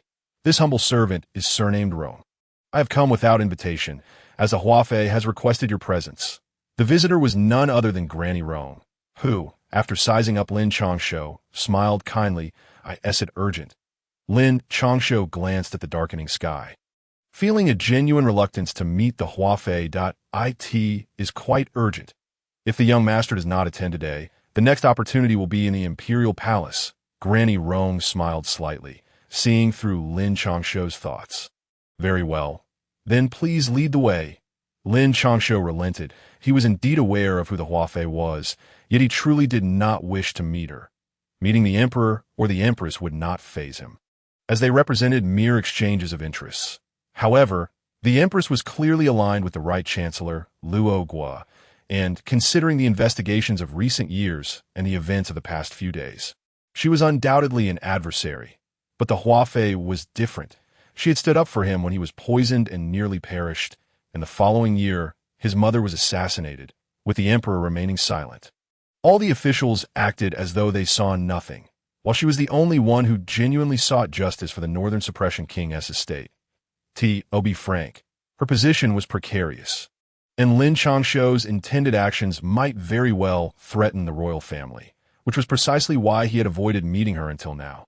Yet, he found himself compelled to go, upon reaching the mountaintop with Granny Rome. Lin Changshou's gaze was drawn to the solitary temple, stirring his emotions. This was the place where she had forsaken her noble status, relinquished wealth and luxury, and isolated herself in the world for 9 years in the name of the Northern Suppression King's estate. Chapter 66. The most treasured gift. Why does the legendary young master of the Northern Suppression King dare not enter? Lin Changshou lingered at the door for quite some time, hesitant to push it open. He understood that crossing that threshold would grant him a formidable ally in the capital, in the Great Shang. The Northern Suppression Army would similarly gain a powerful ally, for the Huafei was the only daughter of the Northern Suppression King. Conversely, while gaining such support, his life would undoubtedly become more complicated, as would hers. Just then, a resplendent voice broke the silence. Nephew Lin Changshou pays respects to Aunt Hua. Lin Changshou sighed inwardly, resolving to embrace the circumstances, boldly pushing the door open and bowing deeply upon entering. Aunt? So, the Northern Suppression King's estate acknowledges my existence as your aunt. As Lin Changshou's words fell, the Huafei's uniquely languorous voice echoed, her anger barely concealed. And no, we would never presume such. When I left the northern frontier, my father informed me of your presence here. However, since my arrival in the capital has been fraught with troubles, I feared it might disturb your tranquility, hence my delay in paying my respects. That I hope you can forgive me. Aunt, what can Lin Changshou do? He had long known from his previous life that it was futile to reason with women, especially those who surpassed him in prowess. He decisively chose to admit defeat and acknowledge his faults. At the very least, Lin Changshou maintained an appropriately humble demeanor, which momentarily stunned Huafei, who sought to take advantage of the situation. Wasn't Lin Changshou known for his rebellious spirit? A man who dared to speak out against the emperor in the court now appeared so subdued. Indeed, he was just like his father, a relentless rogue. Please sit down. If word gets out, I wouldn't want to be accused of bullying a junior. That would be a grave injustice. After casting a few glances at Lin Changshou, Huafei let out a soft laugh. In her youth, she had always been vivacious, although her status had since elevated, requiring her to uphold the decorum of royalty. Seeing Lin Changshou in such a manner reminded her of Lin Zhan. Back then, Lin Zhan feared no one in his bravado, yet when he showed weakness, he became akin to a slippery fish. Witnessing Lin Changshou's demeanor felt like a nostalgic glimpse into their youth decades ago. Thank you, Aunt Hua. Upon hearing this, Lin Changshou dared to rise, his eyes clear yet somewhat naive, exuding an air of innocence. However, when he looked up, he found the elegantly regal woman before him gazing at him with a knowing smile, as though she could see through him entirely. Why are you looking at me like that, Aunt? Lin Changshou, overwhelmed by her charm and grace, felt a shiver run down his spine, rendered motionless under her gaze. Your father and my second brother, whenever they aimed to deceive, bore this same innocent and naive expression. Each time, it brought us a plethora of benefits. Now, in this guise, what do you hope to gain from me? Huafei's cunning eyes regarded Lin Changshou, her smile laden with meaning. Hee. How could that be? I'm the most obedient. Never would I deceive my aunt. Besides, the one who deceives is my father. Realizing the situation was becoming precarious, Lin Changshou showed no sign of embarrassment, chuckling as he took a seat nearby. Humph.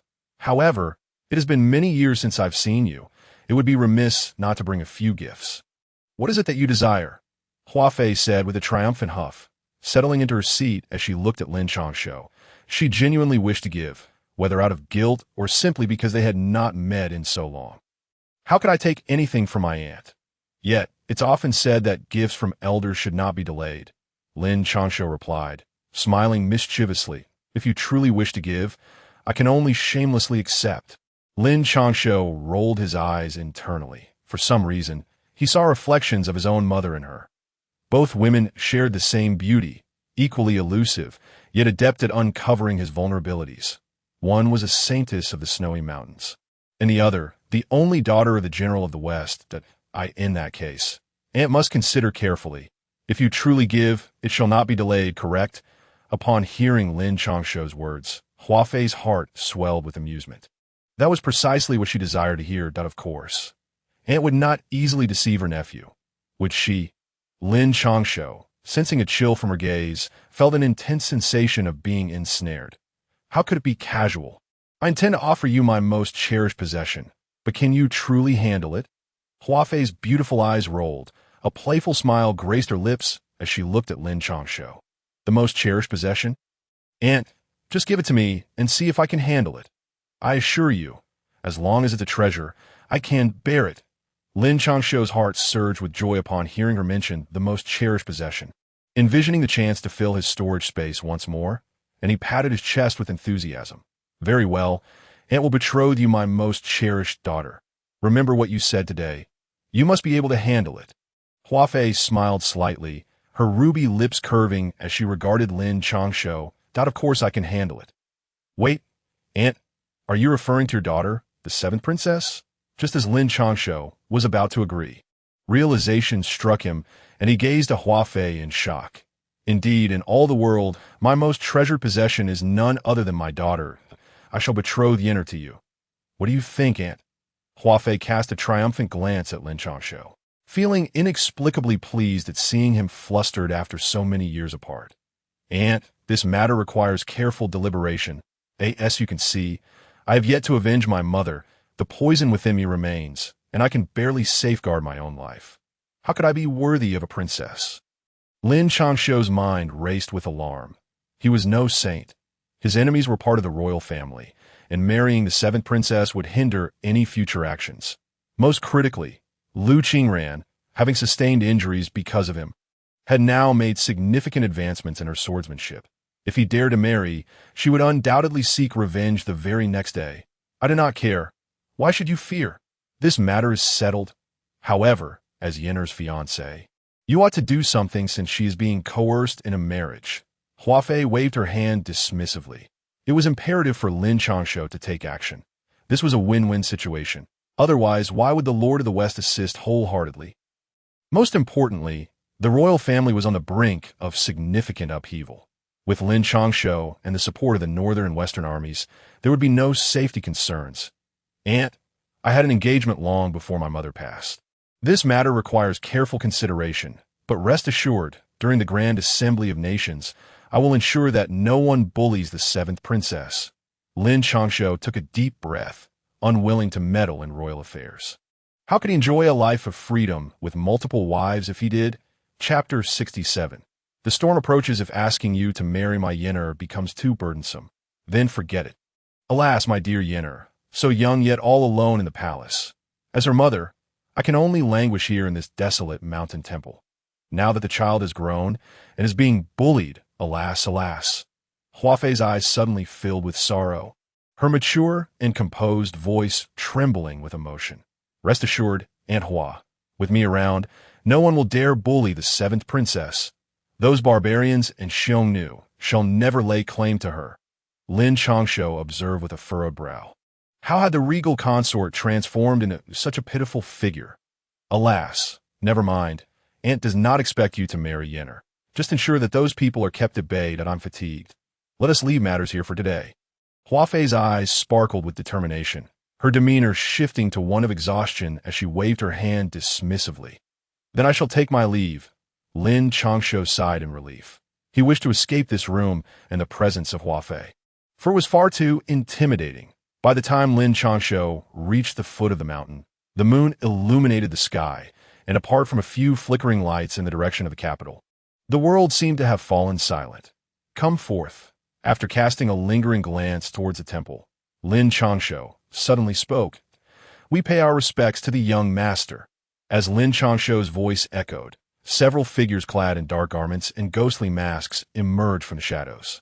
Have all the brothers assembled? From the moment Lin Changshou exited the academy, Ging and the others had sent him a signal, trailing him all the way to this location. Reporting to the young master.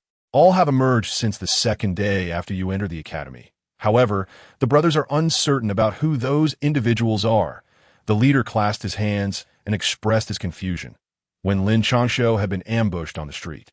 The northern army sent to assist him had been obstructed, and Ging had been captured. No need to investigate. It was that esteemed majesty. Lin Changshou shook his head, directing his gaze towards the palace. He had been informed of everything that transpired that day by Ging and the others. Strangely, there had been two groups that attacked Ging that day. The first was eliminated by Ging, while the second, superior in both skill and numbers, had resulted in Guying's capture. Their collaboration had been evident with the officials. Young master, we have also investigated the matter regarding Zhao Linger, but there were obstacles. Guying had no intention of inquiring whether it was that esteemed majesty. As long as Lin Changshou commanded, they would act without hesitation, even against the emperor if necessary.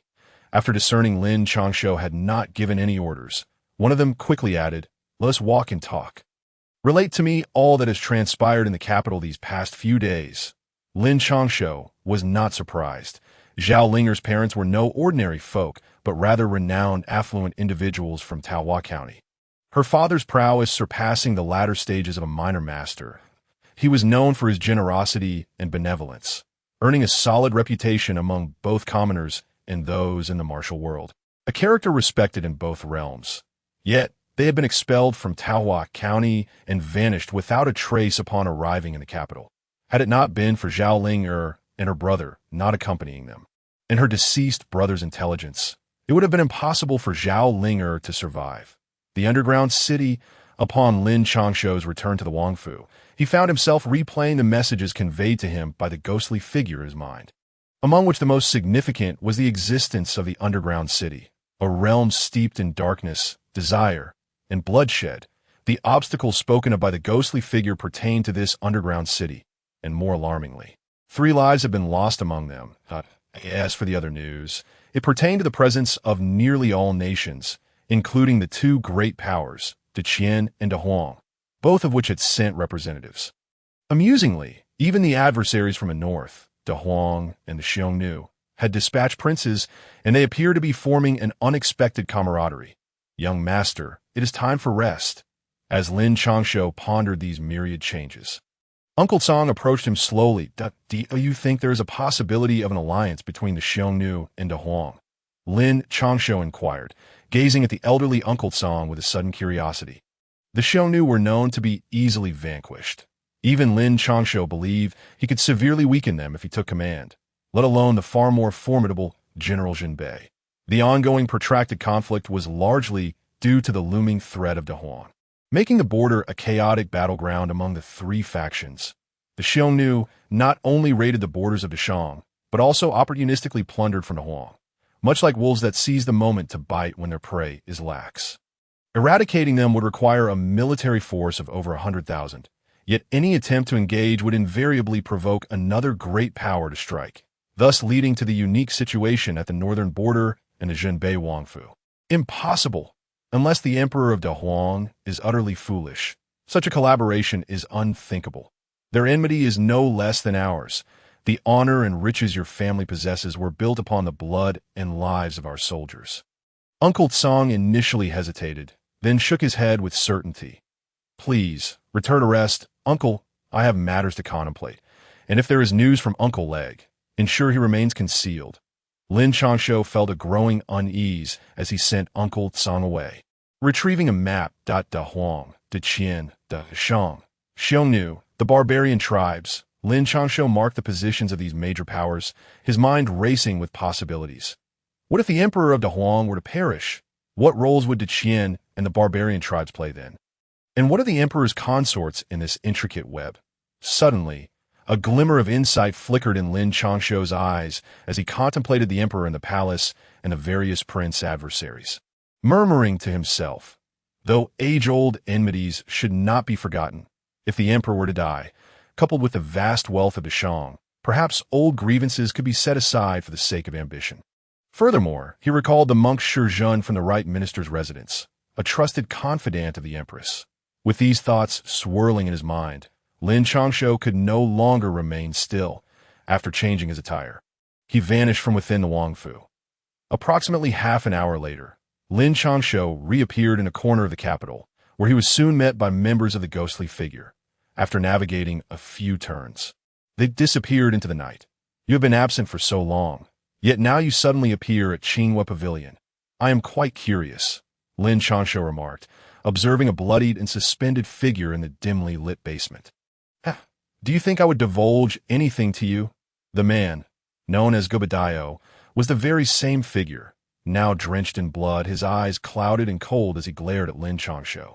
Do we have a vendetta? Lin Changshou replied, his expression devoid of emotion. He had expected Gubadayo to have confessed by now, yet this man remained obstinately silent despite the torture he had endured. No vendetta, but your Zhenbei Wangfu does. Your father, Lin Zhan, attained wealth and glory upon the backs of our slain kin. Gubadayo's eyes burned with hatred, as if he longed to slay Lin Changshou. In a chaotic world rife with injustice, where the common folk suffer under the weight of lawlessness, do you not think they deserve retribution? Lin Changshou regarded him coldly, aware that the realms of martial and governance were forever divided. Yet the common people were caught in a stranglehold of both. When Lin Changshou first traversed into this world, he struggled to comprehend the complexities, but after encountering the grim records, he wished he had arrived years earlier to dispense justice upon those who preyed upon the innocent. Such noble rhetoric. Victors and vanquished. Are you suggesting that you do not exploit the common people? Do you truly see yourselves as the virtuous ones? Do you know how I escaped initially? Let me enlighten you. It was your so-called officials who facilitated it, merely requiring 100 taels of gold. The world is shrouded in darkness. How dare you proclaim to be the righteous? Gubadayo spat blood, his eyes gleaming with scorn. That's so. Collusion among officials has existed since time immemorial. Yet dare you claim that the common folk fare poorly? Perhaps their lot is not as favorable as that of the affluent, but it is infinitely better than the chaotic grip of the underworld. Enough. I did not come to engage in idle discourse. In Zhangzhou, Limping Town, there's a young boy named Guqing, 13 years old and quite endearing. Lin Changshou shook his head, acknowledging that he was no saint. The affairs of governance would be addressed by others, regardless of Zhao Linger's father or the illustriously Sanshao, even from the Zhunbei Wangfu. He too was not immune to threats. These officials would not hesitate to act against them, let alone the commoners. Nevertheless, at the very least, survival was paramount. For the common folk to live, the intricacies of power play would dictate their fates. Lin Changshou, I swear if you dare to harm her and her child, I shall haunt you as a vengeful spirit.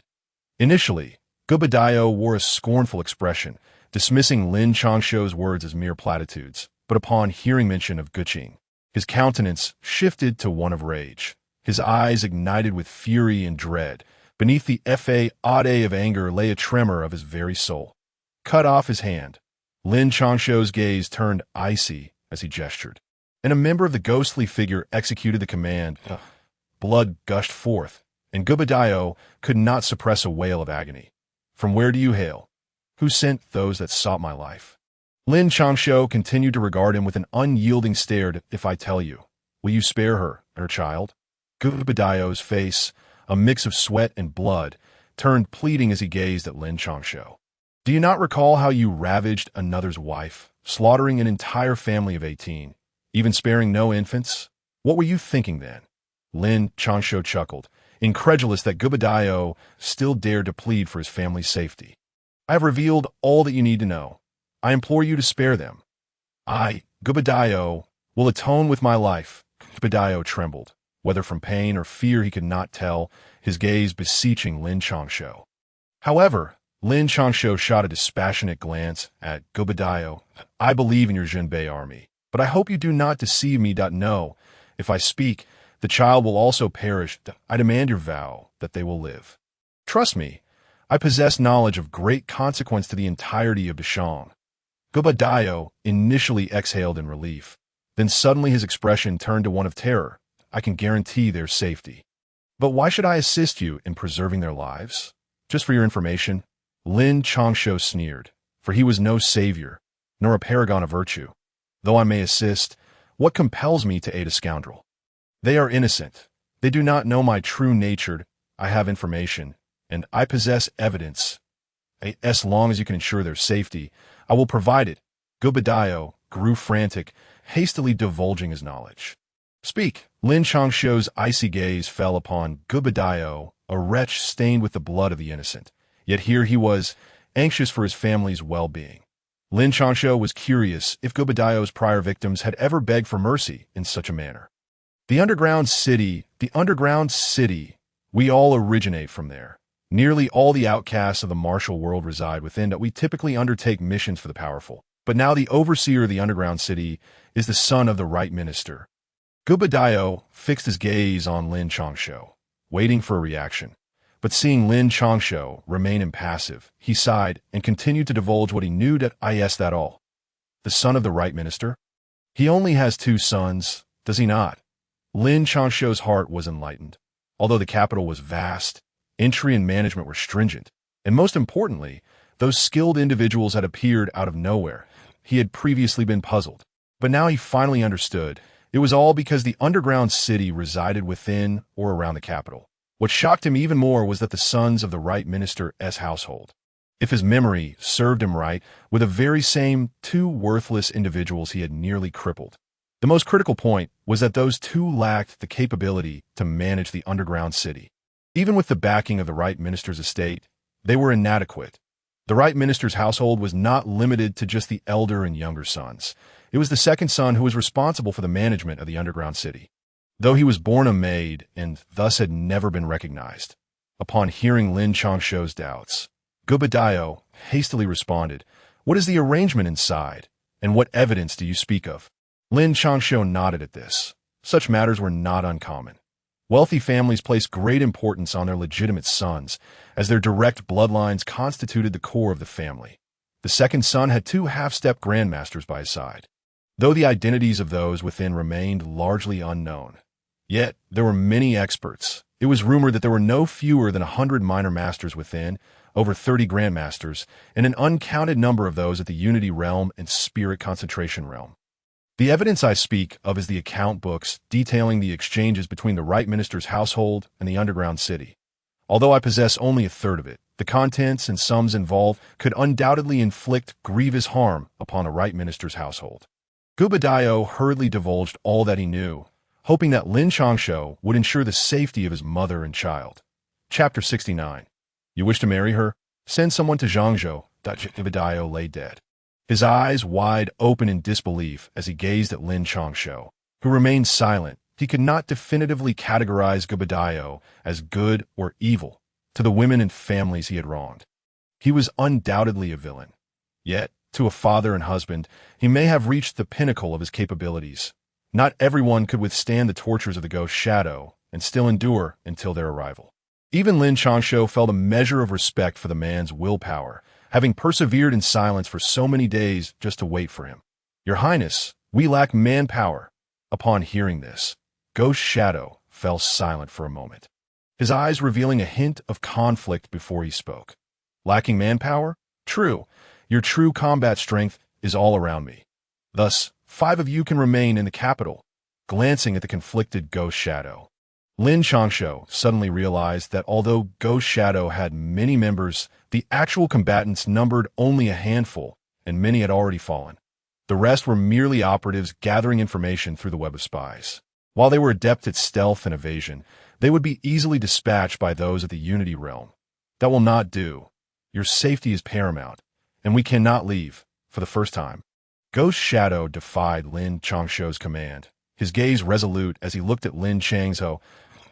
In the capital, there is currently no one who would dare to kill me. Even if there were, my cultivation is superior to yours. After glancing at the leading Ghost Shadow and then at the others, seeing their unwavering resolve, Lin Changshou let out a slight sigh. You may go. I will follow him, just as Ghost Shadow and his companions were in a quandary.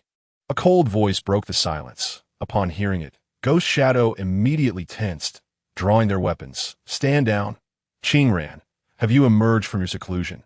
Seeing this, Lin Changshou waved his hand in exasperation and turned to the ethereal figure clad in white. Her face veiled. The ambassadors from all nations are arriving. Lu Qingran did not respond, but instead gazed earnestly at Lin Changshou. You must depart immediately. Do not worry, with your matriarch present, who would dare to harm me. And be sure to take care of the bodies. Upon hearing this, Lin Changshou's eyes revealed gratitude, and he turned to Ghost Shadow and the others with unwavering certainty. Meanwhile, Lu Qingran, upon hearing, shot Lin Changshou a look with her bright eyes. Exuding an enchanting demeanor, she merely huffed coldly, not refuting the title of matriarch. Farewell, your highness and the future princess. Once Lin Changshou and Lu Qingran slowly exited the underground chamber, Ghost Shadow and the others bowed respectfully. However, they failed to notice the contorted expression on Lin Changshou's face and the delicate hand of Lu Qingran, which playfully twirled at his waist. Hiss! Hey! No intimate contact between men and women. At this rate, you might as well marry me, the debauched prince. As he watched them walk away, Lin Changshou feigned a lewd demeanor, glancing back. Pooh! Who would want to marry you? A dog's mouth cannot spit out ivory. In response, Lu Qingran's cheeks flushed a rosy hue, even her snow-white neck taking on a tinge of pink. What of your swordsmanship?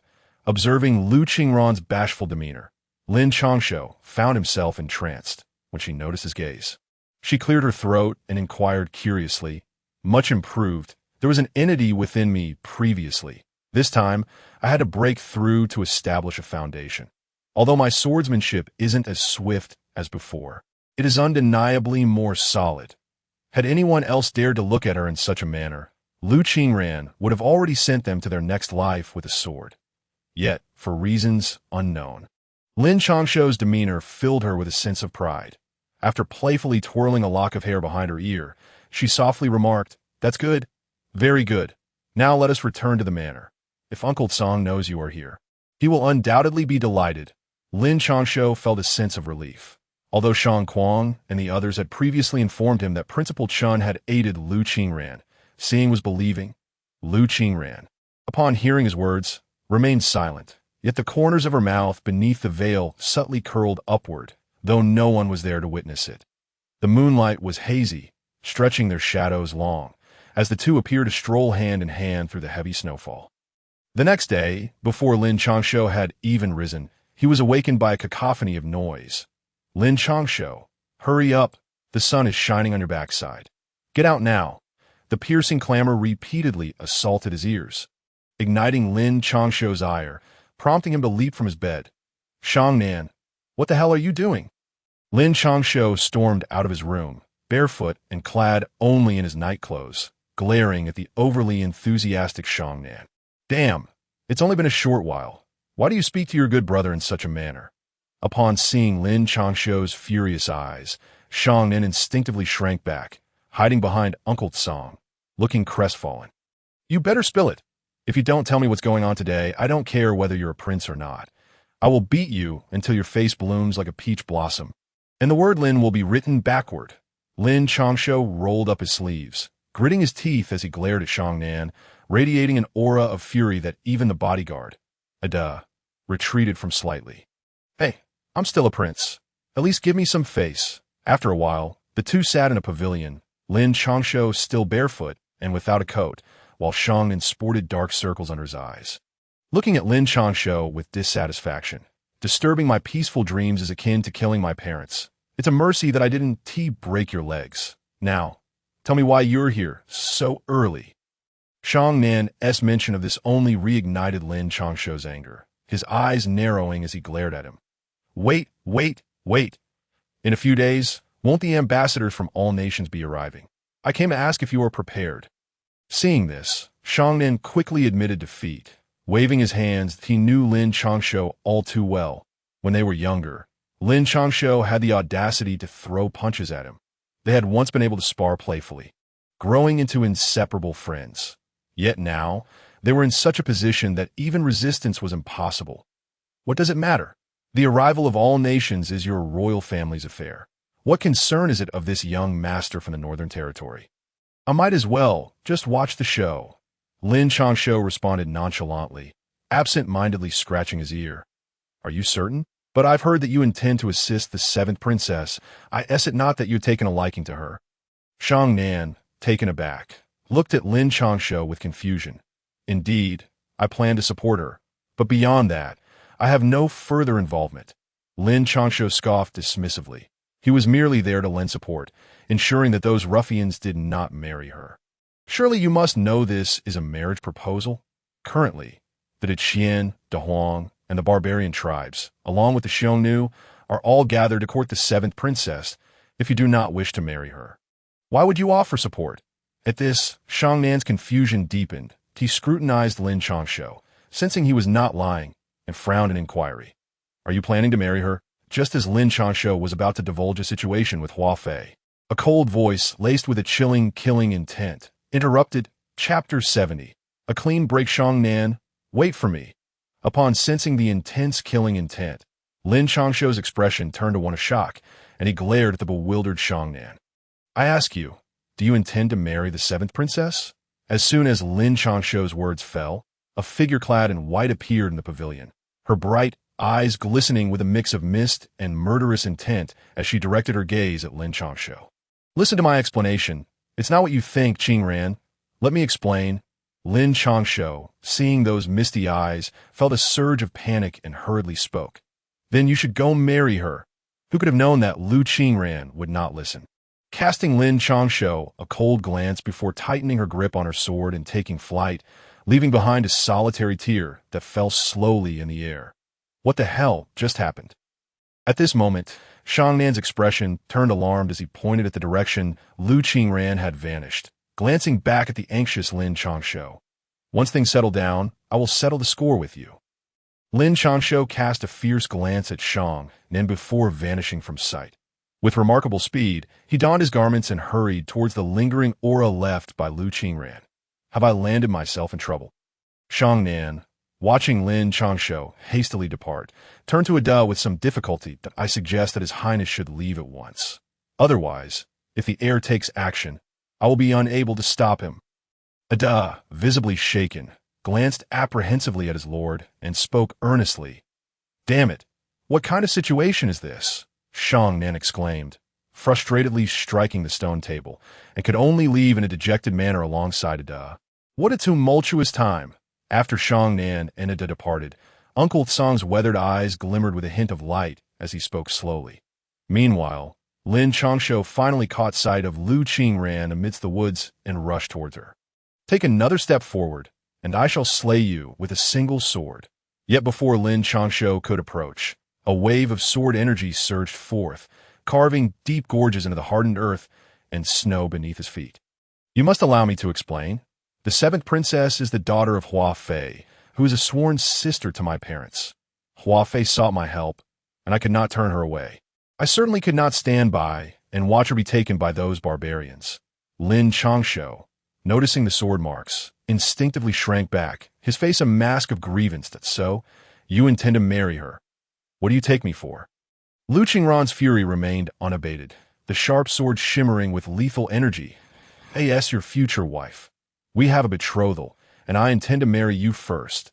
Lin Changshou spread his hands, cursing Shang Nan in his heart. Yet he knew he must first placate Lu Qingran before seeking retribution against Shang Nan.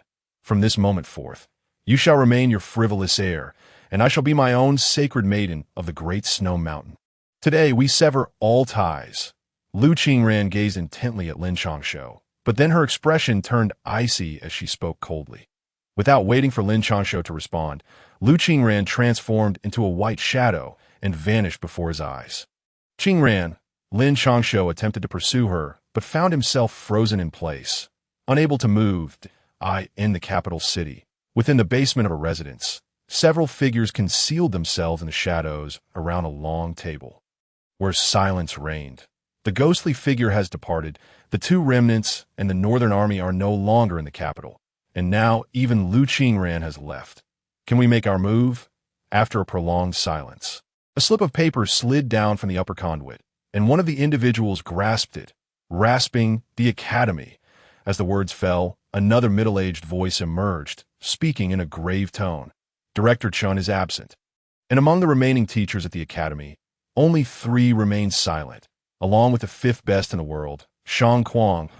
If he can hold them off for half an hour, Lin Changshou is doomed. Following this proclamation, a youthful voice emerged, filled with frenzied, murderous intent. Easier said than done. Didn't you say it was foolproof last time? What happened then? Another individual slammed the table in anger, recalling the heavy losses he had suffered last time, which he had yet to recover from. Enough of this bickering. That one surnamed Han from the academy will make a move, and together with the others, they should be able to hold them off for half an hour. The calm middle-aged man interjected coldly. That coward can hold them off? A voice of skepticism arose. While the eunuch was indeed formidable, it depended on whom he faced, and the academy's people were not easily restrained. We can activate a layer of the capital's formation. The middle-aged man spoke slowly, his voice trembling slightly, as if even he could not comprehend how that eunuch could possibly activate the formation. I care not for the rest.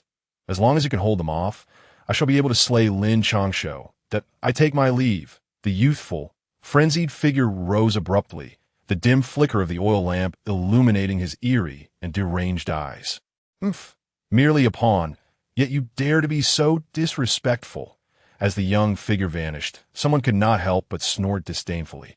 Only he possesses the power to control the underground city, I hope none of you will hold us back in this operation. Otherwise, humph. The middle-aged man seemed unperturbed, merely uttering a stern warning before casting his indifferent gaze over the group, letting out a cold snort. Instantly, the basement fell into a deathly silence, save for the heavy sound of their breathing. On the other side, Lin Changshou strolled slowly down the bustling streets of the capital, the cries of vendors echoing all around him. The enticing aromas wafted to his nostrils, compelling him to approach a nearby stall.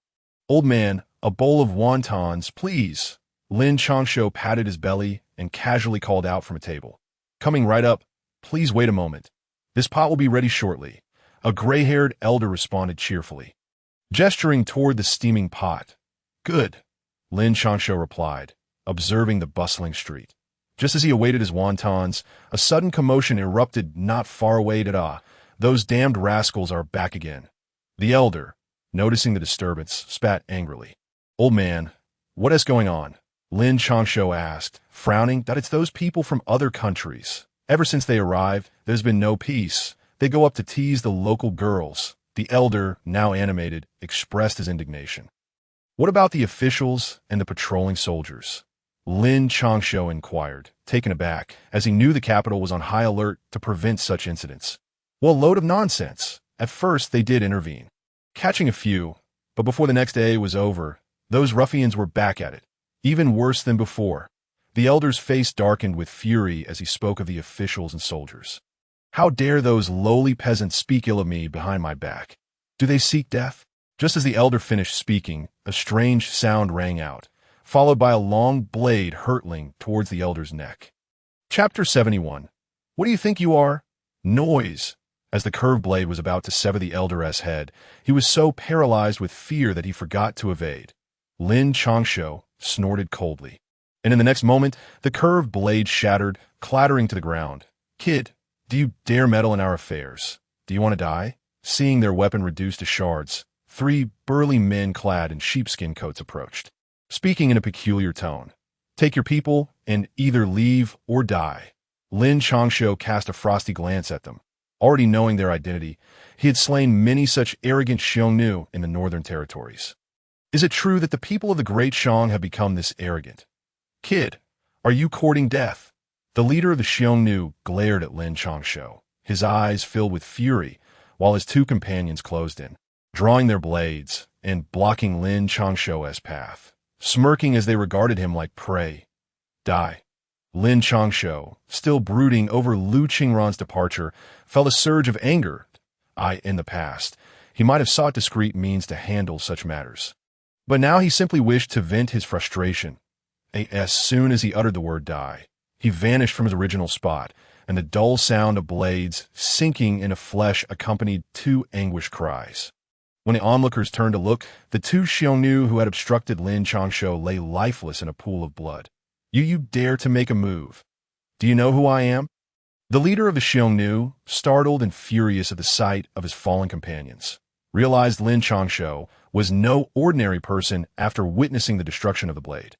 However, he had dared to approach because his 2 companions were experts at the Unity Realm, and he had gambled that Lin Changshou would not tee in his heart. He had already envisioned the exhilarating sensation of a dagger plunging into Lin Changshou's chest, able to foresee the look in Lin's eyes as he hovered near death.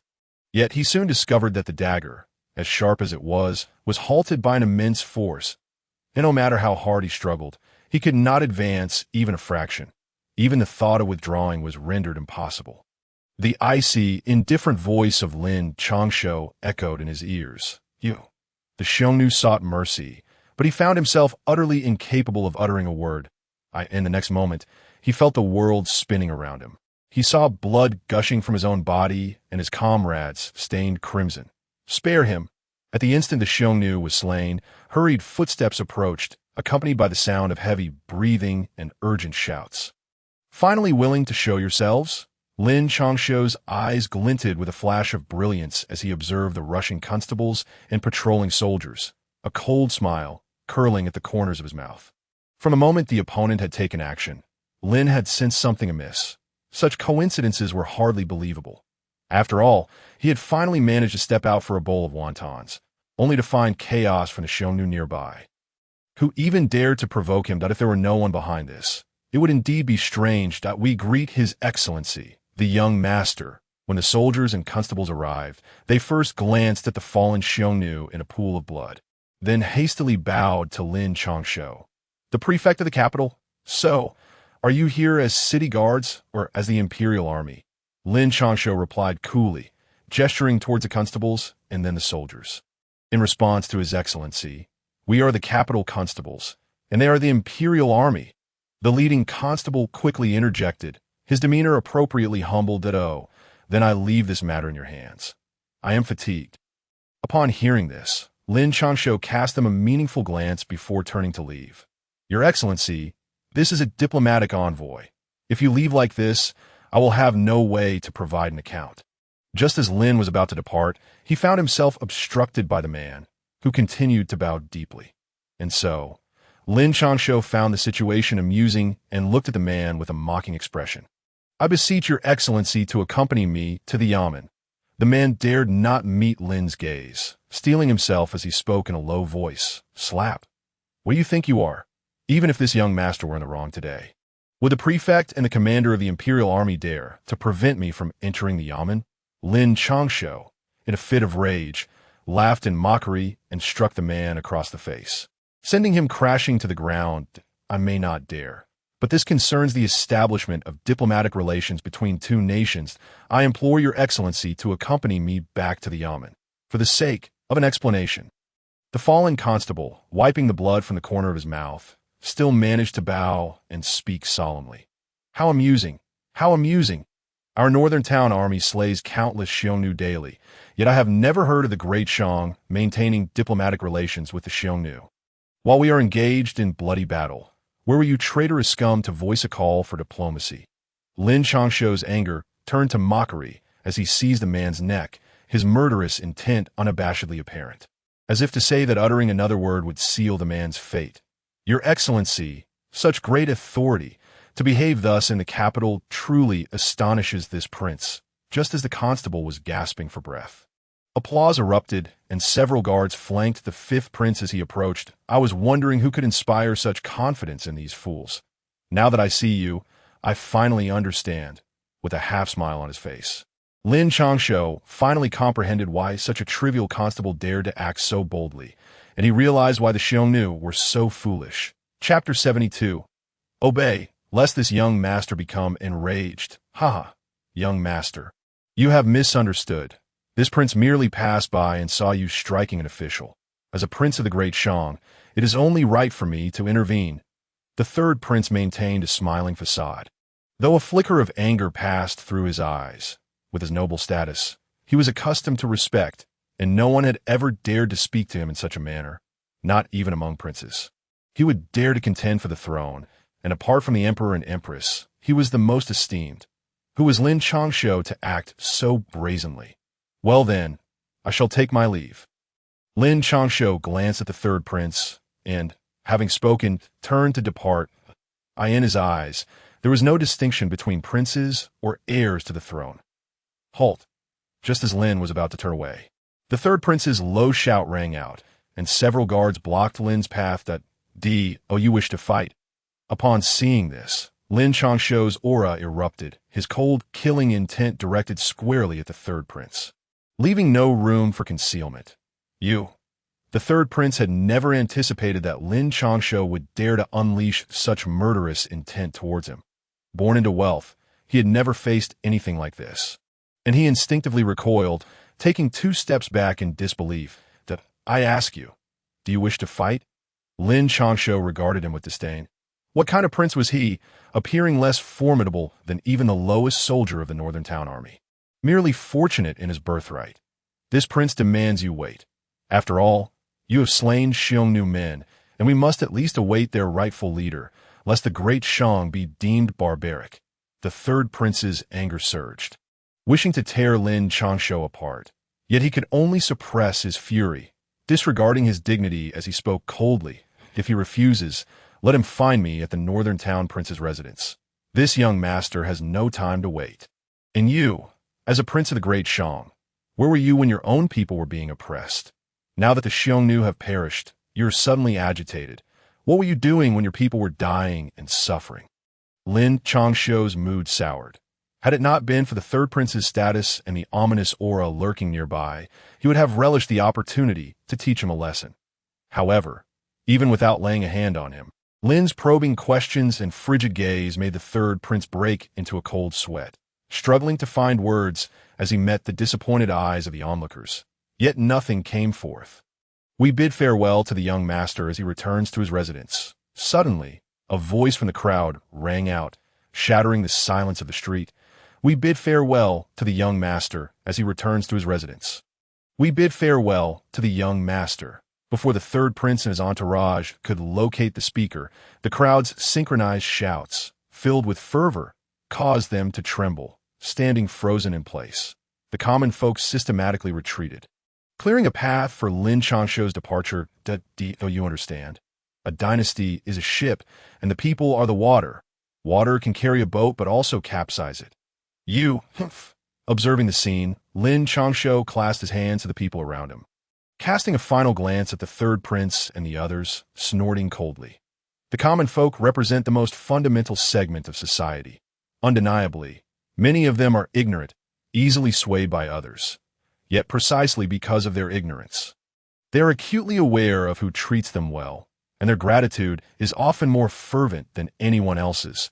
That is the essence of the common folk. Lin Changshou, as Lin was about to leave. The third prince's expression darkened. He wanted to intervene, but hesitated upon seeing the surrounding commoners. In other circumstances, it would not matter, but here, in the capital, beneath the emperor's feet, any rash action would invite reprimands from his father the next day. And the distance to the throne would only grow further. Just as the third prince was caught in this dilemma, an angry shout accompanied by a powerful aura surged forth, and before anyone could react, several Xiongnu appeared, led by a fierce-looking youth clad in fine garments, who had issued the explosive command, "Stand back." Upon seeing the newcomer, a smile finally broke across the third prince's face. Everything that had transpired today was in anticipation of this moment. And with this individual present, the rest was merely a show. Hugu. Upon recognizing the individual, Lin Changshou's eyes gleamed with murderous intent as he spoke coldly. Are you surprised? Lin Changshou, today you must provide an account for the lives of my fallen men. Burugu, the second prince of the Xiongnu, possessed innate strength and boundless cultivation, having reached the minor master realm 3 years prior. The young master of the Xiongnu has slain many, yet I have slain even more of your men. Have you forgotten who caused you to roll on the ground in fear? Lin Changshou stood firm, his aura and murderous intent fully unleashed, the palpable bloodlust suffusing the air. How many lives have been taken to cultivate such killing intent? How utterly laughable that once upon a time, someone deemed me a frivolous wastrel. Observing the scene, the third prince's complexion turned pale, even though the killing intent was not aimed directly at him. It sent shivers down his spine, prompting him to murmur, "Your Highness, this level of murderous intent indicates at least 10,000 lives taken, and it must have been through personal slaughter." Hearing this, the bodyguard beside him shot a wary glance at Lin Changshou before whispering, "He has truly concealed himself well." The third prince's gaze shifted slightly as he regarded Lin Changshou, a low, cold chuckle escaping him. "Lin Changshou, you seek death. Do you dare to fight me now? Life and death be damned."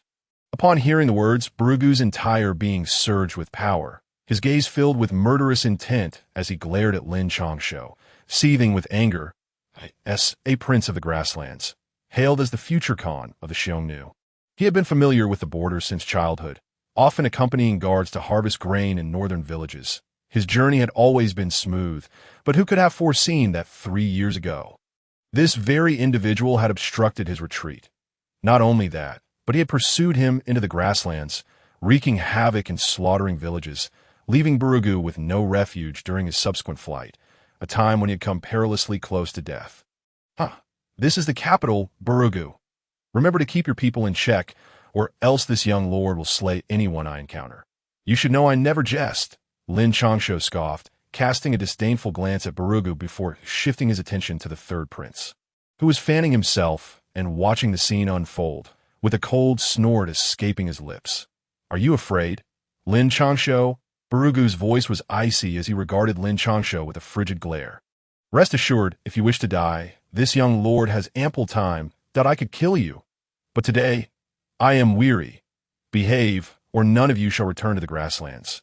Lin Changshou cast a derisive glance at his adversary, and, as if oblivious to the threat, patted Barugu's shoulder as one would a child. Very well, Lin Changshou, I shall await your move. But remember, if you refrain from striking first, be wary of the grain being harvested and the specter of death that may arise. Barugu's blood boiled with rage, the palpable aura of menace causing the air to tremble. Yet he restrained himself, revealing a sinister grin as he addressed Lin Changshou. Fear not, should you dare to make a move. This young lord guarantees a double return. Moreover, I vow with my life that you shall not return to the grasslands. Upon hearing this, Lin Changshou halted, his eyes cold as he regarded Barugu, noticing the latter's body trembling with fury. Lin Changshou turned away impassively, his white-clad figure akin to jade. May the young lord return to his residence safely. As Lin Changshou departed, the citizens bowed in unison, their voices resonating like the roaring of dragons into the heavens. You should have acted. Moments later, the third prince sat at his desk, his expression dark as he faced the equally sullen Barugu. I am no fool, Barugu retorted coldly, casting a disdainful glance at the third prince. His arrival was to wed the seventh princess, seeking to offer the Xiongnu a fleeting opportunity for respite through a marital alliance and to negotiate collaboration with those behind the right minister. If he were to engage in combat on the streets of the capital now, not only would he risk death, but he would also face expulsion, an outcome he did not desire. Are you truly willing to endure this? Prince Barugu, that is your most capable general. The third prince's expression darkened, but recalling the other's critical role, he repressed his frustration. After pouring a cup of tea for Barugu, he sighed, This prince knows what you desire and would not mind being your bait. But it hinges on whether you can bear the cost. Barugu smirked at the third prince, his eyes gleaming with a savage glint. Tinged with mockery, he held the other in contempt, but had to concede that the very thing he needed was in the third prince's grasp. If the third prince agreed, he might even look forward to the latter successfully vying for the throne. With that, the Xiongnu could genuinely consider entering the bountiful lands of the Great Shang. What do you intend to do? The third prince asked, a sense of foreboding rising within him as he scrutinized Barugu, who resembled a prowling wolf. Do you not wish to eliminate Lin Changshou? If you intend to use me as a weapon, then I shall assist you. I can even lure Lin Changshou out of the capital, provided you are willing to pay a price. Of course. I will send out some individuals as bait. It's up to you to dare, Barugu coolly declared, aware that this was a win-win situation. If Lin Changshou ventured outside, his demise would be inevitable. The third prince, gazing into Barugu's bloodthirsty eyes, inhaled deeply before responding coldly. Rest assured, it is merely a matter of hundreds of grains. However, your cooperation will be essential since my forces cannot stand against the Great Shang's army. Seeing that the third prince was no longer feigning ignorance, Barugu smirked, relishing the unfolding scenario. To the south, a village with 300 souls. The army cannot reach them. You must leave within 2 hours. Leaning back in his chair, the third prince gritted his teeth, burdened by the weight of his responsibilities as the future emperor of the Great Shang. He ought to protect his people, yet to shatter the obstacle that was Lin Changshou. Sacrificing a mere 300 lives was a small price to pay. Everything was for the greater plan. He would compensate later once he ascended the throne, casting aside the last vestige of his reluctance. A delightful partnership. I must say, you Han people, with your eloquent words of virtue and morality, possess hearts far darker than we Xiongnu. Barugu laughed heartily, rising to leave. Remember, if Lin Changshou lives, you will undoubtedly perish within the Great Shang. As Barugu turned to depart, the third prince's eyes gleamed with cold intensity, fixating on him. Fear not, as long as you follow my instructions, Lin Changshou will certainly leave the capital. Whether he lives or dies will depend on the capabilities of your people. Barugu shot back, a mocking smile on his lips. Your people must take action. If my memory serves me correctly, you have 5 monks hidden in the shadows. They must be dispatched. 1 Shurjan by your side will suffice. The third prince remained unyielding, his gaze icy as he addressed Barugu. Agreed. I hope for a fruitful collaboration. Barugu frowned at the response, reluctant to comply. Those 5 monks were formidable, capable of contending even with a half-step grandmaster. Truthfully, he hesitated to deploy them. Should Lin Changshou die, he feared he would be unable to escape the Great Shang.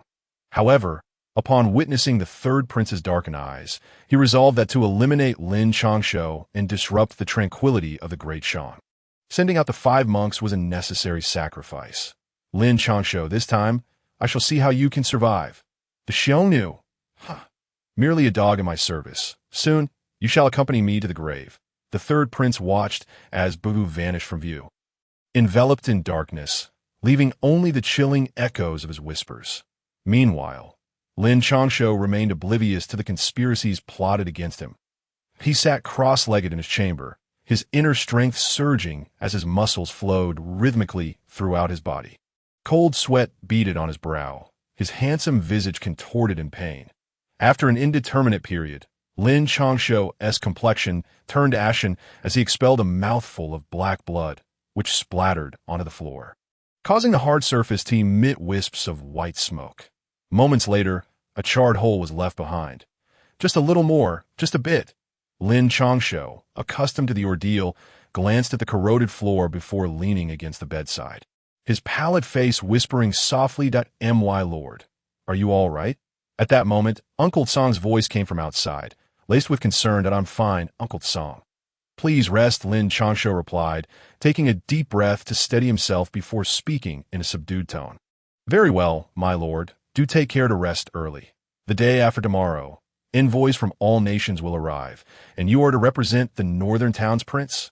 Uncle Tsong nodded in reassurance, only to offer one last reminder before departing. Once Lin Changshou confirmed that he had not forgotten, Uncle Tsong stooped and moved deeper into the palace.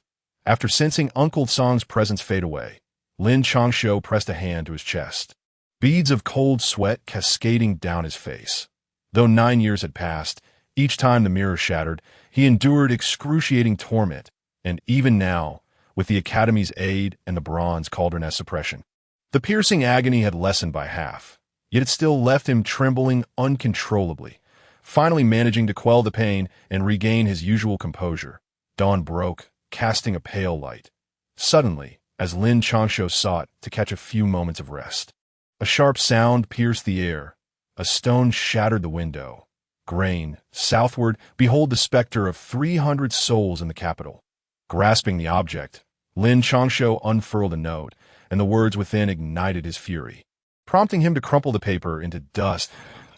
In his chamber, Lin Changshou radiated an aura of lethal intent, nearly grinding his teeth as he growled, "They dare to conspire against me."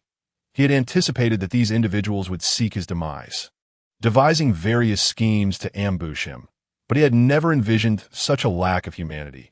They would sacrifice the citizens of the Great Shang merely to eliminate him.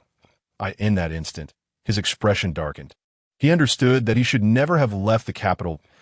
As long as he remained within the city, they would not dare to act openly against him, especially with the Academy as his backing, ensuring a significant degree of safety. However, he could not allow their lives to remain unavenged. The thoughts churned within him.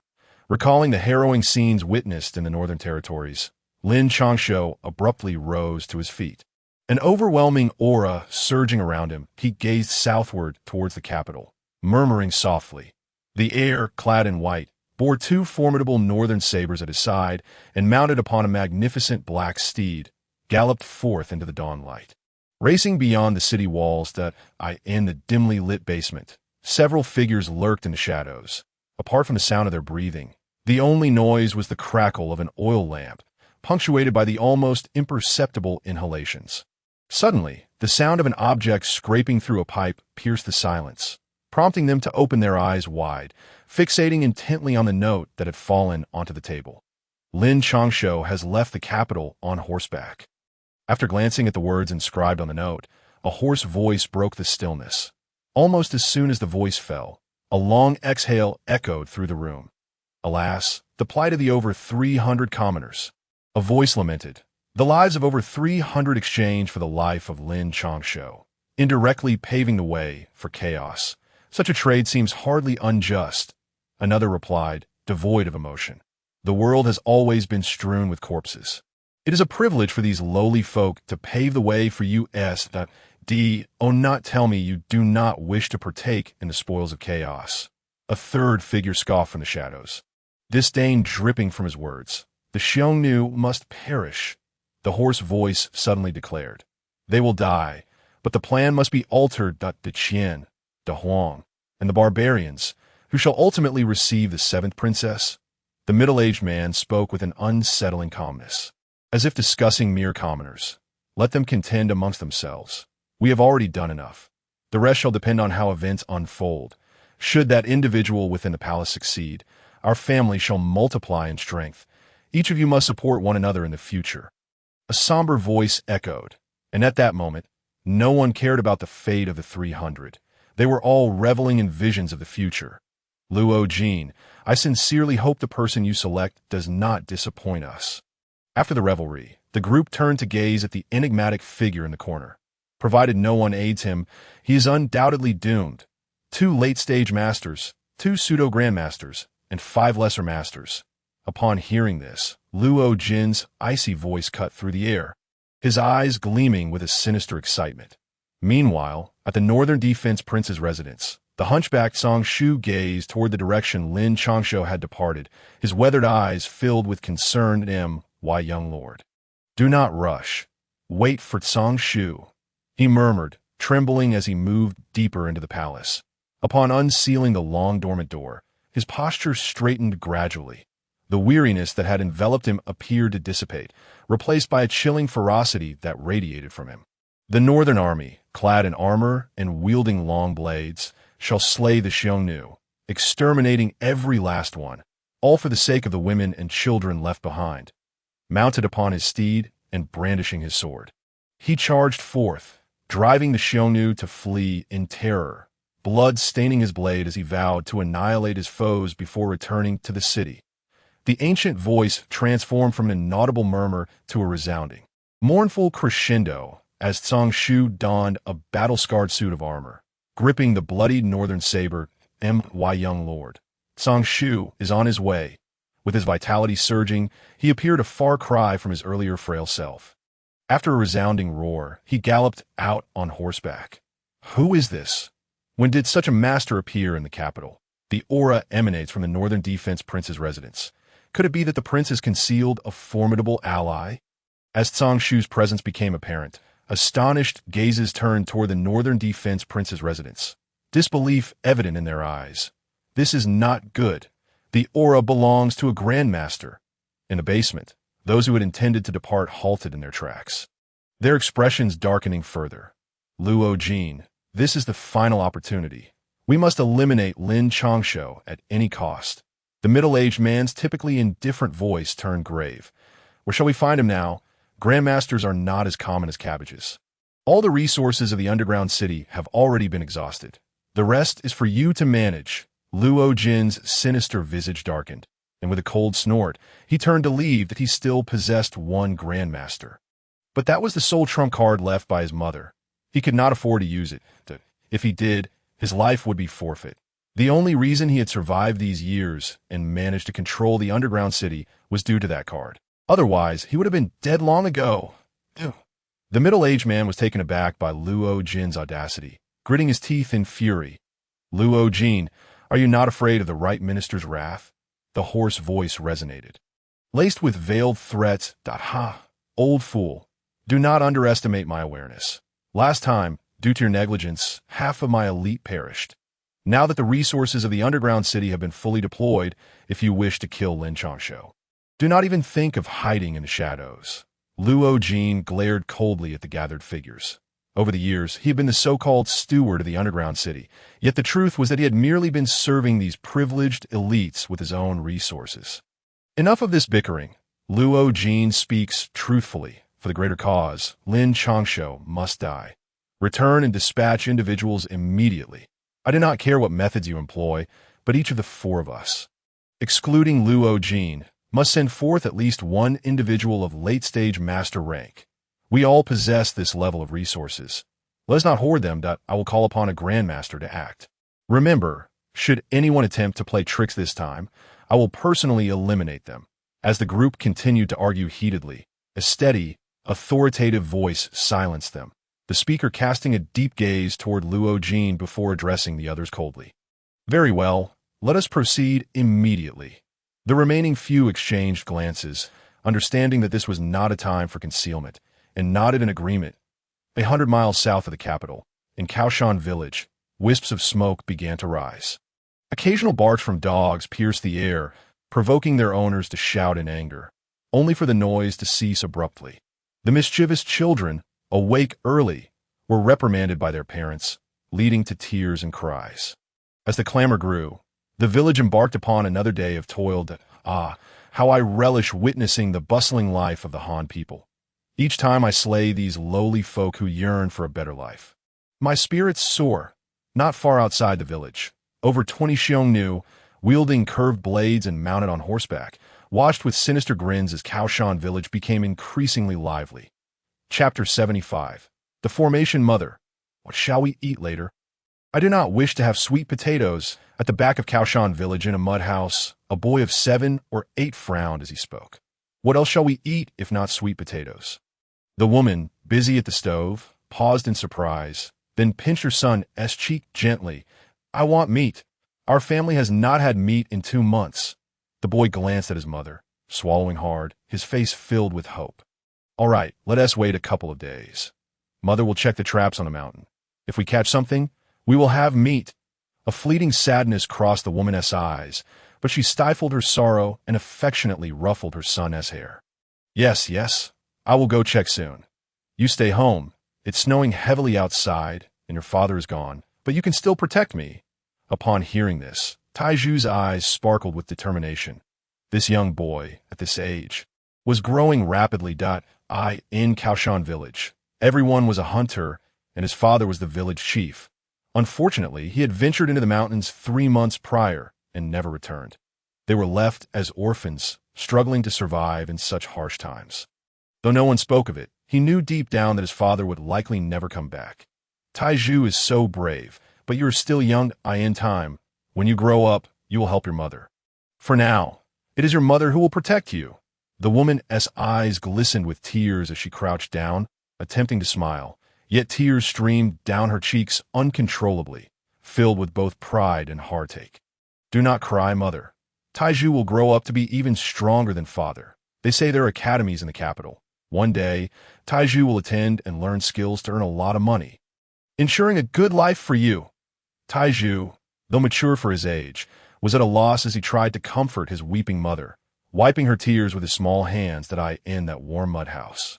Mother and son embraced and wept, oblivious to the heavy snow falling outside, that by the time every household finished breakfast, the sun had already risen. Taiju concocted an excuse to tell his mother, who was busy with needlework, that he wanted to go play in the snow. Mother, could Taiju catch a wild rabbit for you to eat? Once outside, he touched the dagger hidden in his clothing. Murmuring with resolve, he was not ignorant. How could he possibly ask his mother for something?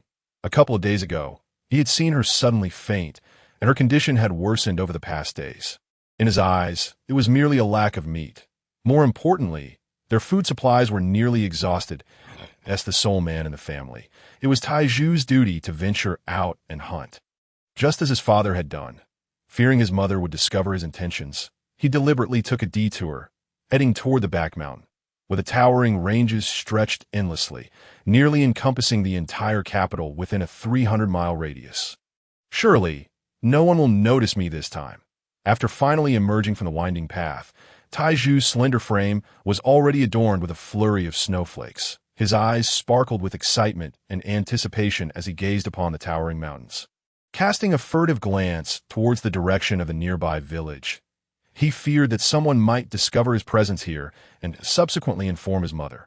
Fortunately, the rugged terrain of this path posed little challenge for a child, and it was unlikely that any adult would venture this way. Thus, a 6 or 7-year-old boy, clad in thick garments and clutching a dagger in his arms, eagerly made his way towards the back mountain. Motivated solely by the desire to bring meat to his mother, as the snowflakes fell gently, they swiftly concealed Taiju's footprints, and from a distance, one could only see his solitary white, struggling forward. At the capital's academy, Han Su, dressed in the garb of a chief eunuch and wielding a feather duster, stood at the entrance. "You are courting death." Shang Kuang scrutinized his opponent with an air of authority and disdain, perplexed as to why this group had sent Han Su. Although the latter was close to becoming a grandmaster and even had records of contending with one, he remained merely a peak master. "I come to pay my respects to the ancestor. Today, I dare to intrude, not for any other reason, but to delay the academy for a moment." Han Su's pale visage betrayed his trepidation as he bowed deeply. Yet his feet remained firmly planted. "Do you comprehend the gravity of your actions?"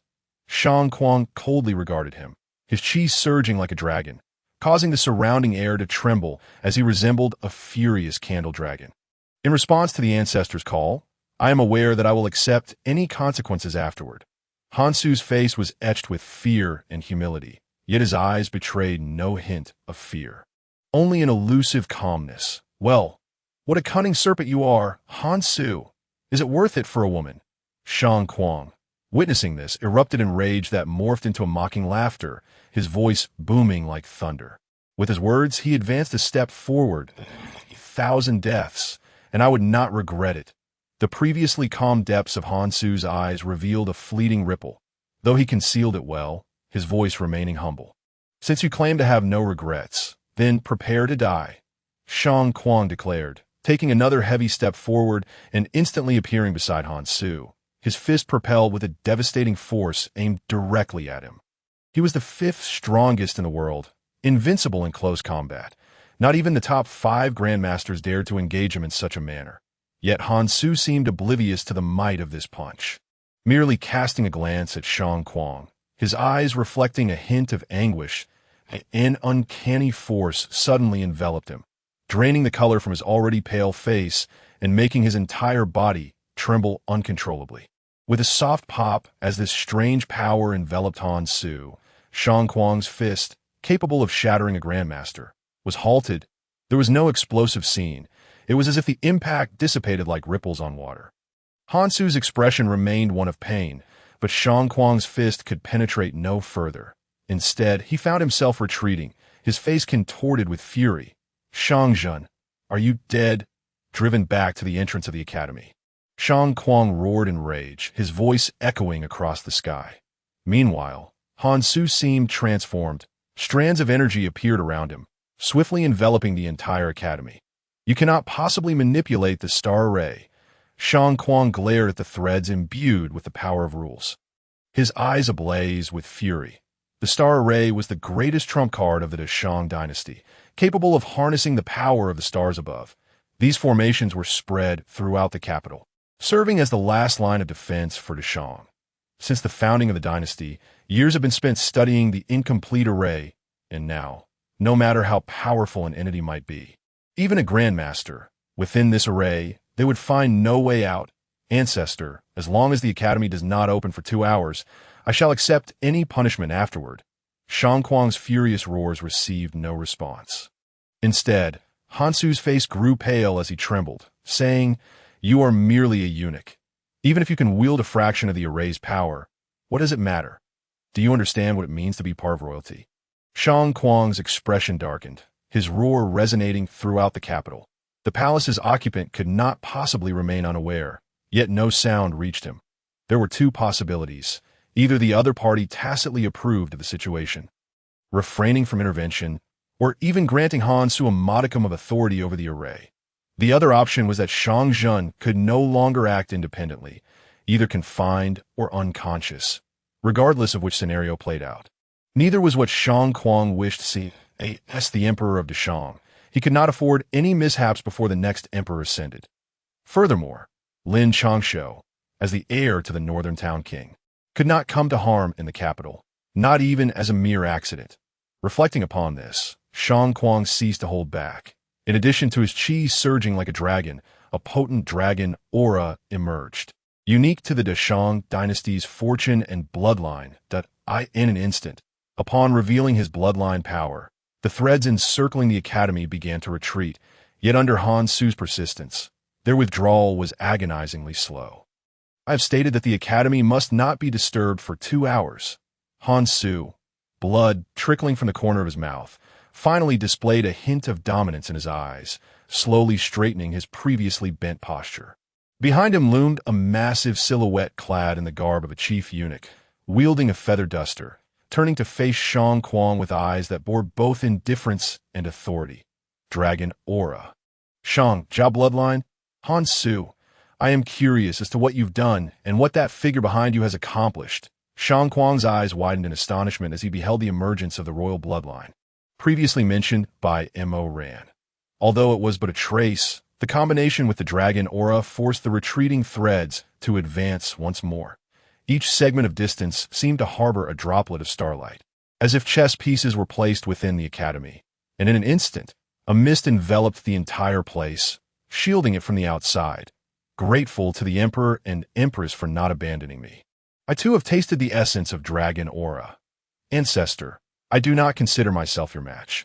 Han Su expressed gratitude as he bowed towards the palace, then humbly inclined towards Shang Kuang once more. What do you mean? Shang Kuang's expression shifted as he prepared to strike again, only to be repelled by the array's power. This eunuch means to utilize the Academy's strength to solidify our position for 2 hours. Just then, a calm voice drifted in, revealing Mo Ran approaching, barefoot and treading upon the air. Indeed, as expected of the third master, my intentions cannot escape your keen eye. Han Su replied without a change in expression. Continuing to bow humbly, I have warned you. Should you appear again, you will meet your demise. Mo Ran's face remained cold, his eyes darkening to resemble an abyss, and while life holds little value, should the third master wish, I shall bear the consequences and submit to the ancestor and the third master. Han Su slightly bowed, unwavering even in the presence of one of the world's foremost grandmasters. If you can withstand the array for 1 hour, I can temporarily seal it, Mo Ran stated, not even casting a glance at Han Su, his obsidian eyes fixed coldly on Shang Kuang. But Shang Kuang's countenance twisted with indecision. The star array could only be activated by the royal family. Specifically the Emperor, he, as a member of the royal family and the ancestor, bore both dragon aura and royal bloodline, making him the 5th strongest grandmaster, capable of resisting Han Su's array power. However, should he strike, it would mean utilizing the royal fortune and bloodline against Han Su's trace of royal bloodline. This would not only damage the array, but also risk backlash against the bloodline's owner, potentially leading to death. He cared little for others, but he feared that the royal bloodline belonged to Shangzhen. If so, everything would be lost. Ancestor, the Emperor wishes me to inform you that he is unharmed. So you may fight with abandon. Just as Shang Kuang pondered how to avoid damaging the bloodline, a cool voice rang out. Everyone turned to see Hua Fei adorned in resplendent attire, gracefully walking through the air. Your Majesty Hua Fei? From the beginning until now, Han Su remained composed in the face of Shang Kuang and Mo Ran, but upon seeing Hua Fei, a flicker of panic appeared in his eyes. You wretched servant, the Emperor commands you not to seek your own demise. Hua Fei's expression turned frosty, her eyes glinting with murderous intent as she glared at Han Su. Impossible. Han Su panicked, according to his previous arrangements. Shangzhen in the palace should have been oblivious, perhaps even in a stupor, but now everything had changed. That is good. Quickly go rescue Lin Changshou. Almost simultaneously, 2 voices rang out, one laced with sinister glee from Shang Kuang, the other filled with urgency from Mo Ran. I apologize, but I cannot leave the capital at this moment. Hua Fei's face revealed distress. Her emergence had already cost her dearly. You have worked hard. Leave the rest to us. Upon hearing these words, Shang Kuang and Mo Ran exchanged a grave glance.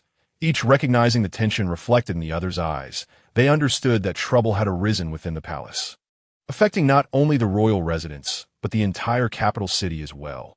This humble servant takes her leave. There are matters of great importance that require my attention within the palace.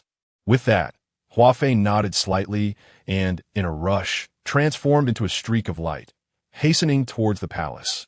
Han Su, today marks your demise, Shang Kuang declared with a fierce tone, his energy surging like a dragon. The vitality emanating from him took the form of ethereal dragons, accompanying his fists as he struck the array with a powerful blow. Han Su, unwilling to show any signs of weakness, summoned all his strength to maintain the formation. Yet he found himself unable to retaliate. He felt like a mere punching bag, absorbing Shang Kuang's relentless strikes. With each impact, blood trickled from the corner of his mouth. Nevertheless, his gaze remained steady until he suddenly paled. Realizing that Mo Ran, who had been at the entrance of the academy moments before, had vanished without a trace. Whoosh! At that moment, a brilliant firework erupted in the southern sky. Ancestor, it's too late. They have already made their move.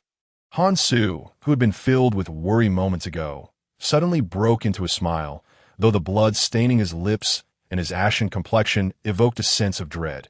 Chapter 77. The monks block the path meanwhile.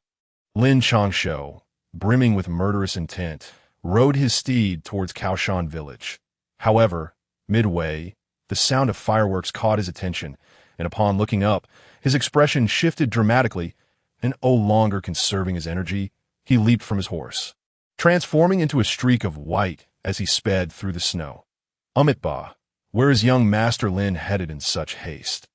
As he approached Kaoshan village, 5 monks suddenly appeared in his path. Blocking his way, "You again, you bold donkeys!"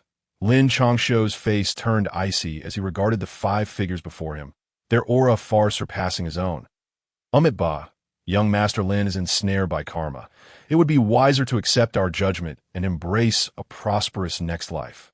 The leader, with a benevolent expression, spoke words that dripped with cold malice. Go to hell.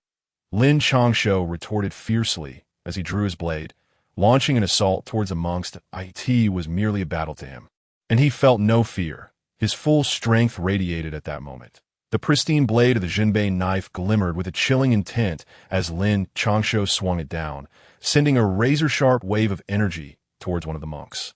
It was said that the son of the Jinbei king had been poisoned, his foundations damaged, and his character altered to one of extreme debauchery.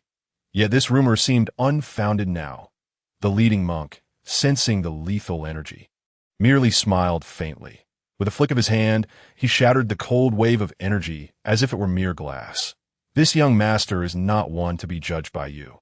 Stray dogs. Just then, Lin Changshou materialized beside one of the monks. Without a moment's hesitation, the Jinbei knife surged with a fierce intent aimed at the monk's head. Young Master Lin surprises me, but this will not suffice. The monk remained unfazed, casting a detached glance at Lin Changshou, golden light radiating from his body. When the sharp Jinbei knife struck him, it felt like it had collided with iron, producing a resounding clang. Is that so? Lin Changshou's eyes were indifferent. The recoil from the blow stung his wrist, yet he cared not. Instead, he deftly redirected the Jinbei knife towards another monk. That instant, his hand unleashed a wave of blade energy, striking through the monk's chest as if slicing through tofu. The monk was taken aback. He had employed the Buddha's golden body, and yet here was Lin Changshou, a mere novice, penetrating his defenses. Even a master of equal prowess would struggle to breach such protection. Blood of a faint golden hue escaped his lips as he struggled to comprehend the situation. Your skin is not harder than that of a demon beast, Lin Changshou scoffed, not even glancing at the monk as he attempted to withdraw his hand. In his encounter with the highest-ranking demon beasts at Bays, he had faced 2 grand masters. What was the Buddha's golden body in comparison? Now that young Master Lin has arrived, there is no need for you to leave. I lack the courage to consume the demon with my own body. Just as Lin Changshou prepared to pull away, an overwhelming force surged towards him, rendering his efforts futile as the monk's expression turned solemn, revealing a glimmer of benevolence. The Buddha also has Vajra with wrath. Today, we shall settle the debts owed by the Jinbei Wangfu. The other monks, seemingly indifferent to their comrades' plight, shifted their stances. A binding force emanated from them, restricting Lin Changshou's movements entirely. It was you who attacked my mother. Yet Lin Changshou remained unfazed, his crimson eyes locking onto the monks as he spoke with a chilling tone. Amitabha, it is everyone's duty to slay the demons. The monks exchanged glances before simultaneously launching an attack, their fists and palms infused with heavy malice, targeting Lin Changshou's vital points. In the blink of an eye, they were upon him, delivering unyielding strikes. Bang! The sound echoed like a blow to leather as they struck simultaneously. After today, Every practitioner of the Buddha shall meet their end at my hands. None shall stand in the way, as the monks pondered the peculiarity of the impact. Lin Changshou, blood trickling from his lips, regarded them with an unfeeling gaze. His expression instilled a flicker of trepidation even in these seasoned monks, causing them to hesitate and muster greater force for their next assault. Yet Lin Changshou's eyes betrayed no sign of alarm, devoid of any human emotion, as he ignored the monks entirely. Did you not wish to consume the demon with your own body? Today, I shall grant your desire. The monk who had been struck by Lin Changshou's hand was exerting all his power to immobilize Lin Changshou. Just as he believed the situation was secure, he heard Lin Changshou's voice, reminiscent of a demon from the depths of hell. In the next moment, he felt Lin Changshou's hand no longer retracting. Instead, a sharp and fierce blade energy surged toward his vital organs. Bang! Bang! Bang! Meanwhile, the remaining monks unleashed their full power, targeting Lin Changshou's vital spots with unrestrained ferocity. The air resonated with a series of thunderous sounds as Lin Changshou's bones twisted and contorted beneath the onslaught, resisting the ferocious attacks. Junior brother, senior brother, regardless of their efforts, Lin Changshou remained impervious. Channeling the post-heaven body refinement technique while the blade energy surged towards the monk's vital organs. The sound of the blade piercing flesh resonated as Lin Changshou's hand sliced through the monk's body, emerging with a bloodied heart in his grasp. Amidst the gasps of the other monks, he exerted his strength, crushing the still-beating heart, which splattered into a crimson mist upon the snow. Now, it is your turn. With the heart crushed, the binding force dissipated as if it were non-existent. Lin Changshou's eyes blazed crimson, blood flowing freely from his mouth, yet his posture remained unwavering as he glared at the remaining monks. Growling, "Kill him! He has succumbed to madness." The leading monk felt a chill in his heart and shouted furiously, abandoning any notions of compassion. They could no longer afford to hesitate, if they did not act swiftly. Lin Changshou's bizarre attacks and formidable body refinement techniques could very well spell their doom. With that, the monks unleashed their most formidable assaults, their masterful energies rippling through the air like waves. As they released their auras, Lin Changshou's legs began to tremble, and his body resisted the urge to collapse under the pressure. Despite his desperate efforts to employ the dual techniques of post-heaven body refinement and war god technique, the sound of his bones creaking filled the air. Chapter 78. Kill. As Lin Changshou's condition worsened, the monks exchanged glances, their hearts finally easing. They were aware that their comrade's death had merely been a result of Lin Changshou's unexpected strike and their own negligence. Now, Lin Changshou remained but a fish on their chopping block, ready for slaughter. They were determined to end this swiftly, unleashing their most powerful attacks directly at Lin Changshou, confident that this strike would reduce him to nothing but a bloody mist. Do you dare? As the attacks closed in, cracks appeared on Lin Changshou's skin, blood oozing forth that moment. A sound akin to a sword's cry pierced the air, and a blade of energy, imbued with the power to cleave heaven and earth, sliced through towards the monks. Yujing, a group of monks, upon witnessing the situation, furrowed their brows tightly. The sword energy posed a significant threat to them, a notion instinctively felt by masters of their caliber. Should they persist in their offensive, they would undoubtedly be harmed by that very sword energy. Even if they managed to slay Lin Changshou, they would certainly suffer irreparable damage to their foundations. In such a case, not only would their aspirations be thwarted, but even their return to the grasslands would be rendered exceedingly difficult. The monks exchanged glances, and the leader of the group bellowed a command, swiftly shifting their assault to a defensive posture. Almost simultaneously, the sword energy surged forth, producing a series of piercing sounds akin to metal clashing. The force of the sword energy repelled the monks, preventing them from closing in, leaving them only to rely on their protective aura. You emerged too soon. Upon seeing the figure clad in white, Lin Changshou coughed up blood, fatigue, and pain washing over him, nearly causing him to collapse. Struggling against his weariness, he managed a wry smile as the familiar fragrance wafted from the white-clad figure. If I had delayed any longer, your catch would have never appeared, and the fisherman would have perished. The newcomer was none other than Lu Qingran, who had stormed out of the capital in anger. Hearing Lin Changshou's words, she felt a mix of heartache and exasperation. Cough, cough. Who could have anticipated their ferocity this time? I thought merely 1 or 2 masters would suffice. Yet here we are with 5 old, relentless monks right from the start. Lin Changshou felt excruciating pain coursing through his body as he endeavored to regulate his breathing. Expressing his grievance, he truly felt wronged.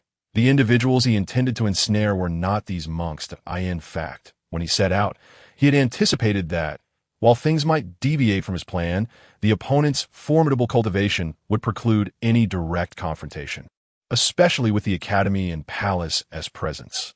However, as soon as he laid eyes on the 5 monks, he realized that the situation had spiraled beyond his control. He could sense an invisible hand, insidiously eroding everything in the vicinity. Now is not the time for regrets.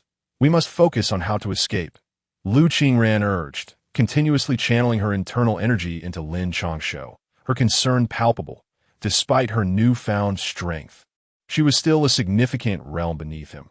Lin Changshou's unexpected ability to eliminate one of their number had already been miraculous, but now that the monks were prepared, an ambush seemed utterly implausible. If a direct confrontation ensued, it was likely that neither she nor Lin Changshou would last even 10 breaths. Contemplating this, her expression grew grave beneath her veil. First, do not fret, that I must ask, was your performance that day driven by jealousy? Lin Changshou leaned against Lu Qingran, feigning weakness, before suddenly inquiring that I was not. How could that be? You seem to have improved. Hurry and stand up. Lu Qingran, taken aback by his words, halted her assault, her face flushing beneath the veil. With a forceful shove, she pushed Lin Changshou away, glaring fiercely at him that I am still injured. The push exacerbated Lin Changshou's wounds, causing fresh blood to seep from his injuries as he pretended to be weak. Could you not keep your mouth shut? Lu Qingran's eyes glinted with sympathy despite her harsh words. As she leaned closer, allowing Lin Changshou to rest against her, she continued to pour her internal energy into him, staining her white attire with his crimson blood. Seemingly oblivious to her own cleanliness concerns, it was said that Lu Qingran's foundation in swordsmanship had been compromised by the wretched Taoist, yet here she was, not only having restored her swordsmanship but surpassing her previous prowess. Meanwhile, the attacking sword, subdued by the monks, returned to Lu Qingran's grasp, and the elder monk regarded her with astonishment. Moreover, she has re-established herself, successfully attaining the level of a minor master, becoming the foremost among the younger generation. Another monk, filled with admiration, continued to observe Lu Qingran. Shall we flee or fight? Lu Qingran, however, seemed to disregard the monks entirely. Casting a cold glance their way, her tone devoid of the gentleness she had shown Lin Changshou. Buddhist practitioner, I advise you to leave. Otherwise, the world will lose a remarkably gifted sword master, and its vibrancy will diminish. The elder monk's expression turned grave as he spoke to Lu Qingran. Do not waste time, old monk. Today, anyone who dares to obstruct us shall meet their end. Just as his words fell, a dark voice echoed, and several figures, exuding a murderous aura, approached menacingly. Casting a disdainful glance at the monks, they instinctively surrounded Lin Changshou and his companions. Are these the spirits of the underworld? Lin Changshou mused. Recognizing the masked figures wielding weapons, their presence reminiscent of those who had previously pursued him. Lin Changshou, the blood debt of decades in the martial world, the grievances of hundreds of thousands, shall be settled with you today. The leader of the group, shrouded in malice, did not respond, his figure charging toward Lin Changshou with a long knife in hand. All the while, his cultivation level was that of a master, and the others, all at least minor masters, prepared for battle. It appears we're destined to be tragic lovers. I wonder if these fellows can bury us together. Lin Changshou, unfazed by the incoming attackers, smiled at Lu Qingran. Focus on your recovery. Seize the opportunity to escape. Yet Lu Qingran did not respond with her usual playful defiance. Instead, she wore a stern expression, rising to her feet, sword in hand, to confront the oncoming threat. What do you mean escape? A couple should fight together. Lin Changshou understood her intent, but could not bear the thought of a woman sacrificing herself for him. With a light-hearted demeanor, he stood beside Lu Qingran and seized the northern suppression knife that had fallen to the ground. Kill! Before Lu Qingran could react, Lin Changshou shouted, transforming into a crimson streak as he charged toward the assassins. Chapter 79. A life hanging by a thread. Lin Changshou's furious roar seemed to unleash the floodgates of slaughter. Not only did he charge forward, but the murderous intent of the assassins intensified as well. Lu Qingran wished to follow and assist him, but she found herself encircled by the four monks, leaving her no time to utter anything but a single word: fight. The battle commenced the moment Lin Changshou engaged the first assassin. With blades clashing and sparks flying, blood gushed forth as they collided. Lin Changshou's strikes bore no intricate techniques, resembling more the brutal skirmishes of a battlefield. His focus was solely on the vital points of his foes, exchanging minimal cost for their lives. This approach was a lesson learned during his years in the Northern Suppression Army. Perfectly suited for his current perilous situation, relying on his acquired innate strength, Lin Changshou found that those of lower cultivation levels could hardly pierce his skin. Even the minor masters, in their haste, could only manage to inflict superficial wounds that, in contrast, he relentlessly dispatched one enemy after another, wielding either his knife or his fists.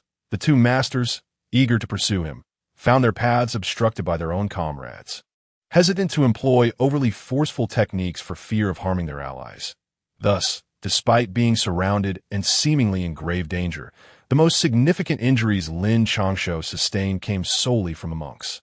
Lin Changshou, do you dare to confront us directly? As their comrades fell, the two masters' eyes burned with fury. Many of their own had perished. Their remaining companions, their only source of comfort in this moment of despair, were being slaughtered by Lin Changshou. Why would I not? You are simply foolish, just like your sect before you, utterly foolish, and that is why they perished. Lin Changshou, despite being grievously wounded by the monks, found himself drained of Lu Qingran's reinforcements after such a prolonged struggle. His body was drenched in blood, even his heavy leather attire soaked through, presenting a demonic visage as he coldly regarded the remaining foes. In the aftermath of the brief but intense skirmish, those who had once sought revenge against him began to retreat, despite Lin Changshou's disheveled state and trembling grip on his weapon. No one dared to advance. Step aside. Today, I shall demonstrate to you what it means for any technique to be futile in the face of absolute strength. The two masters, witnessing the retreat of their fellows, forcefully pushed their remaining comrades aside and confronted Lin Changshou directly. Just like my father and his uncles, who obliterated your sect and executed you traitors. Lin Changshou's internal energy surged wildly, the innate strength technique absorbing the scant spiritual energy in the air. Unfortunately, the surrounding area was devoid of sufficient energy. Even one technique was inadequate, let alone two. He felt the parched state of his dantian and the overwhelming hunger of his muscles, which had only improved marginally after such an extended period of time. Die. Enraged by his words, the two masters let out a furious roar, their figures vanishing from sight in an instant, transforming into fleeting shadows as they charged toward Lin Changshou. Fools! Lin Changshou could sense the intense pressure emanating from the two formidable opponents. Although not as powerful as the monks he faced, they were certainly beyond his current capabilities. With a cold smirk, he infused his internal energy into his legs, causing his muscles to swell to an unimaginable degree. In the next moment, a resounding explosion echoed as cracks appeared in the snow and the hard ground beneath him. Yet, he had already vanished from sight. Almost simultaneously, two fierce attacks were launched toward him. The fractured earth was obliterated, and as the snowflakes and dust settled, only a deep pit remained. The two masters stood beside the pit, their eyes scanning the surroundings in search of Lin Changshou's trace. Do you understand the art of walking a dog? During my time in the Northern Realm, I relished the pleasure of walking dogs, especially the Xiongnu breed. Today, you should consider yourselves fortunate to be taken for a stroll by me. Just then, Lin Changshou's indifferent voice rang out as he suddenly appeared behind one of the lesser masters. Before the latter could react, a bloodied hand pierced through his chest, crushing his still beating heart into a pulp. Junior brother, I swear I will tear you apart. Upon witnessing this, one of the master's eyes turned crimson. With a furious roar, he charged forward, while the other, frowning in realization, was already a step too late to intervene. Lin Changshou's lips curled into a slight smile, his eyes devoid of emotion, seemingly oblivious to the approaching master.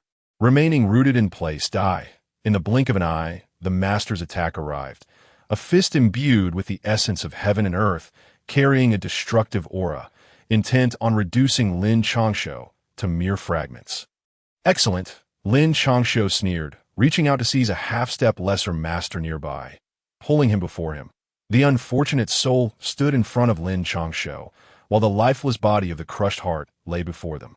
Boom! By the time the master realized, it was too late. The punch, infused with apocalyptic energy, was already upon him, that a tremendous crash reverberated as Lin Changshou was sent flying like a broken sack, while the man and corpse before him were reduced to a shower of flesh. Staining the pristine white snow crimson, Lin Changshou, you shall perish. As Lin Changshou soared through the air, blood gushing from his mouth, a voice filled with murderous intent resounded. He found himself behind Lin Changshou, delivering a palm strike aimed at his head. You've arrived. In the master's mind, he envisioned Lin Changshou's eyes filled with panic, yet what he saw was a glimmer of pride. Lin Changshou's speed intensified, seemingly devoid of any desire to evade, as if he wished to hasten his demise. The master hesitated momentarily, confusion flickering in his eyes, yet he could not fathom what hidden cards Lin Changshou still possessed. Gritting his teeth, he increased the force of his strike. Bang! A sound akin to a drumbeat echoed, and blood erupted from Lin Changshou's eyes, nose, and mouth in that instant. His breath became shallow, as if death were imminent. Everyone believed so. Even Lu Qingran, who was obstructed, unleashed all her cultivation. Utilizing an aggressive technique, she momentarily doubled her power and began to frantically assault the monks. However, to the monks, while Lu Qingran was indeed a prodigy, they were reluctant to engage her individually, given the significant disparity in their realms, and despite losing one, they remained a quartet. The formation they held was still formidable. Even against a grandmaster, they had confidence in their ability to stall for a moment, let alone a lesser master like Lu Qingran. Chapter 80. If you do not cease, I shall take a bath. Lu, why must you go to such lengths, for the sake of one Lin Changshou? Do you intend to forget the grace bestowed upon us by the Great Snow Mountain? As Lu Qingran's attacks grew increasingly fierce, causing the formation to tremble, the leading monk furrowed his brow. Glancing at the blood-soaked Lu Qingran within the formation. Release the formation, or you will face death. By this time, strands of white had already begun to appear in Lu Qingran's hair, despite being a genius. Standing at the pinnacle, facing four monks of long-standing renown and with a significant realm gap, even her secret techniques could barely make a difference. Yet now, she was determined to fight with all her might. For Lin Changshou in midair had already become a figure drenched in blood. His aura, if one did not probe closely, resembled that of a corpse, with barely perceptible breaths. Ba, when we came from the Great Snow Mountain, we spoke with the likes of you. Out of respect for past connections, Lu, if you could but wait a moment, Lin Changshou shall soon meet his end, and you may depart. The leading monk, noticing the redness in Lu Qingran's eyes and the agitation in her aura, spoke with increasing severity. Old bald donkey, release the formation now, or I, Lu Qingran, vow that whenever I encounter your Buddhist sect, I will eradicate you, and all shall fall upon your heads. Lu Qingran's hair had turned 1/5 white, her aura becoming wildly volatile, causing even the formation to begin to shake. Cough, cough, you foolish woman, your husband is not dead yet. Why risk your life? Hurry and stop. Just as Lu Qingran gritted her teeth, preparing to elevate her secret technique, a weak voice interrupted. She looked up in surprise to see Lin Changshou, who had been on the brink of death, now lying in the embrace of a master, glaring at her with irritation. Beneath him, the master's head had been reduced to half, while Lin Changshou's arm had penetrated through his neck. Quit staring. Quickly retract your secret technique. Don't waste your dark hair. You wish to become a white-haired witch. Noticing Lu Qingran's dazed expression as her hair continued to turn white, Lin Changshou urged her, Understood. At this moment, Lu Qingran resembled a small woman, completely devoid of the earlier ferocity she had displayed. Even Lin Changshou's remarks calling her a foolish woman elicited no response. Yes, she gazed at the still-breathing Lin Changshou. Her heart finally felt at ease, and tears began to well up in her eyes. Under Lin Changshou's insistence, she finally remembered to halt her secret technique, spewing forth a mouthful of pitch-black blood. You old monks had better pray that I die today, or else I shall settle the score. And for my wife's now white hair, as for the other monks, I shall not concern myself, but I, the young master of the north, will lead my forces to your grasslands and obliterate your lineage.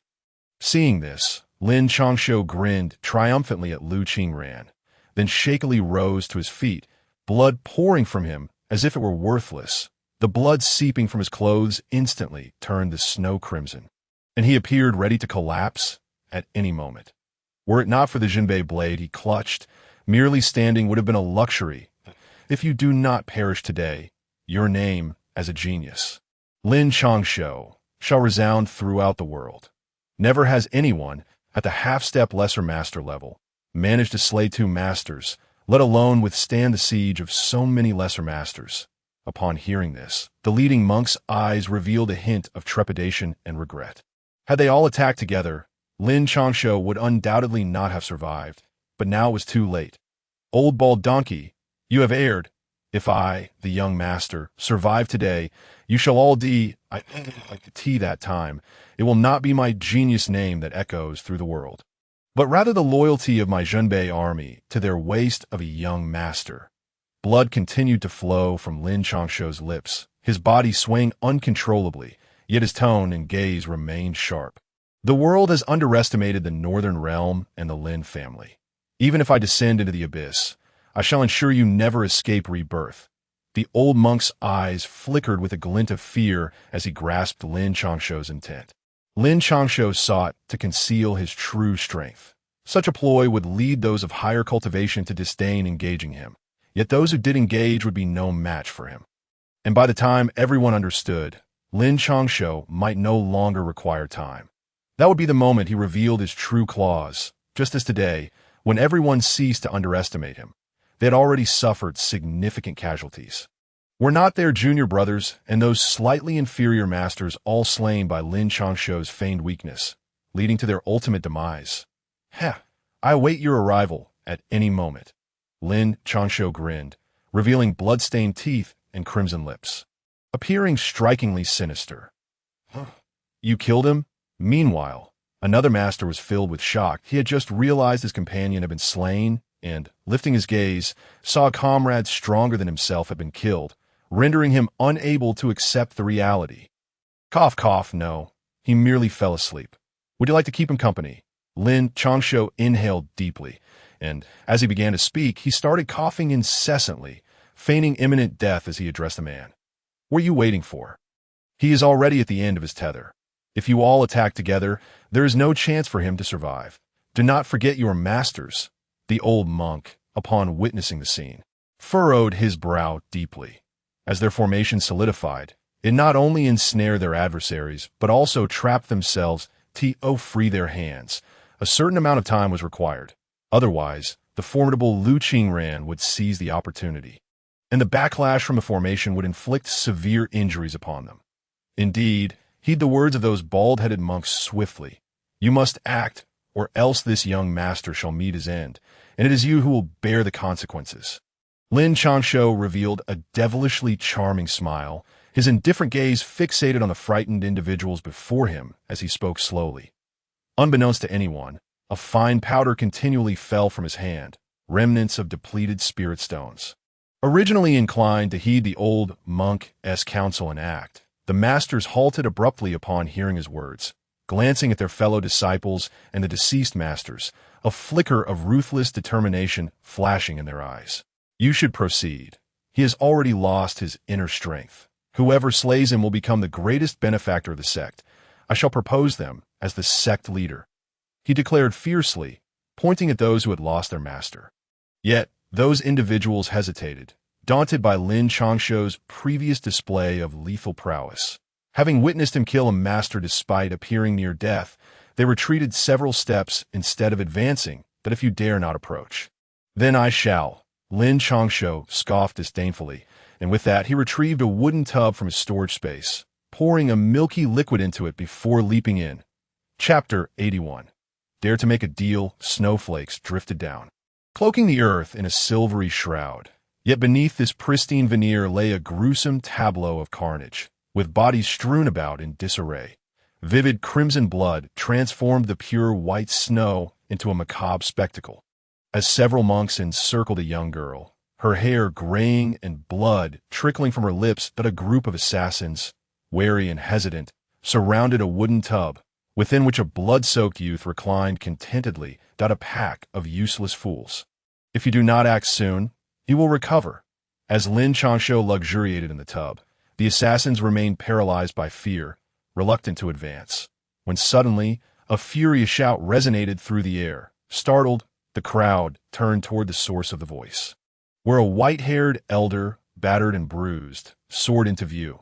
His booming voice had startled the assassins and monks, who were accustomed to treating their kin with utmost respect, fearful of saying anything amiss.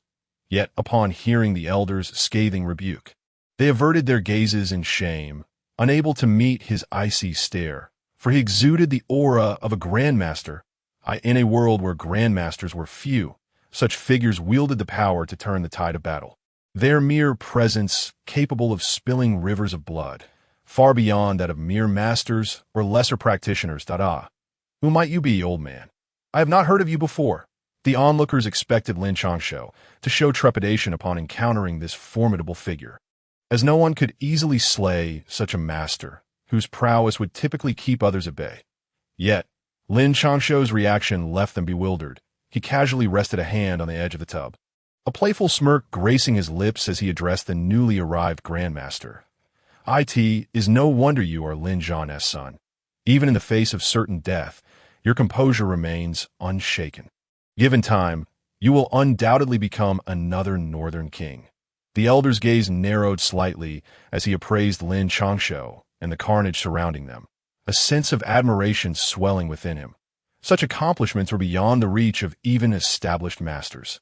Yet Lin Changshou had achieved them, and his current state suggested he still possessed the strength to fight back, compelling the elder to acknowledge that while Lin Changshou's cultivation might not be the highest, his combat prowess could easily surpass that of the young and even many middle-aged practitioners. Old man, your skills are commendable, and your words are far more pleasant than those of these fools. Young master has taken a liking to you. How about you come and assist me?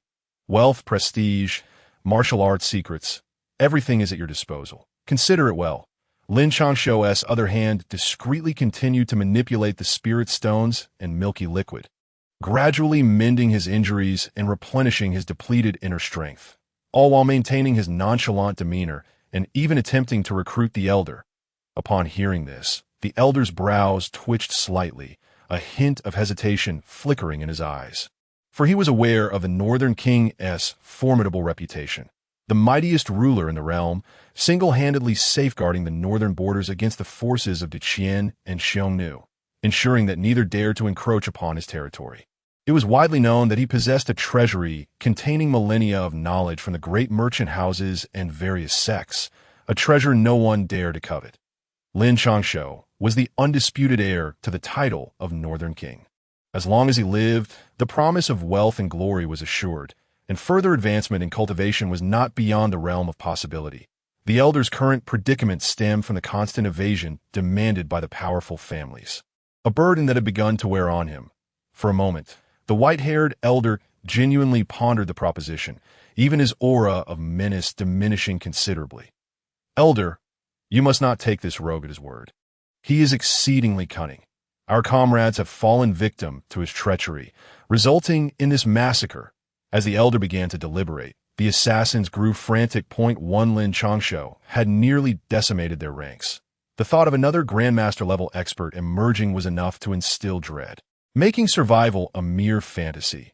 Ba, benefactor, attaining the grandmaster realm is no easy feat. I assume you have endured the trials of the Northern King's iron cavalry, the brutality of those iron horses, and the sight of your comrades perishing. Surely, you cannot forget.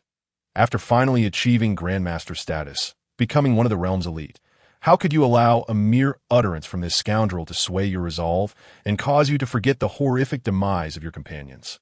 Such a monumental effort could easily shatter your path. The assassin's words failed to elicit any reaction from the elder. Rather, the murderous intent emanating from him only intensified, as the elder's stance became increasingly ambiguous. The leading monk exchanged glances with his companions and, with a compassionate expression, spoke up. As the old monk's words fell, the elder suddenly opened his eyes, the prior hesitation vanishing without a trace. Instead, the previously subdued aura of menace surged back to life. Suffocating and overwhelming, the force of this renewed intent shattered the wooden tub, propelling Lin Changshou out. Drenched and gasping, a spray of blood erupting from his mouth, his previously rosy complexion reverting to a pallid hue. That old bald donkey! If I survive this, I vow to eradicate every monk from your sect, ensuring your lineage vanishes from this world. Wiping the blood from his lips, Lin Changshou regarded the monks with cold indifference, his murderous intent unabashedly apparent. Amitabh pointing towards the group of monks and the pallid-faced assassins, he spoke, a faint smile lingering at the corner of his lips, yet in the eyes of those monks and killers, it was nothing short of terrifying. Senior, do not trust this rascal. We are all in this together. We are but pitiful souls from decades past in the martial world, and our goals align. We seek to ascend the stronghold of the Northern King. The master assassin, unable to withstand the elder's gaze, swallowed hard and exclaimed in haste, Amitabh, good sir, this boy is exceedingly cunning. His words cannot be trusted. Even the previously impassive monks shifted their expressions, their faces darkening as they spoke. As the monk's words fell, the elder's countenance subtly altered, his indifferent eyes fixed on Lin Changshou, awaiting his response. Blood surged, with an intensity reminiscent of the heavens and earth, as if he treaded upon the celestial spheres, his veins pulsating with the vigor of 1,000 torrents. Yet, Lin Changshou's only reply was a disdainful murmur. As his voice resonated, the elder's expression abruptly changed, his steps faltering, his face a tempest of emotions as he regarded Lin Changshou and the assassins. Go on. Please continue. At that moment, the elder had shed the initial calmness, for Lin Changshou's sudden silence and playful demeanor piqued his interest.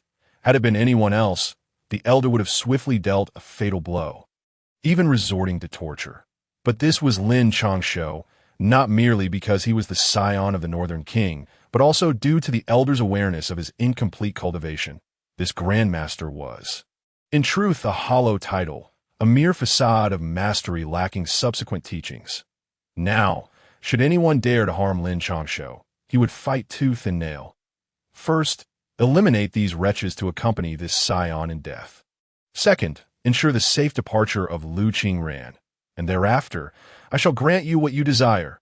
Leaning upon the Northern King's blade, Lin Changshou regarded the paralyzed killers and monks with a bemused expression, speaking only when the elder could no longer contain his impatience. Senior, hearing Lin Changshou's words, the master assassin panicked, calling out in desperation. When he noticed the elder's gaze was not upon him, he transformed into a fleeting shadow, racing away into the distance. Yet before he could escape far, the elder's thunderous voice echoed. In the next heartbeat, everyone witnessed the fleeing master assassin erupting into a mist of blood, scattered across the air. Run! The remaining assassins finally grasped the situation, and amidst the chaos, someone bellowed, prompting the others to scatter in every direction. Remember your promise to this old man, or I possess methods to make you wish for death. The elder, however, did not spare a glance at those fleeing. His gaze remained fixed on Lin Changshou as he spoke with solemnity. Rest assured, the words of the Northern King's household bear no deceit. Lin Changshou's expression revealed neither relief nor surprise. Only a subtle mockery graced his lips. Bang, bang, bang. The elder, upon hearing this, regarded Lin Changshou intently before falling silent. His footsteps suddenly surged forward. There was no excessive force in his movement. Yet the sound of his steps resonated deeply within the hearts of the assassins. They felt their very lifeblood churning, as if the obedient blood and cultivation they had relied upon had vanished entirely. Now turning against them, in an instant, they found themselves incapable of fleeing, collapsing to the ground in agony, their faces contorted in pain. The exposed flesh displayed throbbing veins that appeared ready to burst, pulsating violently upon their bodies. When the elder's final footfall landed, his voice, cold and indifferent, uttered the word die. Instantly, the assassins exploded into clouds of crimson mist, staining the silver-white snow. Good sir, do you truly wish to assist in this tyranny? Do not forget, the Northern King's household is a scourge in the martial realm. Should you kill Lin Changshou now, the Northern King's household shall face only a path of death. And we could return to our former glory. The monks had long since relinquished their pressure on Lu Qingran, now exerting their full strength to deploy a formation. They no longer sought to imprison, but rather to defend against the elder's elusive assault. Former glory? Old, bald donkey, if this scion dies today, I dare guarantee that your Buddhist sect shall not only fail to regain its former height, but shall be hunted to the ends of the earth. Furthermore, you old man, I assure you, if you kill them, I will grant you the subsequent layers of the technique. Should you kill this scion, I advise you to hide well, or you shall find no refuge in this world.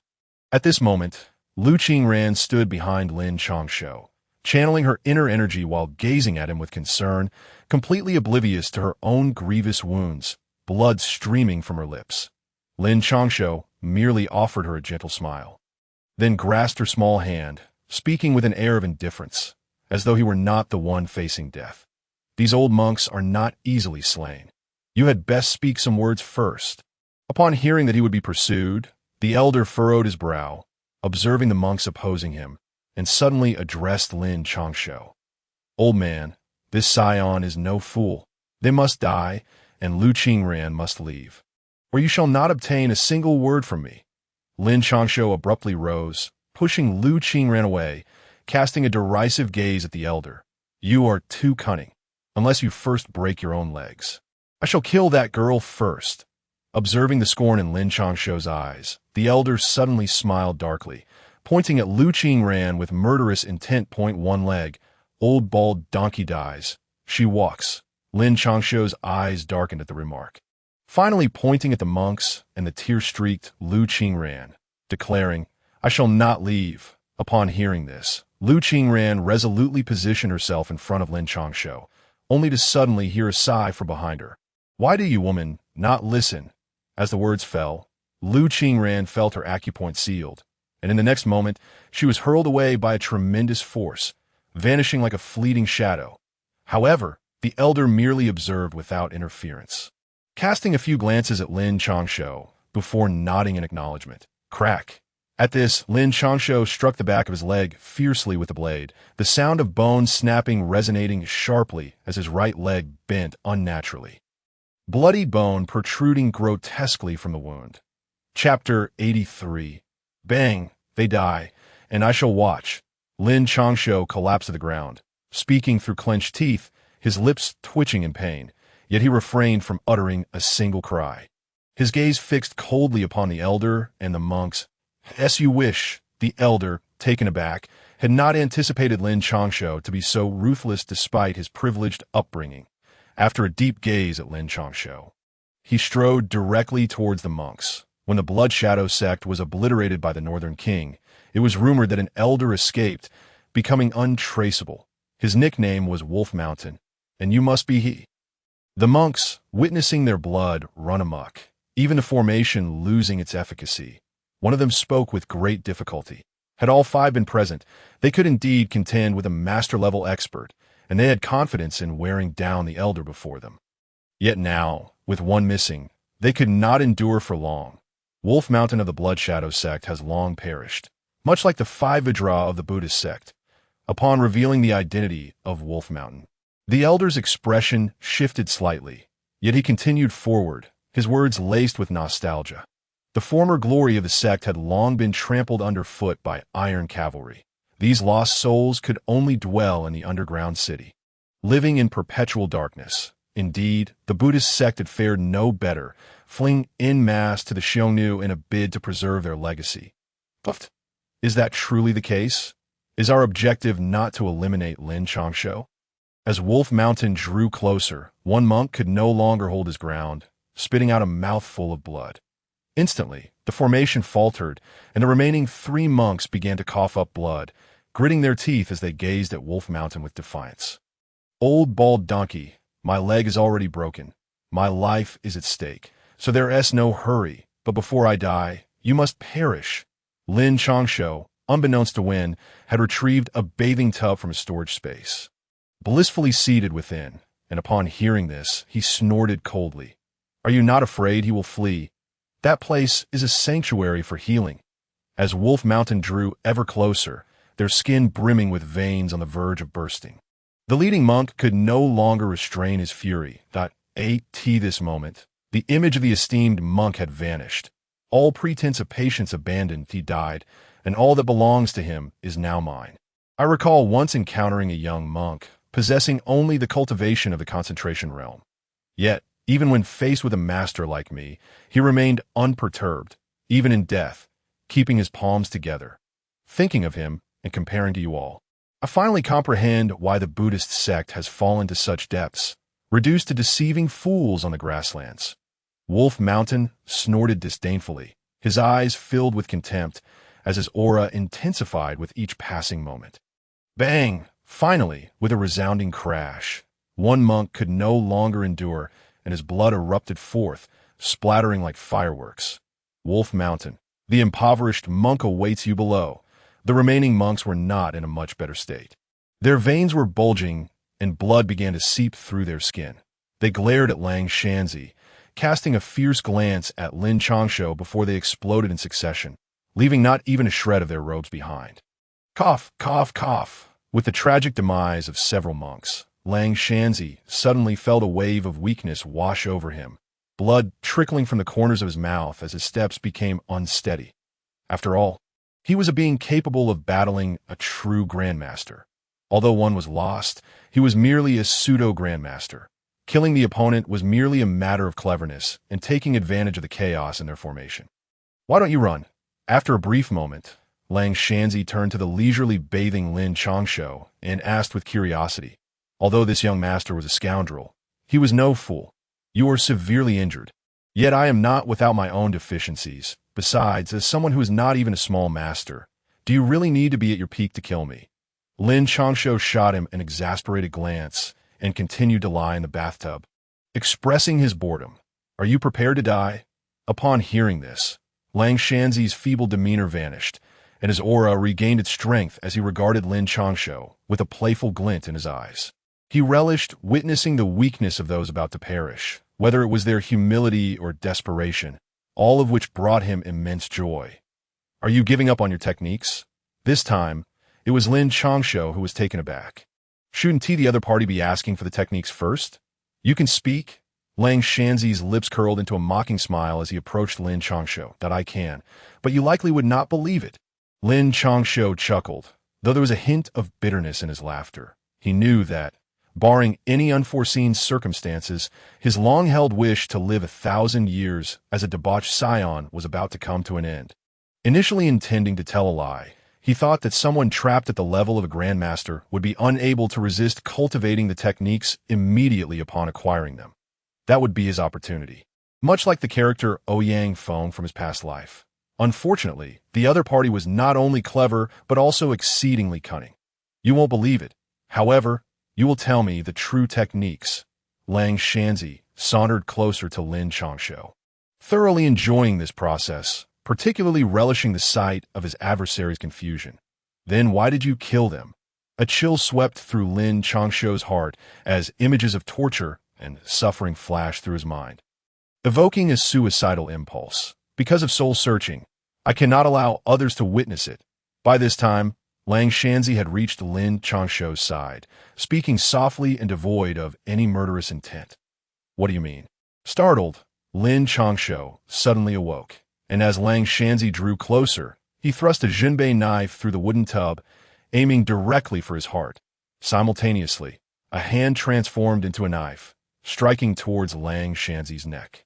This was a meticulously planned attack. "I am not like those worthless fools. Any struggle before me is futile. You would do well to allow me a glimpse of your memories. Yet, the invincible Zhenbei knife, along with Lin Changshou's hand knife, was thwarted by an overwhelming force, stopping just short of Lang Shanzi's body, as if separated by another realm entirely. Lang Shanzi smirked disdainfully. His palm began to change color. Advancing towards Lin Changshou's head, a mysterious force infiltrated Lin Changshou's mind, causing the images within his memory to flicker incessantly. His eyes grew increasingly dazed, and as Lang Shanzi's palm drew nearer, Lin Changshou's gaze became ever more hollow. Observing this, Lang Shanzi wore a smug smile. This old searching was his trump card. Chapter 84. Who dares to harm my house's young master? Bang! Just as the hand approached, an ancient bronze sound, heavy and profound, echoed in their minds. This is the Jiuzhou Ding. Lang Shanzi felt a surge of the ancient, mountainous bronze cauldron growing larger in his mind, and upon discerning the intricate designs upon it, terror filled his eyes as he exclaimed, "Who dares to harm my house's young master?" Just as Lang Shanzi felt his entire being constricted, his proud cultivation unable to muster a modicum of power, a thunderous voice resounded. He was enveloped in a fierce, killing intent. And as he attempted to turn, he could only move his eyes. Puffed, with a sharp clang of a blade, Lang Shanzi felt an excruciating pain in his chest, and at that moment, the force that bound him vanished. How could you be so fast? Lang Shanzi gazed at the Zhenbei knife that had pierced through his chest, sensing the raging power within him, and with great difficulty, he turned his head to see an elder, drenched in blood, holding a severed head, Changshou. Meanwhile, Lin Changshou was regaining his senses. His mind was a chaotic whirl, and upon seeing the familiar figure, he felt both joy and confusion. The joy stemmed from the realization that he would not die, and his secrets would remain undisclosed. The confusion arose from the fact that the elder, who had seemingly harmed his foundational cultivation, now appeared remarkably powerful. That severed head, though lifeless, retained an overwhelming aura that was unmistakably that of a grandmaster. Ha ha! So it is. Even in death, I, Lang Shanzi, will ensure that you, the fortunate one, accompany me to the grave. Lang Shanzi glanced at the rapidly approaching Changshou, then at Lin Changshou's puzzled expression, before laughing heartily, spitting blood in the process. With that, his hand shot towards Lin Changshou's head. Even on the brink of death, a pseudo-grandmaster's strike could shatter Lin Changshou's skull. You dare! Changshou's eyes widened in fury, accelerating his pace. Yet, no matter how fast he moved, he could not match the speed of that strike. Lin Changshou felt his blood freeze, unable to move as the terrifying pressure locked onto him. As the hand descended, the wind from it severed Lin Changshou's hair. Blood gushed from his forehead, uncontrollably flowing towards that hand. Bang! Just as Lin Changshou felt his blood was about to be drained, and he sensed he would die from blood loss even before the hand landed, a deafening voice resonated in his mind. In an instant, his immobilized body regained movement. The blood that had flowed out returned, and even the descending hand halted right before Lin Changshou's head. Cough, cough. Remember, when the day returns and Zhongzhou is restored, Lin Changshou, you owe our blood shadow, sectorize. The voice was also heard by Lang Shanzi, who, with blood flowing from his mouth and his expression fluctuating between hope and despair, finally sighed. His palm transformed into a sword finger, pressing against Lin Changshou's brow. You. Lin Changshou could only manage to utter a single word before being overwhelmed by the immense cultivation power. Summoning all his strength, he activated the War God technique and the postnatal dominance technique, desperately absorbing the inner energy that I am of the Blood Shadow sect, the son of the 11th generation leader. Inherently benevolent, unwilling to kill for the Blood Shadow technique. Ultimately, I could only resign myself to the role of elder, making no progress for a century. When the horse treads the rivers and lakes, I ventured out that I sought a cave dwelling, finding a fragment of a scroll to investigate the forces of heaven and earth for my own use, combined with the Blood Shadow technique to attack the spirit, breaking its blood without needing to kill. Today, with my dying body, I will resolve your dual-layered poison and assist you in advancing that if one day Zhongzhou is restored and you do not align yourself with the Blood Shadow sect, your soul will be cursed to suffer for eternity, living a fate worse than death. As the overwhelming power, surged into his body. Lin Changshou heard Lang Shanzi's voice, yet he could not utter a single word. The power not only flowed into his dantian, but also began to combat the toxins that clung to his body, turning his insides into a battlefield. The coldness alternated, akin to being cut and pulled. And were it not for the ancient bronze cauldron within him continuously emanating power to stabilize Lin Changshou's essence, he might have perished from the turmoil within. He has awakened. The elder Changshou has awakened. It was unclear how much time had passed, but Lin Changshou finally managed to balance the overwhelming inner energy and the various forces of the toxins. His eyes slowly opened, and before he could focus, a joyful voice reached his ears. "Oh, my young master, you have finally awakened. If you had taken any longer, Changshou would have been unable to restrain himself." When Lin Changshou opened his eyes, the first sight he beheld was the stunning visage of Lu Qingran, alongside the even older and more white-haired Changshou. "How long has it been?" Lin Changshou felt an abundance of strength, yet was spiritually drained. His voice hoarse. "It's been over half an hour." Lu Qingran replied, promptly supporting Lin Changshou against her, seemingly oblivious to the blood staining her white garments. "Let us go. We must move forward. Those Xiongnu aim to slaughter the innocent in Lai Jingwen." Lin Changshou, upon hearing this, attempted to rise, only to forget that one of his legs had been broken by his own hand. As soon as he exerted force, unbearable pain surged through him, and he collapsed against Lu Qingran. "My young master, you are gravely injured. Changshou will go. You and the young master's wife should stay here." As Lin Changshou gazed upon the blood-stained leg bones, tears streamed down Lu Qingran's face, her heart aching to the point of speechlessness. Uncle Song was equally at a loss, ultimately deciding to head south. "Uncle Song, I am fine. Qingran, you should return first. I will accompany Uncle Song to take a look. Those Xiongnu must not escape retribution for their actions. My conscience cannot find peace." Upon hearing this, Lin Changshou shook his head, gritting his teeth as he struggled to rise. Although his leg appeared severely injured, he had already assessed that as long as the bone was properly aligned, the rest would be left to time and healing salves. No. Just as he managed to align his leg bone, he heard two low shouts. Looking up, he saw Uncle Song and Lu Qingran resolutely blocking his path. "Uncle Song, I am a member of the Northern Town Army. The Xiongnu's massacre stemmed from my actions. If I do not go, how can I ever call myself a member of the Northern Town Army again?" Observing the lines of age etched deeply into Uncle Song's face, Lin Changshou felt a wave of sorrow. He sensed the dwindling vitality within Uncle Song and, without questioning the reason, spoke earnestly. "Qingran, as a man, I cannot allow those Xiongnu to commit murder, especially due to my inaction."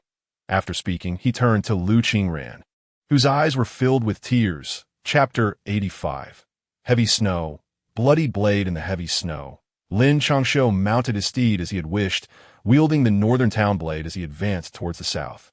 Despite one of his legs bleeding profusely, staining the pristine snow red, he remained indifferent to his blood-soaked body. He even felt it was not swift enough, relentlessly urging his steed onward, desperate to reach his destination and exact vengeance upon the Xiongnu. In Kaoshan village, flames soared into the sky. The air was filled with the sounds of horrifying screams, women and children wailing, men expressing their despair and fury, echoing throughout the village. All that answered them were the sinister grins of the Xiongnu and the glinting blades and arrows they wielded. Blood painted the village crimson. Villagers lay lifeless on the ground, women in tattered clothes, their faces still marked with tears and hatred even in death. Men, their bodies marred by wounds, continued to fight for their family's survival until their last breath.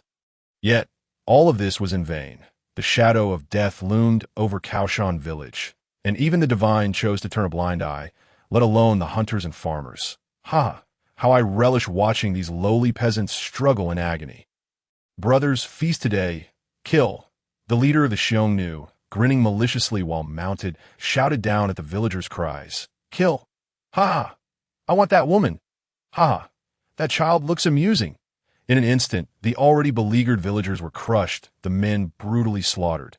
The women were dragged into houses, their cries of humiliation resounding, while in the streets, Soldiers continued their vile acts to them. There was no distinction between children and the elderly. They were merely a source of entertainment. The Xiongnu had their methods to massacre the villagers, playing with them like cats with mice. Galloping on fierce steeds, they wielded their curved blades, not beheading but inflicting countless cuts upon the men. It wasn't until those men lay bloodied and collapsed that they would cease. Bringing the men before the children and women in their presence, they savagely tormented what the men had sworn to protect, the anguished roars of despair echoing into the heavens, yet to no avail. Their cries fell on deaf ears. "You scoundrel shall meet your demise." A man, his eyes bloodshot with fury, glared at the Xiongnu before him. "And what of it? Do you know why today I can slaughter you so effortlessly? Because you are nothing but lowly peasants. Why do your patrols and officials dare not come? Because orders dictate that you are merely fodder for our amusement." The Xiongnu, adjusting his trousers, seized the man's hair, forcing him to meet his disdainful gaze. "You?" The man, incredulous, realized they were subjects of the great merchants, citizens of the capital's vicinity, initially hoping for rescue. Yet, nearly an hour had passed, and what awaited them was the gruesome slaughter of their fellow villagers. His belief crumbled, and he struggled to articulate his thoughts. But before he could speak, the flash of a blade severed his head, his crimson eyes staring towards the capital as if silently questioning. Before their deaths, revealing the most brutal truth and witnessing the collapse of their faith was precisely what the Xiongnu relished in that moment. The wails of despair and furious roars permeated the village, leaving the villagers bewildered as to why they had been forsaken, ignorant of why the great merchants had abandoned them to the Xiongnu. What a day of revelry, as the leader of the Xiongnu beheld the horrific scenes before him. A look of delight dawned upon his face, and with a sweep of his blade, he decapitated another man. Meanwhile, on the mountain slope, a small figure, drenched in blood, appeared at the base, clutching a lifeless rabbit. "Mother, soon we shall feast on meat. I, Taizhu, will protect you," Taizhu murmured to himself as he walked, revealing a gaping wound that nearly pierced his tiny frame. Driven solely by a will to survive, he emerged from the mountains, oblivious to the smoke and screams not far away. Guided by instinct, he retraced his steps homeward, his initially joyful and numb eyes halting at the sight of his doorstep. "Mother!" He saw a woman, naked and lifeless, sprawled in a pool of blood, her eyes fixed on the distant mountains, as if silently conveying something. The rabbit fell from Tieju's grasp, and in a daze he lunged at the woman, crying out in despair. Yet there was no response. Her heart had long ceased to beat, her body frozen in death. It was only as Taizhu fell upon her that her bloodshot eyes finally closed. How can there still be a survivor? Capture him! Among the Xiongnu, who were busy claiming heads, the sound of a young, anguished voice caught their attention. The leader furrowed his brow and signaled for someone to rush over. They deserve to die. At that moment, Lin Changshou and his companions finally caught sight of Kaoshan village, the flames illuminating the night sky. Their cultivation allowed them to witness the villagers' tragic plight. Lin Changshou's hands clenched the northern town blade, his voice low and filled with murderous intent. How dare they? Even a usually cold-faced Lu Qingran could no longer contain her murderous aura. Speaking coldly, "Power is truly vile. Young master, young mistress, you stay here. I shall slay those beasts." Uncle Tsang's frail form appeared more hunched, yet his killing intent surged like a raging dragon, roaring in defiance. "Northern Town Army, attack!" In response to him, Lin Changshou brandished the northern town blade with a fierce shout, charging forth on his steed towards the Xiongnu. "Uncle Tsang, as the northern frontier's young mistress, should you not follow your young master's lead? Kill!" Just as Uncle Tsang attempted to intervene, Lu Qingran called out, "Uncle Tsang," and then, like a fairy amidst the snow, she followed Lin Changshou, her aura replete with lethal intent. "Ha! Indeed, within the Northern Town Royal Manor, there is no one we cannot kill. Northern Town Army, charge!" Witnessing this, Uncle Tsang's weathered face beamed with pride as he roared like 1,000 armies, surging into the fray. "Capture that little brat!" In Kaoshan village, a bloodied Xiongnu dragged Taizhu before their leader, throwing him to the ground with a sinister grin. Chapter 86. A chilling fear. It is you who killed my mother. The recently captured Taiju seemed indifferent to his surroundings until he was tossed to the earth, his eyes finally registering the horror around him. He gazed upon the familiar sight of slain villagers, the bloodied Xiongnu, and their dripping blades, and in that moment his eyes turned a fierce red. This little brat has some courage. The Xiongnu leader was momentarily taken aback. For even adults would cower in fear under their ruthless slaughter, let alone a child staring defiantly at him. Tell me, did you kill my mother and the villagers? Taiju struggled to stand, his small frame unwavering, filled only with palpable hatred and murderous intent. Yes, what are you going to do about it? Aren't you afraid, little brat? The Xiongnu leader laughed, lifting Tieju's chin with a blade, tauntingly inquiring that I will kill you. I must kill you. Taiju obtained the answer he sought, and in an instant, fury consumed him. With a sharp turn of his head, that frail body summoned an inexplicable strength, launching himself directly at the Xiongnu. This force even caused the Xiongnu to stagger back momentarily. Before he could register his astonishment, he felt a sharp pain in his calf. Looking down, he was shocked to see that the Han boy had driven a dagger into his thigh. Seeking death, the Xiongnu erupted in rage, abandoning any pretense of mockery. Seizing Taiju by his clothing, he hurled him aside, sending him crashing heavily to the ground. Coughing violently, Taiju cried out, I will kill you. I will surely kill you. Despite feeling as though his bones were shattering, he paid no heed, struggling to rise, ignoring the wound on his face inflicted by a curved blade, and charged at the Xiongnu once more. Oh, not kill him. I want to sever his hands and feet.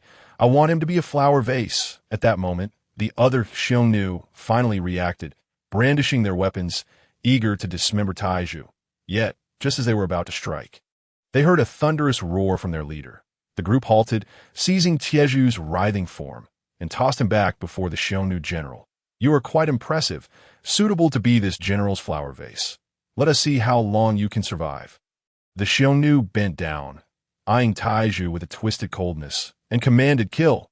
But before he could make a move, a loud shout startled him, and he turned to see a blood-soaked youth charging towards him on a steed, wielding the famed Jinbei knife. The Jinbei army.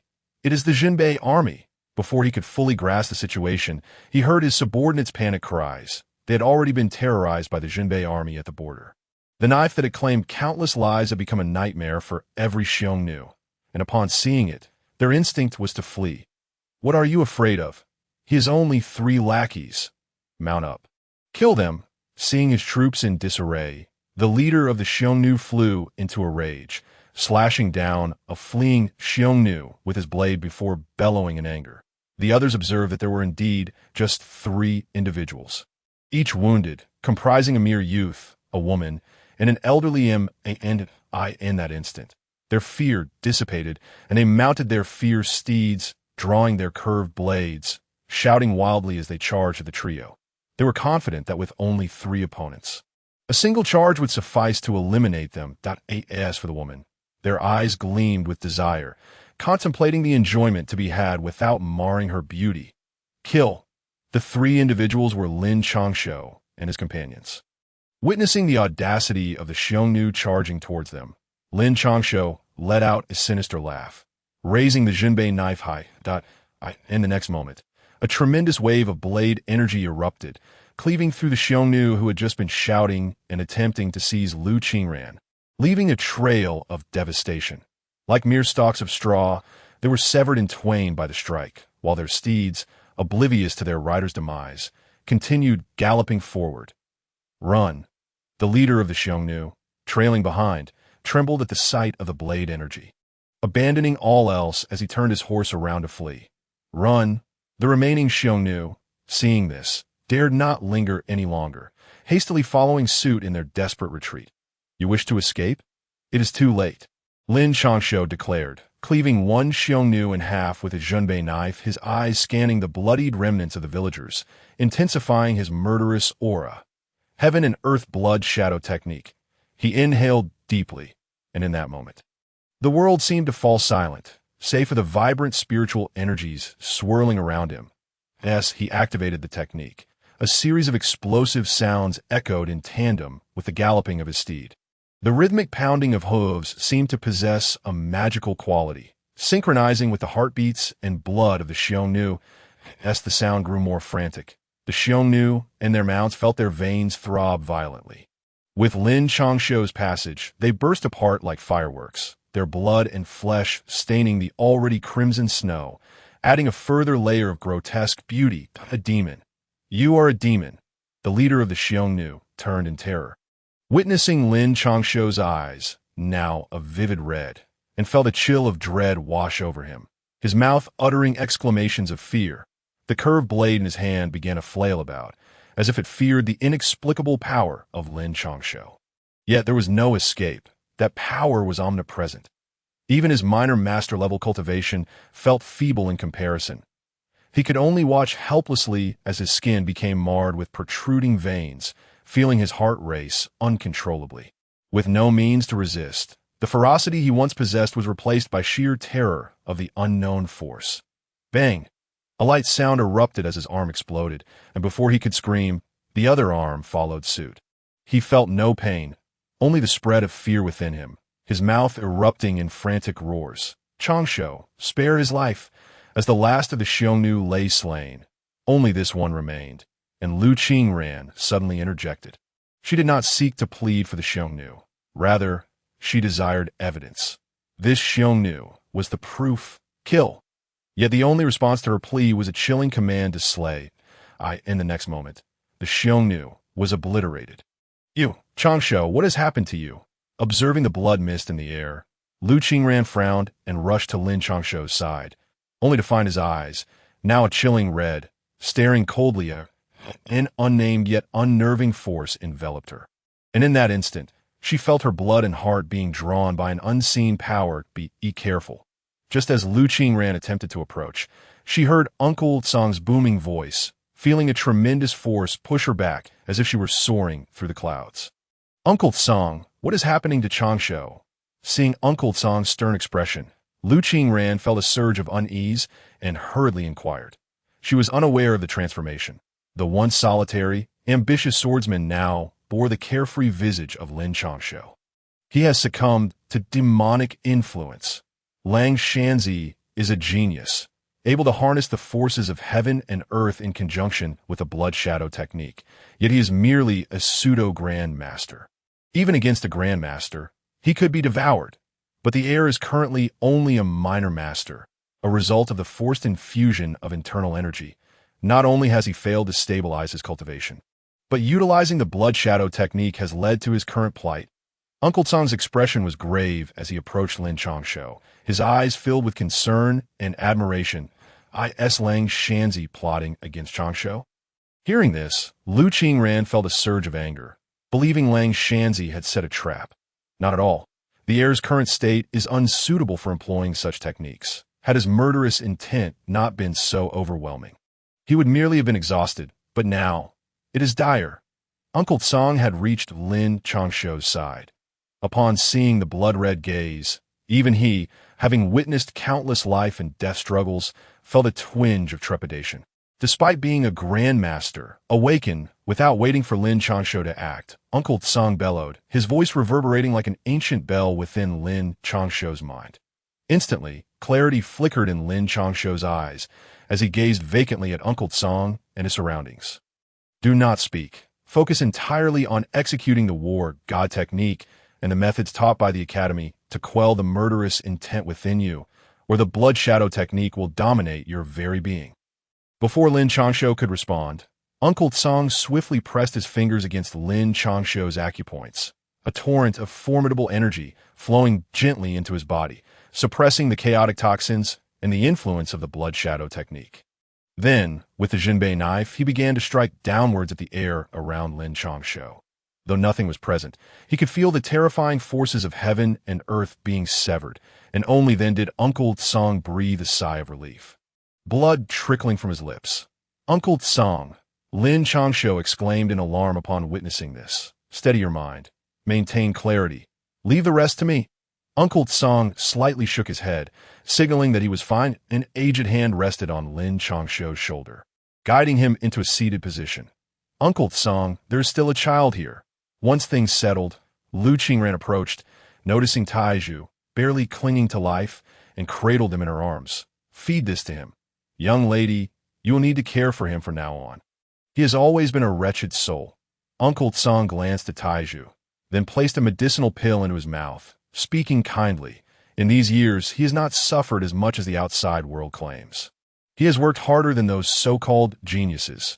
Lu Qingran's cheeks flushed crimson at his words, and she lowered her gaze, unable to meet Uncle Tsang's eyes, though her bright eyes remained fixed on Lin Changshou. Lost in thought. Ha ha. Indeed, young lady, you and the heir should stay put. I must go deal with those despicable scoundrels. Upon witnessing the scene, Uncle Tsang burst into hearty laughter, feeling a sense of relief.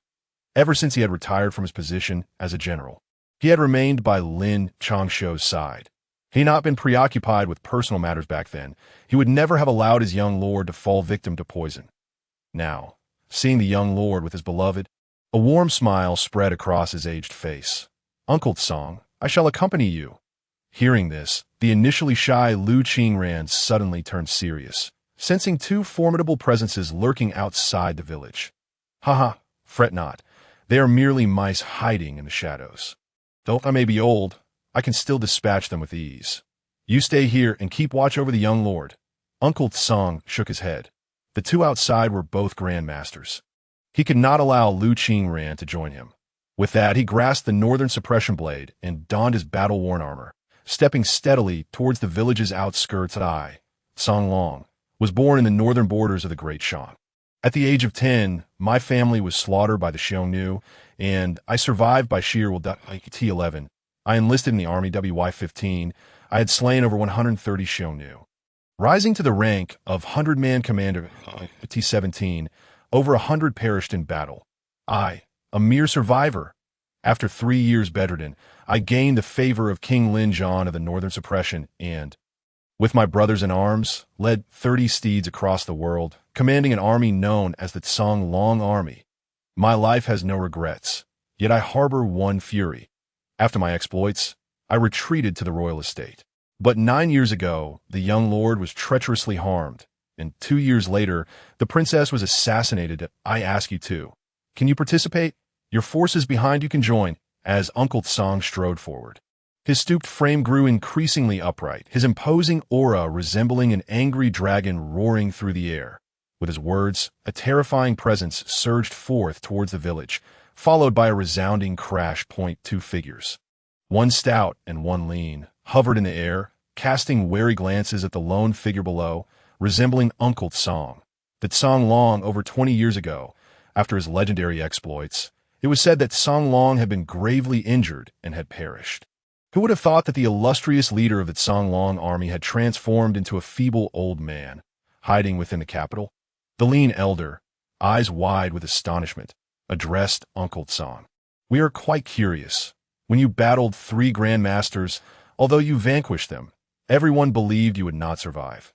How did you manage to live? As the lean man finished speaking, the stout one, with a face that shifted between expressions, looked at Uncle Tsang and inquired, I ask you, during those 2 assassination attempts, were you involved, along with your backing forces?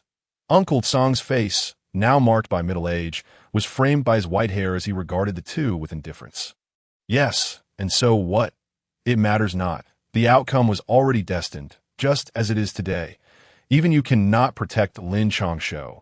The lean man shook his head, his gaze laced with wariness but devoid of fear.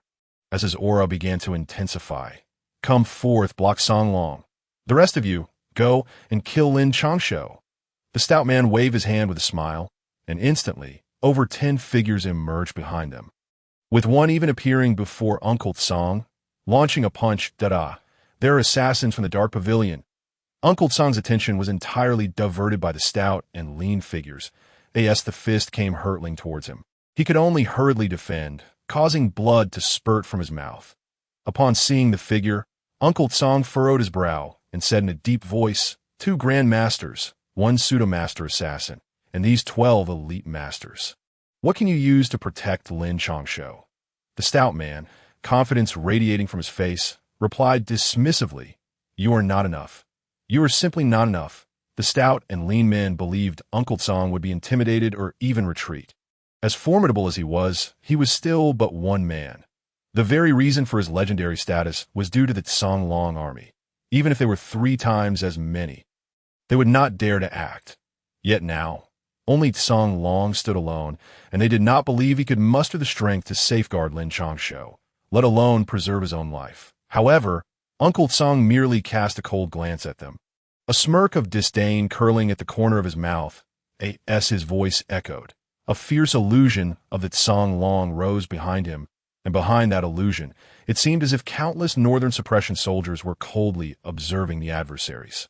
Attack! There is no time to waste. Seeing this, the stout and lean men dared not delay. They elevated their cultivation to the utmost, transforming into fleeting shadows as they rushed towards Uncle Tsang. Meanwhile, the assassins from the dark pavilion vanished, leaving only a faint killing intent that occasionally flickered by Uncle Tsang's side. The remaining group of masters, disregarding the scene before them, became mere phantoms as they disappeared, weapons aimed directly at Lin Changshou, who sat cross-legged within the village. I told you, you are not enough. Just as the group of masters was about to breach the village, Uncle Tsang's gaze turned icy, and with a single stroke of his blade, he cleaved downward, without the earth-shattering momentum. It was seemingly an ordinary strike, yet the very air trembled in its wake.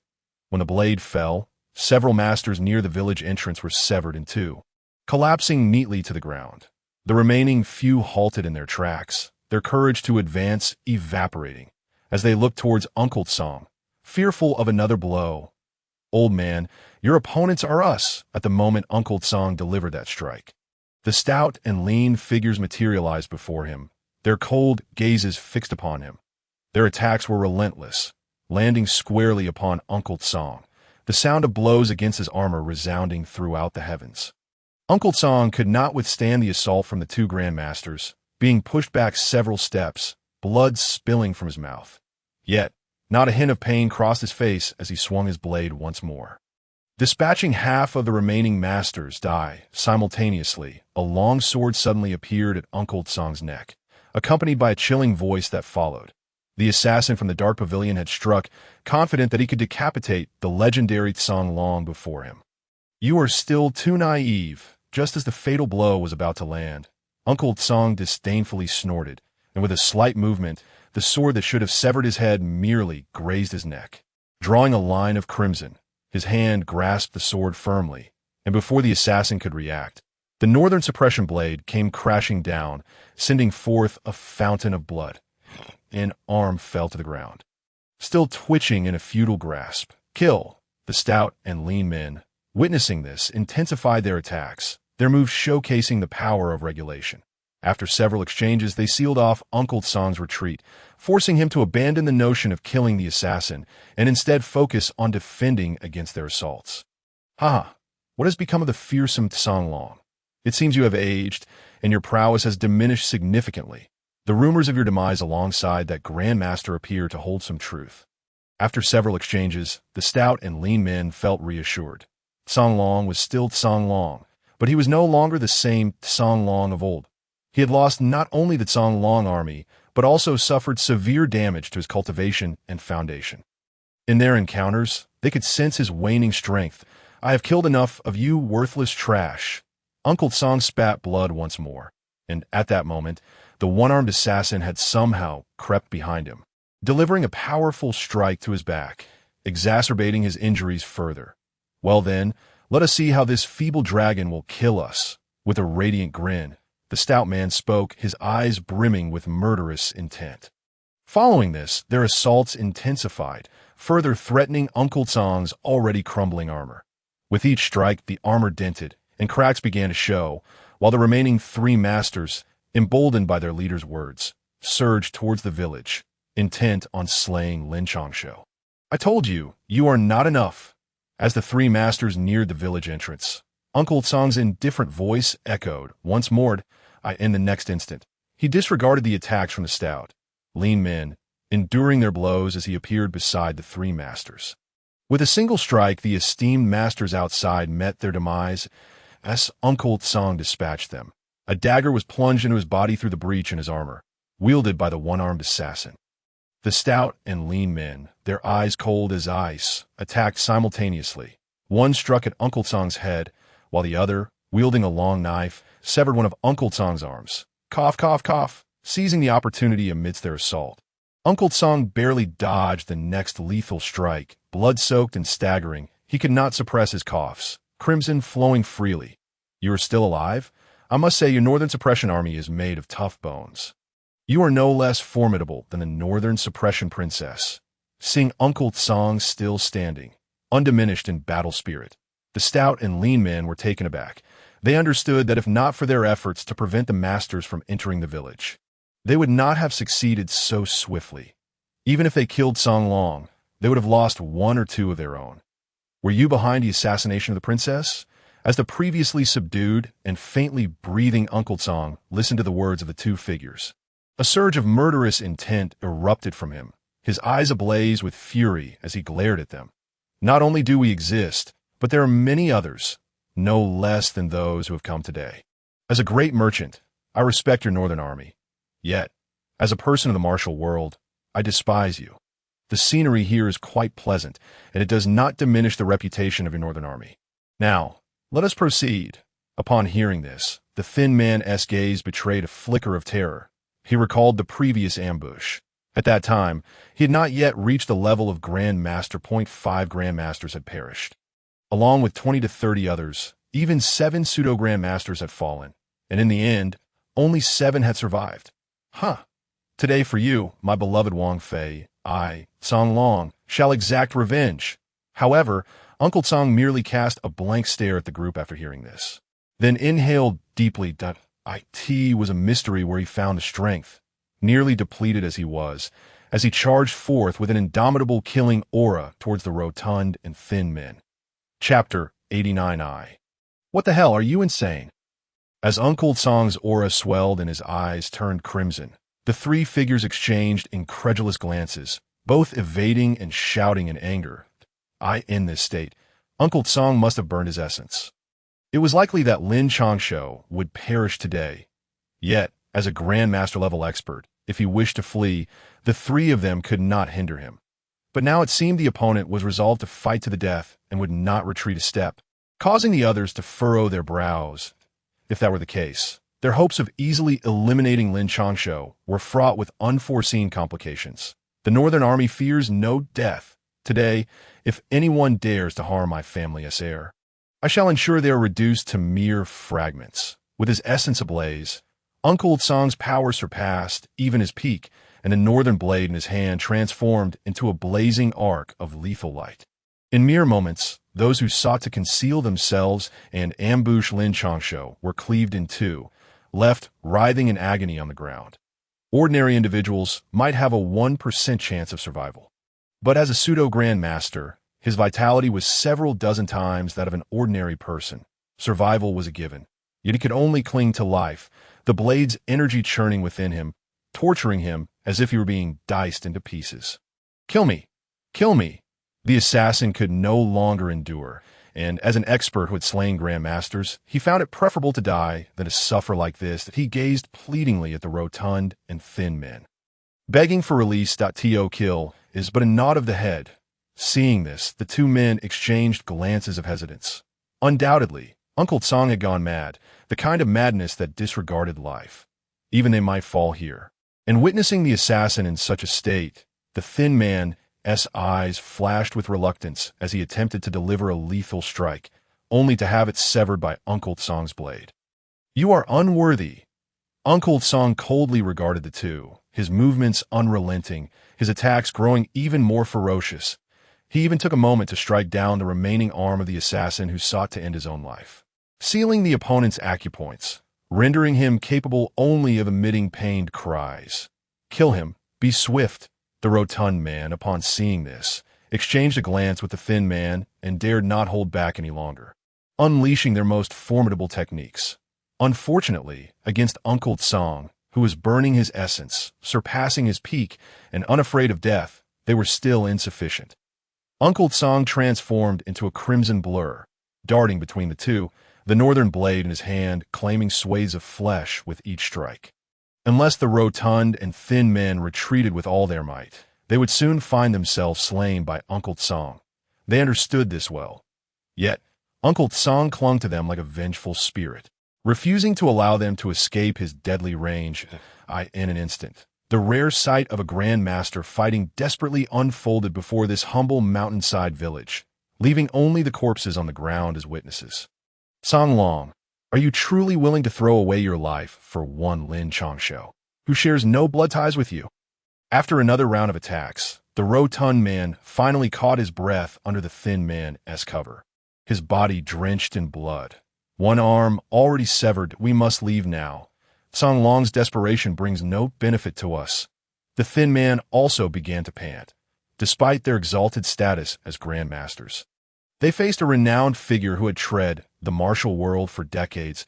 At his peak, even the reckless Shang Kuang dared not engage him lightly, not out of inability, but because if they fought to the end, Song Long would die, and Shang Kuang would be left in ruins. The rotund and thin men had only recently approached the Grandmaster realm, but there were distinctions even within that rank. The previous Song Long had been wounded, allowing them to strike, even incapacitating an arm. This was possible due to the hidden assassin and the presence of those at the master level targeting Lin Changshou, which had provided them with an opening. But now, the assassins lay slain, and the remaining one was reduced to a mere stick, wailing in despair. All they wished for was to flee. They had endured great hardship to ascend to the Grandmaster level, not to recklessly engage with the doomed Song Long, for their own wealth and glory had only just begun. Now you wish to depart. Will you return to bully my family's heir in the future? Have you consulted the northern blade in my hand? Blood flowed continuously from Song Long's mouth, yet he cared not, his crimson eyes gleaming with resolve. Today, I stake my life to avenge the tragically fallen Wang Fei, and to clear the path for my family's heir. Song Long charged forward, the northern blade embodying the spirits of the Song Long and the countless souls of soldiers behind him, bearing down upon the rotund and thin men. All of you are madmen. I will hold him back. You go kill those two. Seeing this, the rotund man's eyes gleamed with madness as he gritted his teeth and spoke to the thin man. You, the thin man, who had initially intended to act, was taken aback, incredulous as he gazed at the rotund and he blocked Song Long in his current state was impossible for even the two of them, especially since the rotund man had lost an arm. Enough with the nonsense. Go now. As the thin man hesitated, the rotund man bellowed angrily. In the next moment, his hefty form appeared before Song Long, as if he bore no weight. Completely abandoning resistance, his sword striking frantically in a desperate attempt to trade injury for injury, believing that only this way could he truly halt Song Long. Hold on. The thin man, seeing this, dared not delay. His figure flickering several times before he appeared at the village entrance, preparing to unleash a palm strike towards Lin Changshou and the others. He channeled all his strength into this strike. Not to mention Lin Changshou and Lu Qingran. Even a grandmaster would meet with obliteration under its force. You seek death. Yet the scene he envisioned did not materialize. A voice that resonated like that of a being from the depths of hell echoed in his ears. That palm strike was cleaved apart by a blade's energy, scattering in all directions. By the time he reacted, he beheld Song Long, now wielding a sword that pierced through his chest. He recognized it as the rotund man's treasured sword, sharp enough to slice through iron. Yet the rotund man was nowhere to be seen. That a chill ran through him as he feared the rotund man had perished. But turning back, he could only glimpse the rotund man's figure disappearing into the vast snow. Die! The thin man's fury ignited. He wished to curse, to tear the rotund man to shreds, but a low growl reached his ears at that moment. As he turned back, it was already too late. In the exchange between experts, timing was everything, especially when facing a Song Long fueled by burning essence. With a piercing sound, the thin man could only glance at the northern blade embedded in his chest, and the destructive blade energy wreaking havoc within him. Damn! Blood gushed forth from the thin man's mouth, his heart punctured and devoid of hope for survival. Yet, the vitality of a grandmaster was such that he could not die easily. The torment of the blade energy and the betrayal by the rotund man twisted his expression into one of fury as he uttered two words, Chapter 90. Either die or flee. How I regret. The thin man gazed at the murderous Song Long, then at the northern blade embedded in his heart, blood spilling from his lips. Who is behind you? Song Long paid no heed to the man's words, feeling dissatisfied with the day's battle, for that rotund man had escaped. Though he had wounded the opponent's foundation, ensuring they could never attain grandmaster status again, the fact remained that he had fled. Song Long, for people like us, even upon becoming grandmasters, we are merely stronger henchmen. While we may not be death warriors, we all possess vulnerabilities that others can exploit. If I die, my family will struggle to survive. The thin man let out a resigned chuckle, blood spilling from his mouth, remnants of his internal organs mixed within. If in the future it were possible to rescue your family, you should know well that if you die, their chances of survival diminish significantly. At that moment, Lin Changshou, supported by Lu Qingran, approached, his gaze icy as he regarded the thin man. You have awakened, young master. At this moment, Uncle Song was covered in blood, with daggers and swords still embedded in him. Yet upon seeing Lin Changshou, his eyes radiated concern akin to that of an elder for his child. Uncle Song, please enter and rest. I will handle things here. Gazing upon the visage of Uncle Song, Lin Changshou was beset by a tumult of anger and sorrow. Having cultivated the blood shadow technique, he could distinctly sense Uncle Song's condition, that he understood that although Uncle Song appeared imposing and brimming with murderous intent, within him lay a near-desiccated essence, his life poised to dissipate at any moment. These young lords, you may keep. I have no use for them now. Young man, I know not your identity, yet you have previously assaulted the princess.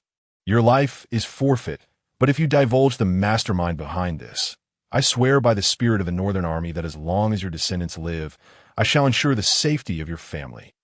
Uncle Song gently patted Lin Changshou's shoulder, then fixed his crimson gaze upon the frail figure on the verge of death. Back then, I was merely a cultivator struggling to survive in the underground city.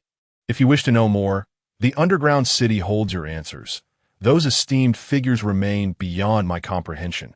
At these words, a glimmer of clarity flickered in the thin man's eyes, as if he were momentarily revived. And he murmured, You have a family behind you. However, Lin Changshou was unwilling to let the matter rest. The underground city was indeed a destination he intended to reach, and he now sought to uncover who had participated in those past events. Phone! The thin man, upon hearing this, scrutinized Lin Changshou and Song Long with utmost seriousness, uttering but a vague syllable of foam before a blade of energy severed his head. You seek death. Witnessing this, Uncle Song swiftly shielded Lin Changshou and the others behind him, as Song Long reappeared, wielding his blade toward a distant target. Misunderstanding. Senior Song Long, please do not be angered. I believe that fellow meant harm to you. The immense blade energy tore through the air, only to be halted by a colossal fist. With a resounding crack, a robust man's arm was instantly fractured, as a noble youth materialized beside him, wearing an apologetic expression. Fifth Prince, upon recognizing the figure, Lin Changshou halted Uncle Song and approached with a cold demeanor. It has been quite a while. Lin Shitseed, I have heard that someone seeks to do you harm. Hence I rushed here post-haste, accompanied by my strongest guards. The fifth prince addressed Lin Changshou with a broad smile, yet his feet hesitated to advance, for he feared that Lin Changshou and the bloodied Song Long might take his life. Begone! Lin Changshou regarded him for a prolonged moment, inhaling deeply before issuing a frosty rebuke. Are you courting death? Lin Changshou, as the sole son of the empress, the fifth prince was a formidable contender for the Great Shang throne, and he had never been so openly scorned. His expression darkened with murderous intent as he glared at Lin Changshou. Uncle Song, if they do not depart, I shall kill them. Yet Lin Changshou paid him no heed. Discreetly placing the spirit stone in Uncle Song's hand before, with the assistance of Lu Qingran, he approached the wailing assassin on the ground. Lin Changshou, I am a prince of Great Shang. Do you dare lay hands on me? Are you not afraid of annihilating your entire clan? Seeing himself so brazenly disregarded and threatened with death, he was engulfed by rage and fear. I do not wish to kill you now, but with hundreds of lives at stake in this village, Uncle Tsang's injuries and the wounds sustained by Qing Ran and myself do not force my hand. There are many princes in Great Shang. One less will not be missed. However, there's only one king of the north. And only I, Lin Changshou, am the heir of the king of the north. Clutching the northern blade, Lin Changshou dragged it as he advanced toward the assassin, his voice shifting from a low murmur to a chilling roar imbued with lethal intent. This fierce cry resonated through the heavens, lingering long after Lin Changshou had closed his mouth. "What do you mean? How dare you slander this prince?" The fifth prince's countenance soured dramatically. Certain actions may be undertaken in the shadows. Even if all were aware, without evidence, one could not openly speak of them. Such was the unwritten rule, a tacit understanding among the elite, yet Lin Changshou dared to voice it, though he did not name names. Anyone who heard would inevitably connect it to him. "You audacious fool! Lin Changshou, you dare to confront a prince. Your crimes warrant death." At that moment, a pair of ghastly, skeletal hands emerged from the shadows, reaching for Lin Changshou's back. Should the attack succeed, his heart would undoubtedly be ripped from his chest, while Uncle Tsang, due to his condition, was still focused on the burly man with the broken arm. In that instant, there was no time to react. Not even Lu Qingran, who was beside Lin Changshou, a wretched being dares to harm my junior disciple. It is you who seek death.